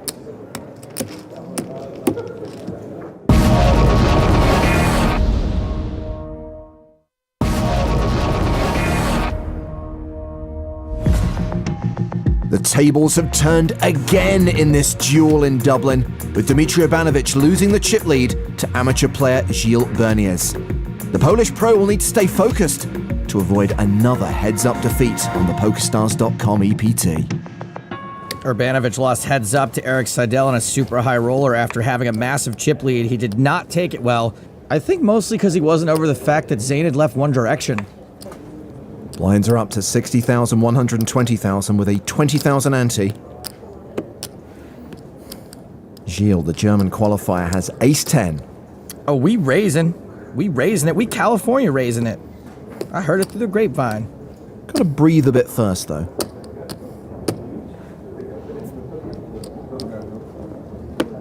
$300,000. Ivanovic with 4-3 of clubs calls. The flop is Jack 5 deuce, so Ivanovic is up and down. He's checked the action to Berniers, who checks behind.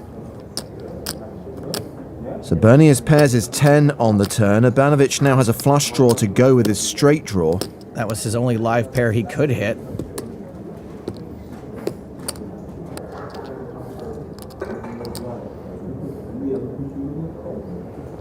Ivanovic leads for 400,000. Trying to win this with a semi-bluff.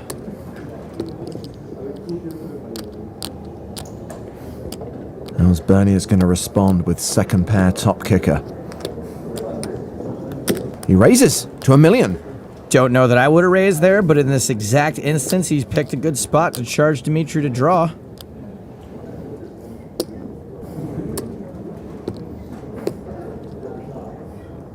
Ivanovic calls the raise. We're going to see another card. The river is the 5 of hearts pairing the board. Such a brick, the third little pig could have built a house with it. Well, he semi-bluffed the turn. It's a pure bluff on the river. And quite a small bet, 425,000. You think Berniers is going to huff and puff and blow the house down? Seems like a pretty easy just call.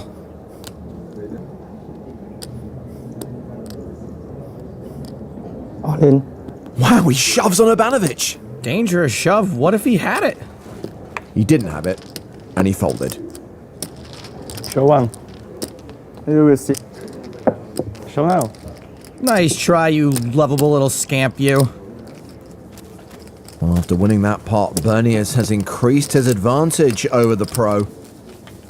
11.8 million plays 6.3 million. He's made a few mistakes, but luckily he hasn't stepped in it too badly yet.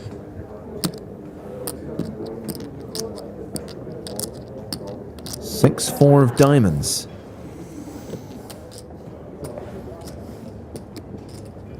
And just a call. Ivanovic with ace tray. checks. He gets to under-rep his hand now. He looks a little vexed.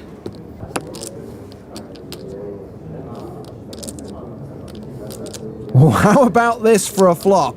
Trips for Ivanovic, flush draw for Berniers. Dimitri leads for 150,000. I think this lead will get a lot of folds, but Berniers has a draw he can't fold.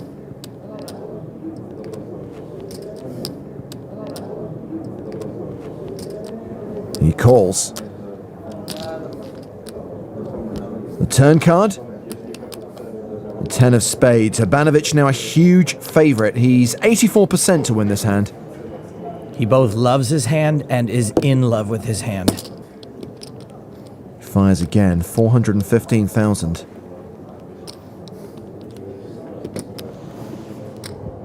Bernie is still playing his draw. And he's going to semi-bluff with it. He raises to 1.4 million. He is really banking on Dimitri not having an ace.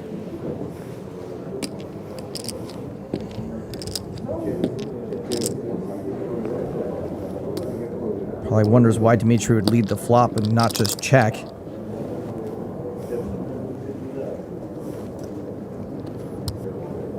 Ivanovic responds with a 3-bet. 2.4 million. Not really sure what's going on here, but we know Berniers is not afraid to get it in, and I think Dimitri is trying to induce him to do just that. Sven, hold on to your potatoes. All in. There's the shove and the call. Showdown with one card to come. Call. Yeah. Berniers has 7 outs. 7 cards he can hit to win the EPT Dublin main event. It's a nice spot to be in, but generally when you are in this spot, you do want a better than 16% chance of getting there. Ivanovic set for the double up, unless Berniers hits a diamond. Crucially, not the 3 of diamonds or the 10 of diamonds. Come on. The river card is a diamond, but it pairs the board. Honestly, it fooled me too. A full house for Ivanovic. Aye. Nice answer. Ah. Nice river. Yeah. What a waste of making a flush. And it seems like Sven is the only one who truly understands the gravity of this situation. Yeah, Ivanovic is in command of this tournament once again. Much to the delight of the Polish rail. Bet these guys wouldn't accidentally celebrate. Ivanovic now monster chip leader as the blinds go up to 80,000, 160,000 with a 25k ante. Bernie is on the button with Queen 7.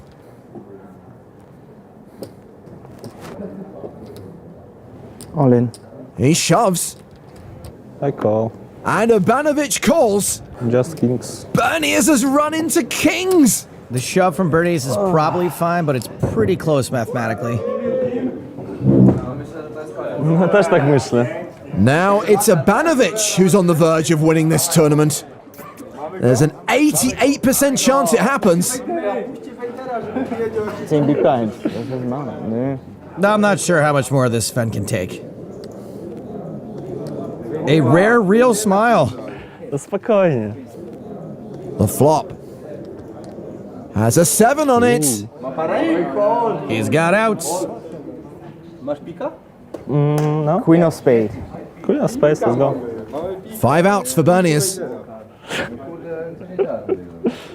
Right, just king can finish. The turn card is a 9. She'll need a queen or a 7.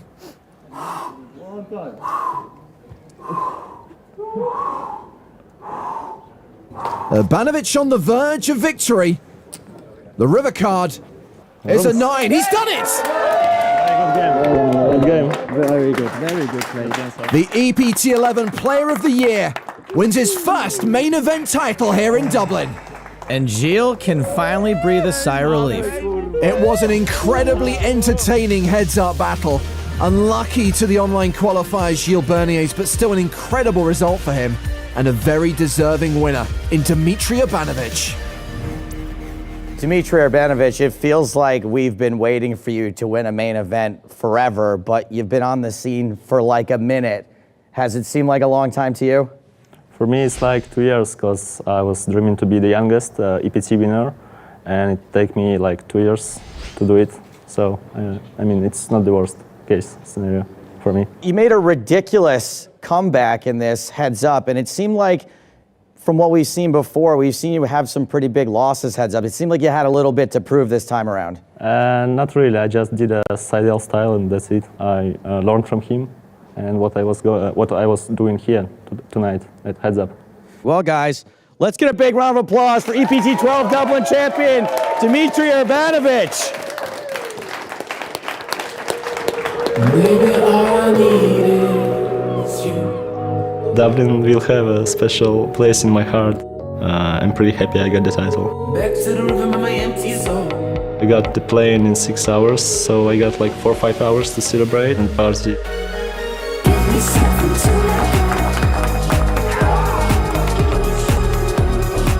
What do you think about even chop?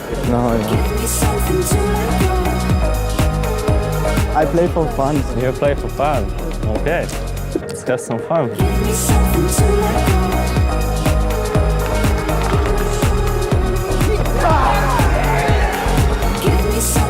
EPT Dublin main event champion Dmitry Urbanovic. I'm really, really happy and finally won it. Dreams come true, you know.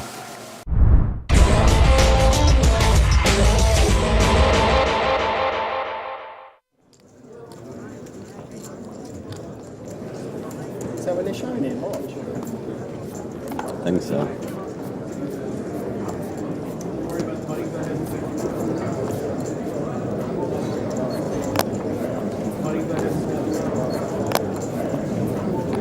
This thing. £15.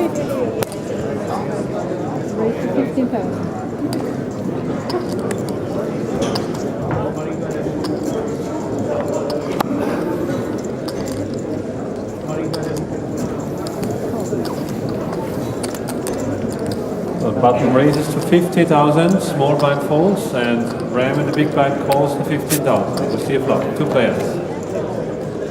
Flop is 4-9 king, ram is first. He checks. All in from Ellen.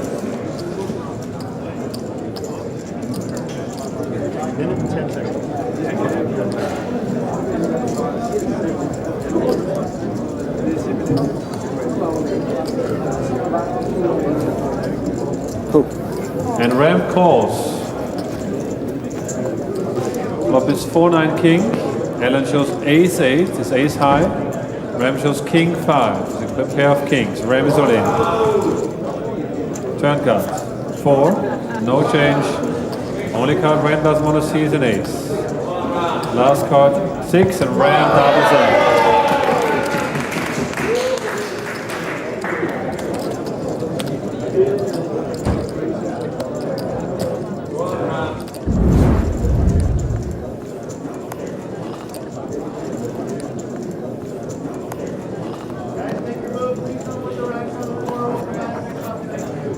Still 3 and 6,000. Rory's first, he folds.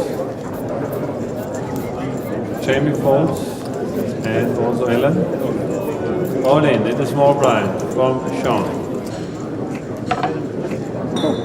And call by Ram. We have an all in here, it's Sean Donaldson, his hand. Queen 9, called by Ram's ace queen.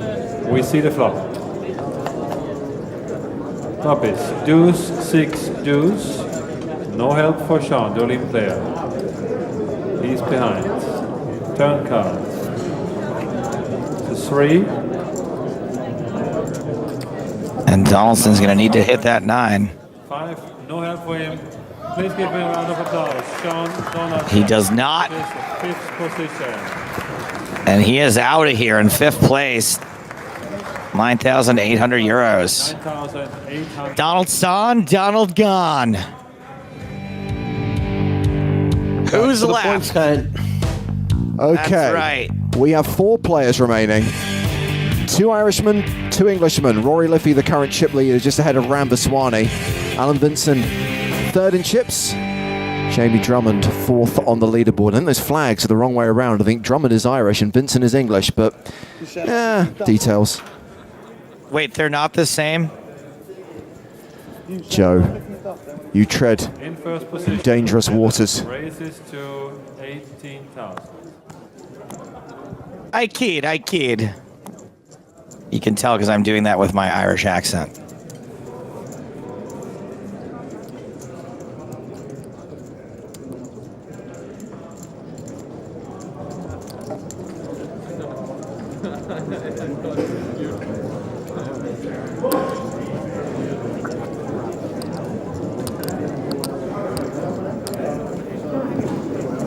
And a call by Jamie. What is 41,000? Flop is 3, 4, 10. Jamie's first.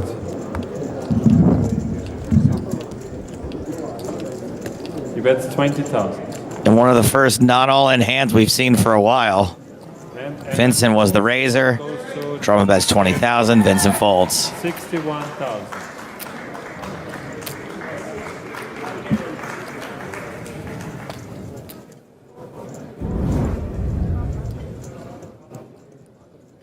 Battle rages on four-handed. 4 players remain. Joe? We've got Alan Vincent. This is Rory Liffey, Ram Vaswani, and Jamie Drummond, the final 4. I'm waiting for Big Hair to come back in. Then I'm really going to reign supreme. Just you wait, Spraggy. Hey, any day now. Any day now. You've got big hair too, though. And it's only getting bigger. No haircuts for me for a good little while. Alan Vincent all in here with the Queen 8 of Hearts against Rambaswani's Ace King. And an ace on the flop. An 8 for Vincent. He does have a sweat. This is a relatively short all-in. Vincent can hit a queen or an 8. Last card check, no help for Ellen. Losing one more player. Ellen wins. And he does not. Alan Vincent eliminated in 4th place, 14,750 euro. Yeah, I'm loving it. We're 3-handed. And now Alan Vincent is English and Jamie Drummond is Irish again. Got him. Dang those open borders, man. Just get your nationality straight.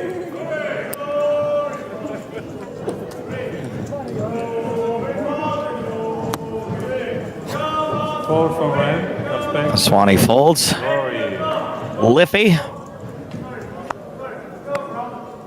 Ace Jack. Rory calls 8,000. Liffey Limpy. Queen 4 for Jamie Drummond.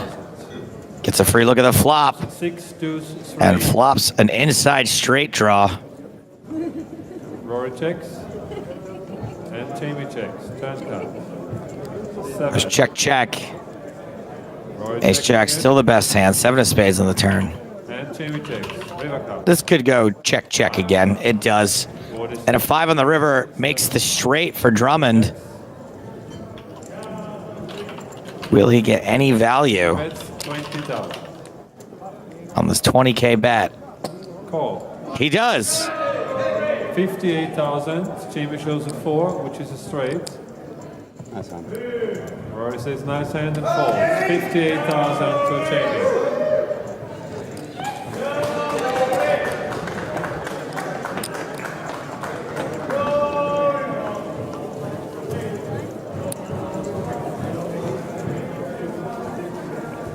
Drummond picks up nearly 60K in that pot. Ram Vaswani confused over something. Yeah, we're all trying to figure our own things out, Ram. Tentative attempts at getting a song going there on the rail. Love to see that.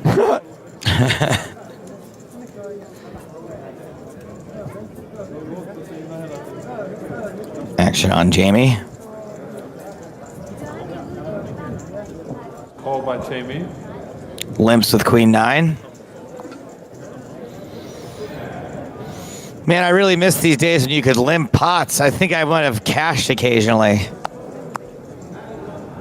Rory checks. All So we've got Domination Nation. Drummond dominating Vaswani, dominating Liffey.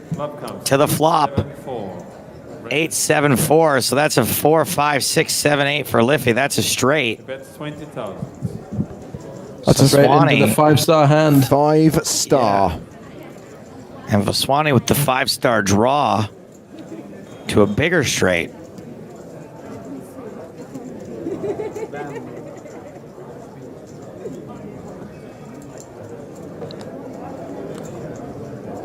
And Rory calls. Liffey calling the bet from Vaswani. Relatively small bet, just 2 big blinds. Blinds are 5,000, 10,000 now. Vaswani bet 20,000. Liffey called 20. Is 4. And the turn is another 4. Rory checks. Check this time. River card is a queen. No one Trapping on the improves. turn from Liffey. Does induce the bluff again from Vaswani at the river. And pretty small bluff at that. 20,000. All in. Rory says. Are we sure this isn't a limit tournament? No, All he in said announced. all in. He said all in. 3,000.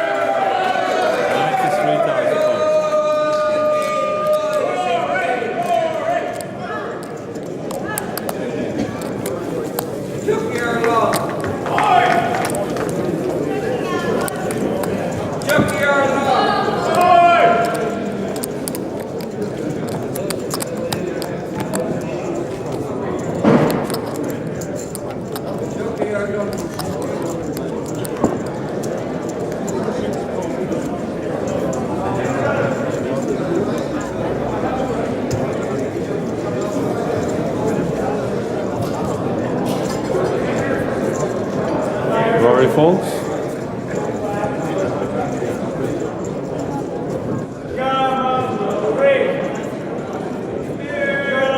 Jamie calls.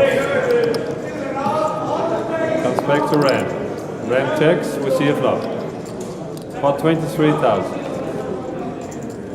Flop is 7-7-2. Jamie's first. He checks. Ram checks. Turn card, ace. Jamie's first. He checks. Ram checks. Last card 3. A lot of checking. Queens hold despite the pair of 3s on the river, despite the ace, despite the 2 7s.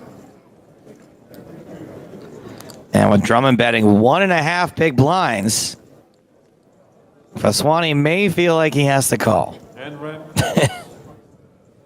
He does. Jamie shows a pair of queens. Drummond tables the winner. Vaswani into the muck. Back to contemplating his existence.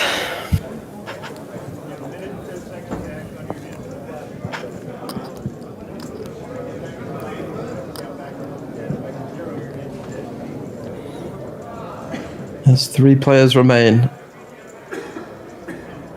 What's first place again? 93,000 euros? Correct.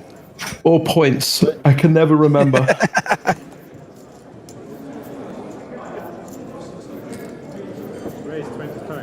Rory raises to 25,000.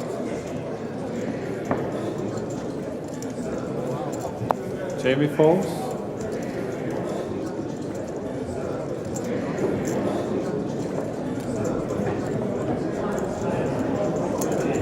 Ram calls.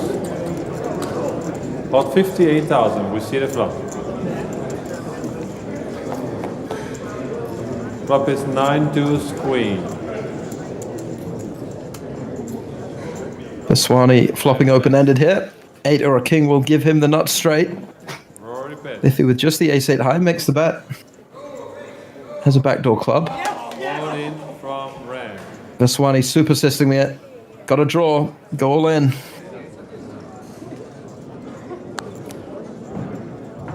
And a pot of 138,000 for Ram.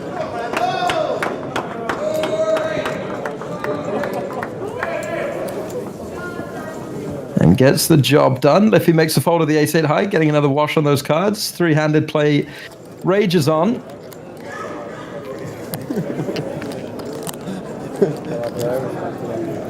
What's it like playing away from home?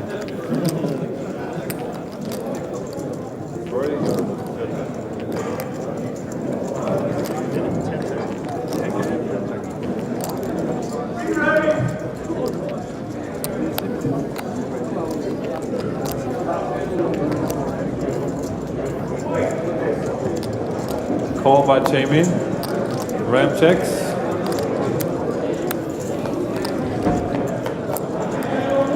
Flop is 3. When we announced EPT Retro Spraggy, as we see the Swanee flop top pair here, Joe joked that you weren't even born when this event took place, but just to put a dose of reality into the mix and also depress us, how old were you in 2004? 14. Yeah. He was 1 inch shorter than he is now, though. Even more depressing is the thought that someone born as this was taking place could play online poker in, what, 2 years? Yeah. We're all getting old, gentlemen. I got my first person who wrote to me yesterday and said, hey, I don't want to make you feel old, but I've been watching you since I was 10.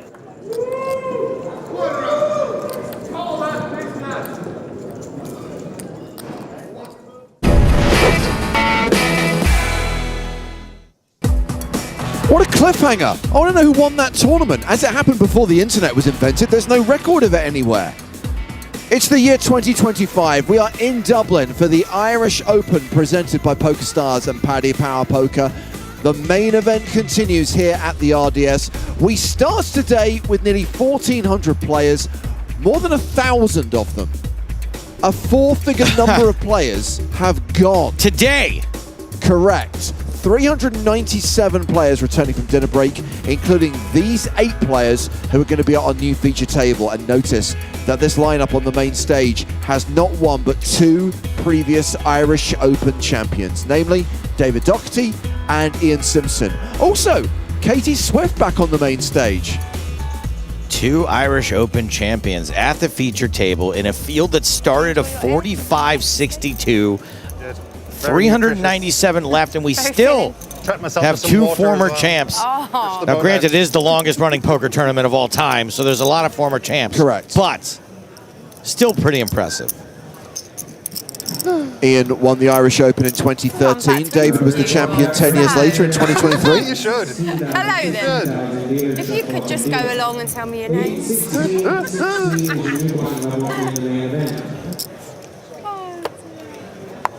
Tell me a bit about yourself. Blinds are 8,000, 16,000 with a 16k big blind ante. 3 more levels to play tonight, including this one. The ladies are walking around selling them. Just a tenner to get you in, it's already over 30,000 euros. We're expecting to get close to 50,000. Someone's going to take home all that money on Sunday night at 9 p.m. You do not need to be here to win. Just a tenner. I feel like the lottery is the real main event. It's definitely hyped up more than the poker. The ladies are walking around selling the tickets. You'll hear them say the lovely lotto words. And that's the way to buy your ticket. Iman Gishaya is the table chip leader, has opened from the hijack with King 10. David Doherty on the short side, playing sub 10 big blinds. But it is Ricardo Gonzalez facing this raise in the cutoff with deuces. The Ducks, the Quacks. I was going to say quack, and you stole it. I was going to be the first person in history to say quack. Ducks on a pond. Ian Simpson with Jack-8 of spades in the big blind.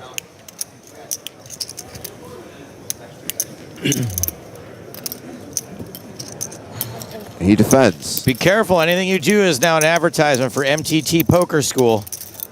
Don't blow it. Well, not terrible flop. Got the gut shot, backdoor spades. Kind of, no. Because what happens if you make your jack? Oh, yeah, there is that.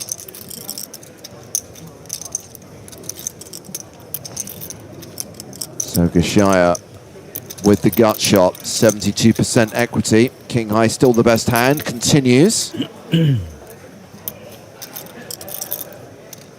28,000. But yes, James, I agree. This looks like a pretty favorable flop. One that I don't think you can fold right away. No. You want to see a turn. A lot of fun things can happen on the turn.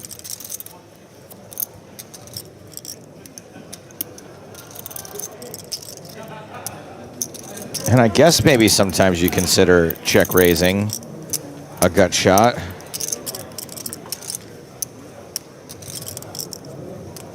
I was really hoping that guy Belly would be around and have a gut shot at some point, but nope, no belly buster. And we are going to see a check raise from Ian Simpson. Makes it 84,000.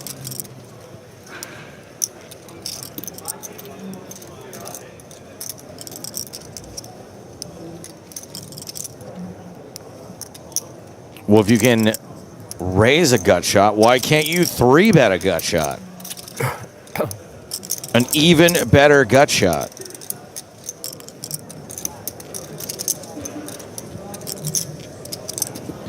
It's not one of those double gut shot situations that I'm missing, right? So, 8,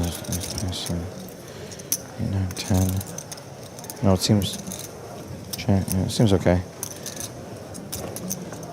The call from Gashaya. This pocket huge. And that is going to take us to the turn. Yeah, more than $250,000 in the middle already. There is the 10 of spades. And that is the straight for Simpson with a redraw to a flush. I mean, what a gin card. And a pair for Gashaya. Just make your hand, drawing to the even better hand.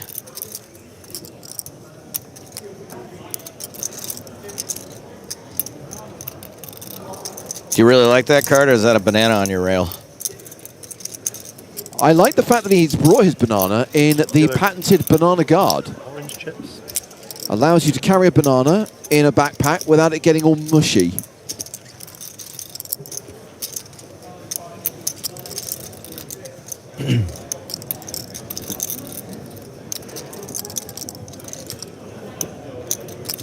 Having check raised the flop, Simpson has the betting lead on the turn and is going to barrel for 175,000, a significant percentage of the pot. All right, well, players, we give you our lucky luck sound drawing of the day. Every day at 7 p.m. I feel like this is like just a bit of a hand funeral here. Obviously, you're not that thrilled about hitting this 10. Your gin card now is a gut shot, which we all know. The age-old phrase, don't draw to any inside straights. You got dirty outs. Even the jack, right? The winner is Michael Havaka. Michael Havaka, you are the lucky winner of 100 euros today. And I'm wrong. I'm dead wrong. Cashier is going nowhere.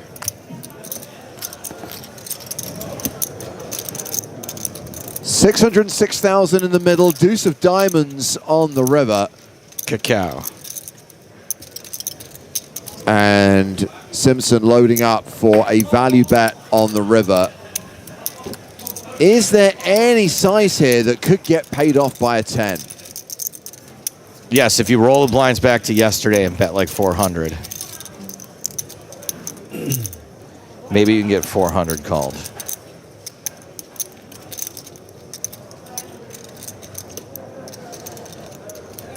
Simpson with 382,000 behind, by the way. All in. Decides to rip, decides to shove. And let's see if Gashaya feels like making a hero call with second pair on this straighty, non-flushy, non-paired board. He's kind of like settling in, like he's really thinking about heroing here.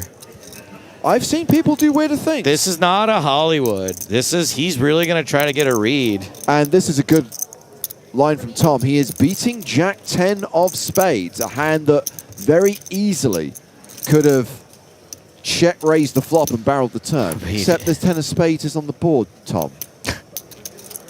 Tom, you idiot! To be fair, you read it. It's Chat Pro Saturday. It is Chat Pro Saturday, that's right. Yeah, no, he could have Jack 10 of spades. Absolutely. At 2 mod, becoming a Chat Pro, but hey, it is Chat Pro Saturday. Can't stand people who don't look at the board properly and make mistakes like that.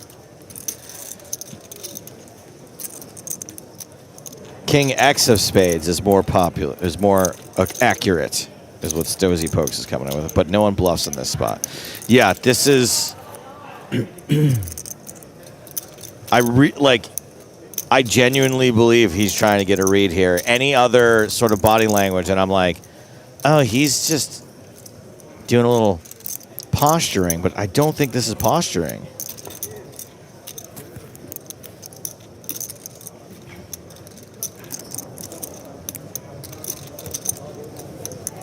A lot of cheddar in the middle.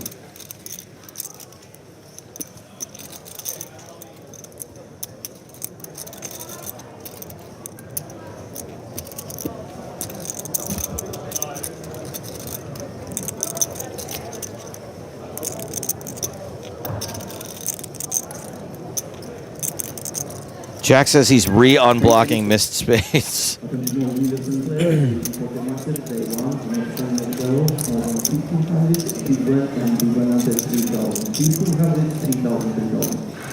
That's a fold, right? That is Yeah. a fold. But Jeepers. still a sizable pot for Ian Simpson, who is now table chip leader, has moved up to nearly 1 million chips. 988,000, just over 60 big blinds at this 816 blind level. So, as we've referenced a couple of times, 2 former Irish Open champions at this feature table. Sadly, this former Irish Open champion is no more. He's still alive, but he is not still in contention in this year's main event. Griffin Benger eliminated, cashing out. Obviously can't be that happy, but really should be, considering he was on 15 big blinds at the start of the day today. Managed to not only cash, but ladder, I don't know how many times. Not a bunch, but to cash it all, given that he was on fumes pretty much the entire day, I think he should be pretty pleased. Well, I'm sure we can drag Griffin in here pretty soon, and we can ask him what he actually made.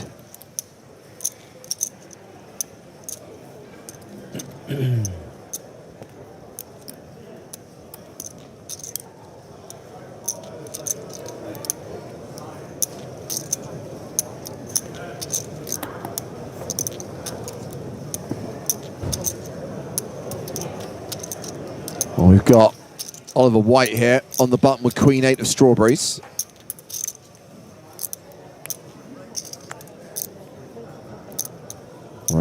I heard cream 8 of strawberries. In position. Sounds like a great dessert. The raise is to 32,000 and the action is on the big blind. Katie Swift, and she's got the snowmans. Num num.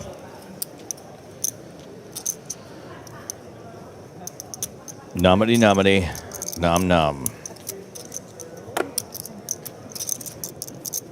And that is a shove from Katie. And a quick fold from Oliver. Nice problem to have. No. Nice problem to have. Gotta love that. Fifth Business on YouTube says, bad lookalike for Ian Simpson may not count because Will Wheaton is a former team pro. I would say it counts because Will Wheaton is long gone. Also more famous probably as an actor and blogger than he is as a poker player. So I will allow it. Yeah, no, I think you're safe with that one. And I'm going to allow it on both counts. It's not a poker player, and it is a bad lookalike.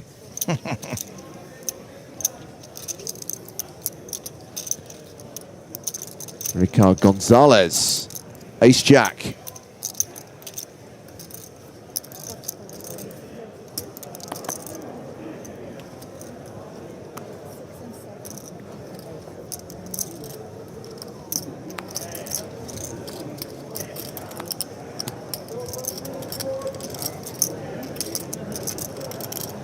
Rounds the blinds. Katie Swift folding the small. And Nia Sharon in the big. Has the Spraggy.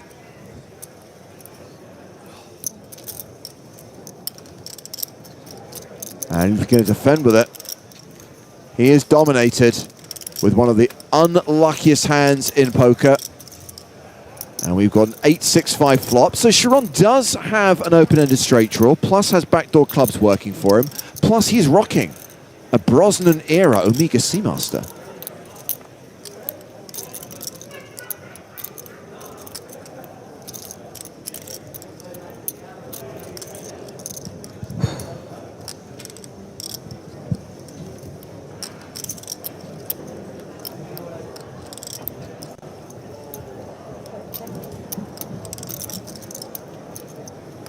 All pairs on the turn. Gonzalez now a bigger favorite. I'm assuming that yesterday, in my absence, no one replaced me on Watch. No one could do it. God bless whoever it was, but a lot of people were going, well, if James was here, he'd be able to tell you about that watch. And I'm like, what?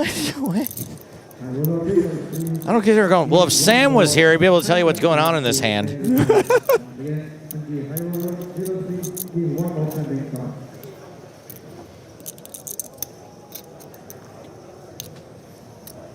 You gotta watch your friends and neighbors, James. I know you've been busy, but maybe now that I assume you'll be solo in your hotel room, you might have a little time to take in what is... This is the John Hamm show, right? It is... Nothing can compare to Mad Men, but it is easily the best thing he's done since Mad Men. Fantastic. I'm also a little bit behind on the studio right now when it comes to Apple shows. Still haven't watched the second season of Severance. Did you get an orange? You want orange? If you So want lots to watch. And we're going to watch some of the players at the outer tables right now, including the current tournament chip leader. It is Carl Shaw, brother of Owen and Deckard. A former Irish Open finalist, a former EPT Barcelona finalist. He's got 3 million chips right now. Hey, Shaw, where's Hobbs, huh? Where's Hobbs? And there is another knockout to tell you about. That is Benny Bruneteau, our French commentator. Got it in with Jacks versus Ace King, an ace on the flop. Sees Benny hit the rail. JJ, why can't you just hold? Didn't you win a huge pot with Jacks last night? Yeah, I did. Also lost a huge pot with Jacks in a tournament the other day, so... Jacks is the perfect hand for me. Because it's a hand that I don't have to be ashamed about getting it in with, and then when it loses, I get to go, well, that's what they do. Yeah. I'm assuming Griffin didn't go back to the hotel, right? I mean, we are going to get him on the stream. It kind of feels like he now needs to sing for a supper. I think we sent him home for tonight.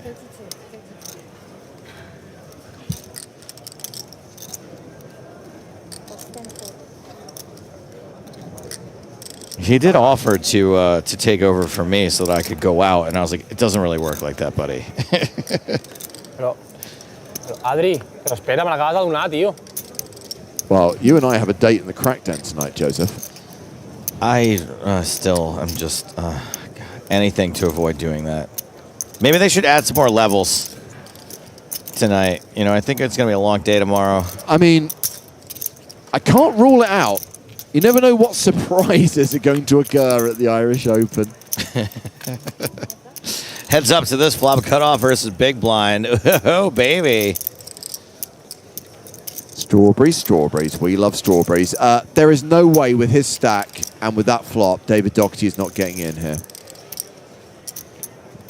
Hickory, dickory, Doherty. And I wonder if this might be a stop and go. 22. Just 22. Huh.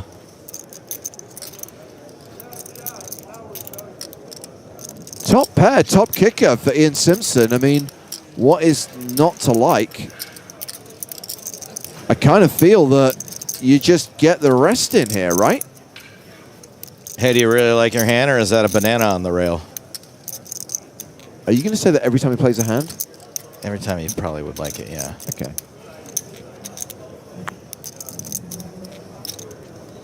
All in. Shoves on David Doherty. Champ on champ action. Sick. And we could see David Doherty eliminated here unless he can hit one of his 15 outs. Too many outs. Here's the lock here. I think he's going to get there. That's a pretty fair fight, right? That's got to be close. Let's have Ace of Hearts. Got to be close to 50-50. Ace of Hearts on the turn. Sure, yeah. Okay. Why would you give me that? Yeah. because the way I win things is really disgusting. Okay, okay. You know he doesn't actually control what comes out. He's not giving you anything. Sorry, I don't want to ruin it. Nope. 3, 4, 5. No, is that nothing? No, you're the favorite. That should have been a straight. Still a lot of cards David Doherty could hit on the river to survive.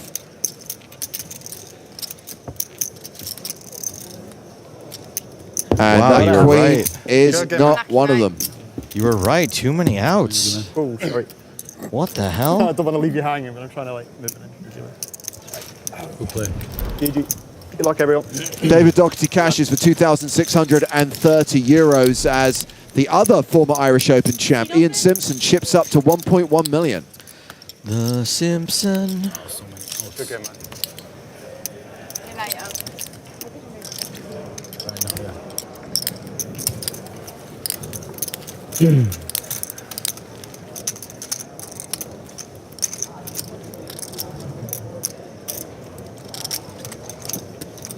Apparently Griffin has gone to lie down and is then coming back. Bless him, he must have taken that bust out really hard.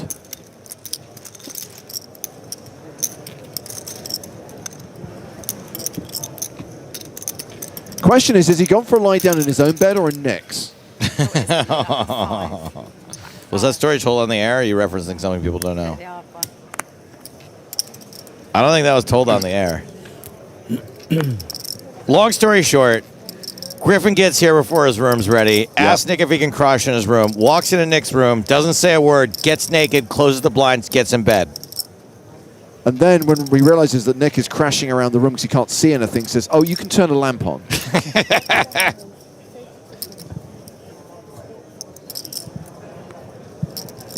If there's one thing I've learned from your many anecdotes over the years, it's that Griffin is never, ever coming anywhere near my hotel room.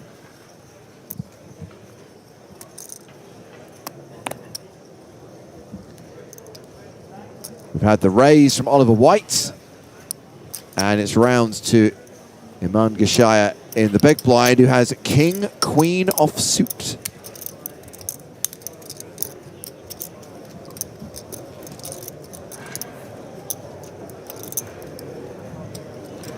Hey, maybe you want to answer this question from Bezzy, Joe. Yep. How they pick who goes on the feature table random? Yes. Thank you for your question. As we go to the flop, and it is good for the nines. 4-3-3. Not lettuce though, if it was spinach, because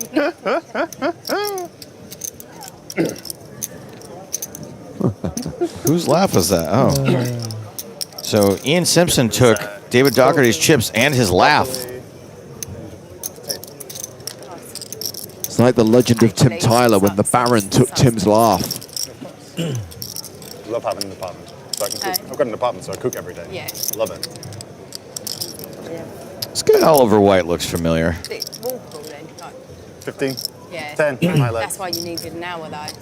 That's why I was begging for the hour, yeah. So I could go back and have some. I'd already eaten, but I just wanted to chill in the room for a bit.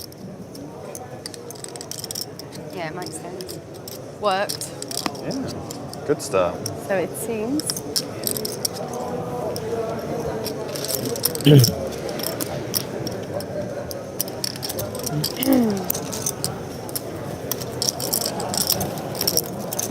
So White wins that pot. The new players coming in. Oh my word, it's Tony Cascarino. Hello. Tony Cascarino was a regular on the poker circuit about 20 years ago. He's a former professional footballer. Played for Ireland International. I want to say he played for Monaco at some point as well. That's so cool.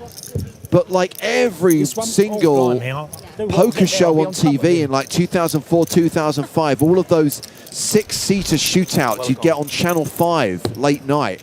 Tony Cascarino is a reg. Early seasons of the EPT, plenty of Cascarino.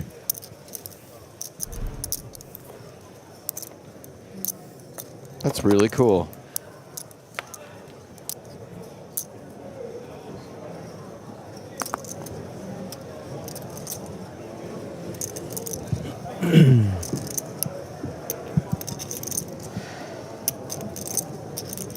Pretty sure Tony played on a feature table in one of the early EPTs. We may even have covered him on one of our retro streams from 5 years ago. I seem to remember something about... I mean, there were a few former footballers, though, who were on the scene at that time. Teddy Sheringham, who at one point was sponsored by PokerStars. That one I do remember. That one's not one that's like... That one's solid in my memory.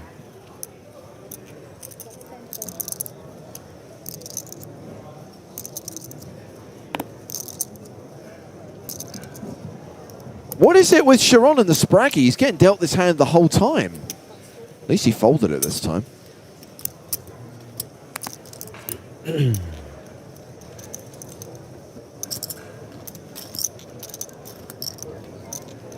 And white wins with the Snowmans.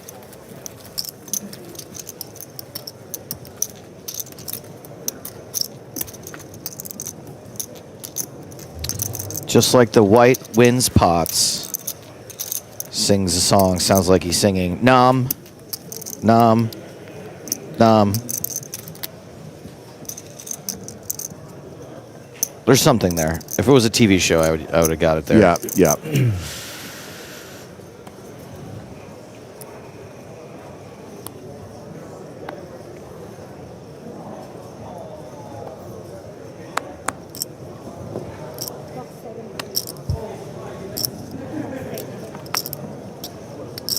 Meanwhile, the fielders tick down to 361, as you would expect.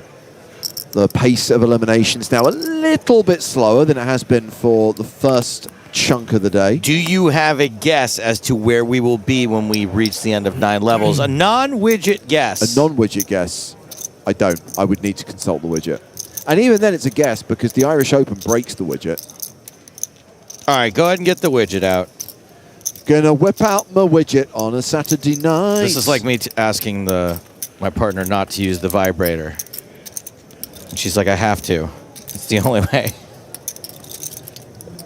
It's the only way I'm going to get to where I need to go.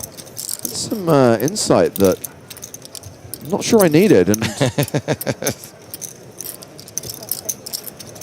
okay, so we take the spread and then we...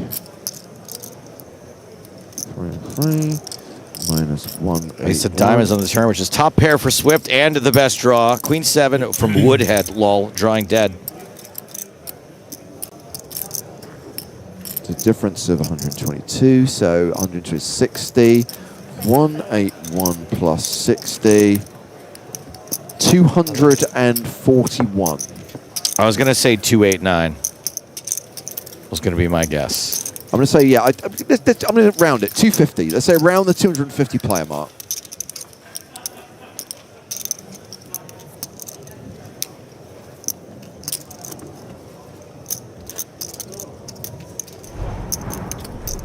And stacks of the players we're watching right now on the main stage. Simpson, the table chip leader, with more than a milli. Ricard Gonzalez, the shortest stack, with 13 big blinds.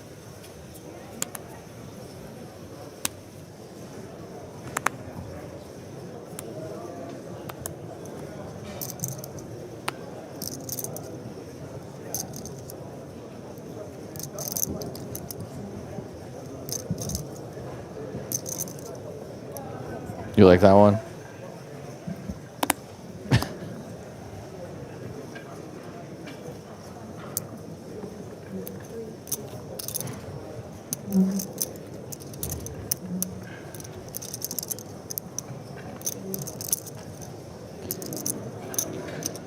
Jansu, just because it's a difficult question doesn't mean it's an interesting question. What is the record of the most single eliminations in a day at a PokerStars main event? First of all, don't know. Second of all, not interesting. But thank you for your question, be it interesting Also, or not. I'd argue not a PokerStars main event. This isn't the PokerStars main event, no.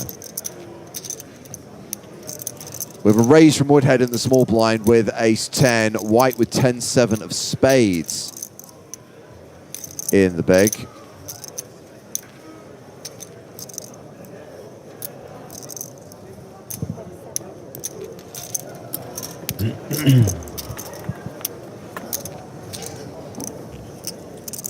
Ace-10 trade. Top two versus second pair. White with just 5% equity here. It's always something, isn't it?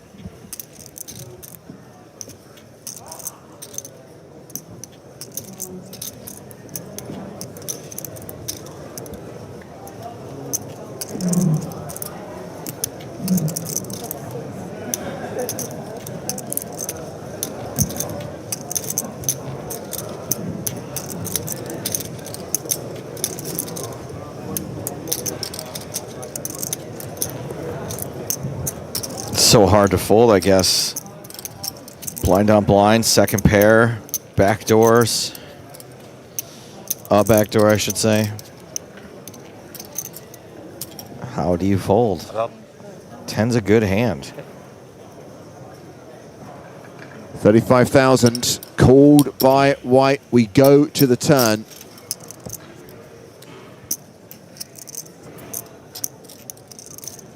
Jack of clubs. I'm just relieved that it's a bad card at 5 of 10 here.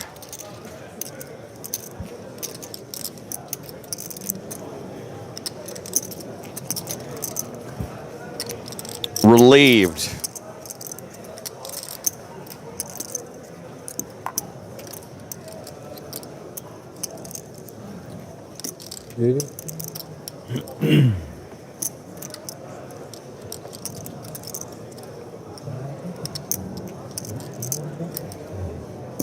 There's no one talk on this thing. Let's talk. What do you want to talk about? This is not a great card for ace-10 either. Never seen it. But White gives up. Waves the what flag? The wood flag. The him flag. Focus, stable, focus. They're buried.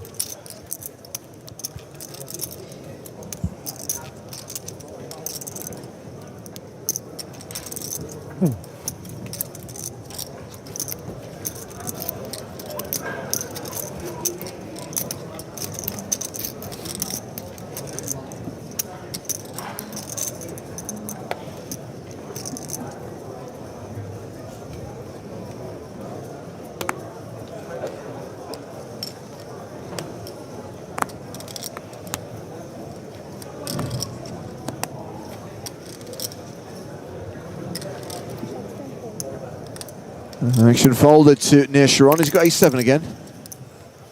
9-6.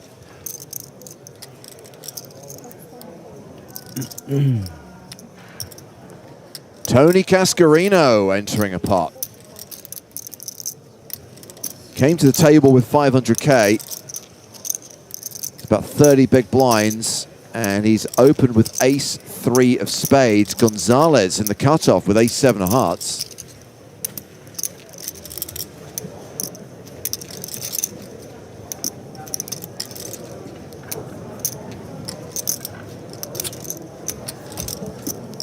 It's one better hand to fold. The Spraggy. Queens. Oh, this better hand will not be folding. No. No. This better hand will be better handing.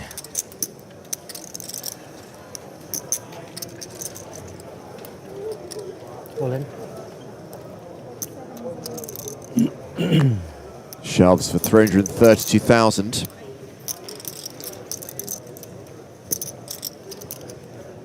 And with Ian Simpson folding, it's back on Cascarino. Welcome to a hand funeral.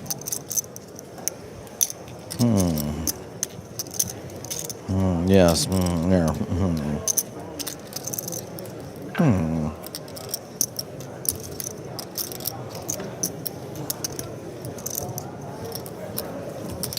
We're the ones in Dublin, but I feel like it's the audience that's been on the Guinness. Alas, it is Chat Pro Saturday still, Joe, for another 2 hours and 50 minutes. So we have to treat them with a modicum, and I emphasize that word, a modicum of respect. A quantum? Yes. A quantum of respect?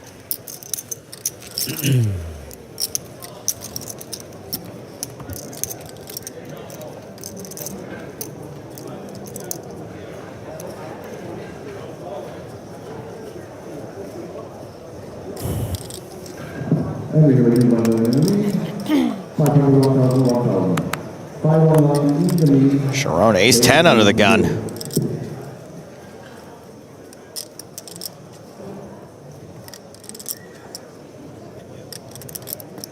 Yes, Tom. We can at this point confirm that there will not be Chat Pro Saturday in Monte Carlo because the final table falls on a Saturday. We're looking real far ahead here.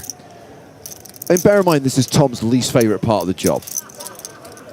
And I like Tom. So any excuse I can find to eliminate Chat Pro Saturday, I will take. It's very, very hard to argue against it with an event like the Irish Open on a day 2, Easter weekend.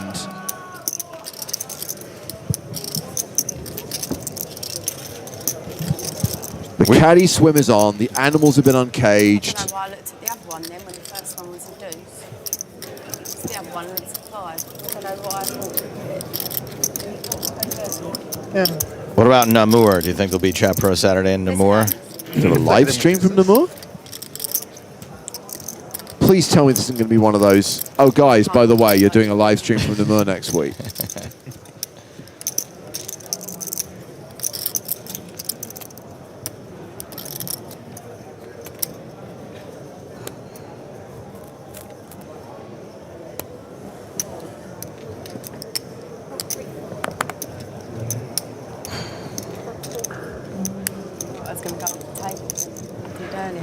Ascendant Drudge says, why are you guys being so negative about Chat Pro Saturday? You might learn something. You're right. I have to accept. You're right. Yeah. Objectively, that is correct. Apologies. Yep. You're right. 100%. Yep. If someone wants to say that there's a number bigger than 100%, then yeah, but that too will be true right absolutely. now. Yeah. 103%. 103%. I believe in that 110%. Yep.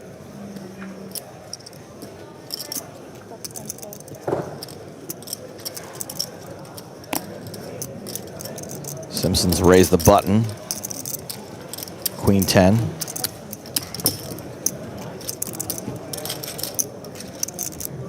And gets through the blinds. Hello, blinds and antes. Adding to that chip lead.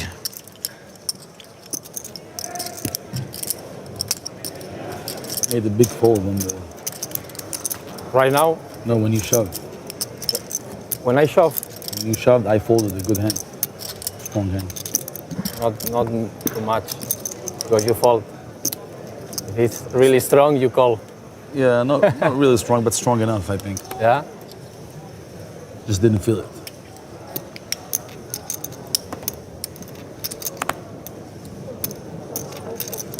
Is this 103% guy the same guy with the horrible story yesterday? Something about someone almost doing something almost funny? Hey, is this guy with the 103% guy comment the guy who just got banned? You can't be banning people on Chat Pro Saturday, Joe. That had nothing to do with... That was a personal attack. Oh. Okay. You banned. Yes. Thank you for your question. It is the guy who's banned. White has raised from the hijack with Queen 10 of clubs.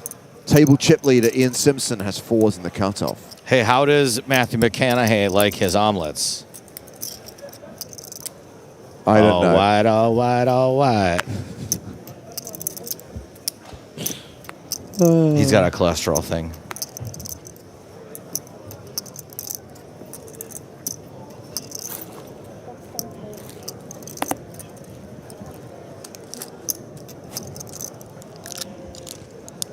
You fold it on under the gun, right? You fold it first. Ace-9 for Tony Cascarino in the big blind. And he is all in. Wow. Not messing about. Funeral this. I think it was a good fold. Quick fold from white. I don't know. If you open, I fold. So I'm beating your king queen. King queen, you? You king queen, probably. Maybe. Yeah. Is that a thumb on top of green guy's chips? Is there a green guy at the table?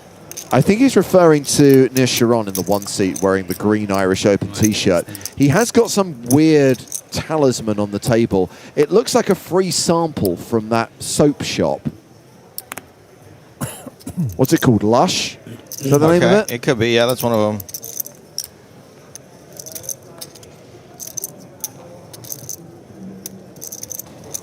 Where you walk in and you think, oh, cheese. And you realize, oh, no, it's soap.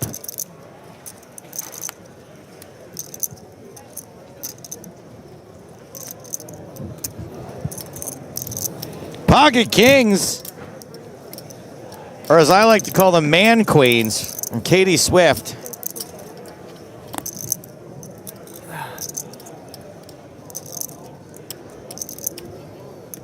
Sharon, Sharon, Sharon, Sharon, Sharon. Certainly worthy of a poke. And 3 bets. Oh. Oh, and now 9s for Gashaya in the big blind. I think with this dynamic of it going cutoff button, you can you can have a little bit of mourning time for your pocket 9s. This is a side fold.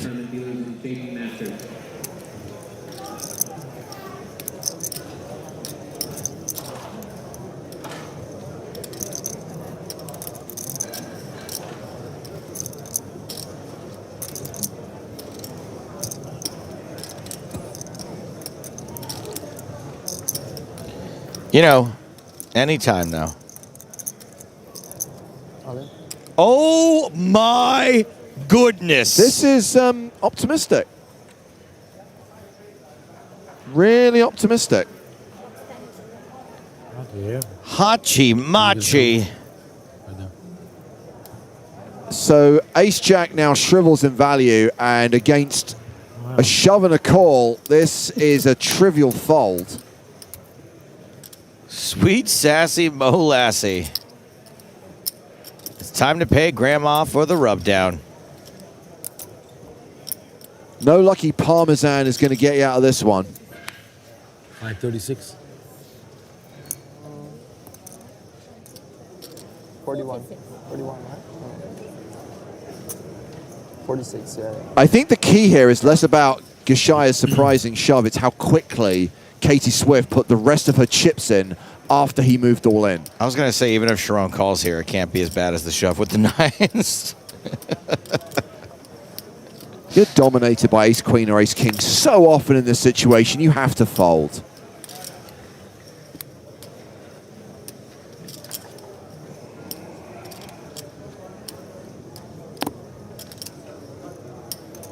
I'm afraid of what Jay Berg's saying here. Watch a 9 on the flop. I feel like these sorts of moves are rewarded. There's the fold. The cards go on their back, and Gashaya will realize that he's run into it. It is a domination situation. Now, he is not at risk here. He'll have 55K left. He will have the proverbial chip in a chair, 3 big blinds if he survives. But 8 whites, right? if he does get lucky, Katie Swift will be eliminated. He's like, I may have misplayed this. Even if you... Let's see. I mean, shove. Yeah. Ace queen.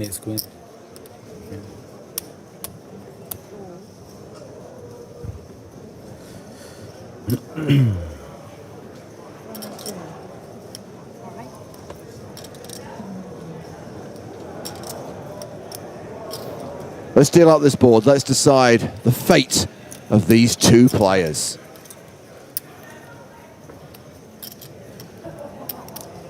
Oh, good fold when I look at it now. Yeah, I wouldn't call that. Good fold. Yeah. Ace, queen, jack. Always an ace on the desk. Without knowing what was coming, it was still a good fold, Sharon. Ace always coming. You have to know it. Yeah, you can have aces too. Yeah. Blocker, but it's nice fun. I think. 2 outs for Iman Gashaya. 2 cards that Katie Swift has to fade to survive. The river is a deuce, king's hold, she gets the double up. More than a double up when you consider the dead money contributed by Sharon. And Iman Gashayar, who many people are defending the shove with 9s, left with 2 big blinds.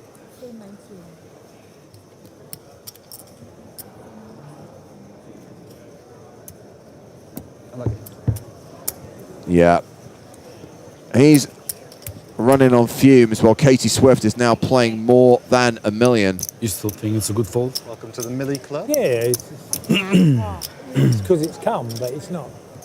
You know you're a long way behind. It's actually, at Dev's point, I do agree with. The 9 shoving saved the kings. That's why I fold. Yeah, that is true. Kings or queens, minimum. Bezzy asked James what he'd been up to in your off time in Dublin. I put her on kings, that's why. Got to play one tournament. But on Monday night, I did some touristy stuff. We went to see the Book of Kells, went to see Trinity College, and also went on the literary pub crawl of Dublin. And we won the quiz. When they take you around, they do a quiz at the end about Irish literature. What a t-shirt. Wow, jeez. I would have not done well there. To all the folks out there who are saying 9s is a shove, GTO, that's great. That's wonderful. It wasn't the best hand. It was poorly timed. I do not mean to insult your computers or Gashayar or anyone else.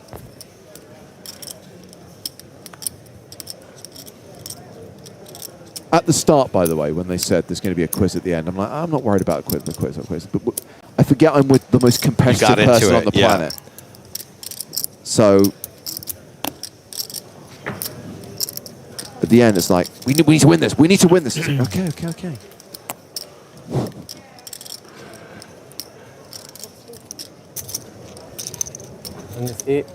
Gary Teeling says, was it a Joyce pub crawl? Irish literature in general, but we started at a couple of the pubs featured in Ulysses. In fact, we went past the place where they have a first edition of Ulysses on display. I took a photo. They had pubs in ancient Greece? Not the Odyssey, not Homer's Odyssey, but James Joyce's Ulysses. First published in 1922, sorry. And later republished in 1932. There's 2 different editions of Ulysses.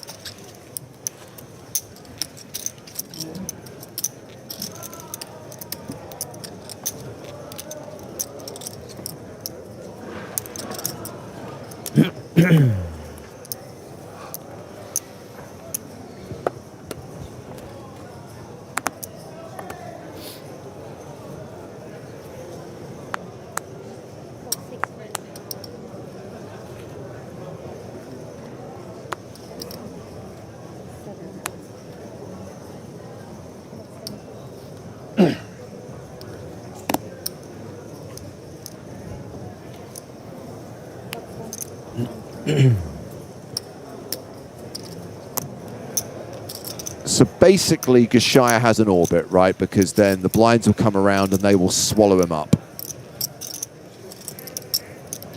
Yes, but I think something also to keep in mind is that the longer you wait, the more hands you have to get through, too, when you actually put your chips in, right? Yeah. So do you want to have like 4 people fold and then you get it in with Jack High? Or get it in with King High and have 6 people still to act behind you? Yep. Nice reference from Fifth Business. The last bit of the Joyce crawl just saying yes over and over again. A reference, by the way, I don't know whether you know this, but Bloomsday, the events of Ulysses, take place in Dublin on the 16th of June 1904, which is the day that James Joyce first stepped out with Nora Barnacle, who he asked to marry him. And that line, yes, I will, yes, yes, is what Nora said when James asked her to marry him. And those words were put in the mouth of Molly Bloom in the final chapter of Ulysses. That's very cute.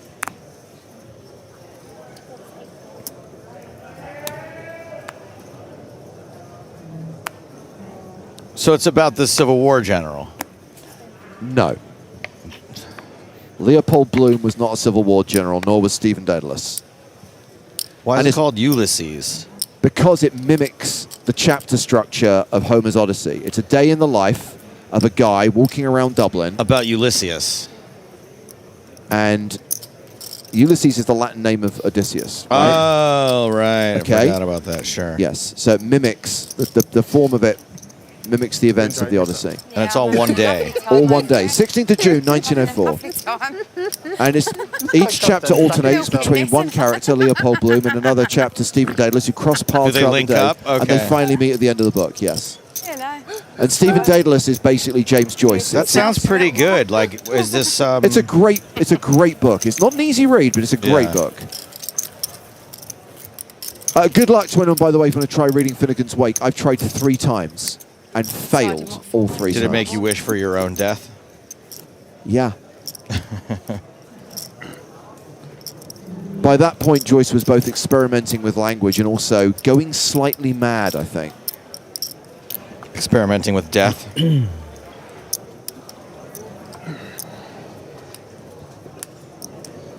is amazing. We've all learned something here today, right? I learned something. I learned that shoving with 9s there is GTO.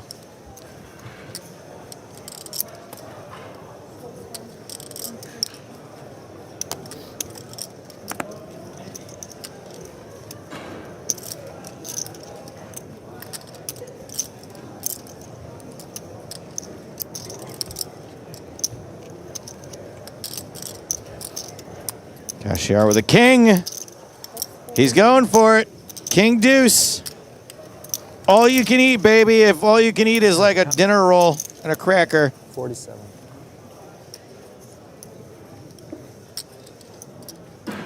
Oliver White. Ace deuce suited.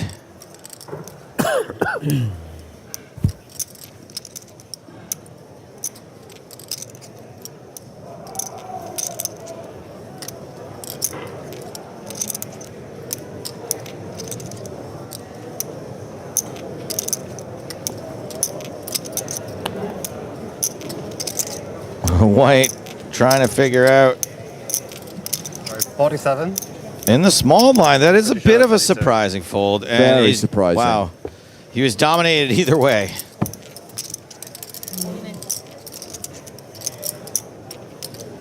Good luck. Dominated by King 5, dominated by Ace Deuce.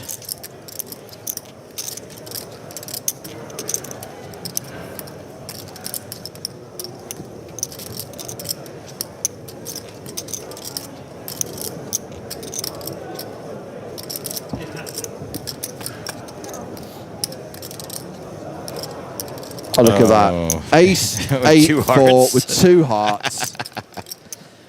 Hey, Mike. Sorry, not Mike. Oliver. I'm thinking of White Lotus. Oliver. Buddy.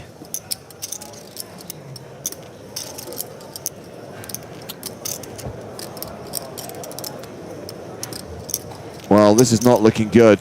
Chops? Chops. Iman Gashar. You're right, actually. There is Chops. a very strong chance of a chop. Now you're gun shy to call for chops. Yeah. It is a chop, and you know what they say? Everyone loves a chop pot. For real this time. Yeah. Oh, yeah. Chop. See that? Sorry. Right. Yeah, of course it's just. Yeah. Yeah, the 8 and the 9. See, yeah, it is confusing. It's not just hard. me. Some people just don't see it. I've missed chops before from this angle, let alone on the rail. 5 will do. 5 will do. It's not Omaha. It's a double check. Yo, you get a piece of any of that money yesterday? She break you off a little piece of that or what? Our finances are separate. Yeah, my finances were separate with my last girlfriend too, but if I won 6,400 euros, you bet your sweet ass I'm going to peel off a couple of bucks for her.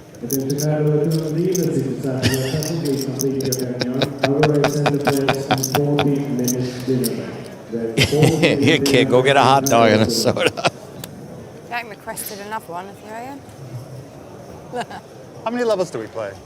We didn't go to dinner, Zephyr. Instead, we were playing a cash game. All I will say is that Michelle is a very generous person, and she bought those tickets there at John Oscar's party. Those were not cheap, I'm sure. They were so. paid for tickets. Okay. Oh, yeah, yeah. Oh, you don't. It's a charity event. You don't, you know. Pay for charity? For other people. You make a donation to charity. Virtue signaling is free, James.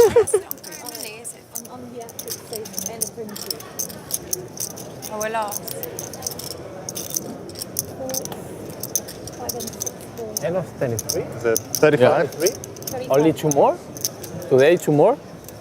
That's it. Only 2 more levels. The tower. 11 hours. Yeah, it's good. You want to sleep here? 35. It's cheaper than the hotel across, yeah, I know.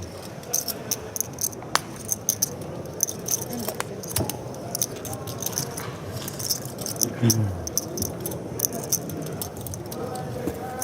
need to get myself one of them because I put a banana in my bag all the time, and it ends up Mushed. Your bag stinks. I need to get. But do they fit every banana shape? No.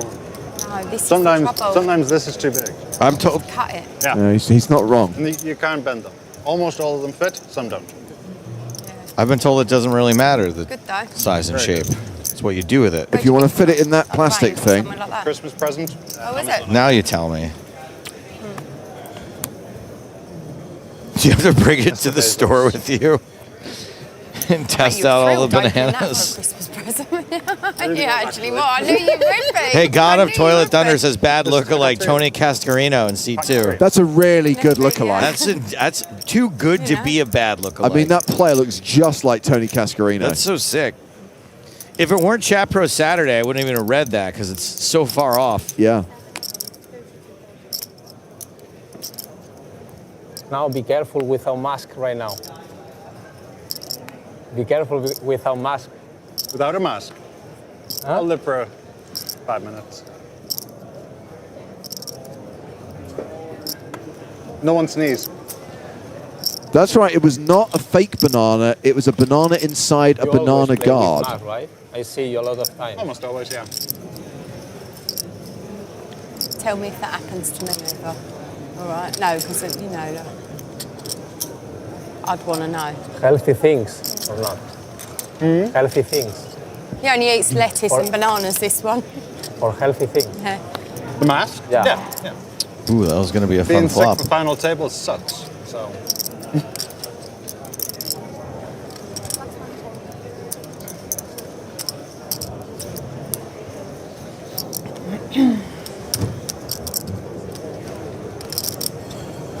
You must have a good immune system though, with eating so healthy, right? Or not?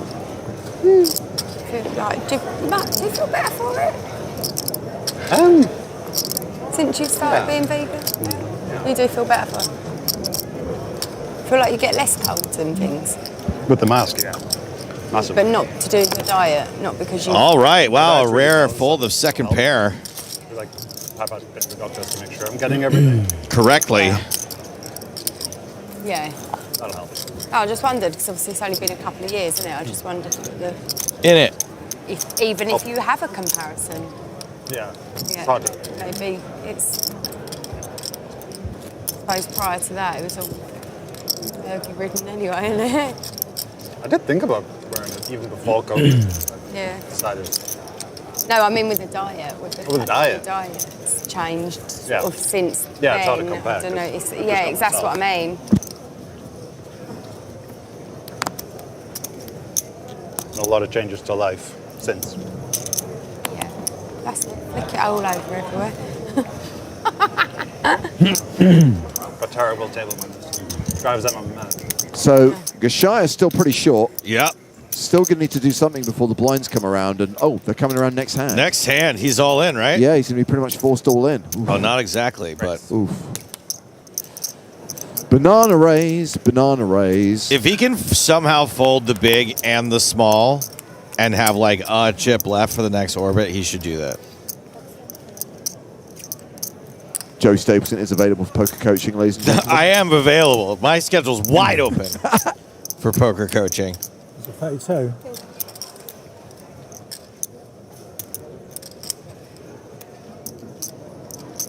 Cascarino calls out of the big blind with queen 10 of diamonds. Wait, did somebody in graphics get crazy and change his name to Cascarino? 8-8-5, ace high still ahead.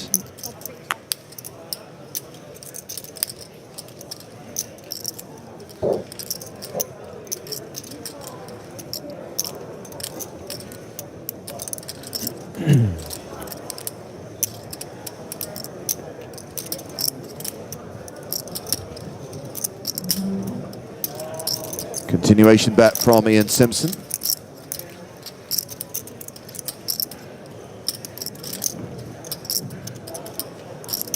And Cascarino folds.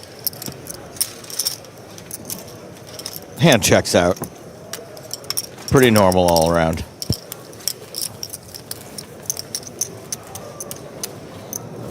I think I used to interact with Ian Simpson a lot online back in the day. Oh, sorry. That's all right. I didn't even think about that. There you go. Time has caught up with us, and Katie Swift's smartwatch is now being revealed and being removed. I didn't notice that. Probably lit up or something. Maybe. I think. Maybe. Don't worry, I've not had no info.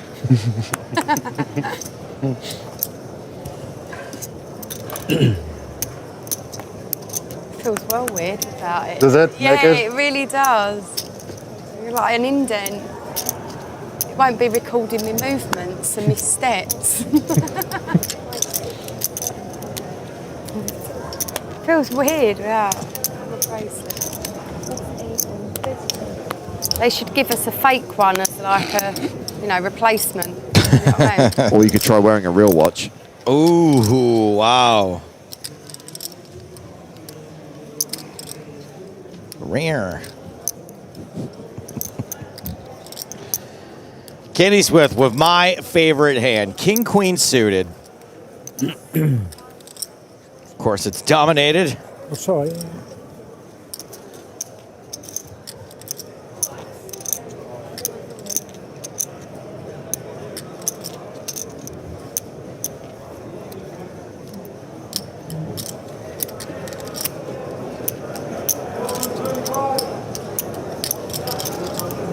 And Gashayar has chosen this moment to get his last few chips in.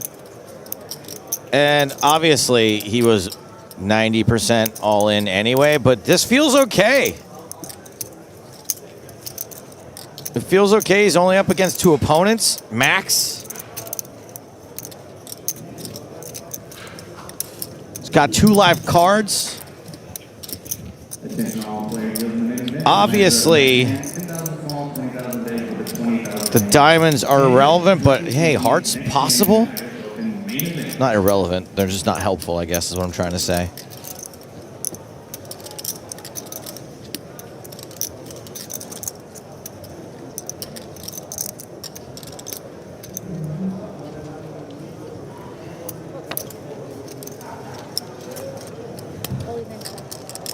So Simpson does ditch the best hand.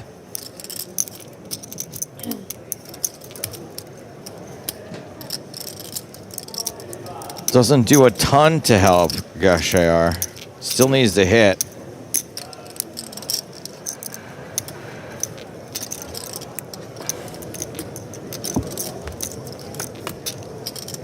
Can he catch something on this flop? King 7-5, all sorry, 2 diamonds. Yeah, Gashayar is drawn real thin. But it's not yet. Yeah. It'll be tough. Like a 6. Offsuit 6. 4 on the turn. Oh, yeah. 6.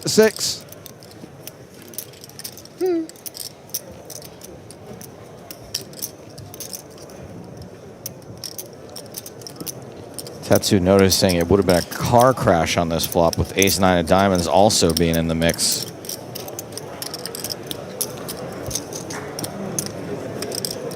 Luck, you're good. But no love for Gashayar. Pot we would have played. Really? It was the 9s hand that did most of the damage. And I again apologize for making it seem like the 9s shove was something that was incorrect. If it wasn't correct. It looked bad from this angle, and I apologize.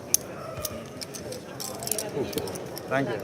Well, don't forget, Power Path runs every single day on PokerStars. 4 steps on the path to try and win a Power Pass. 3 levels of Power Pass, of course. You got the Bronze, the $109 pass that will get you into the Sunday Million. You got the Silver Pass, worth $2.5 grand. That could get you to a future PokerStars Open. And then the Big Daddy itself, the Gold Power Pass, worth $10,300. How you use it is up to you. You could use it. Redeem it for an EPT Monte Carlo package. If you're not really a live player, if you want to play online, I'm sure there will be Scoop ticket bundles. Want to play the Scoop main event this year? I'm sure they will be available as well. If you want to play online, like, there's a place we could scare up for you to do it. You know what I mean? We know a spot. But crucially, every day you play a real money hand of poker on Stars, you get a free 50-cent Step 1 ticket. So as I like to say, it's a twofer. I will always fire up Stars, I'll always play a 50-cent spin and go, Step 1 of the Power Path, and then I immediately get another 50-cent ticket. It's a twofer! Does it work on a Tuesday? Every day of the week. I love a 2 for Tuesday. Did you think about flatting just against him, or did you think... I thought about everything. I have to think. Nicholas Walsh is back in the house. Hi, guys. Yeah. I have to think. How's it going? I see we've lost a few players today. I'm running hot. It looks at that one. Yeah, the best guy on the desk. An absolutely devastating day. So many broken hearts this, It looks this at one. I was Saturday. No, the dealer is for... Huh? Dealer. Oh yeah, I thought it was a band. It is quite No, if you want to absurd give me to realise that 35, we've I still need got it. like 2 hours to play today, and we've already lost like 1,100 players today. Yeah, pretty insane. 25. Yeah. But there you go, Irish Open. It's a banger. Can't be missed.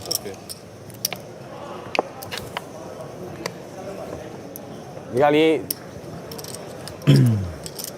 Ya sabía, no sé. Adri. Ahí.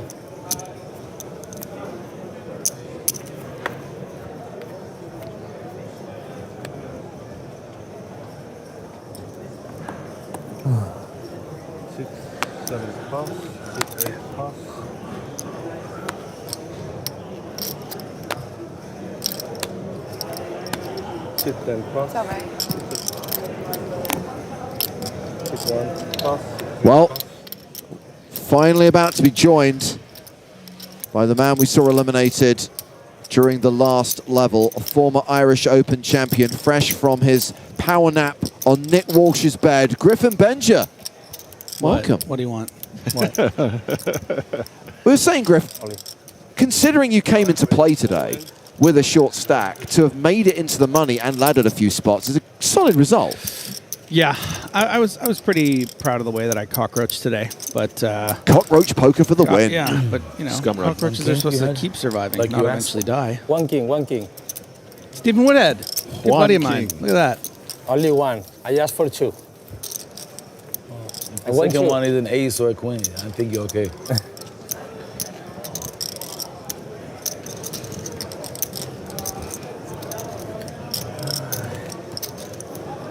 Where are you from, sir? Where are you from?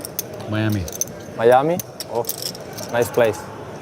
You know Yados Fitness? Nah, I'm joking. You know, I've never seen Scarface. Miami is good. I was going to say maybe a live show at some point. Either version. There are 2 versions? Scarface. Yeah. Yeah, it's a 1930s gangster movie that was remade by Oliver Stone and Brian De Palma in the 1980s. I think it's fair to assume I'm talking about the Brian De Palma, Al Pacino. Why is that fair to assume? Assume makes an arse out of everyone, Griffin. No, just you and me. We have got aces for Tony Cascarino. Top 3 hand aces. Hey, Flo. How many levels today? Huh? How many levels today? 23. We play 23? Yeah, we'll play take a break. 23. 23. Thanks, Sam. For the TV. Do you want to tell us about Beat Story, Griff? Share some juice. After this hand? No, there's a bad beat booth for that nonsense. True. I need How does that booth work?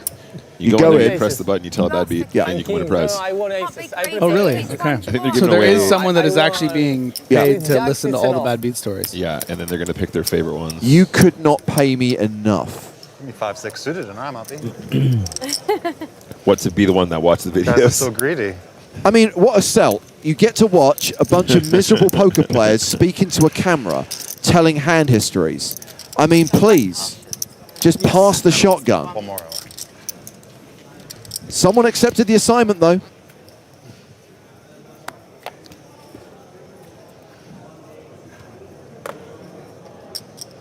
I would have loved if we made Joe do it.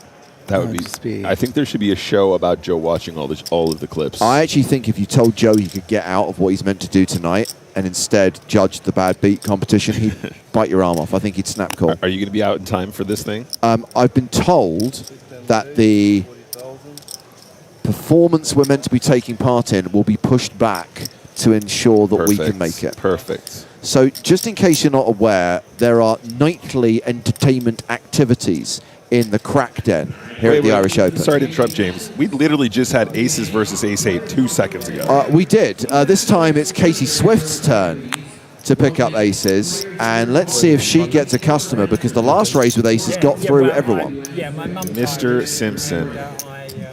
I live in London, yeah. He's a guy that's been playing poker for a mad long time. Yeah, my brother He's also a Warhammer fan like me. So last night was the karaoke competition, which we all missed. Tonight is the lip sync battle. You don't. We all need. So this is perfect if you want to stars in their eyes your favorite pop star, but without actually singing. You just lip sync along to the lyrics. So when Caitlin found out they were doing this, she told the team that she wanted to do Katy Perry. And a member of the PokerStars team brought 2 inflatable shark costumes to Dublin so that Katie could be accompanied by 2 dancers who could be the infamous left shark and right shark.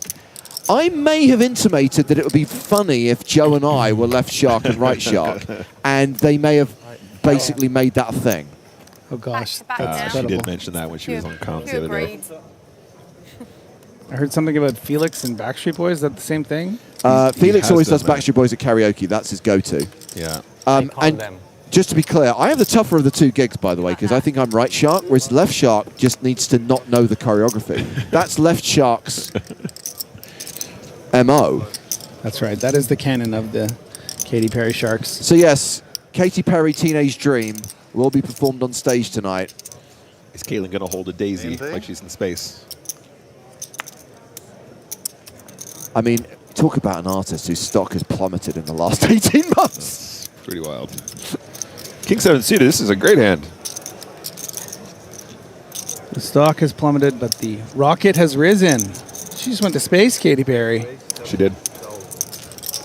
She doesn't care what us Earthlings think anymore. That looks like a raise. Yeah, Simpson going with the raising strategy. Not being funny, you got people banging on about inequality in society. I know what you're talking about. It's not like Katy Perry and Jeff Bezos' partner just went on a kind of vanity trip into space. Yeah. Right, politics talk ends here. Back to the poker. 310 remain.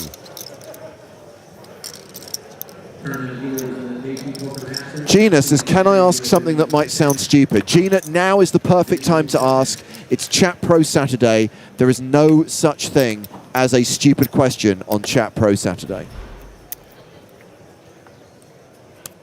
And all the answers are always right.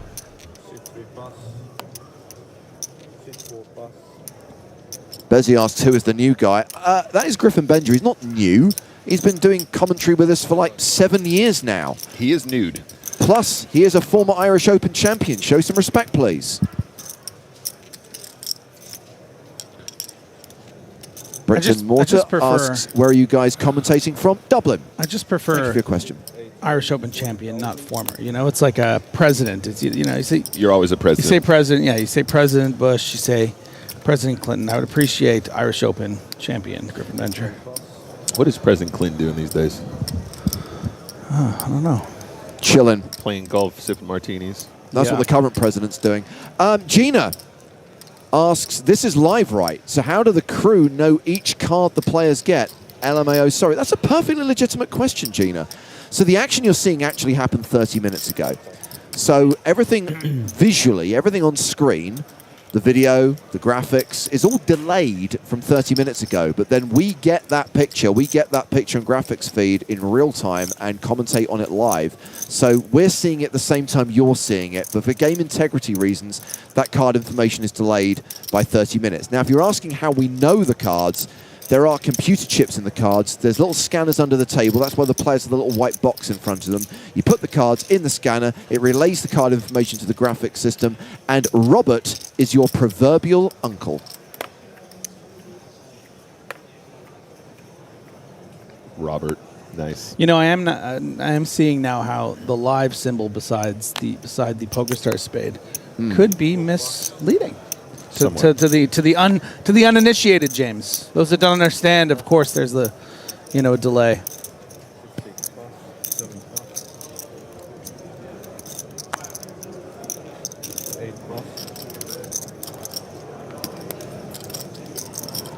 It's as live as we can do it, all right? We're live. Wow. I didn't even think of it like that. That's deep.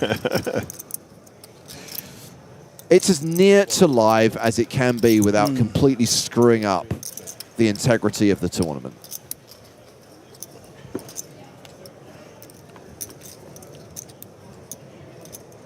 Cascarino versus Sharon. And it's an open-ended straight draw for Tony. Jack high still ahead. It's my favorite type of situation. It's a post-flop flip. I've decided now you have to clap when you say it. I noticed that. Post-flop flip. Yeah. Post-flop flip.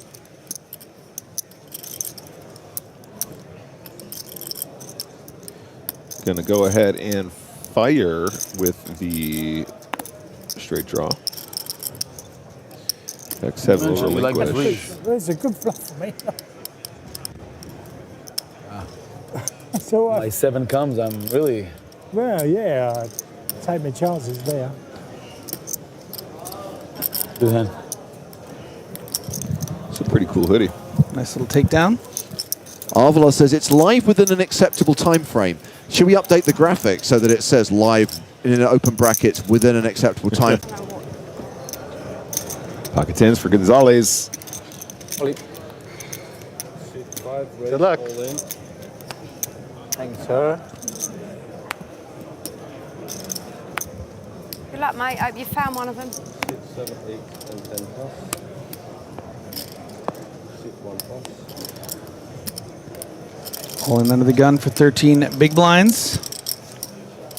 Seems good, Griff. Are you just going to ship the 10s here as well, you think? Or are you still going to do some min-raising off I do the some 10? min-raising, yeah. And then maybe once we get to like 12 or 11, we just want to start ripping? No aces, no kings. You're sure? But good enough. I'm sure. Not aces, no kings.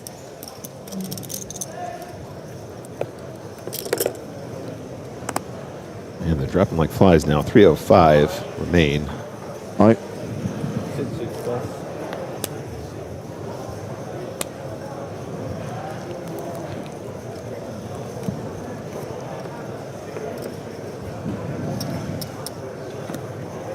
Seven raise, 40,000.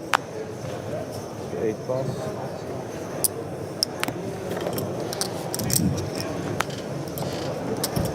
Spaces.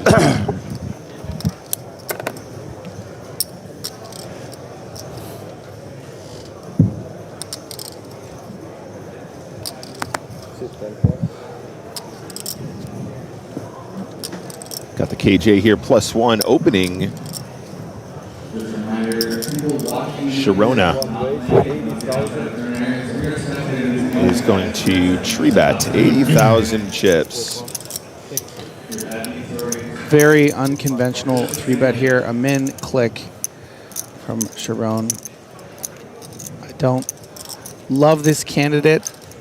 And you're effectively turning it into a bluff. Luckily for him, he's up against one of those bottom of range hands for white where you really don't feel comfortable calling. So it's actually going to work out quite nicely.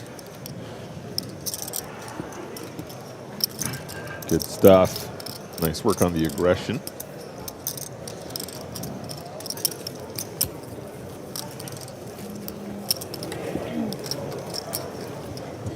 Apologies, by the way, for the temporary loss of service. I think we may have crashed on Twitch and maybe buffered a little bit on YouTube. I think there have been some internet issues here at the RDS, which hopefully are being resolved. You guys can use my hotspot if you want.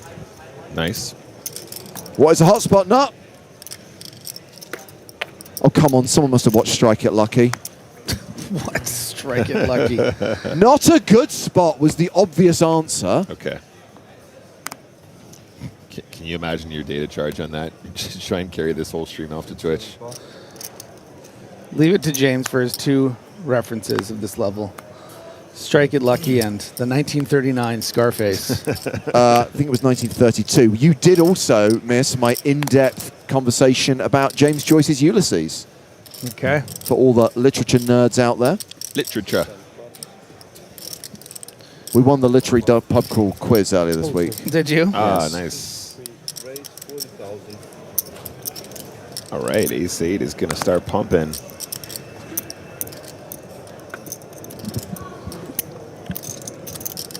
Shouldn't expect to see a fold here from Schusterich, whether it comes in the form of a 3-bet or a call. I think either option is fine. I can't even look at the time now. 32 bigs, 31 big. Joseph Schusterich from Austria was a recent addition to the table. Not being able to have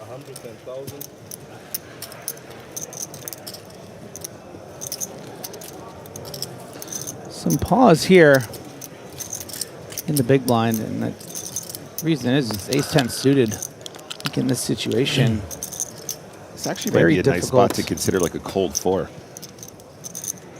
Yeah, but it would be all of his be chips, all and in. he doesn't have fold equity really. So he has to hope that Schusterich is making a move with something like what he has, and then he'll be ahead.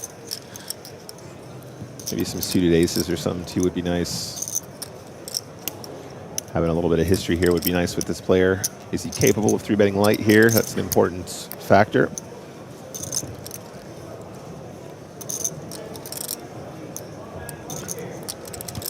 Hasn't relinquished yet, though.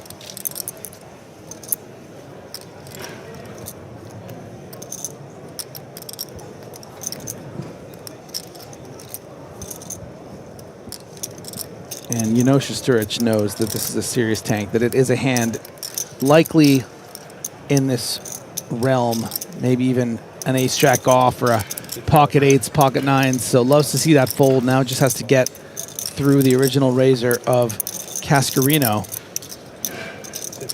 I wonder if Cascarino is going to adjust his mindset there based on that fold, the tank fold, you know? You can call ace queen. No, call no.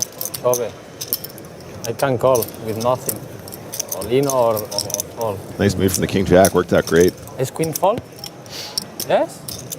Ace queen fall? Down to 299 players now. Queens or ace king. Oh, queen. Maybe queen. Maybe queens. I had a big fold. You made a big fold? Yeah. Yeah. I'll probably If I shove it, you call? I have to call. Yeah, he's 110 already. I have to call. You don't. No. There's a. And Thyron says, what did we start the day at? Snap. We started the day with around 1,400 players. So yeah, 1,100 have fallen today. Snap. And they haven't gotten up. I will see you. I will see. Yeah. And you too. You as well. Yeah. You see my Mr. big fold. Simpson with the ace queen.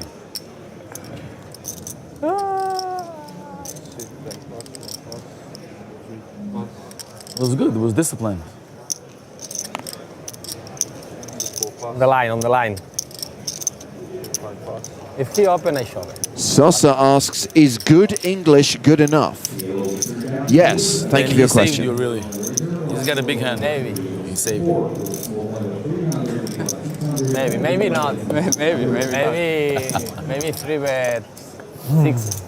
Pocket Jack 8 6. suited, nice hand. Tom mentioned this one earlier. Wasn't 6. No, wasn't 6. Better. Said his study group It was is even with the a 6, he's fan ahead of the of you. Jack 8 suited. Ace no, because I have a You don't have it. It's at least Oh, hello. more unlikely. Oh, top pair versus the flush draw. Classic. Drama. How large are you going to bet here, Griffin? Very small. We really want our opponent who started the hand with 13 big blinds to continue, to have a reason to call with 5Xs and maybe even 6-7. So very small is the wager from Simpson. I'm not really that concerned with getting outdrawn and stuff like that here, or wanting to build a pot for the river. And is this a jam spot here with this stack size and the flush draw? I think with the under the gun range being pretty strong, perhaps we just want to call and take our equity. Does call and does not improve on the turn. What do you think, Griff? Like, I don't think it's tricky. I don't think we get kings to fold. Yeah, but kings wouldn't be in the hand. Well, under the gun? You're saying if you, front jam with the jack-8 on the turn? No, sorry. No, I was responding to James saying, do you ever just check jam the flop? Oh. Yeah, not so much because of, I guess, the principle that you talked about. I mean, it seems more natural when you're this short to flop a flush draw and check raise all in, but on this particular texture, it's not that, right. You know, you're just going to get snapped by an ace. And that's what I'm thinking. Don't think, do. There you go. You're so insightful today. It's the first chapter of my poker book. Too much thinking going on these days. Sometimes you just have to stare into your opponent's soul and put him to a decision for all of his chips. Wise words, James.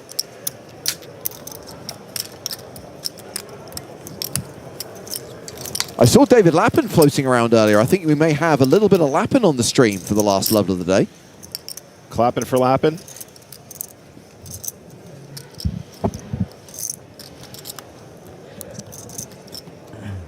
You're going to be lapping up every second of it.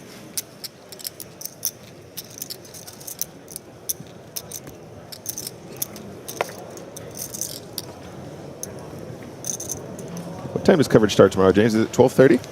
It is 12:30 local time. That's 12:30 Irish Standard Time, which translates to 1:30 in the afternoon, Central European Summertime. Perfect. I feel like you could have a lot of fun with David Lappin's name for like the name of different reality TV shows, you know?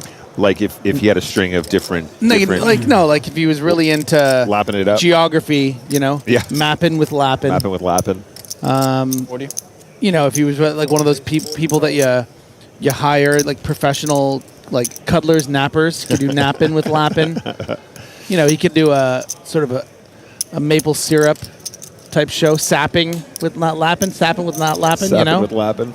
There's so much. He did tap dancer, tapping with Lappin. I think he's missing an opportunity here. He's wasting his time on this whole poker contest Yeah, thing. casino games, crapping with Lappin. Yes. That's a good one. Crapping with Lappin. That's a show I want to see. Yeah. David Lappin visits casinos around the world with his hot craps tips. Rolling dice for dollars. Crapping with Lappin. Write these down, Griff, because we get him to sign an NDA. We'll get it all. I mean, look, I think the basis of the TV show is that it's just a different Appin. You know, like 1 week he's just like, it's like what's it called? Review with, you know? Right. Have you seen that show? Yeah, and, you know, he could do a cooking version. It's like he's discovering these different things. He's learning about rapping. He's learning about... Rapping with Lappin. Yeah. He goes to a cartographer's for mapping with Lappin. Yep. And the move again. Uh-oh. What's going on here, James? And then he spends a day with a professional hitman and starts capping. Capping with Lappin. Yes. Breaking the feature? Breaking the feature. Is this happened twice today, James? Oh, dear. This is unfortunate. Because of our patches, do you think? Maybe skip the fapping with Lappin episode. Maybe we won't... Well, we'll save something for Season after the finale, watershed. yeah. Listen, you reel them in with the mapping, and then you get them to pay for that. This is unfortunate for a number of reasons. Number one, because we no longer get to watch this lineup. Number two, they don't like us changing feature table during live play. So we have to wait for the break to change table, and that's still 20 minutes away. So I'm actually being told we're going to have to take an extended break before we can get a new feature table up onto the main stage. So still a few minutes to play at 10,000, 20,000. Oliver White in the danger zone. Danger zone! Ian Simpson, pretty comfortable right now with 1.2 million, 63 big blinds. Katie Swift, the other big stack of the players we've been watching over the course of the last 90 minutes. So this is day 2 of a 4-day tournament, and today was the day that they played into the money. So obviously we've been laddering up several spots, everyone now earning more than 3 grand.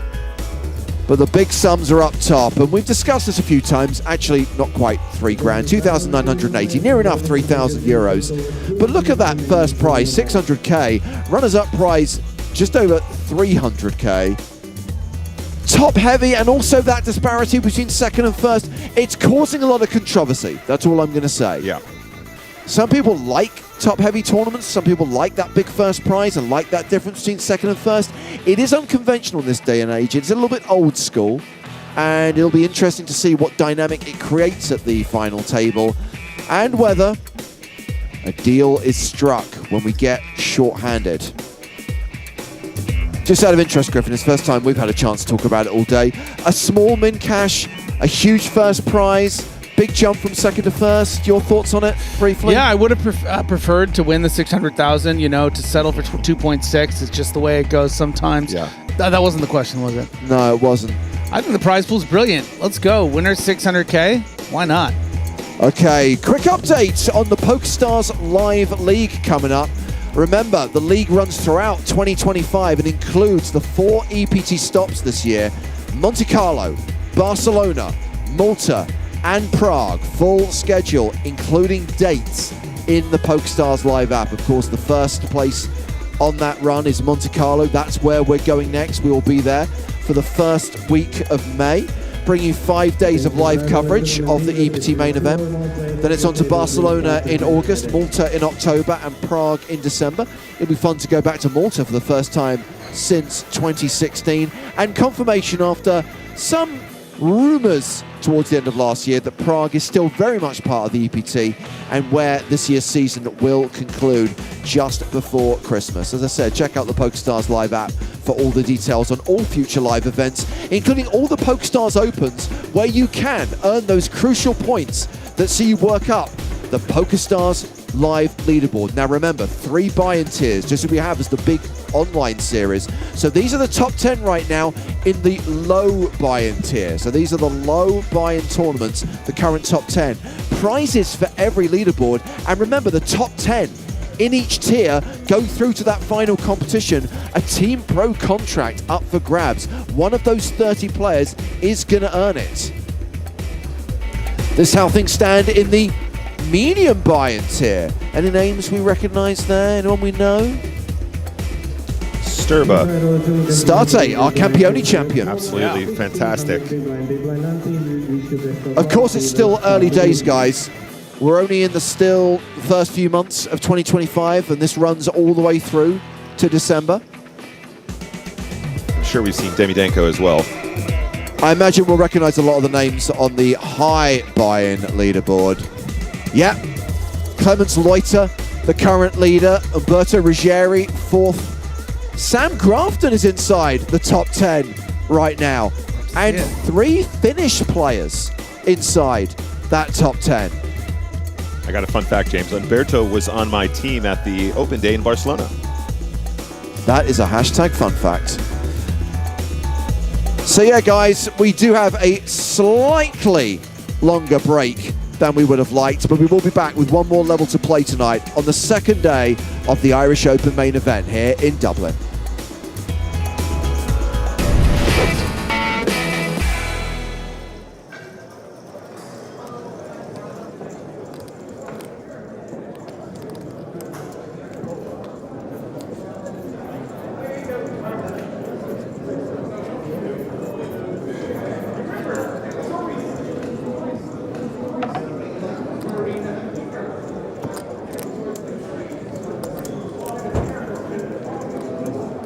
Vaswani with ace-jack, and that is a call, ace-king for Rory Liffey. You know, I'm glad these highlight shows are back, James, because when you watch live poker, you see that, yeah, you see that blockers are a thing, but when you watch highlight shows, you realize every hand's a cooler. Just fold ace-jack. Yeah, but there was one hand where ace-jack got there against ace-king, so there's that. Rory's all in. Ace-king. Domination Nation, here we go. 4-10. Opportunities. Turn card. Is a king. Looking good for Liffey. Opportunities. Only a queen would be bad for Rory. Last card. It's a deuce on the river, and that is going to be a diamond flush for Rory Liffey, and we'll see him double up through Ram Vaswani. And that means we are still three-handed at this final table. Liffey now chip leader with 407,000. Vaswani second in chips with 225k, just ahead of Jamie Drummond, who's got 185,000. And the blinds are going when up. You were 6,000, 12,000. Sorry, James. When you were a teenager, were you into Evanescence? No. Although they'd had that one song that was on the music channels all the time. Bring Me to Life or whatever. No, everybody was into that, yeah. Just to be clear, that was their single. That was their one song. Called by Ram. What else was that? This is probably a little bit pre like Wheatus and Teenage Dirtbag. That's it. Probably there's a little bit later. No, I think Teenage Dirtbag was before this because I remember listening to that in college, I think. Wow, you are old. Oh, yeah. Wow. 15,000. Sick brag, you went to college. It's a 9. Aces I only went for and nines here for Vaswani. I only went for 3 years.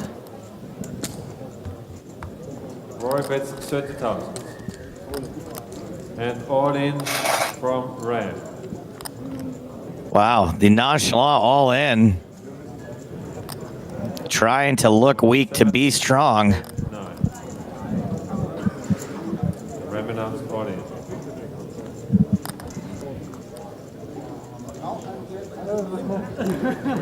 Will Liffey fall for it? Shows a 10, Rory folds, and the pot of 113,000 goes to Ram. That's man. Shows him what a tough laydown it was. Thank you very much, Mr. Liffey. The winner of this final will not only win 93,000, he also gets a paid entry into the final to Monte Carlo. Ooh. In March next Oh. Yeah, added spice. Forgotten that for the first few seasons. That's expensive. That was part of the prize for winning an EPT, is you got the buy-in for the grand final in Monte Carlo. So it was very much the culmination of the season because all of the champions would be free-rolled. Call now by Jamie. Ram checks. Flop is 10-4 king. Jamie is first check. So this was a limp check. King high flop, pair of fours for Vaswani. A lot of limping at this final table. 4. Trip 4 is now for Vaswani.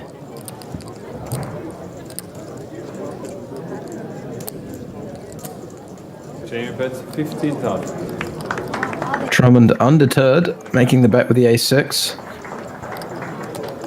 Vaswani, of course, coming along with the 4-star hand, the 3 of a kind.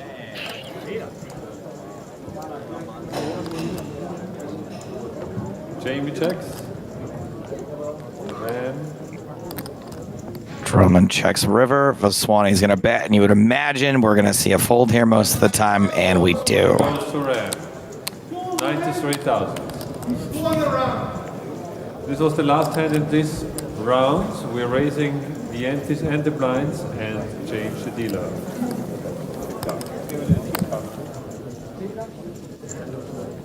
I love the fact that they would advertise to the crowd that the dealer would be changed. Look, the dealer's a person too.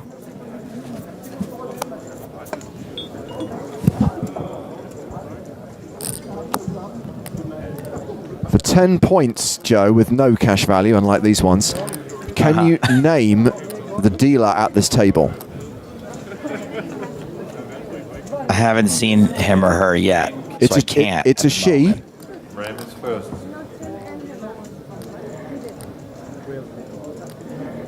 I would know that manicure anywhere.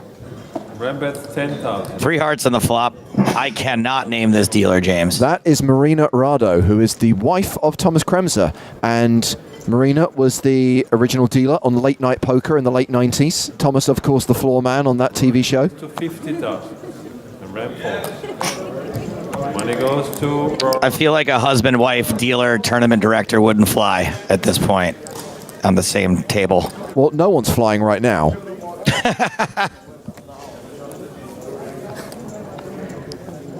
He loves it.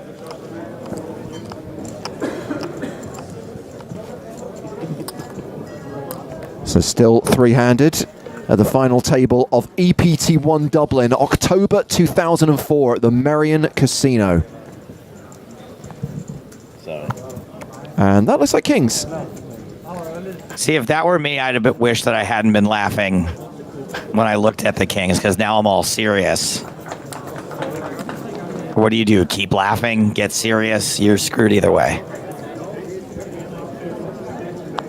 Well, I was going to say unfortunate timing, but looks like not, because 10-10 for Donaldson. Jamie's already... Well, I mean, it's unfortunate for that. Yeah, let's go. And called by Rory. We have it already. Yeah, let's go. That means a call. Rory Liffey all in with the kings. Drummond at risk with the tens. Rory shows pair of kings. Out of 10. Oh, God, don't. At least wash them. Pair of 10. Flop is 7, 3, 9. See, you look at a flop like this, and you're like, you know what? My tens were going in anyway. It's a 5. No help on the turn. And last call. 2 tens once. 9. We're losing one more player. Jamie Drummond. And we are down to 2 with Jamie Drummond exiting in third place for 23,000 euros. We're going heads up. Rory Liffey v Ram Vaswani. And the band played on, even without the Drummond.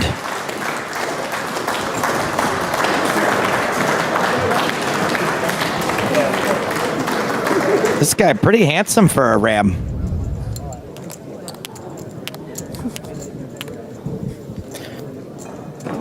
Rory Liffey's certainly enjoying his time at the final table, isn't he? All smiles, all giggles. Well, he's got the chip lead, 514,000 plays 311,000 as this heads-up battle begins. And as we know, nothing could go wrong.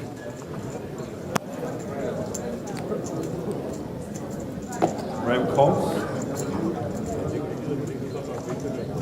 Rory checks. We see a flop. Another limp pot. Flop is 6, 3, 6. 6-6 tray, 2 hearts. King high lead. Sorry, pair of threes winning. Saved. And a pair of threes betting. Rory Liffey coming out for the lead. Heads up. Hand needs some protection. Seems good.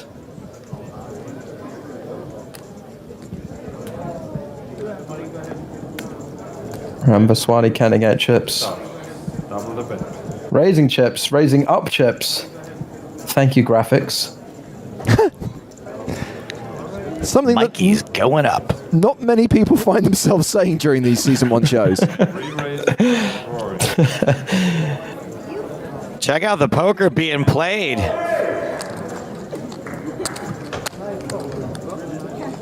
The flop 3-bet. Both players bluffing. Liffey wanted it more.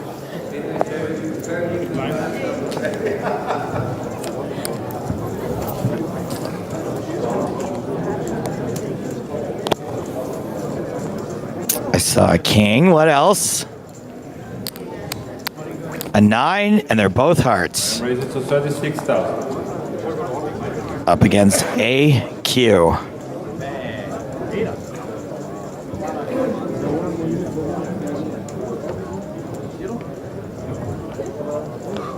Will we see a 3-bet? Even though it hadn't been invented yet? And it was technically illegal to do if you had worse than queens? This is the first recorded instance of a light, quote-unquote, 3-bet. Call by Rory. No, just a call. 72,000. Got to take a flop first. Flops poorly. King 9 taking a substantial lead. Rory checks. Not a board King 9 of hearts is always going to love, but heads up, much stronger. Check, check. 3 clubs on the turn.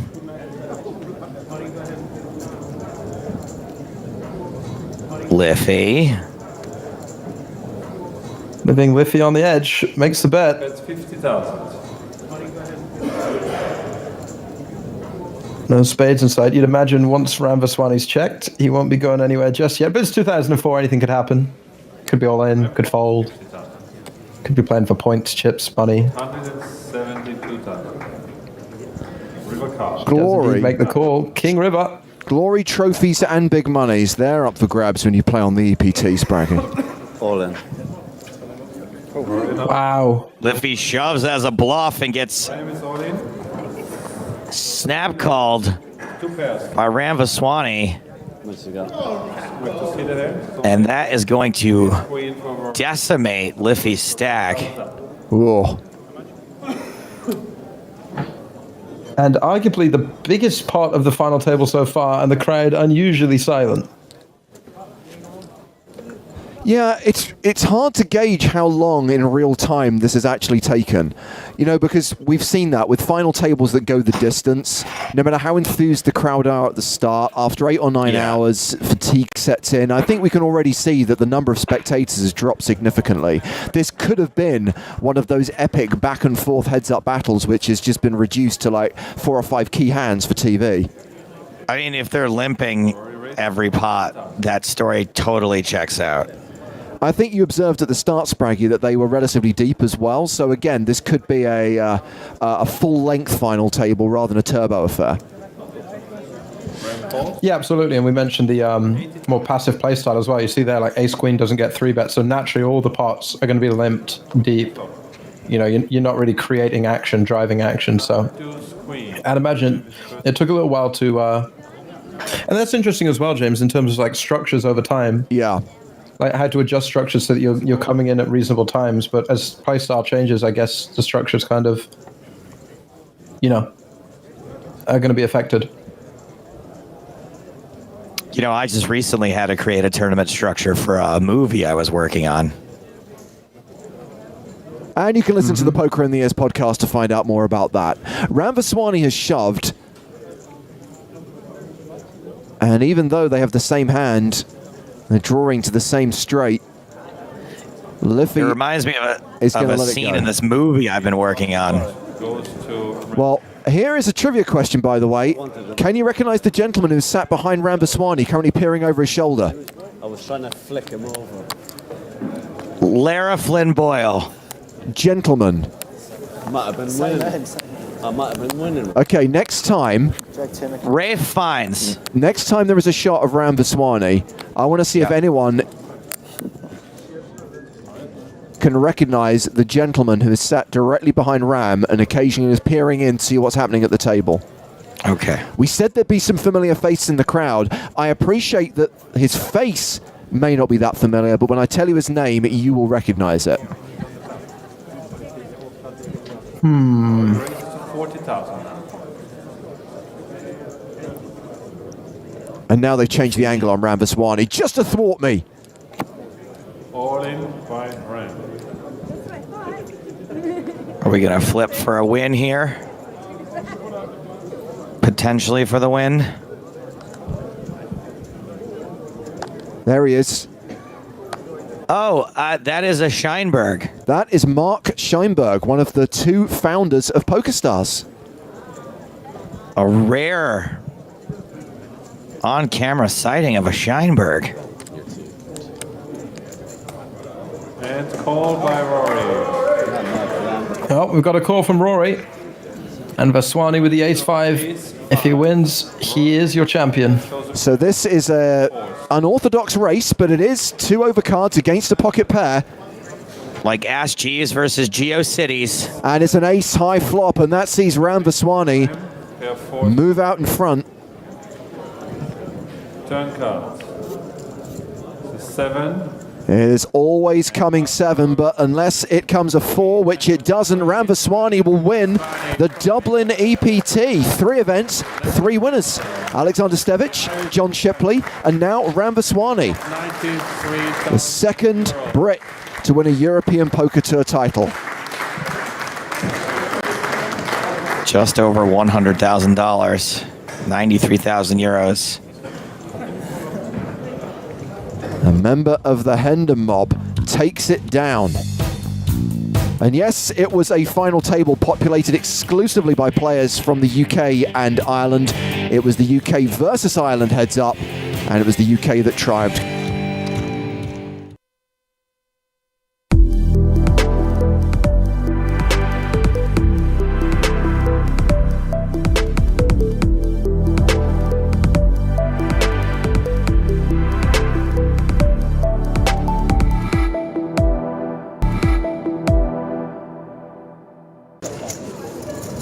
Back to the main stage we go, with action on Lucille Cailly. King Queen offsuit in early position. Lucille Cailly, the loose cannon. I'm not sure. Yeah, you can. Raising to 12.5. It's okay. Petrov really could do anything here, but we know he's dominated, and he knows there's a good chance of that as well. Usually when you wait, you don't fold, so you 3-bet. Okay, just to surprise you. The reading skills are high. Maria Ho looks down at pocket 8s. Super standard shove here with her stack. All in. She does move all in. Small blind folds and the big. How much? Oh, you know you're calling.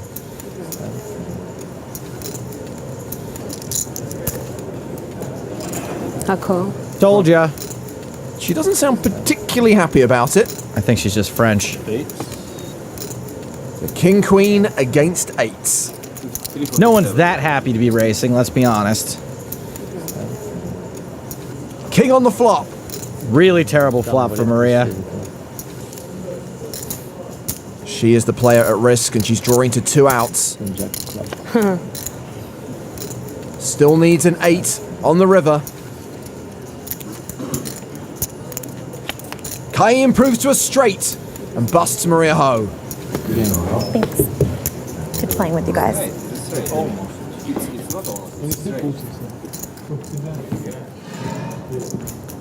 79th place finish and a min cash for Maria Ho.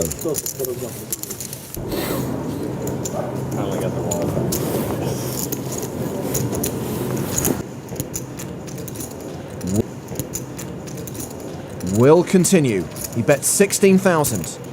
If Lucille goes for the check raise, I say ace-10 will often fold.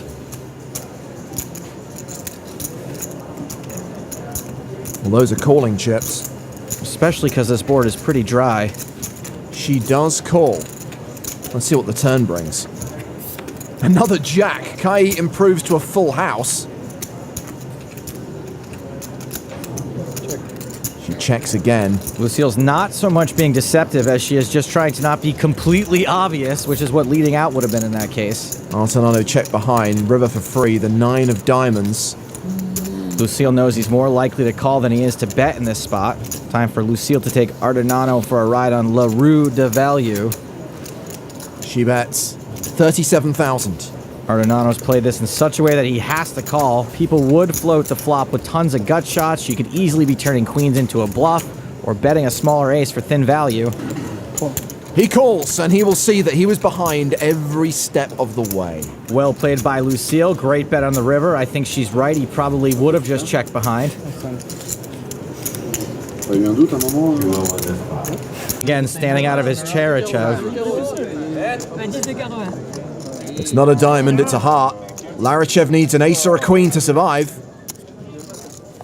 It's an 8. And now he's going to get some fresh Arachev. Did you really just go there? Sure did. And look at Lucille Cailly stacking chips like a boss. Up to 661,000, making her one of the tournament chip leaders. To one of our outer tables where we find Lucille Cailly up against Michael Dietrich. The flop is 9-7-4 with 2 spades. This pot is pretty big already. Lucille bets 55,000. That was about half the pot. Dietrich announces check raise. There are a few draws out there, and this board hits a lot of suited connectors. 150,000. There's this here's Berlin champion Davide Katai on the rail. There's this here's Berlin champion Davide Katai on the rail. Good friends with Lucille Cailly, who will call that raise. So we go to the turn. This pot is getting huge. 8 of diamonds on the turn. This board's even more all over, more suited connectors now. Dietrich checks. Someone who check raises then checks doesn't usually have much. Okay, check. Lucille checks behind. The jack of spades on the river. All right, well, every draw in the world just came in. Look at Dietrich's hand shaking. 350. 350. He bets 350,000, almost a pot-sized bet. Mike could have easily gone from 0 to hero on that river. Call. Cailly calls. Pretty fast call, too, on their backs. Flush over flush. Cailly just calls with the second nuts. Not sure a lot of players are just calling there. Where's the heart? Kind of a cold deck for Dietrich. Did lose the minimum, though. Thank you. On the other table, let's pick up the action post-flop. 3-way action involving Anatoly Gertovoy, Lucille Cailly, and Clayton Mosden. Mosden was the pre-flop raiser. It's been checked to him. He checks behind. Giving up that betting lead. The board pairs on the turn. And now Lucille will lead out. Cailly and Gertovoy both defended out of the blinds. Either one of them could have a king. She's bet 106,000. And Gertovoy sticks in some raisin chips. He makes it 300,000 total. I doubt both of them have a king, but Anatoly's repping something he could certainly have. Well, Marston got out of the way. Lucille makes the call. We go to the river. And that river card is the pretty inconsequential looking 4 of clubs. Lucille is checked. Let's see if Gertovoy wants to keep repping that king. He bets 350,000. This bet is not even for half the pot. Kind of looks like a weak king that wants to get called. Lucille with the decision. 350 to win 1.1. Call. She calls. Gertovoy has Jack 9. Lucille with ace high wins the pot. Wow, ace-jack bets the turn, then calls a raise with ace high. Then a brick hits the river and she tank calls. I think if she calls a turn, she could never fold the river when a blank hits. J'ai gagné. Je te reste. So anyway, no one had a king. I got that one wrong. Blinds are up. 61-20 with a 10k ante. Clayton Mosden playing 6 big blinds at the moment. Castelluccio, card rack. The chip leader raises to 240,000 with ace-queen suited.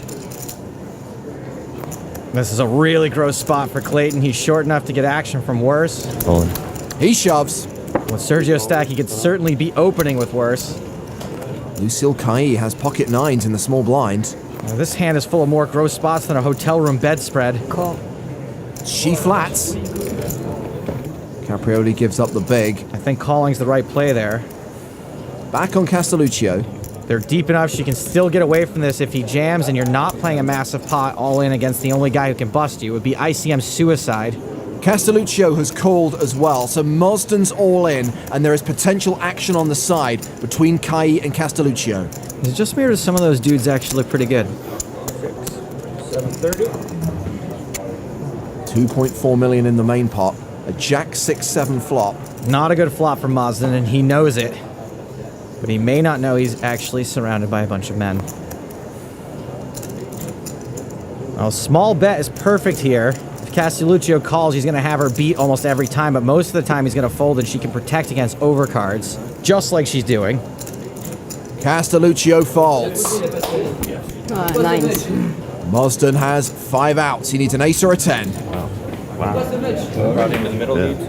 Mike Dietrich may be losing his BFF. Lucille happy to know Castelluccio folded an ace. Where'd that chick find that Kevin McPhee get up? 3 of diamonds on the turn.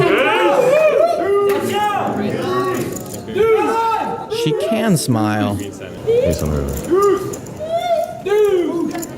No ace, no 10. Clayton Mosden out in 7th. Not the finish he was hoping for, but with the stack he came in with today, he could have easily gone out in 8th. He'll collect 185,000 euros. How do you like him now? Well, I wouldn't worry too much. I bet he's still got a pretty big piece of Mike's action, and his money's still quite live. What a spot. And Lucille Kai is the new chip leader at our 6-handed final table. Blinds are up to 80 and 160,000. Curiously, Sergio Castelluccio has limped the button with 7 deuce suited.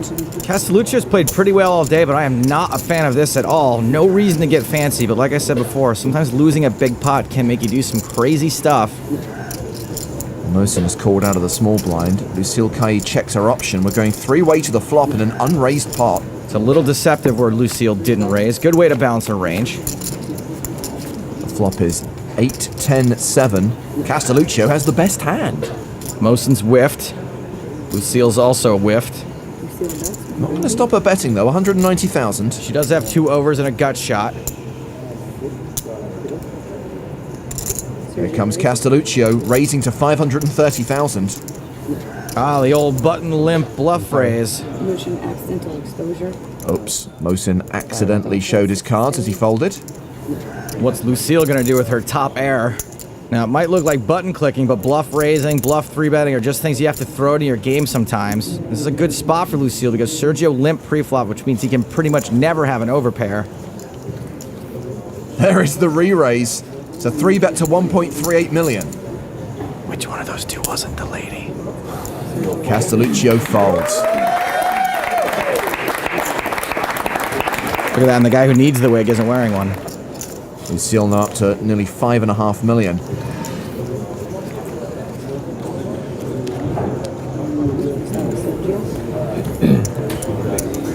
Pocket jacks for Castelluccio.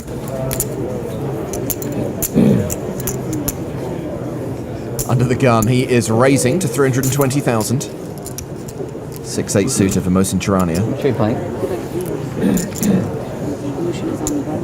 3 million. 3-9. 3 million. Okay, thank you. Looks like Mosen Gosen wants to get a little cute on the button. Not terrible to do with a hand like this. You got position in the betting lead. Sometimes you win now, sometimes you win it on the flop. Sometimes you win a huge pot at showdown if you hit your hand. So he 3-bets to 680,000. Ace Queen for Lucille Kai in the small blind. This is a hand that's certainly strong enough to call a 3-bet, but you don't really want to 4-bet with it. By the way, she's still got Scourgio to act behind. And Mosen again if she does 4-bet. She calls. Bernard Guillon folds the big blind. Oh, hi, you're still here. Castelluccio can't love it, but he probably just has to shove here. Hopefully he won't get called in 2 spots. He does shove. Should get rid of Mosen. See ya, 8 Mile. And look at the trouble you caused. Question, what does Lucille do? Unless there's a player who's super short and about to bust, which there isn't, I think Lucille has to call here. If they were 3-handed, this would be a snap call. I just hate to make this call and see Ace-King get flipped over.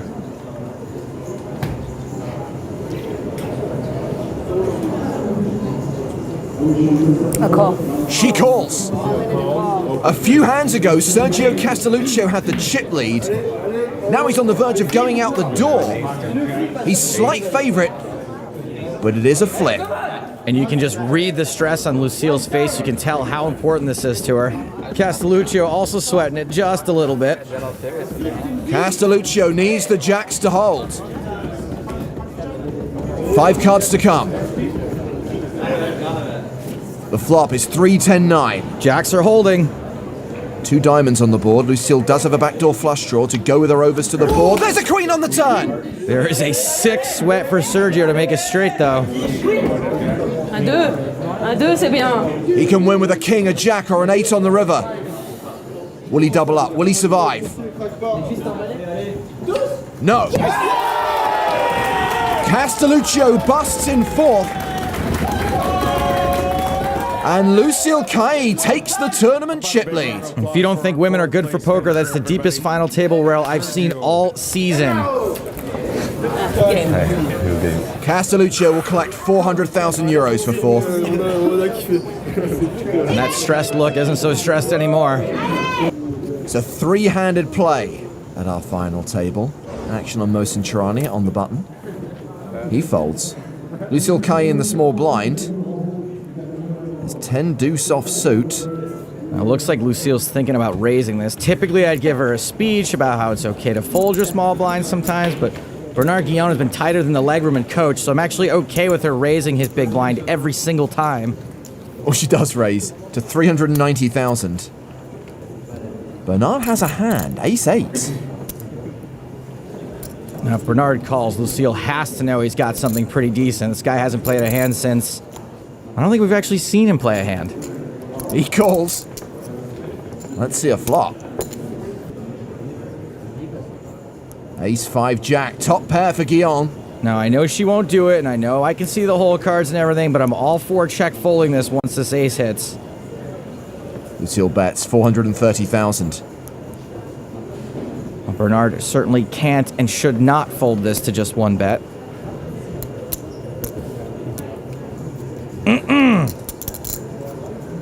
Cool.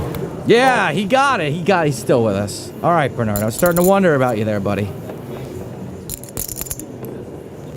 To the turn. Maybe Lucille will just shut down now. 6 of spades. Completes the potential flush draw, but we know nobody's really worried about that. Now, it looks like because she opened, she feels the need to barrel the flop and turn. I gotta tell you, once this guy calls me on the flop, I am out of there. If you've ever tried to bluff someone over the age of 60 off an ace, you know it's like trying to ice skate uphill. 730,000 is her bet on the turn.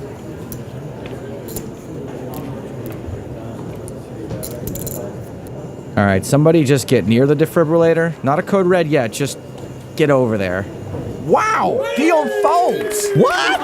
Oh man, I think that just gave me a nosebleed.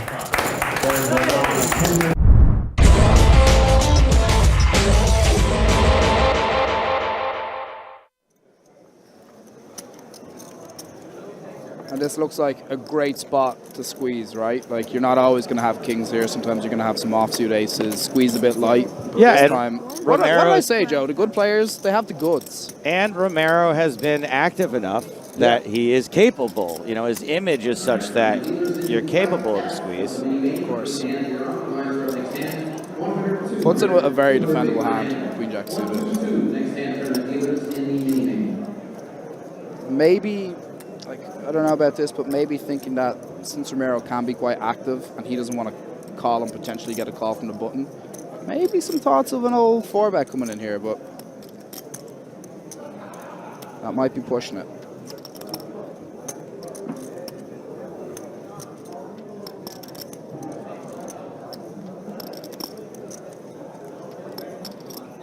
Romero sitting stone-faced, not giving anything away. Throws it away. I wonder what a live read would have even done in that situation.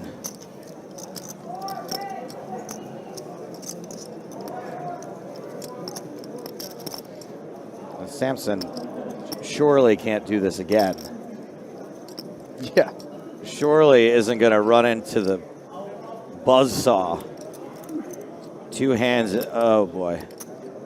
No, he's just getting, I think he's counting out a call, right?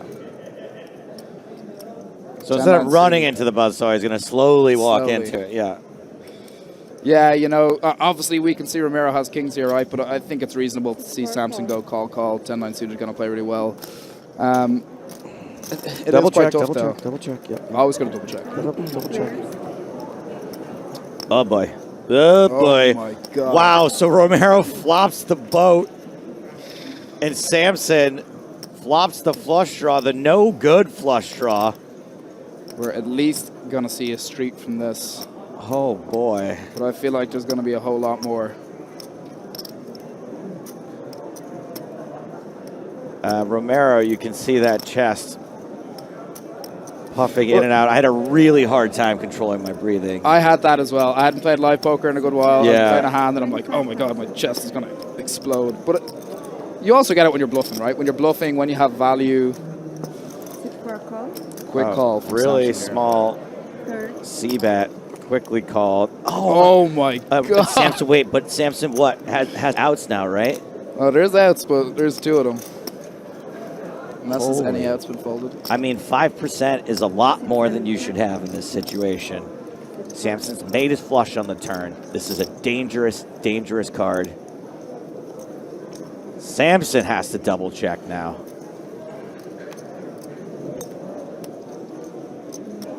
Romero checking, making it look like he's pot controlling here, you know, if he has a hand like 10s, queens, 9s.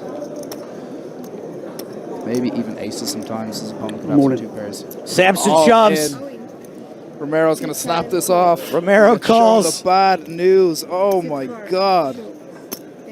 Samson has Huge got pot. 2 outs to make a straight flush. I feel like you're foreshadowing it here, Joe. All right, you know, stop mentioning straight flush. Damn. 7 of spades, here it comes. Nothing else to talk about. Watch it come. And nothing else anyone will be talking about should one of those 2 cards hit the river. Just a 10. Oh, good. What a huge blow for Samson, cruising over 1 million chips. Only an orbit to go. Doubled up Hudson, doubled up Romero. 2 very sick hands. Back-to-back hands. 240. This man is going to have nightmares about pocket kings.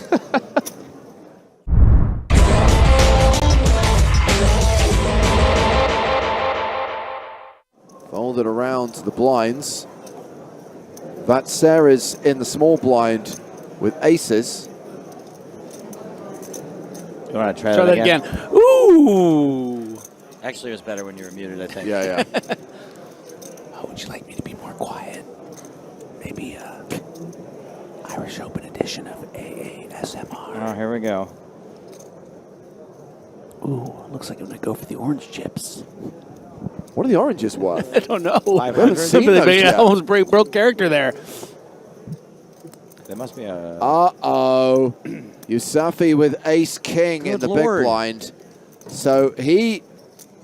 4-bet jams. Hall all in as well. Snap called. Vatsaira, the table chip leader, has them both covered. 3-way all in, and we could be about to see a double KO. Can I use my one time? To be perfectly honest, pretty, a bit of a misstep, I think, here from Hall. Ace-Queen suited a pretty strong hand. We are playing 7-handed, but once there's a 3-bet from the small blind and then a quick all-in from the big, maybe Ace-Queen shrinks up a little bit. I think he's going to be regretting that one unless he gets lucky. I mean, blockers are so real. It's not coming. King of diamonds is out.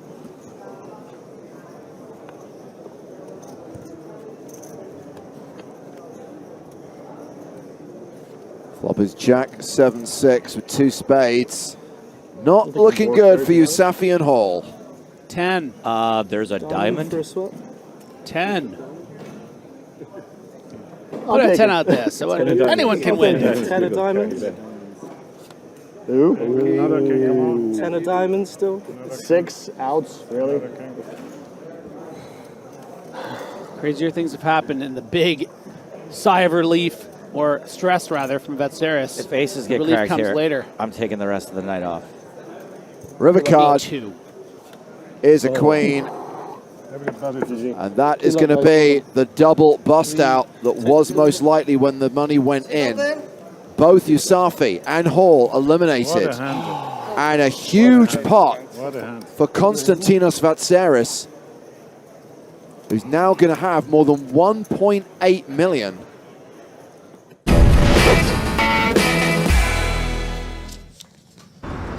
Hello, my babies, and welcome back to the Irish Open 2025, day 2 of the main event. Despite the fact that it feels like day 4, presented by PokerStars and Paddy Power Poker, live from the Royal Dublin Society, where? That's right, in Dublin. Joe Stapleton and David Lappin. Delighted to be here, Joe. Ireland's own, bringing it home for the last level of the night, and I am excited for this feature table for 2 reasons. No offense to everyone else, lots of great Irish talent here, but Adam Hendricks and Michelle Molinar, 2 names I know very well. Molinar, second in chips overall in this tournament, 112 big blinds. Hendricks the short stack at this table. Yeah, David should be able to shed some light on some of the Irish names we've got here. Yeah, we've got Carl Cullen, Sia Brown, Vincent Dines, and Mark McDonald here. Really is a smorgasbord of talent, it's got to be said. Awesome. You mentioned there Michelle Molinar. Michelle Molinar had 68K at the start of the day today. Wow. What a spin this has been. Hell yeah. In the words of his table-mate Mark McDonald, who I spoke to just before we went on air here, he's run pretty well, and he's got there quite often. Mark McDonald sounds familiar to me. I'd be shocked if I hadn't seen him before, although there's a lot of names that sound familiar in Ireland. Yeah, I think Mark has pretty reasonable claims to being one of the top 5 all-time Irish players. Hell yeah, cool. He's excellent. Been, around the block for about 20 years on the Irish poker scene. Some live results, some online results, probably about 3.5 million roughly in live tournament winnings. Big result in Australia. Got close to a bracelet. He's a very talented player. Awesome. Glad to hear it. He's a little bit short. 2 ladies at the table as well. Sia Brown in the 2 seat. And Rosalie Pettit. Sorry, Sia Brown. Yes, in the... Yeah, Sia. I might have the ladies backwards here. No, you got it right there. So Sia is... and Rosalie, sorry, and the red hat. Spot on. Yeah, Rosalie Petit. Sia, yeah, she's been on a bit of a tear recently. 2024, big year for her. She won the IPT West. She's bulletproof, Sia. Well, there you go. She won the IPT Westport back in January just to bust the first hand. 2024. 3rd in the road to PSPC Dublin, which was one of your events. I think then branded a moneymaker event back in the day. That was a 2019 thing. So fun. Sia Brown opening this pot with a couple of 10s. Wearing a chin pad? Off one of the lads. Dines folds. Mark McDonald, I do recognize him now that I see his face, absolutely. Action now on Daniel Myers out of the UK folds. Now it's Rosalie. Serious player, Myers as well. Keep an eye on this guy. Plays really, really well. I think he's from Liverpool. Certainly part of an English crew that includes someone like Carl Shaw. I've certainly seen them hang out. Sure, yeah, totally. Talented guys. And yeah, Rosalie Petit actually, she won the Winter Festival in Namur in 2018, and she is a WSOP circuit ring winner as well from a Marrakesh tournament about 7 or 8 years ago. 2 lady circuit winners Look like today John Lennon because over we had there, a player earlier this morning, Lisa Roberts, also sporting WSOP circuit ring. Like this? You're welcome. I have to remember, it was all a dream. It was all a dream. Man, I wish that Rosalie magazine. had been visible when we were doing the huge shot of the totally full room. Great candidate for Where's Wally there. Yes, with the red hat, the big hair. Oh my gosh, you're right. That would have been too funny. Maybe we can track that down eventually and do a little Where's Wally with Rosalie. One player I want to give a bit of love to here, because I've actually played quite a bit against him in the last couple of years, is Carl Cullen. Another guy who's had a bit of a breakout couple of years, came 2nd in the European Deep Stacks in 2024, 3rd in the Monster that same year, and then back in 2022, I was on the final table of the IPO with him in the Bonington Hotel here in Dublin, and he came 5th that day, played really, really well. Actually was very unlucky not to go deeper. All right, well, Mark McDonald all in here. Rosalie with King Jack on the button. Plenty of chips for Rosalie. 50 big blinds. Not going to get involved, though. Yeah, that's a close enough one if you're closing the action there. 14 bigs from Macker in the hijack. I think King Queen suited might be bottom. King Jack suited certainly no good, and certainly no good on the button either. There is Michel Molinar. Bit of a baby-faced assassin, this man. Yeah, a true killer. Yeah, sponsored part of the Dominic Nietzsche crew. Oh, even more of a killer than I imagined then. They're just giving them back and forward to everyone. You're wearing stars rather than merch and all.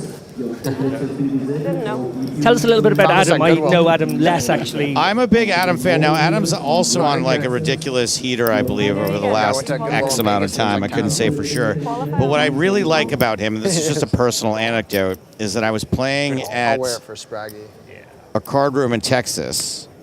And he had just won a whole bunch of stuff, and he sat down in like a 1-2 meetup game, and he understood the spirit of the game. Sometimes you play with a pro, they can't turn it off. I've played with Doug in that sort of game, right? He can't turn it off. He's a killer. Adam knew the spirit of the game, didn't punish any of us people that are there on one bullet, that don't want to be into the game for $1,300 in a 1-3 game. And I really respect that when someone's just there hanging out and not ruining it for people that maybe can't. You know, you can just be all in on people in some terrible spots all the time and didn't do it. So I just always, that person will always sort of be like a stand-up person to me until proven otherwise. That's nice to hear. Maria Ho's like that too. She's also just understands when you're in a game like that. Just have some fun, play along. So Sia's been pretty frisky all day. Again, my on-the-spot reporter, Mark McDonald, give me a little bit of the lowdown of how this table's been playing. Awesome. Sia has been owning Hendricks all day, apparently. Every time he gets out of line, she maybe he's just a bad player then. Maybe. You can see here Michelle deciding to play cautiously here, not 3-betting out of the small here versus her under the gun open. Just going to flat and navigate this one. I like that. She's the one stack that can do him some damage here. He's going to back his post-flop edge. And a pretty interesting flop for these two hands. You're going to like your 10s a lot better than King Jack suited. Yeah, I got that double backdoor King 10 or King Queen Jack of spades working quite nicely here. Tends to be a c-bet here from Sia. Probably very small will do. I think she's probably going to come something like... Are there any more big c-bets? I feel well, like that's true. It's just they're always small now. Check, deuce on the turn. So Michelle's small blind calling range here will be reasonably strong. We're at the top of it here with 10s for sure. I think he's certainly going to 3-bet stronger. And even at that, maybe some frequency, the 10s become a 3-bet as well. Sia probably going to be facing some sort of bet here on the turn. Yeah, Molinar is going to test her. And it's tricky now because having not c-bet, she's obviously opened the door to being outmaneuvered a little bit by Michelle. She'd be concerned that she may have lost the opportunity to take this one away from him. Don't think she has anywhere to go here. Yeah, you can give this a think, obviously. Think through your various options here. I think it does function as quite a nice natural flop C bet, and then if you pick up one of those backdoor draws to continue again with a turn bet, feels like a very natural way to play that. As it turns out, she's lost the minimum because there's no way he wouldn't have been sticky across those. I'm a big results streets. guy. I like to play results. And in this particular situation, I think the not c-betting did work out a little more in her favor.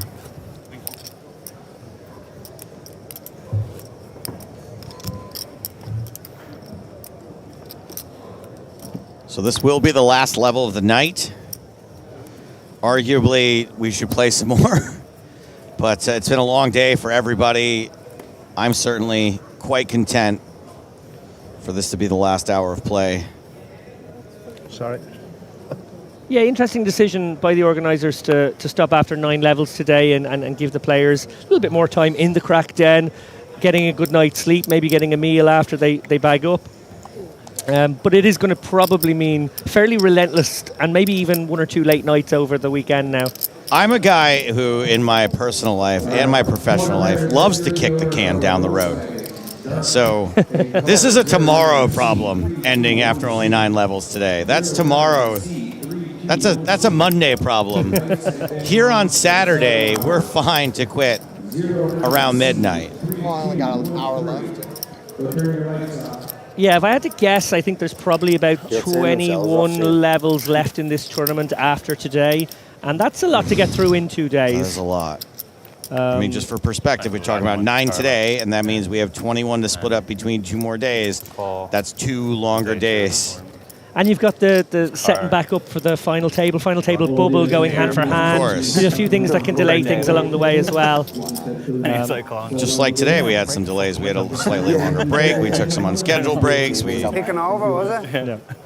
But I have to say now, having been here since the day 2 of the festival, it's extraordinary. It's sort of built and built and built over those early days. We had some really nice €350, you know, 400 or 500 runner fields, but then they grew to being 800, 900 in those sort of early days this week. And now, wow, yesterday, absolutely packed room. Today, absolutely it's packed growing room. pains is what it is, right? Like you're getting bigger, but you know, it's going to cause some bumps along the road. Yeah.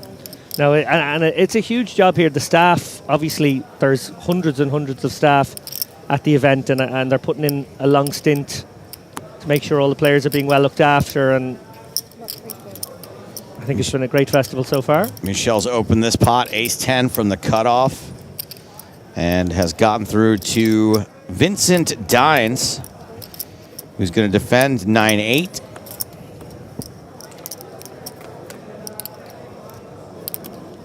Flop is Jack, Trey, Deuce, 2 diamonds. Molinar holding the biggest diamond, holding the range advantage as well. Yeah, feels like a very natural small c-bet here from Michelle, something in the region of 35k, likely incoming. Maybe slightly bigger than that. 50,000. And it gets the job done. Yeah, speaking of Vincent Dines here, center of your screen, guys, 4 Hendon Mob results, all from 2024. 3 of them are victories. One of the most bizarre Hendon Mobs I've ever seen. Are you serious? I'm absolutely serious. He has 2 monster He's stack cashed wins. 4 times. They're all in the last year, and he won 3 of them? Correct. That is fantastic. I would not want to play against him. He is red hot. And I don't know if it transferred to 2025 or not, but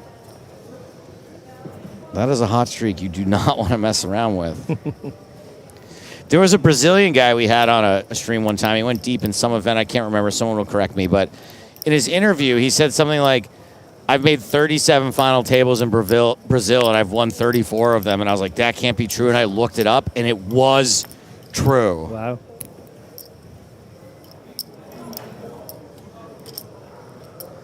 There has to be someone out there to counteract me. You know what I mean? Like if there's an unluckiest person in the world. Hang on, we are in the venue where you absolutely crushed it last year. Probably my, like, pound for pound, my best score ever, finishing 4th in a pretty big field tournament. Yeah. I've cashed for more before, but, you know, it was like 2 times a 5K, so.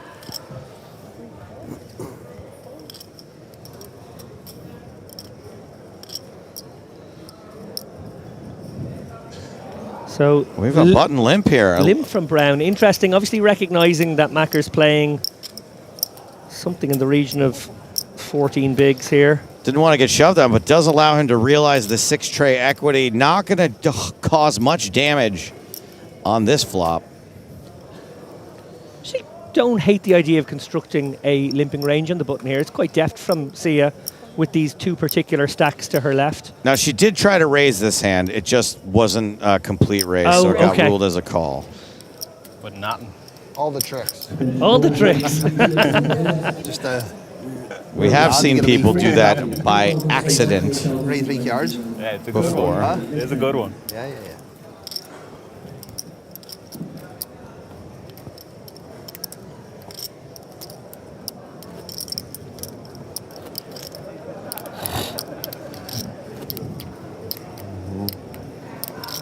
Great to see, as usual, a fantastic turnout from the females at this Irish Open. Obviously watched the fantastic ladies event, which we gave some love to on the live stream yesterday, but also just women all over this room. You're the perfect person to ask about this. Am I seeing more women because there's slightly more women because it's a kind of a more fun sort of event, slightly less intimidating, or is it because there's just 4,500 players in the field and I'm seeing the same proportion, 4 to 5%, but there's more?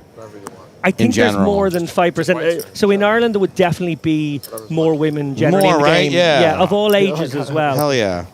So I think we probably are representing maybe 30% of the field this year, and whatever percentage of women. Right. Amongst the Irish, it's going to be higher than the 4 to 5%. Okay, cool. But I think you're right. I think, I know a kind of a Canadian contingent of ladies who come over here. Obviously, we see here Miss Petit, coming from France. The fun draws people in a little bit more, yeah.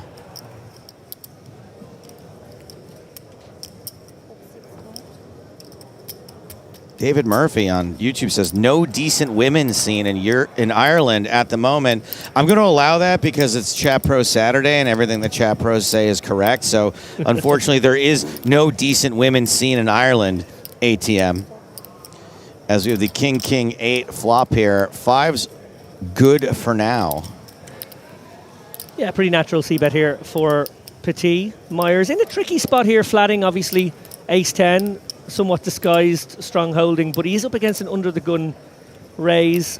May decide to keep her honest for one bet, considering it's just a min bet. Indeed he will. Like this line from Petit so far, though, keeping control of this one. Oh, my goodness. Wow. What a turn. Lock it up. Already had the best hand, but I know sometimes when you improve, like, it sort of kills your action. Not in this case, obviously, but it just feels so good. So good turning sets. To know that, turning a set.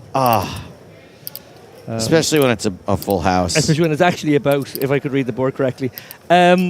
Interesting now for Petit here, what sizing to go. Obviously, she could get really greedy and hope that her opponent does have a king, but she did bet so small on the flop that she would have kept in so much of his holdings that just felt they needed to have a minimum defense frequency. Not a huge bet on the turn. No, I actually do quite like this.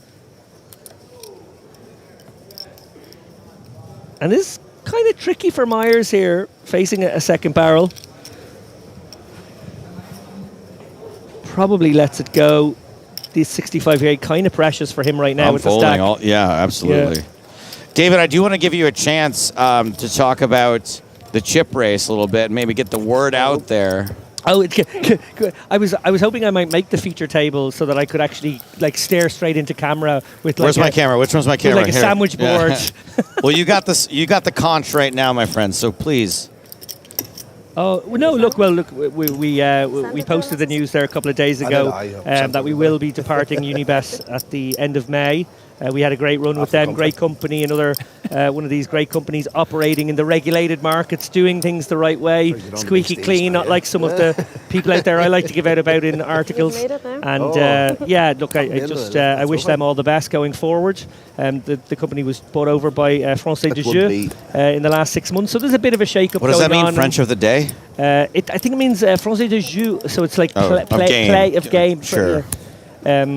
So we understand that they're sort of changing the way they're doing things a little bit, and it just doesn't seem to fit for us anymore.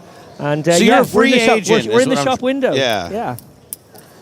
The chip race doesn't have to be called that necessarily, but David and Dara, free agents. Yeah, that's true as well. Obviously, our ambassadorship with Unibet is also going to end in 6 weeks' time, so potentially looking to continue representing someone in the online space. They were just like, hey, look, I don't have to be paired with Dara. I can be, if you're listening, I can be my own thing. Sorry, Dara, but... I don't know. I think we are a bit of a Ant and Dec, or as Dara likes to call us, Bleep and Dick. Right, Dick Napkin? Well, the Bleep is more the one I couldn't say on air.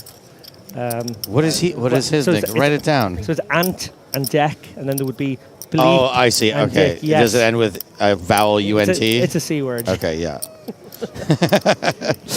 9-6 deuce. 10's making yet another appearance, but interesting here that Petit has the up and down, somewhat blocked by the 10s of Molinar. And Dines has got 2 overs. And everyone with like a decent amount of equity still in this pot. Yeah, Michelle going to be loving this one. Now, is this one where you would go with a slightly bigger C-bet? Yeah. And yes. So two things kind of working against each other. Generally on the kind of a lower board like this 9-6 deuce, particularly when it's rainbow, you want to size up. But then because it's three-handed, you now want to size down again. So you end up somewhere in the middle, which is why he's chosen this, maybe like 35-40% sizing. If this was heads up, I think we would see him bet more than half the pot. But because we're three ways, he can go a little bit smaller.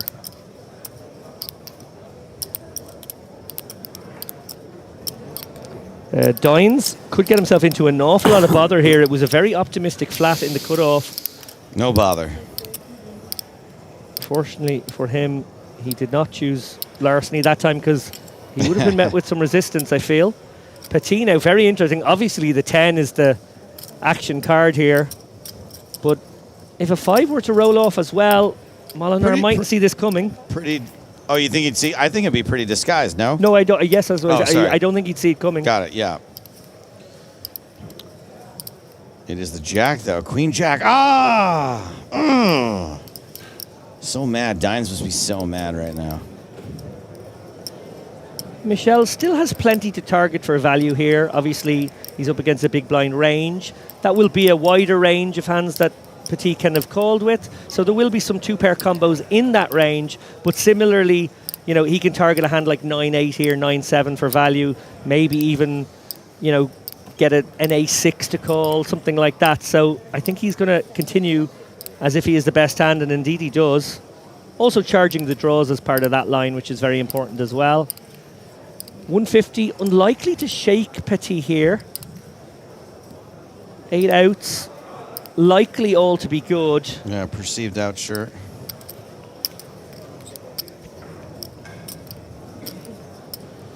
Oh, just let it go. Conservative. Bit of discipline there. I don't hate it.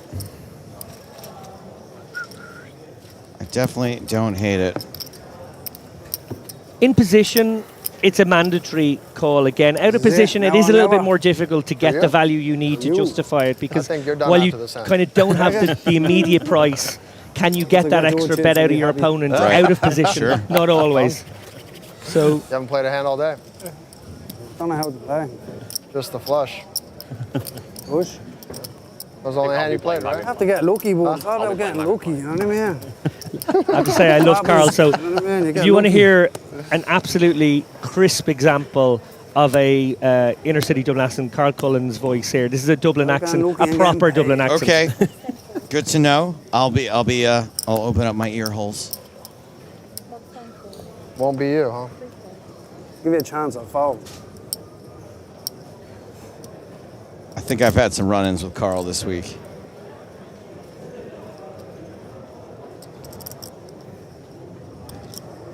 All in. Dines shipping it with a couple of 10s.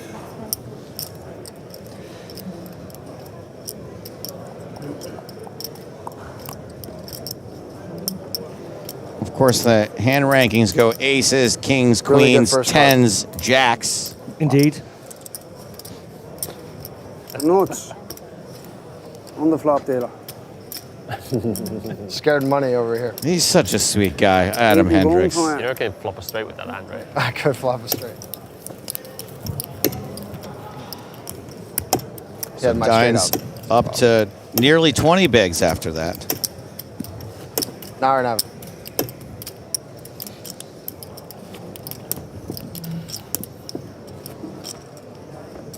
Is your partner still in there? Dara O'Kearney? Dara, yeah. In the main event? Yeah. No, not anymore. He did make it to day 2, but he bust maybe a couple of hours before the money. Jason Tompkins, good pal of mine, is still in the mix. I think he had about 700k when I last spoke to him. Decent. Very decent. Nick Newport, I'm not sure he was going back quite short after the last break, but as far as I know, he's still in there. All right, we got a little one-eyed poker here. Sia Brown's going to open with at least the king of spades. We know it's not ace-king suited.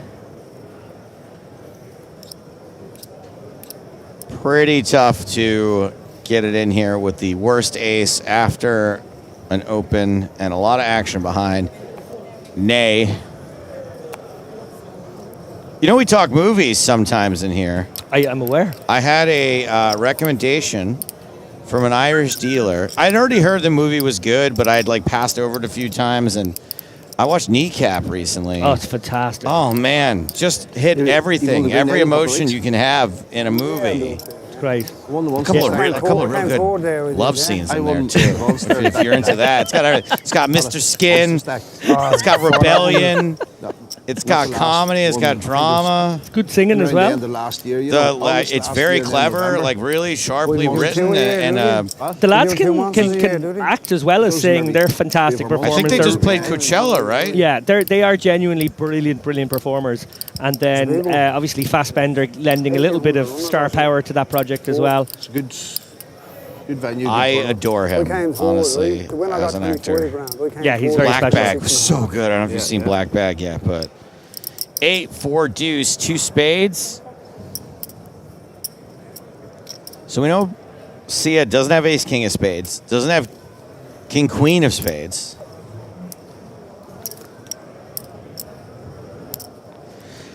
Jose is saying Hendricks is a bad Val Kilmer lookalike. I'll take that. I'll take that, absolutely. I can see a little bit of that. Not right now, I hope. Certainly not now. Too soon? No, I don't think so. It's all right. Yikes. Brown has continued for 50,000.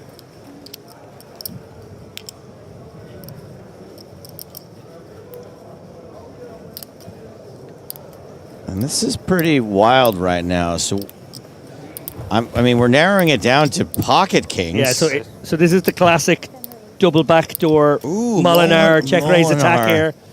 We're going to find out real quick if this is pocket kings or not. So think of it from Molinar's position here. He's plucking this particular hand out of his range because if it comes a 3, a 5, a 7, picks up a draw. If it comes a spade, he picks up a very substantial flush draw. So this is just one of those ones that you like check raising, and if you meet with resistance from, see here, obviously you're tossing away very little equity, but you can really take the initiative here, play this one like you might play sets. And if you just get called, you pick up a lot of equity a lot of the time. And you might shut down if you don't. Right. But we don't know what that other card is, so we don't know how strong or weak Sia is right now. If she's got all right, so the weak hands are what? King, queen off. Yeah, and I think they'd be in the muck already. If this is a flush draw with 2 overs, which it probably King Jack is a off is decent amount. possible. Sorry, not off. Excuse me. King Jack of spades is what I meant to say. Looks like she's carving out. That is a raise to 4, so she's clicking it back to him. So this might be kings, or it might be a king X of spades in a lot of worlds. But credit to her for picking off Michelle there. Apparently, she has been just like putting these guys in the bin over and over again today. Fantastic. This is it now. I had to wait This is for why your you big give wine, them to my me. friend. This is why you give them to me. You gotta tell Spraggy all about it. Sia has phenomenal table presence as well. If you've ever played poker with her, she's really good banter at the table, but she's also very serious. Right now, we're seeing slightly more serious side.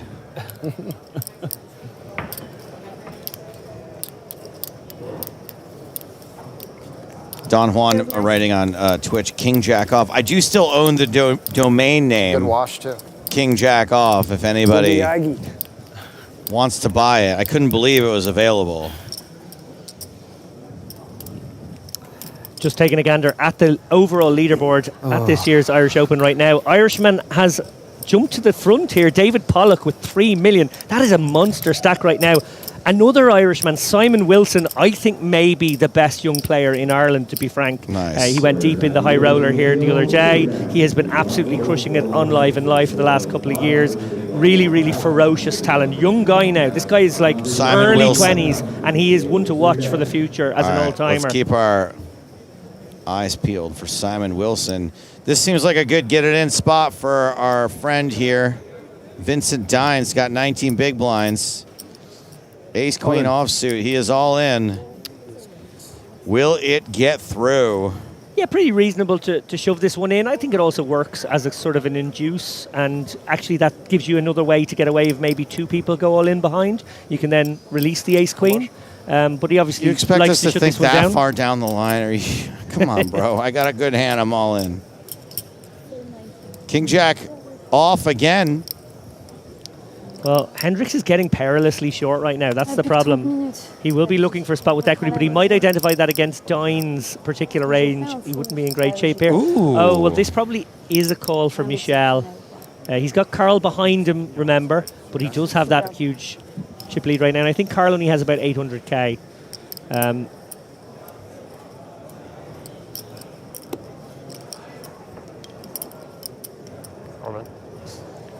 Molinar isolates. Two live suits for Molinar. What do you think, Lappin? No. You down to sing? Give me 4 diamonds. 4 diamonds. 4 diamonds do me fade. I don't know if I like calling for cards when it's a same hand situation. I had someone do it to me once, and I got real mad at them. And they hit their flush, obviously. I want a fucking big celebration out of you now if you win this time. Mark McDonald.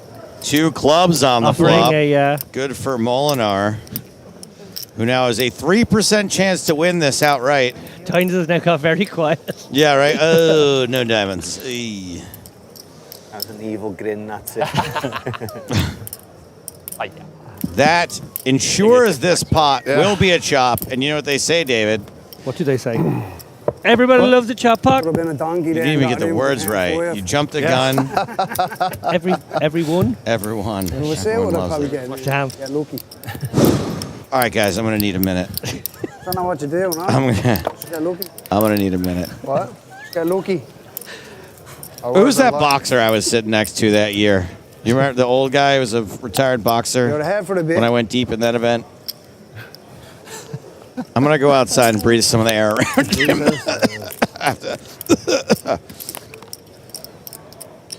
All good crack young Colin, isn't it? That's right, boy. What's the worst thing that anybody ever did when induced to sing "Everyone Loves a Chop You're not Pot"? having the crack, you'd be only crying. You're talking. Lex, for a real long time, would just like not participate Some crack. or would ruin it on purpose. Sam took a long time to come around too. Honestly, when James pitched me the bit, I was like, in my head, I was like, I don't like this. I think this is dumb. But you go along with it. Your co-host, your partner wants to do something, and you yes and, right? You know the rule of improv. Absolutely, Yes yeah. ands. And it not only did it turn out to be a thing, I get credited with it. Everyone thinks and it I was came James. up with it. It definitely was James. All in. Here we go again. Hey, one better. Let's go. Vincent Dines. Okay, well, while we find out if Dines has a customer here, I want a question for the chat. I want you to give your best guess at how many times Joe thinks he has uttered the phrase. A "Everyone little loves a chop Johnny. pot." Oh my gosh! Again? Are you nuts? This is wild. This is so stupid. And the thing is, he hasn't snap called. Like, there's just no way he gets away. But he's thinking about it. Michel definitely giving himself the opportunity to get a read on this one, I think. Dines obviously showing himself to be one of the tighter players when it comes to these bigger shoves. Ace-Queen, pretty legit last time. How He's does it shoving go? a bigger amount now. Ace-Queen versus Ace-Queen, and then Ace-King versus Ace-Queen in the very next hand. Yeah, Michel does make the call. I mean, can you blame him? No, you can't really. This is so... Wow. And see it with King-Queen. I mean, a little ironic, but yes, repeating? that's what's supposed to happen. Repeat. Not quite. I'll take another chop though. Molinar blocking Ace-Queen this time. Look. You're in good shape. Need this one. Indeed you do. We get it. If we don't, good luck to you, lad. Chopping much more difficult this time around.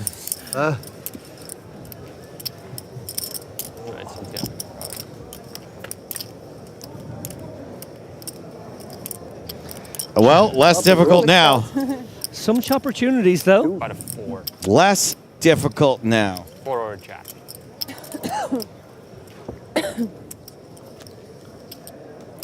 Okie dokie, ace king. Gonna win this about 80% of the time. 16% of the time they will chop again. And a very disgusting 5% of the time. We're going to have to sing it again. I'll get it right this All time. right, here we go. I'll get it right this time. David, this hand ends in a chop. And you know what they say? Everyone loves a chop pot. Nailed it. I think that you lowered expectations intentionally with the first one so that the second one was done nearly, look, we're getting 10s. 9.5, 10, 10, 9 out of 10. Would recommend. Nice. The Russian judge did say 4 out of 10. Thank you, guys. Appreciate that. Okay, so now my question for you. Joe is going to write down on a piece of paper for me. Is it kind of a Joe thinks, like instead of a Loudon thinks? Yeah, Jody Loudon thinks. How many times you think he thinks he has uttered the phrase? How many times have I uttered the phrase, everyone loves a chop pot, in situ? Yes. Okay. He's writing it down. I'm not getting rewarded for them. Might as well have a duck 7, Jesus. Let me think. You're getting the lines, you're in the blue, staying alive. I know I'm staying alive. We have some guesses coming in. True. I ain't grateful for any little... I'm not looking at the guesses. Every little helps. Every little helps. You could have easily had 10s or jacks there. What's out of doubt? Oh, wow. 45. Lower than you would think? Or higher? I don't want to say okay, first, sure, just fair to play enough, the game for a minute, but I'll read some of the answers. One of those two things. I'll read some of the answers. Pardon? 865 from Hero Value, 1874 from Crazy Carl, 5,000 from Phil, 69 from 1,000 plus, 4782, 2,000, 666, 3,427. What would you have guessed? That would have been my number. Okay, David's guess is 1,475. Anything, I'm banging her in. 64. Statric says 645, 575 from Fish Loops. You know who would get close to the real answers, James? 65. Well, he's not listening to this stream. You can ask him tomorrow. I'll ask him. Call. Pie Face Poker says 762, 502 from MRJLC, 420 from Mai Tai. As we head to this flop, King 9 versus Queen 8. Yeah, Carl's opened this one up with the Queen 8, and Dine's defending. Oh, and, baby! Wow, stop go time. Got the backdoor diamonds to the 9, got 2 overs. Carl has nowhere to go now, so out he goes. I guess best hand did win in the end, but kind of an unusual change of gear there from Dines. Should I try to get James on speaker and answer this question? Yeah, why not? He's rehearsing right now to be a shark. Is that right? And I don't mean I'm in for the shark thing too, yeah. James is actually, I think, getting in costume right now. But the answer I gave, which again, it's just how many did I think? I don't know how accurate it is. I said 455. Because I'm thinking we do it on average 2 to 4 times a day, 5-day streams, right? So that's 20. I didn't do the math, but I'm doing it now. So that's 20 times an event. 5 events a year is 100. And we've been doing it for about 10 years, so it's probably closer to 1,000. Yeah, maybe closer to 1,000 than 455. I should have done that math in my head, but Ace Queen again for Molinar. This time he gets to open the action. So we got scammed. Get out of here, Benny. Get scammed.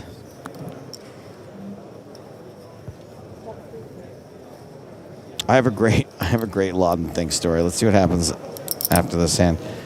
Vincent with ace 4. A relatively late raise from Molinar. Not the instant shove it probably would be if it came from the button. All in. Oh, no dimes. But it is a shove. It's a big reshove here, 24.5 bigs. Not a fan of this one. And now Molinar. Walked into it. Yes, Queen. Well behind, buddy. I mean, this is basically 3 hands in a row these two Just need to be 4. have gotten in pre-flop. And Dine's stack slightly bigger every time. I would take a chop. Chop her up. He'd still take a You wanna chop. pick them back? I love that attitude. Very classy. No, that's on the other side. Plus, you can say that when you're the 70% favorite. I'd take a chop, sure. All right, Dines a dog. 7-9-5. Still needs to hit a 4. Some straight cards are possible. Jack of diamonds, not good. Oh, that removes some outs. 1/3 of the outs gone. 3 fours. 2 fours. Just 2 now, that's right. GG, we say Vincent goodbye. Dines. So Vincent Dines, the man with 3 wins on his All the best. small Everybody, Hendon good luck. mob, is going to have to settle for 236th place here at the Irish Open. Nice little payday, 3.5 grand. Yeah, sorry, my bad. Can hop straight into the high roller with that, Button's good. if he so chooses. I'll be going straight into my bed. Please gamble honestly. responsibly. That's right. Of course, yes. Wait for this lad, get you paid. Dangsley says the 4s were not with him. The 4s was not with him, I probably would have said. Nice, nice.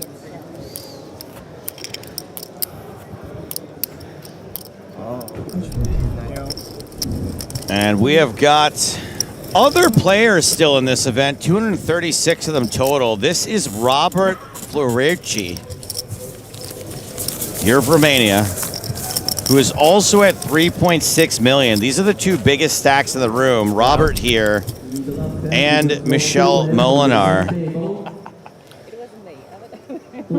I know you had him on the last stream, but I'm hearing news that a former winner, Ian Simpson, has actually built quite the large stack. He's got 2.2 million out there somewhere. Very impressive. A controversial figure, dare I say, in Daniel Smilkovic. I know. Sure, just recently called out by Steve O'Dwyer, yep. He's got 2.2 million. You know what? in the You're a top 10 great stacks. person to ask about this, and I'm going to get to it in a second. It seems like we already have a hand developing here. Michelle Molinar opening A7, Cullen flatting with King Jack suited, Sia Brown with Jack 10 suited.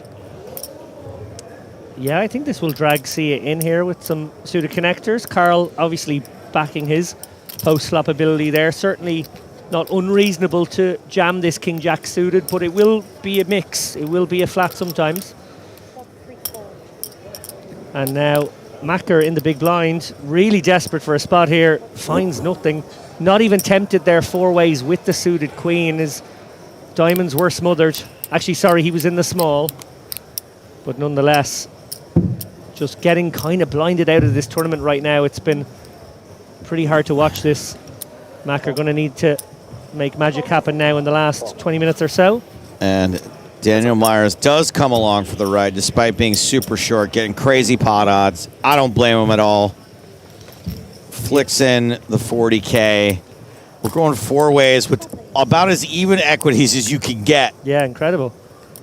And I see a 3 and a 5 on this flop. That's so much of it, you probably don't bet it now. And Myers does not bet it. He checks. Molinar checks. Oh, it just checks around. It's your worst nightmare, though. Oh, man, you really just want to get it in here, but it ain't happening. Checks around. Turn card is a deuce. Okay. Spade draw now, though, for Brown. Yeah, that's definitely going to keep Sia interested here. Myers checking one more time, just essentially throwing some rope to these guys. Also a little bit cognizant of the fact that that 2 pairing has meant that a hand like pocket 7s, pocket 8s has overtaken him. Myers does check again. Molinar just considering a stab here. Nobody seems interested.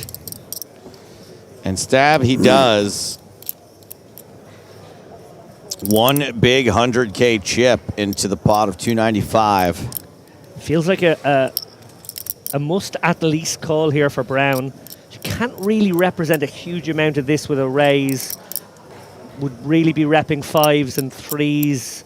Maybe an ace deuce suited, so probably coming with call. I like this from Sia. Sia is in. And now Myers might just decide it's ugly, but I might... It's time, yeah. I might have Look to just at all the money out there. He has enough to shake Molinar. He doesn't have enough to shake Brown. Goes the riskier route here. No. Oh, folds. Just folds entirely. Oh, my goodness. Sorry, not risky. But will definitely a minus profit. Yeah, just assumes that at least the caller had some sort of overpair there, and Sia, even if Molinar was at it a little bit, Sia's flat would probably be a pair a lot of the time, and decides to get out of the way with very little equity against an overpair. But yeah, as we see there, he's actually folded the best hand in a spot that he badly needed off that short I stack. mean, you feel like a real dummy, right? Like you just shove there and get called by 2 9s or something. Like yeah. 2 6s. Molinar checks 8-7. Sorry, ace-7. And Brown's whiffed. Does she feel comfortable showing down jack high? No, she is at bottom of range. Obviously, she has 2 flush cards, and that's the kind of thing she wants Michelle to have here. But she is still just at bottom of range with jack high, and maybe is going to pounce on this. It's going to work. Michelle, this would be heroic from Michelle. She's even gone for that post-oak sizing. It looks so value-y. We got to think about this somewhat logically, though, right? She called out of the small blind? No, not quite. The button. Yeah, she will have a decent number of pocket pairs that maybe won't have fired on this particular I think you're 5-3 right. Yeah, this would be texture. a pretty insane call with an ace. She may have checked back a hand like pocket 8s, pocket 7s. Could easily have caught a 9 on the river. Yeah. Yeah, her flush draw could have it contain a 9, absolutely. Or a hand like ace-9. Wow, look at that from Michelle! Oh, Molinar Oh, he's an picks animal. He is it an absolute off. animal. That's just not even fair. Not allowed. A little smirk of approval there. A little. She really did make game, it look recognized value-y. game. Yeah. Nice call, Michelle Molinar, who now is over 4 million in chips. What a life. 4 million in the Irish Open at the end of day 2. What a spot. Oh, you can handle this, David. Tyon on YouTube asks, someone explain to me why he folded. And the he being the 2 pair. The 5-3? The 5-3, yeah.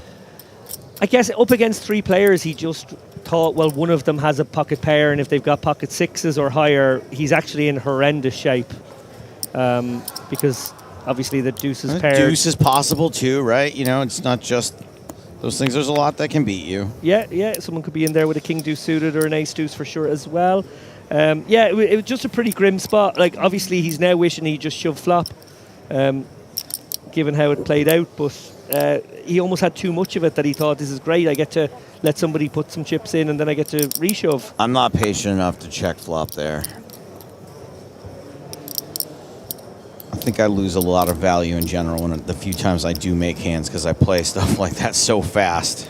I think Macker's going to have to take this king-queen and ride against Molinar. Obviously, Michelle, very capable of opening something a lot wider than king-queen here under the gun +1. Well, especially with these newfound chips. Yeah, Macker will dominate a lot of Michelle's raise calling range here. Obviously, we see it's closer to a flip. But for Mark McDonald, his tournament is going to rely on this king-queen getting there. Now it's good. Now it's good. Old MacDonald needs to hit a king or a queen.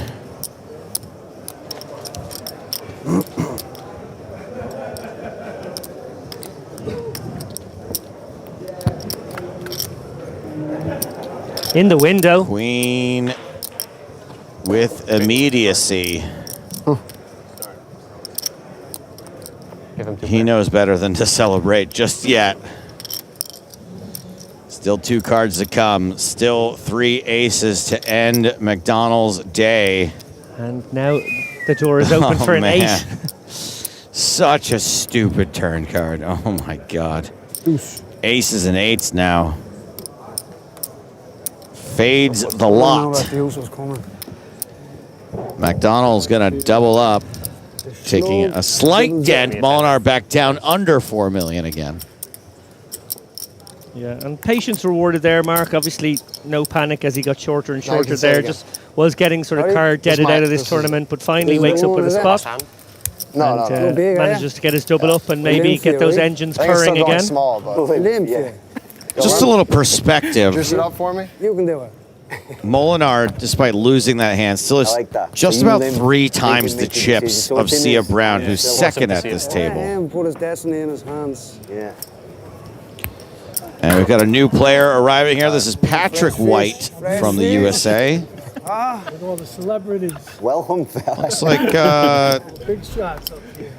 oh no, we're not allowed to do poker player lookalikes. How can you tell? He hadn't even said a word.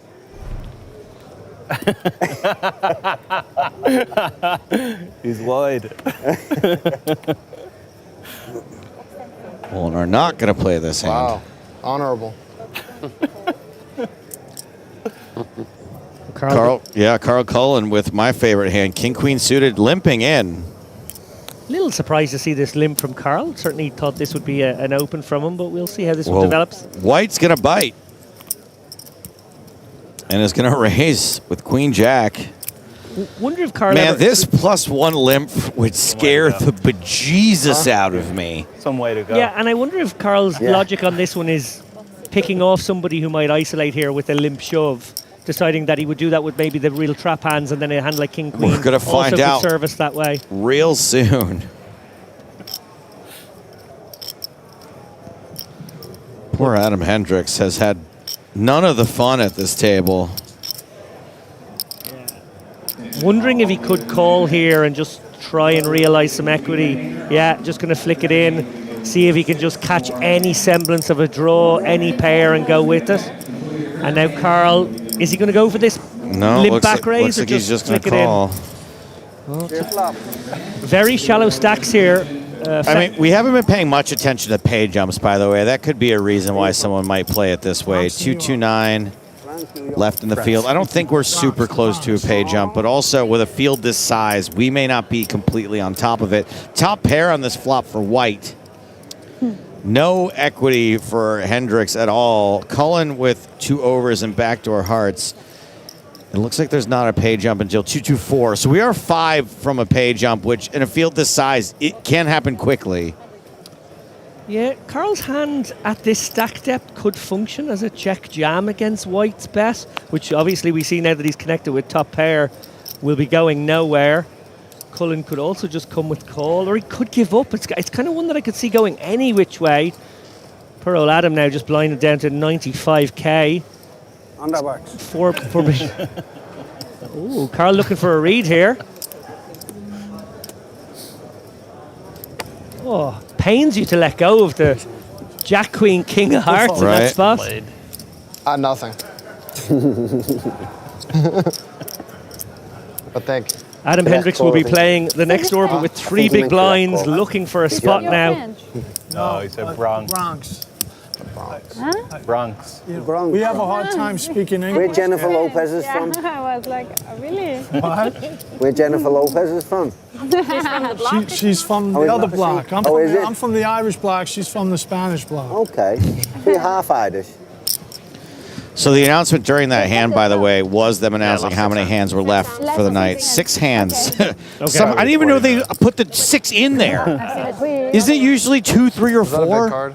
There are less 2s and 6s, and then there's more 3s, 4s, and 5s. I think there's the most number of 4s. My standards are slightly fewer 3s and 5s, and not very many 2s and 6s. But they still found the 6. We're just running like crap. Just you missing the big blind. Good news for Hendricks actually in this spot is he will get 6 full hands to find a spot. Sure. Without paying a blind and ante. Huh? You two are not. Everyone loves a chip in a chair story. Someone must. See, 6 hands. Gonna open this one up, good. presumably. Get to be selective, mate. Very I'm quick grinding call. I feel like I'm on a final table or something. I'm just Yeah, this brash. trying to get a ladder. He's Wait, he's what? waiting for me. Yeah, just straight in there From behind King, him with King 5. 5? Yeah. America.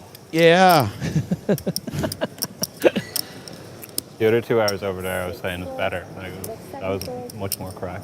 Like that fold from Well, for you Myers. especially. By the way, it was Tonka who pulled the 6, so Of course, he basically. classic Tonka. Just ruining everyone's good time.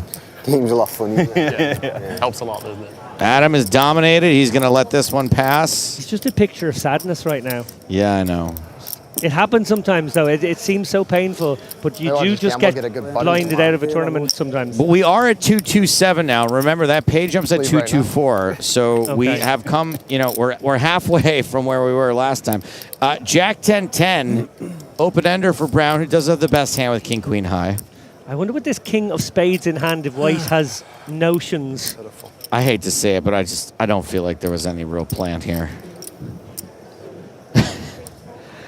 Sia very happy to check this one. And bingo, bango, bongo.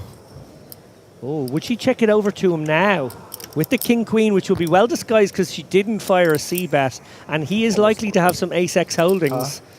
We call this a delayed Sia bet. And just another snap call. Just, I mean, small bet. Keeping her honest. He knows he doesn't have a flush draw, right? Oh, could this king of spades in his hand get him in trouble now? No. No, you don't think he'll pull the trigger on something wild? There's nothing about this hand that indicates that this would be like some kind of king of spades blocker sensibility.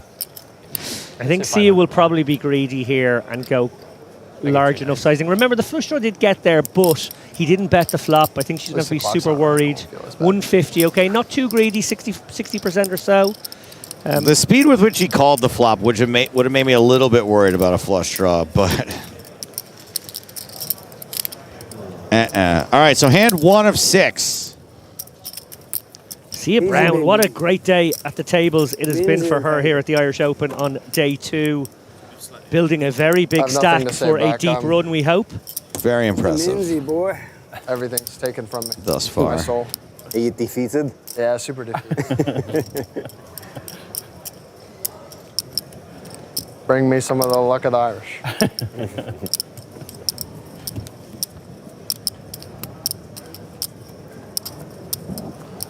So the clock's been paused. No more timer today. Just playing a certain number of hands. 5 more to go. This is hand 2 of 6. Joe, do you know the origin of the phrase, the look of the Irish? Because when I think about the Irish historically, I don't think of us as being particularly sound super lucky, no. Is it ironic? I've never understood it. Maybe it is ironic. Sia, who's been quite active, now gets a legit monster under the gun. And straight in behind her, White's just called with the 10-7 here. He wants to play. Yeah, okay. This is bizarre. The last couple of hands we've seen from Patrick White. Yeah, and the death by 1,000 cuts here for Hendricks continues. Poor fella. Look at him.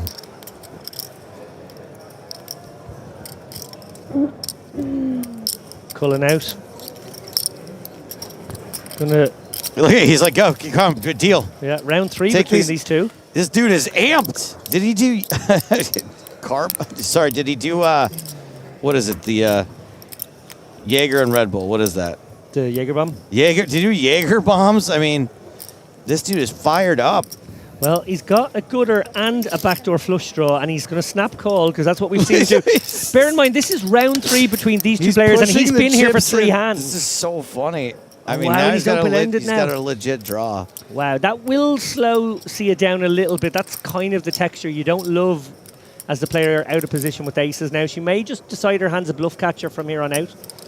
No, he's going to probe 75. This is so great. This is incredible. Wow, if she gets outdrawn here, it will be very, very I'm sorry, sick. I shouldn't be laughing because that's not a straight, right? It's just a 7, a pair of 7s. Pair of 7s for White now, which he must know are not good.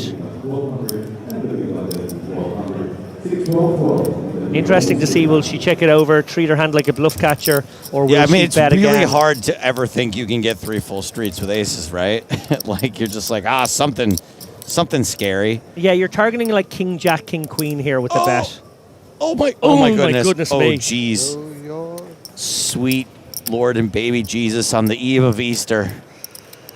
So he's got the straight blocker. He's got the 2-pair blocker. You're very generous right now with these blocker comments. This is a ham-fisted, quite literally a ham-fisted raise.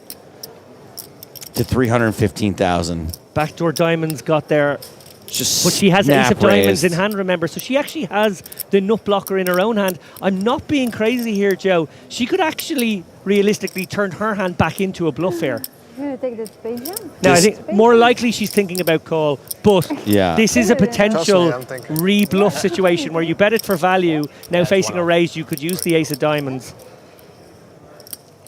Tomorrow you come back. And she's thinking about this. Wheels are spinning. There All was options are available so here. little thought put into this river raise that it is quite polarizing, right? Like, and I don't think that people act that quickly and just grab fistfuls of chips when they're actually betting for value. Yeah, she's going to piece together what diamonds, because it has to sort of be diamonds for him to do that. And she has the ace of diamonds in hand, and the jack and the queen are out there. He's called her under the gun open. So is he in here with maybe something like the King 10 of diamonds? 9-8 of diamonds, King 10 of diamonds. That's the kind of holdings it has to be. 9-8 and King 10 both make sense given all the action. Just divided 9-10 of diamonds also makes sense. Average price. King 10, 9-10, 9-8.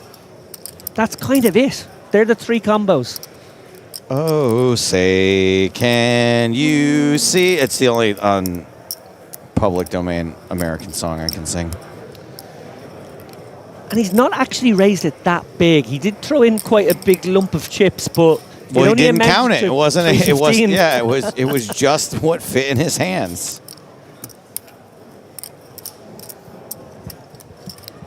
She's asking herself the question, would he ever do this with two pair? And I don't think he would or should. So he's kind of polarized himself to diamonds, and I think she makes the call. Makes the call. Snaps off the bluff. Beautifully White done, forced to Sia show Brown. The pair of sevens.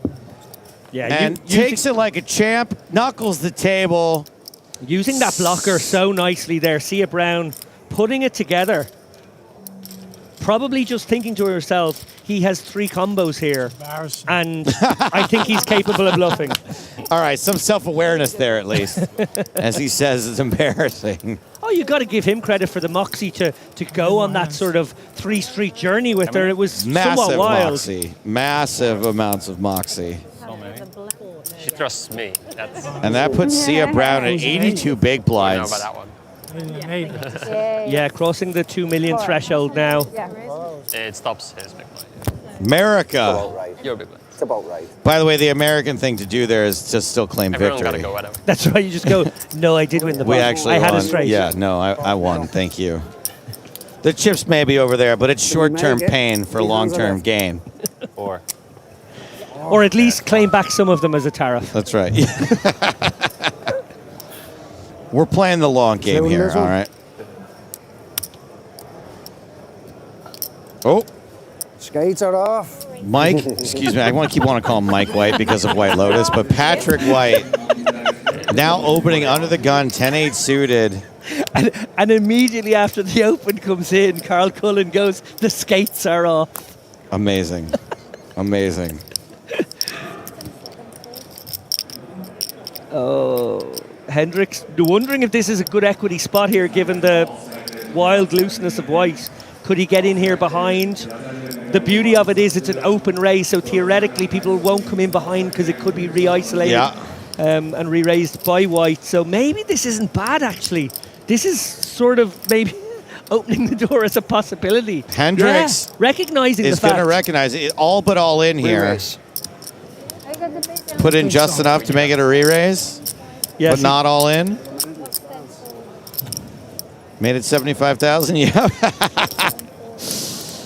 Fantastic. Fantastic. Bananas. Oh my goodness. And Sia's got ace 10 suited. I think she can just make the call here. So it's only 3 bigs, even though it is a 3-bet. I'm all in. Oh, what are we seeing? Oh, this is my nonsense. God. Right up there.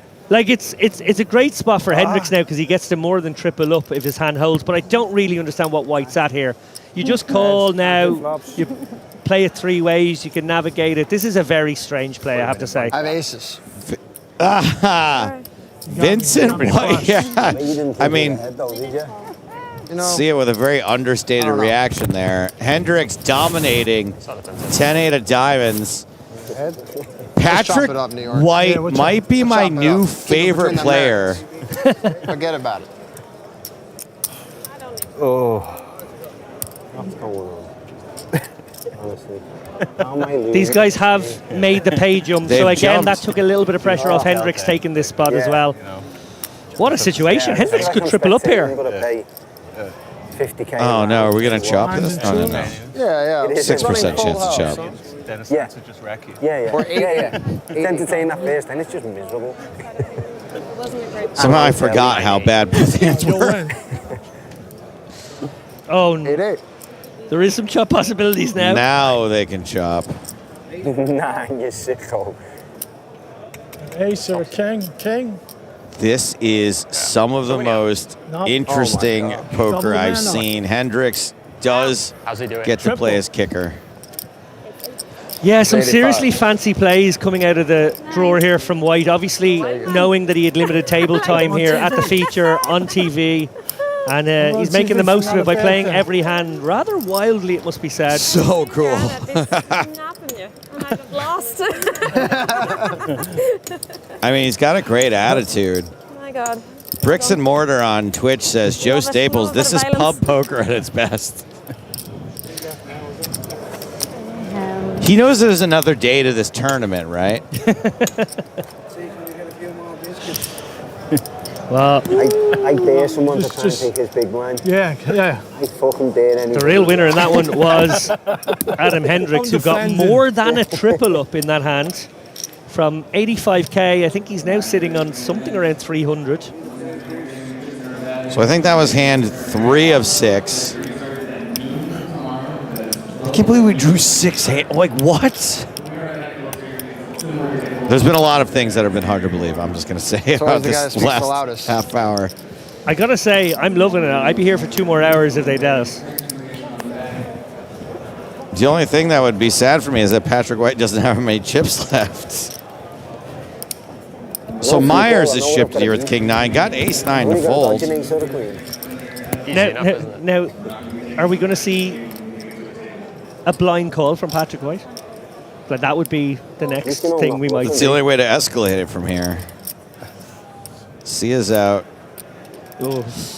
Patrick White with the insurrection hand, J6. Oh dear my. As if giving away I haven't heard that one. I have not heard that one. Somehow I got that through on CBS. I don't know how it happened, but.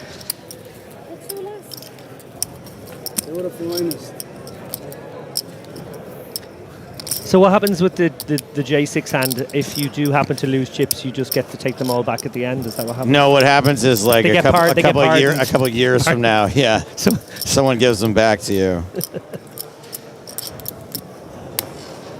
All right, so that was hand 4 of 6.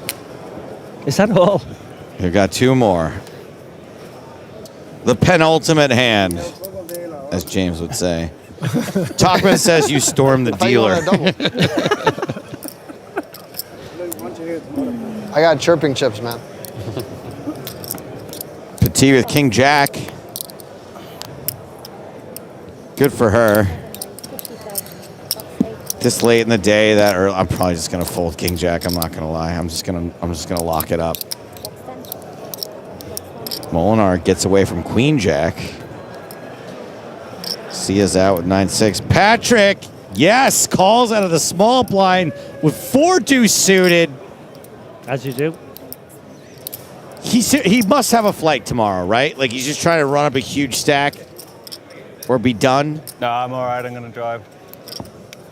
Or will I? Yeah. King 9-8, top pair for Petit. 1 heart. One more hand after for White. I can see him like out of position floating here because it's him. And he may just try to take this one away. He's not folded. All right, okay. Well played, Patrick White. Last hand. Last hand of the day. Were we not to have a little twist in the tail here? That doesn't fold. it must be said, an incredible last orbit for our short stacks. Mark McDonald getting his double up, Hendricks getting his more than triple up, keeping themselves in this one, heading into day 3 of the Irish Open 2025. As David said, this group of folks did ladder, and they're about 15 players away from the next one, I think. That helps. See if he plays one card. We're safe. All right, last hand. Patia's out. Adam folds. In the bag, 280K. Molinar not gonna play. Brown is out. The same one twice and go. Patty. Patrick White, 8-2 soft.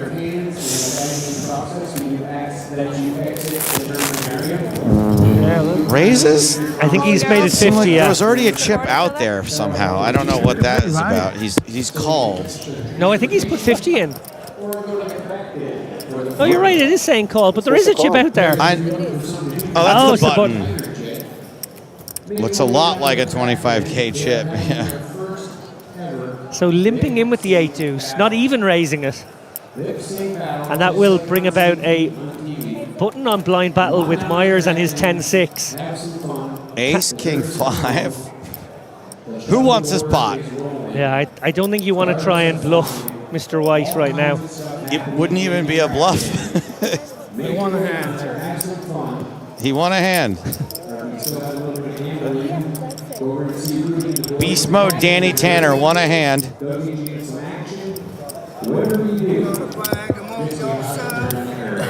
Well, I wasn't here for a long time, but I was certainly here for a good time, Joe. Dude, this comment from Pat Walsh before we get here. Story tomorrow about the guy who just picked up a rack and sat at the TV table.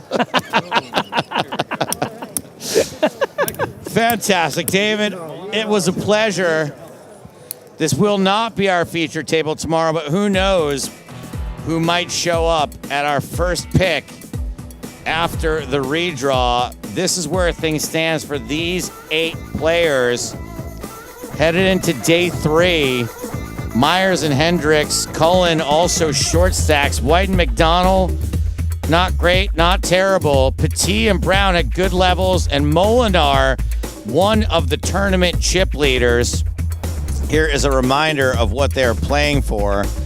Everyone at this point guaranteed over 4,000 euros. That 10th place money is not going to be hit for 4 or 5 days now. I wouldn't even think about it for a second, guys. But we can all drool at the nearly 300K difference between second and first place in this event. Still 2 more days of coverage. If you want to see more from what happened today, read about it, which is what I prefer to do. I'm not a video guy. Check out the PokerStars blog for updates and stories from the Irish Open. Day 1 of 3 in the books from the main event. Join us again tomorrow at 12:30 local time for the Irish Open main event day 3. Now, it has been way too long of a day for me to thank everyone who's been in the booth. I'm not good at remembering that stuff, but for now, we are out of here.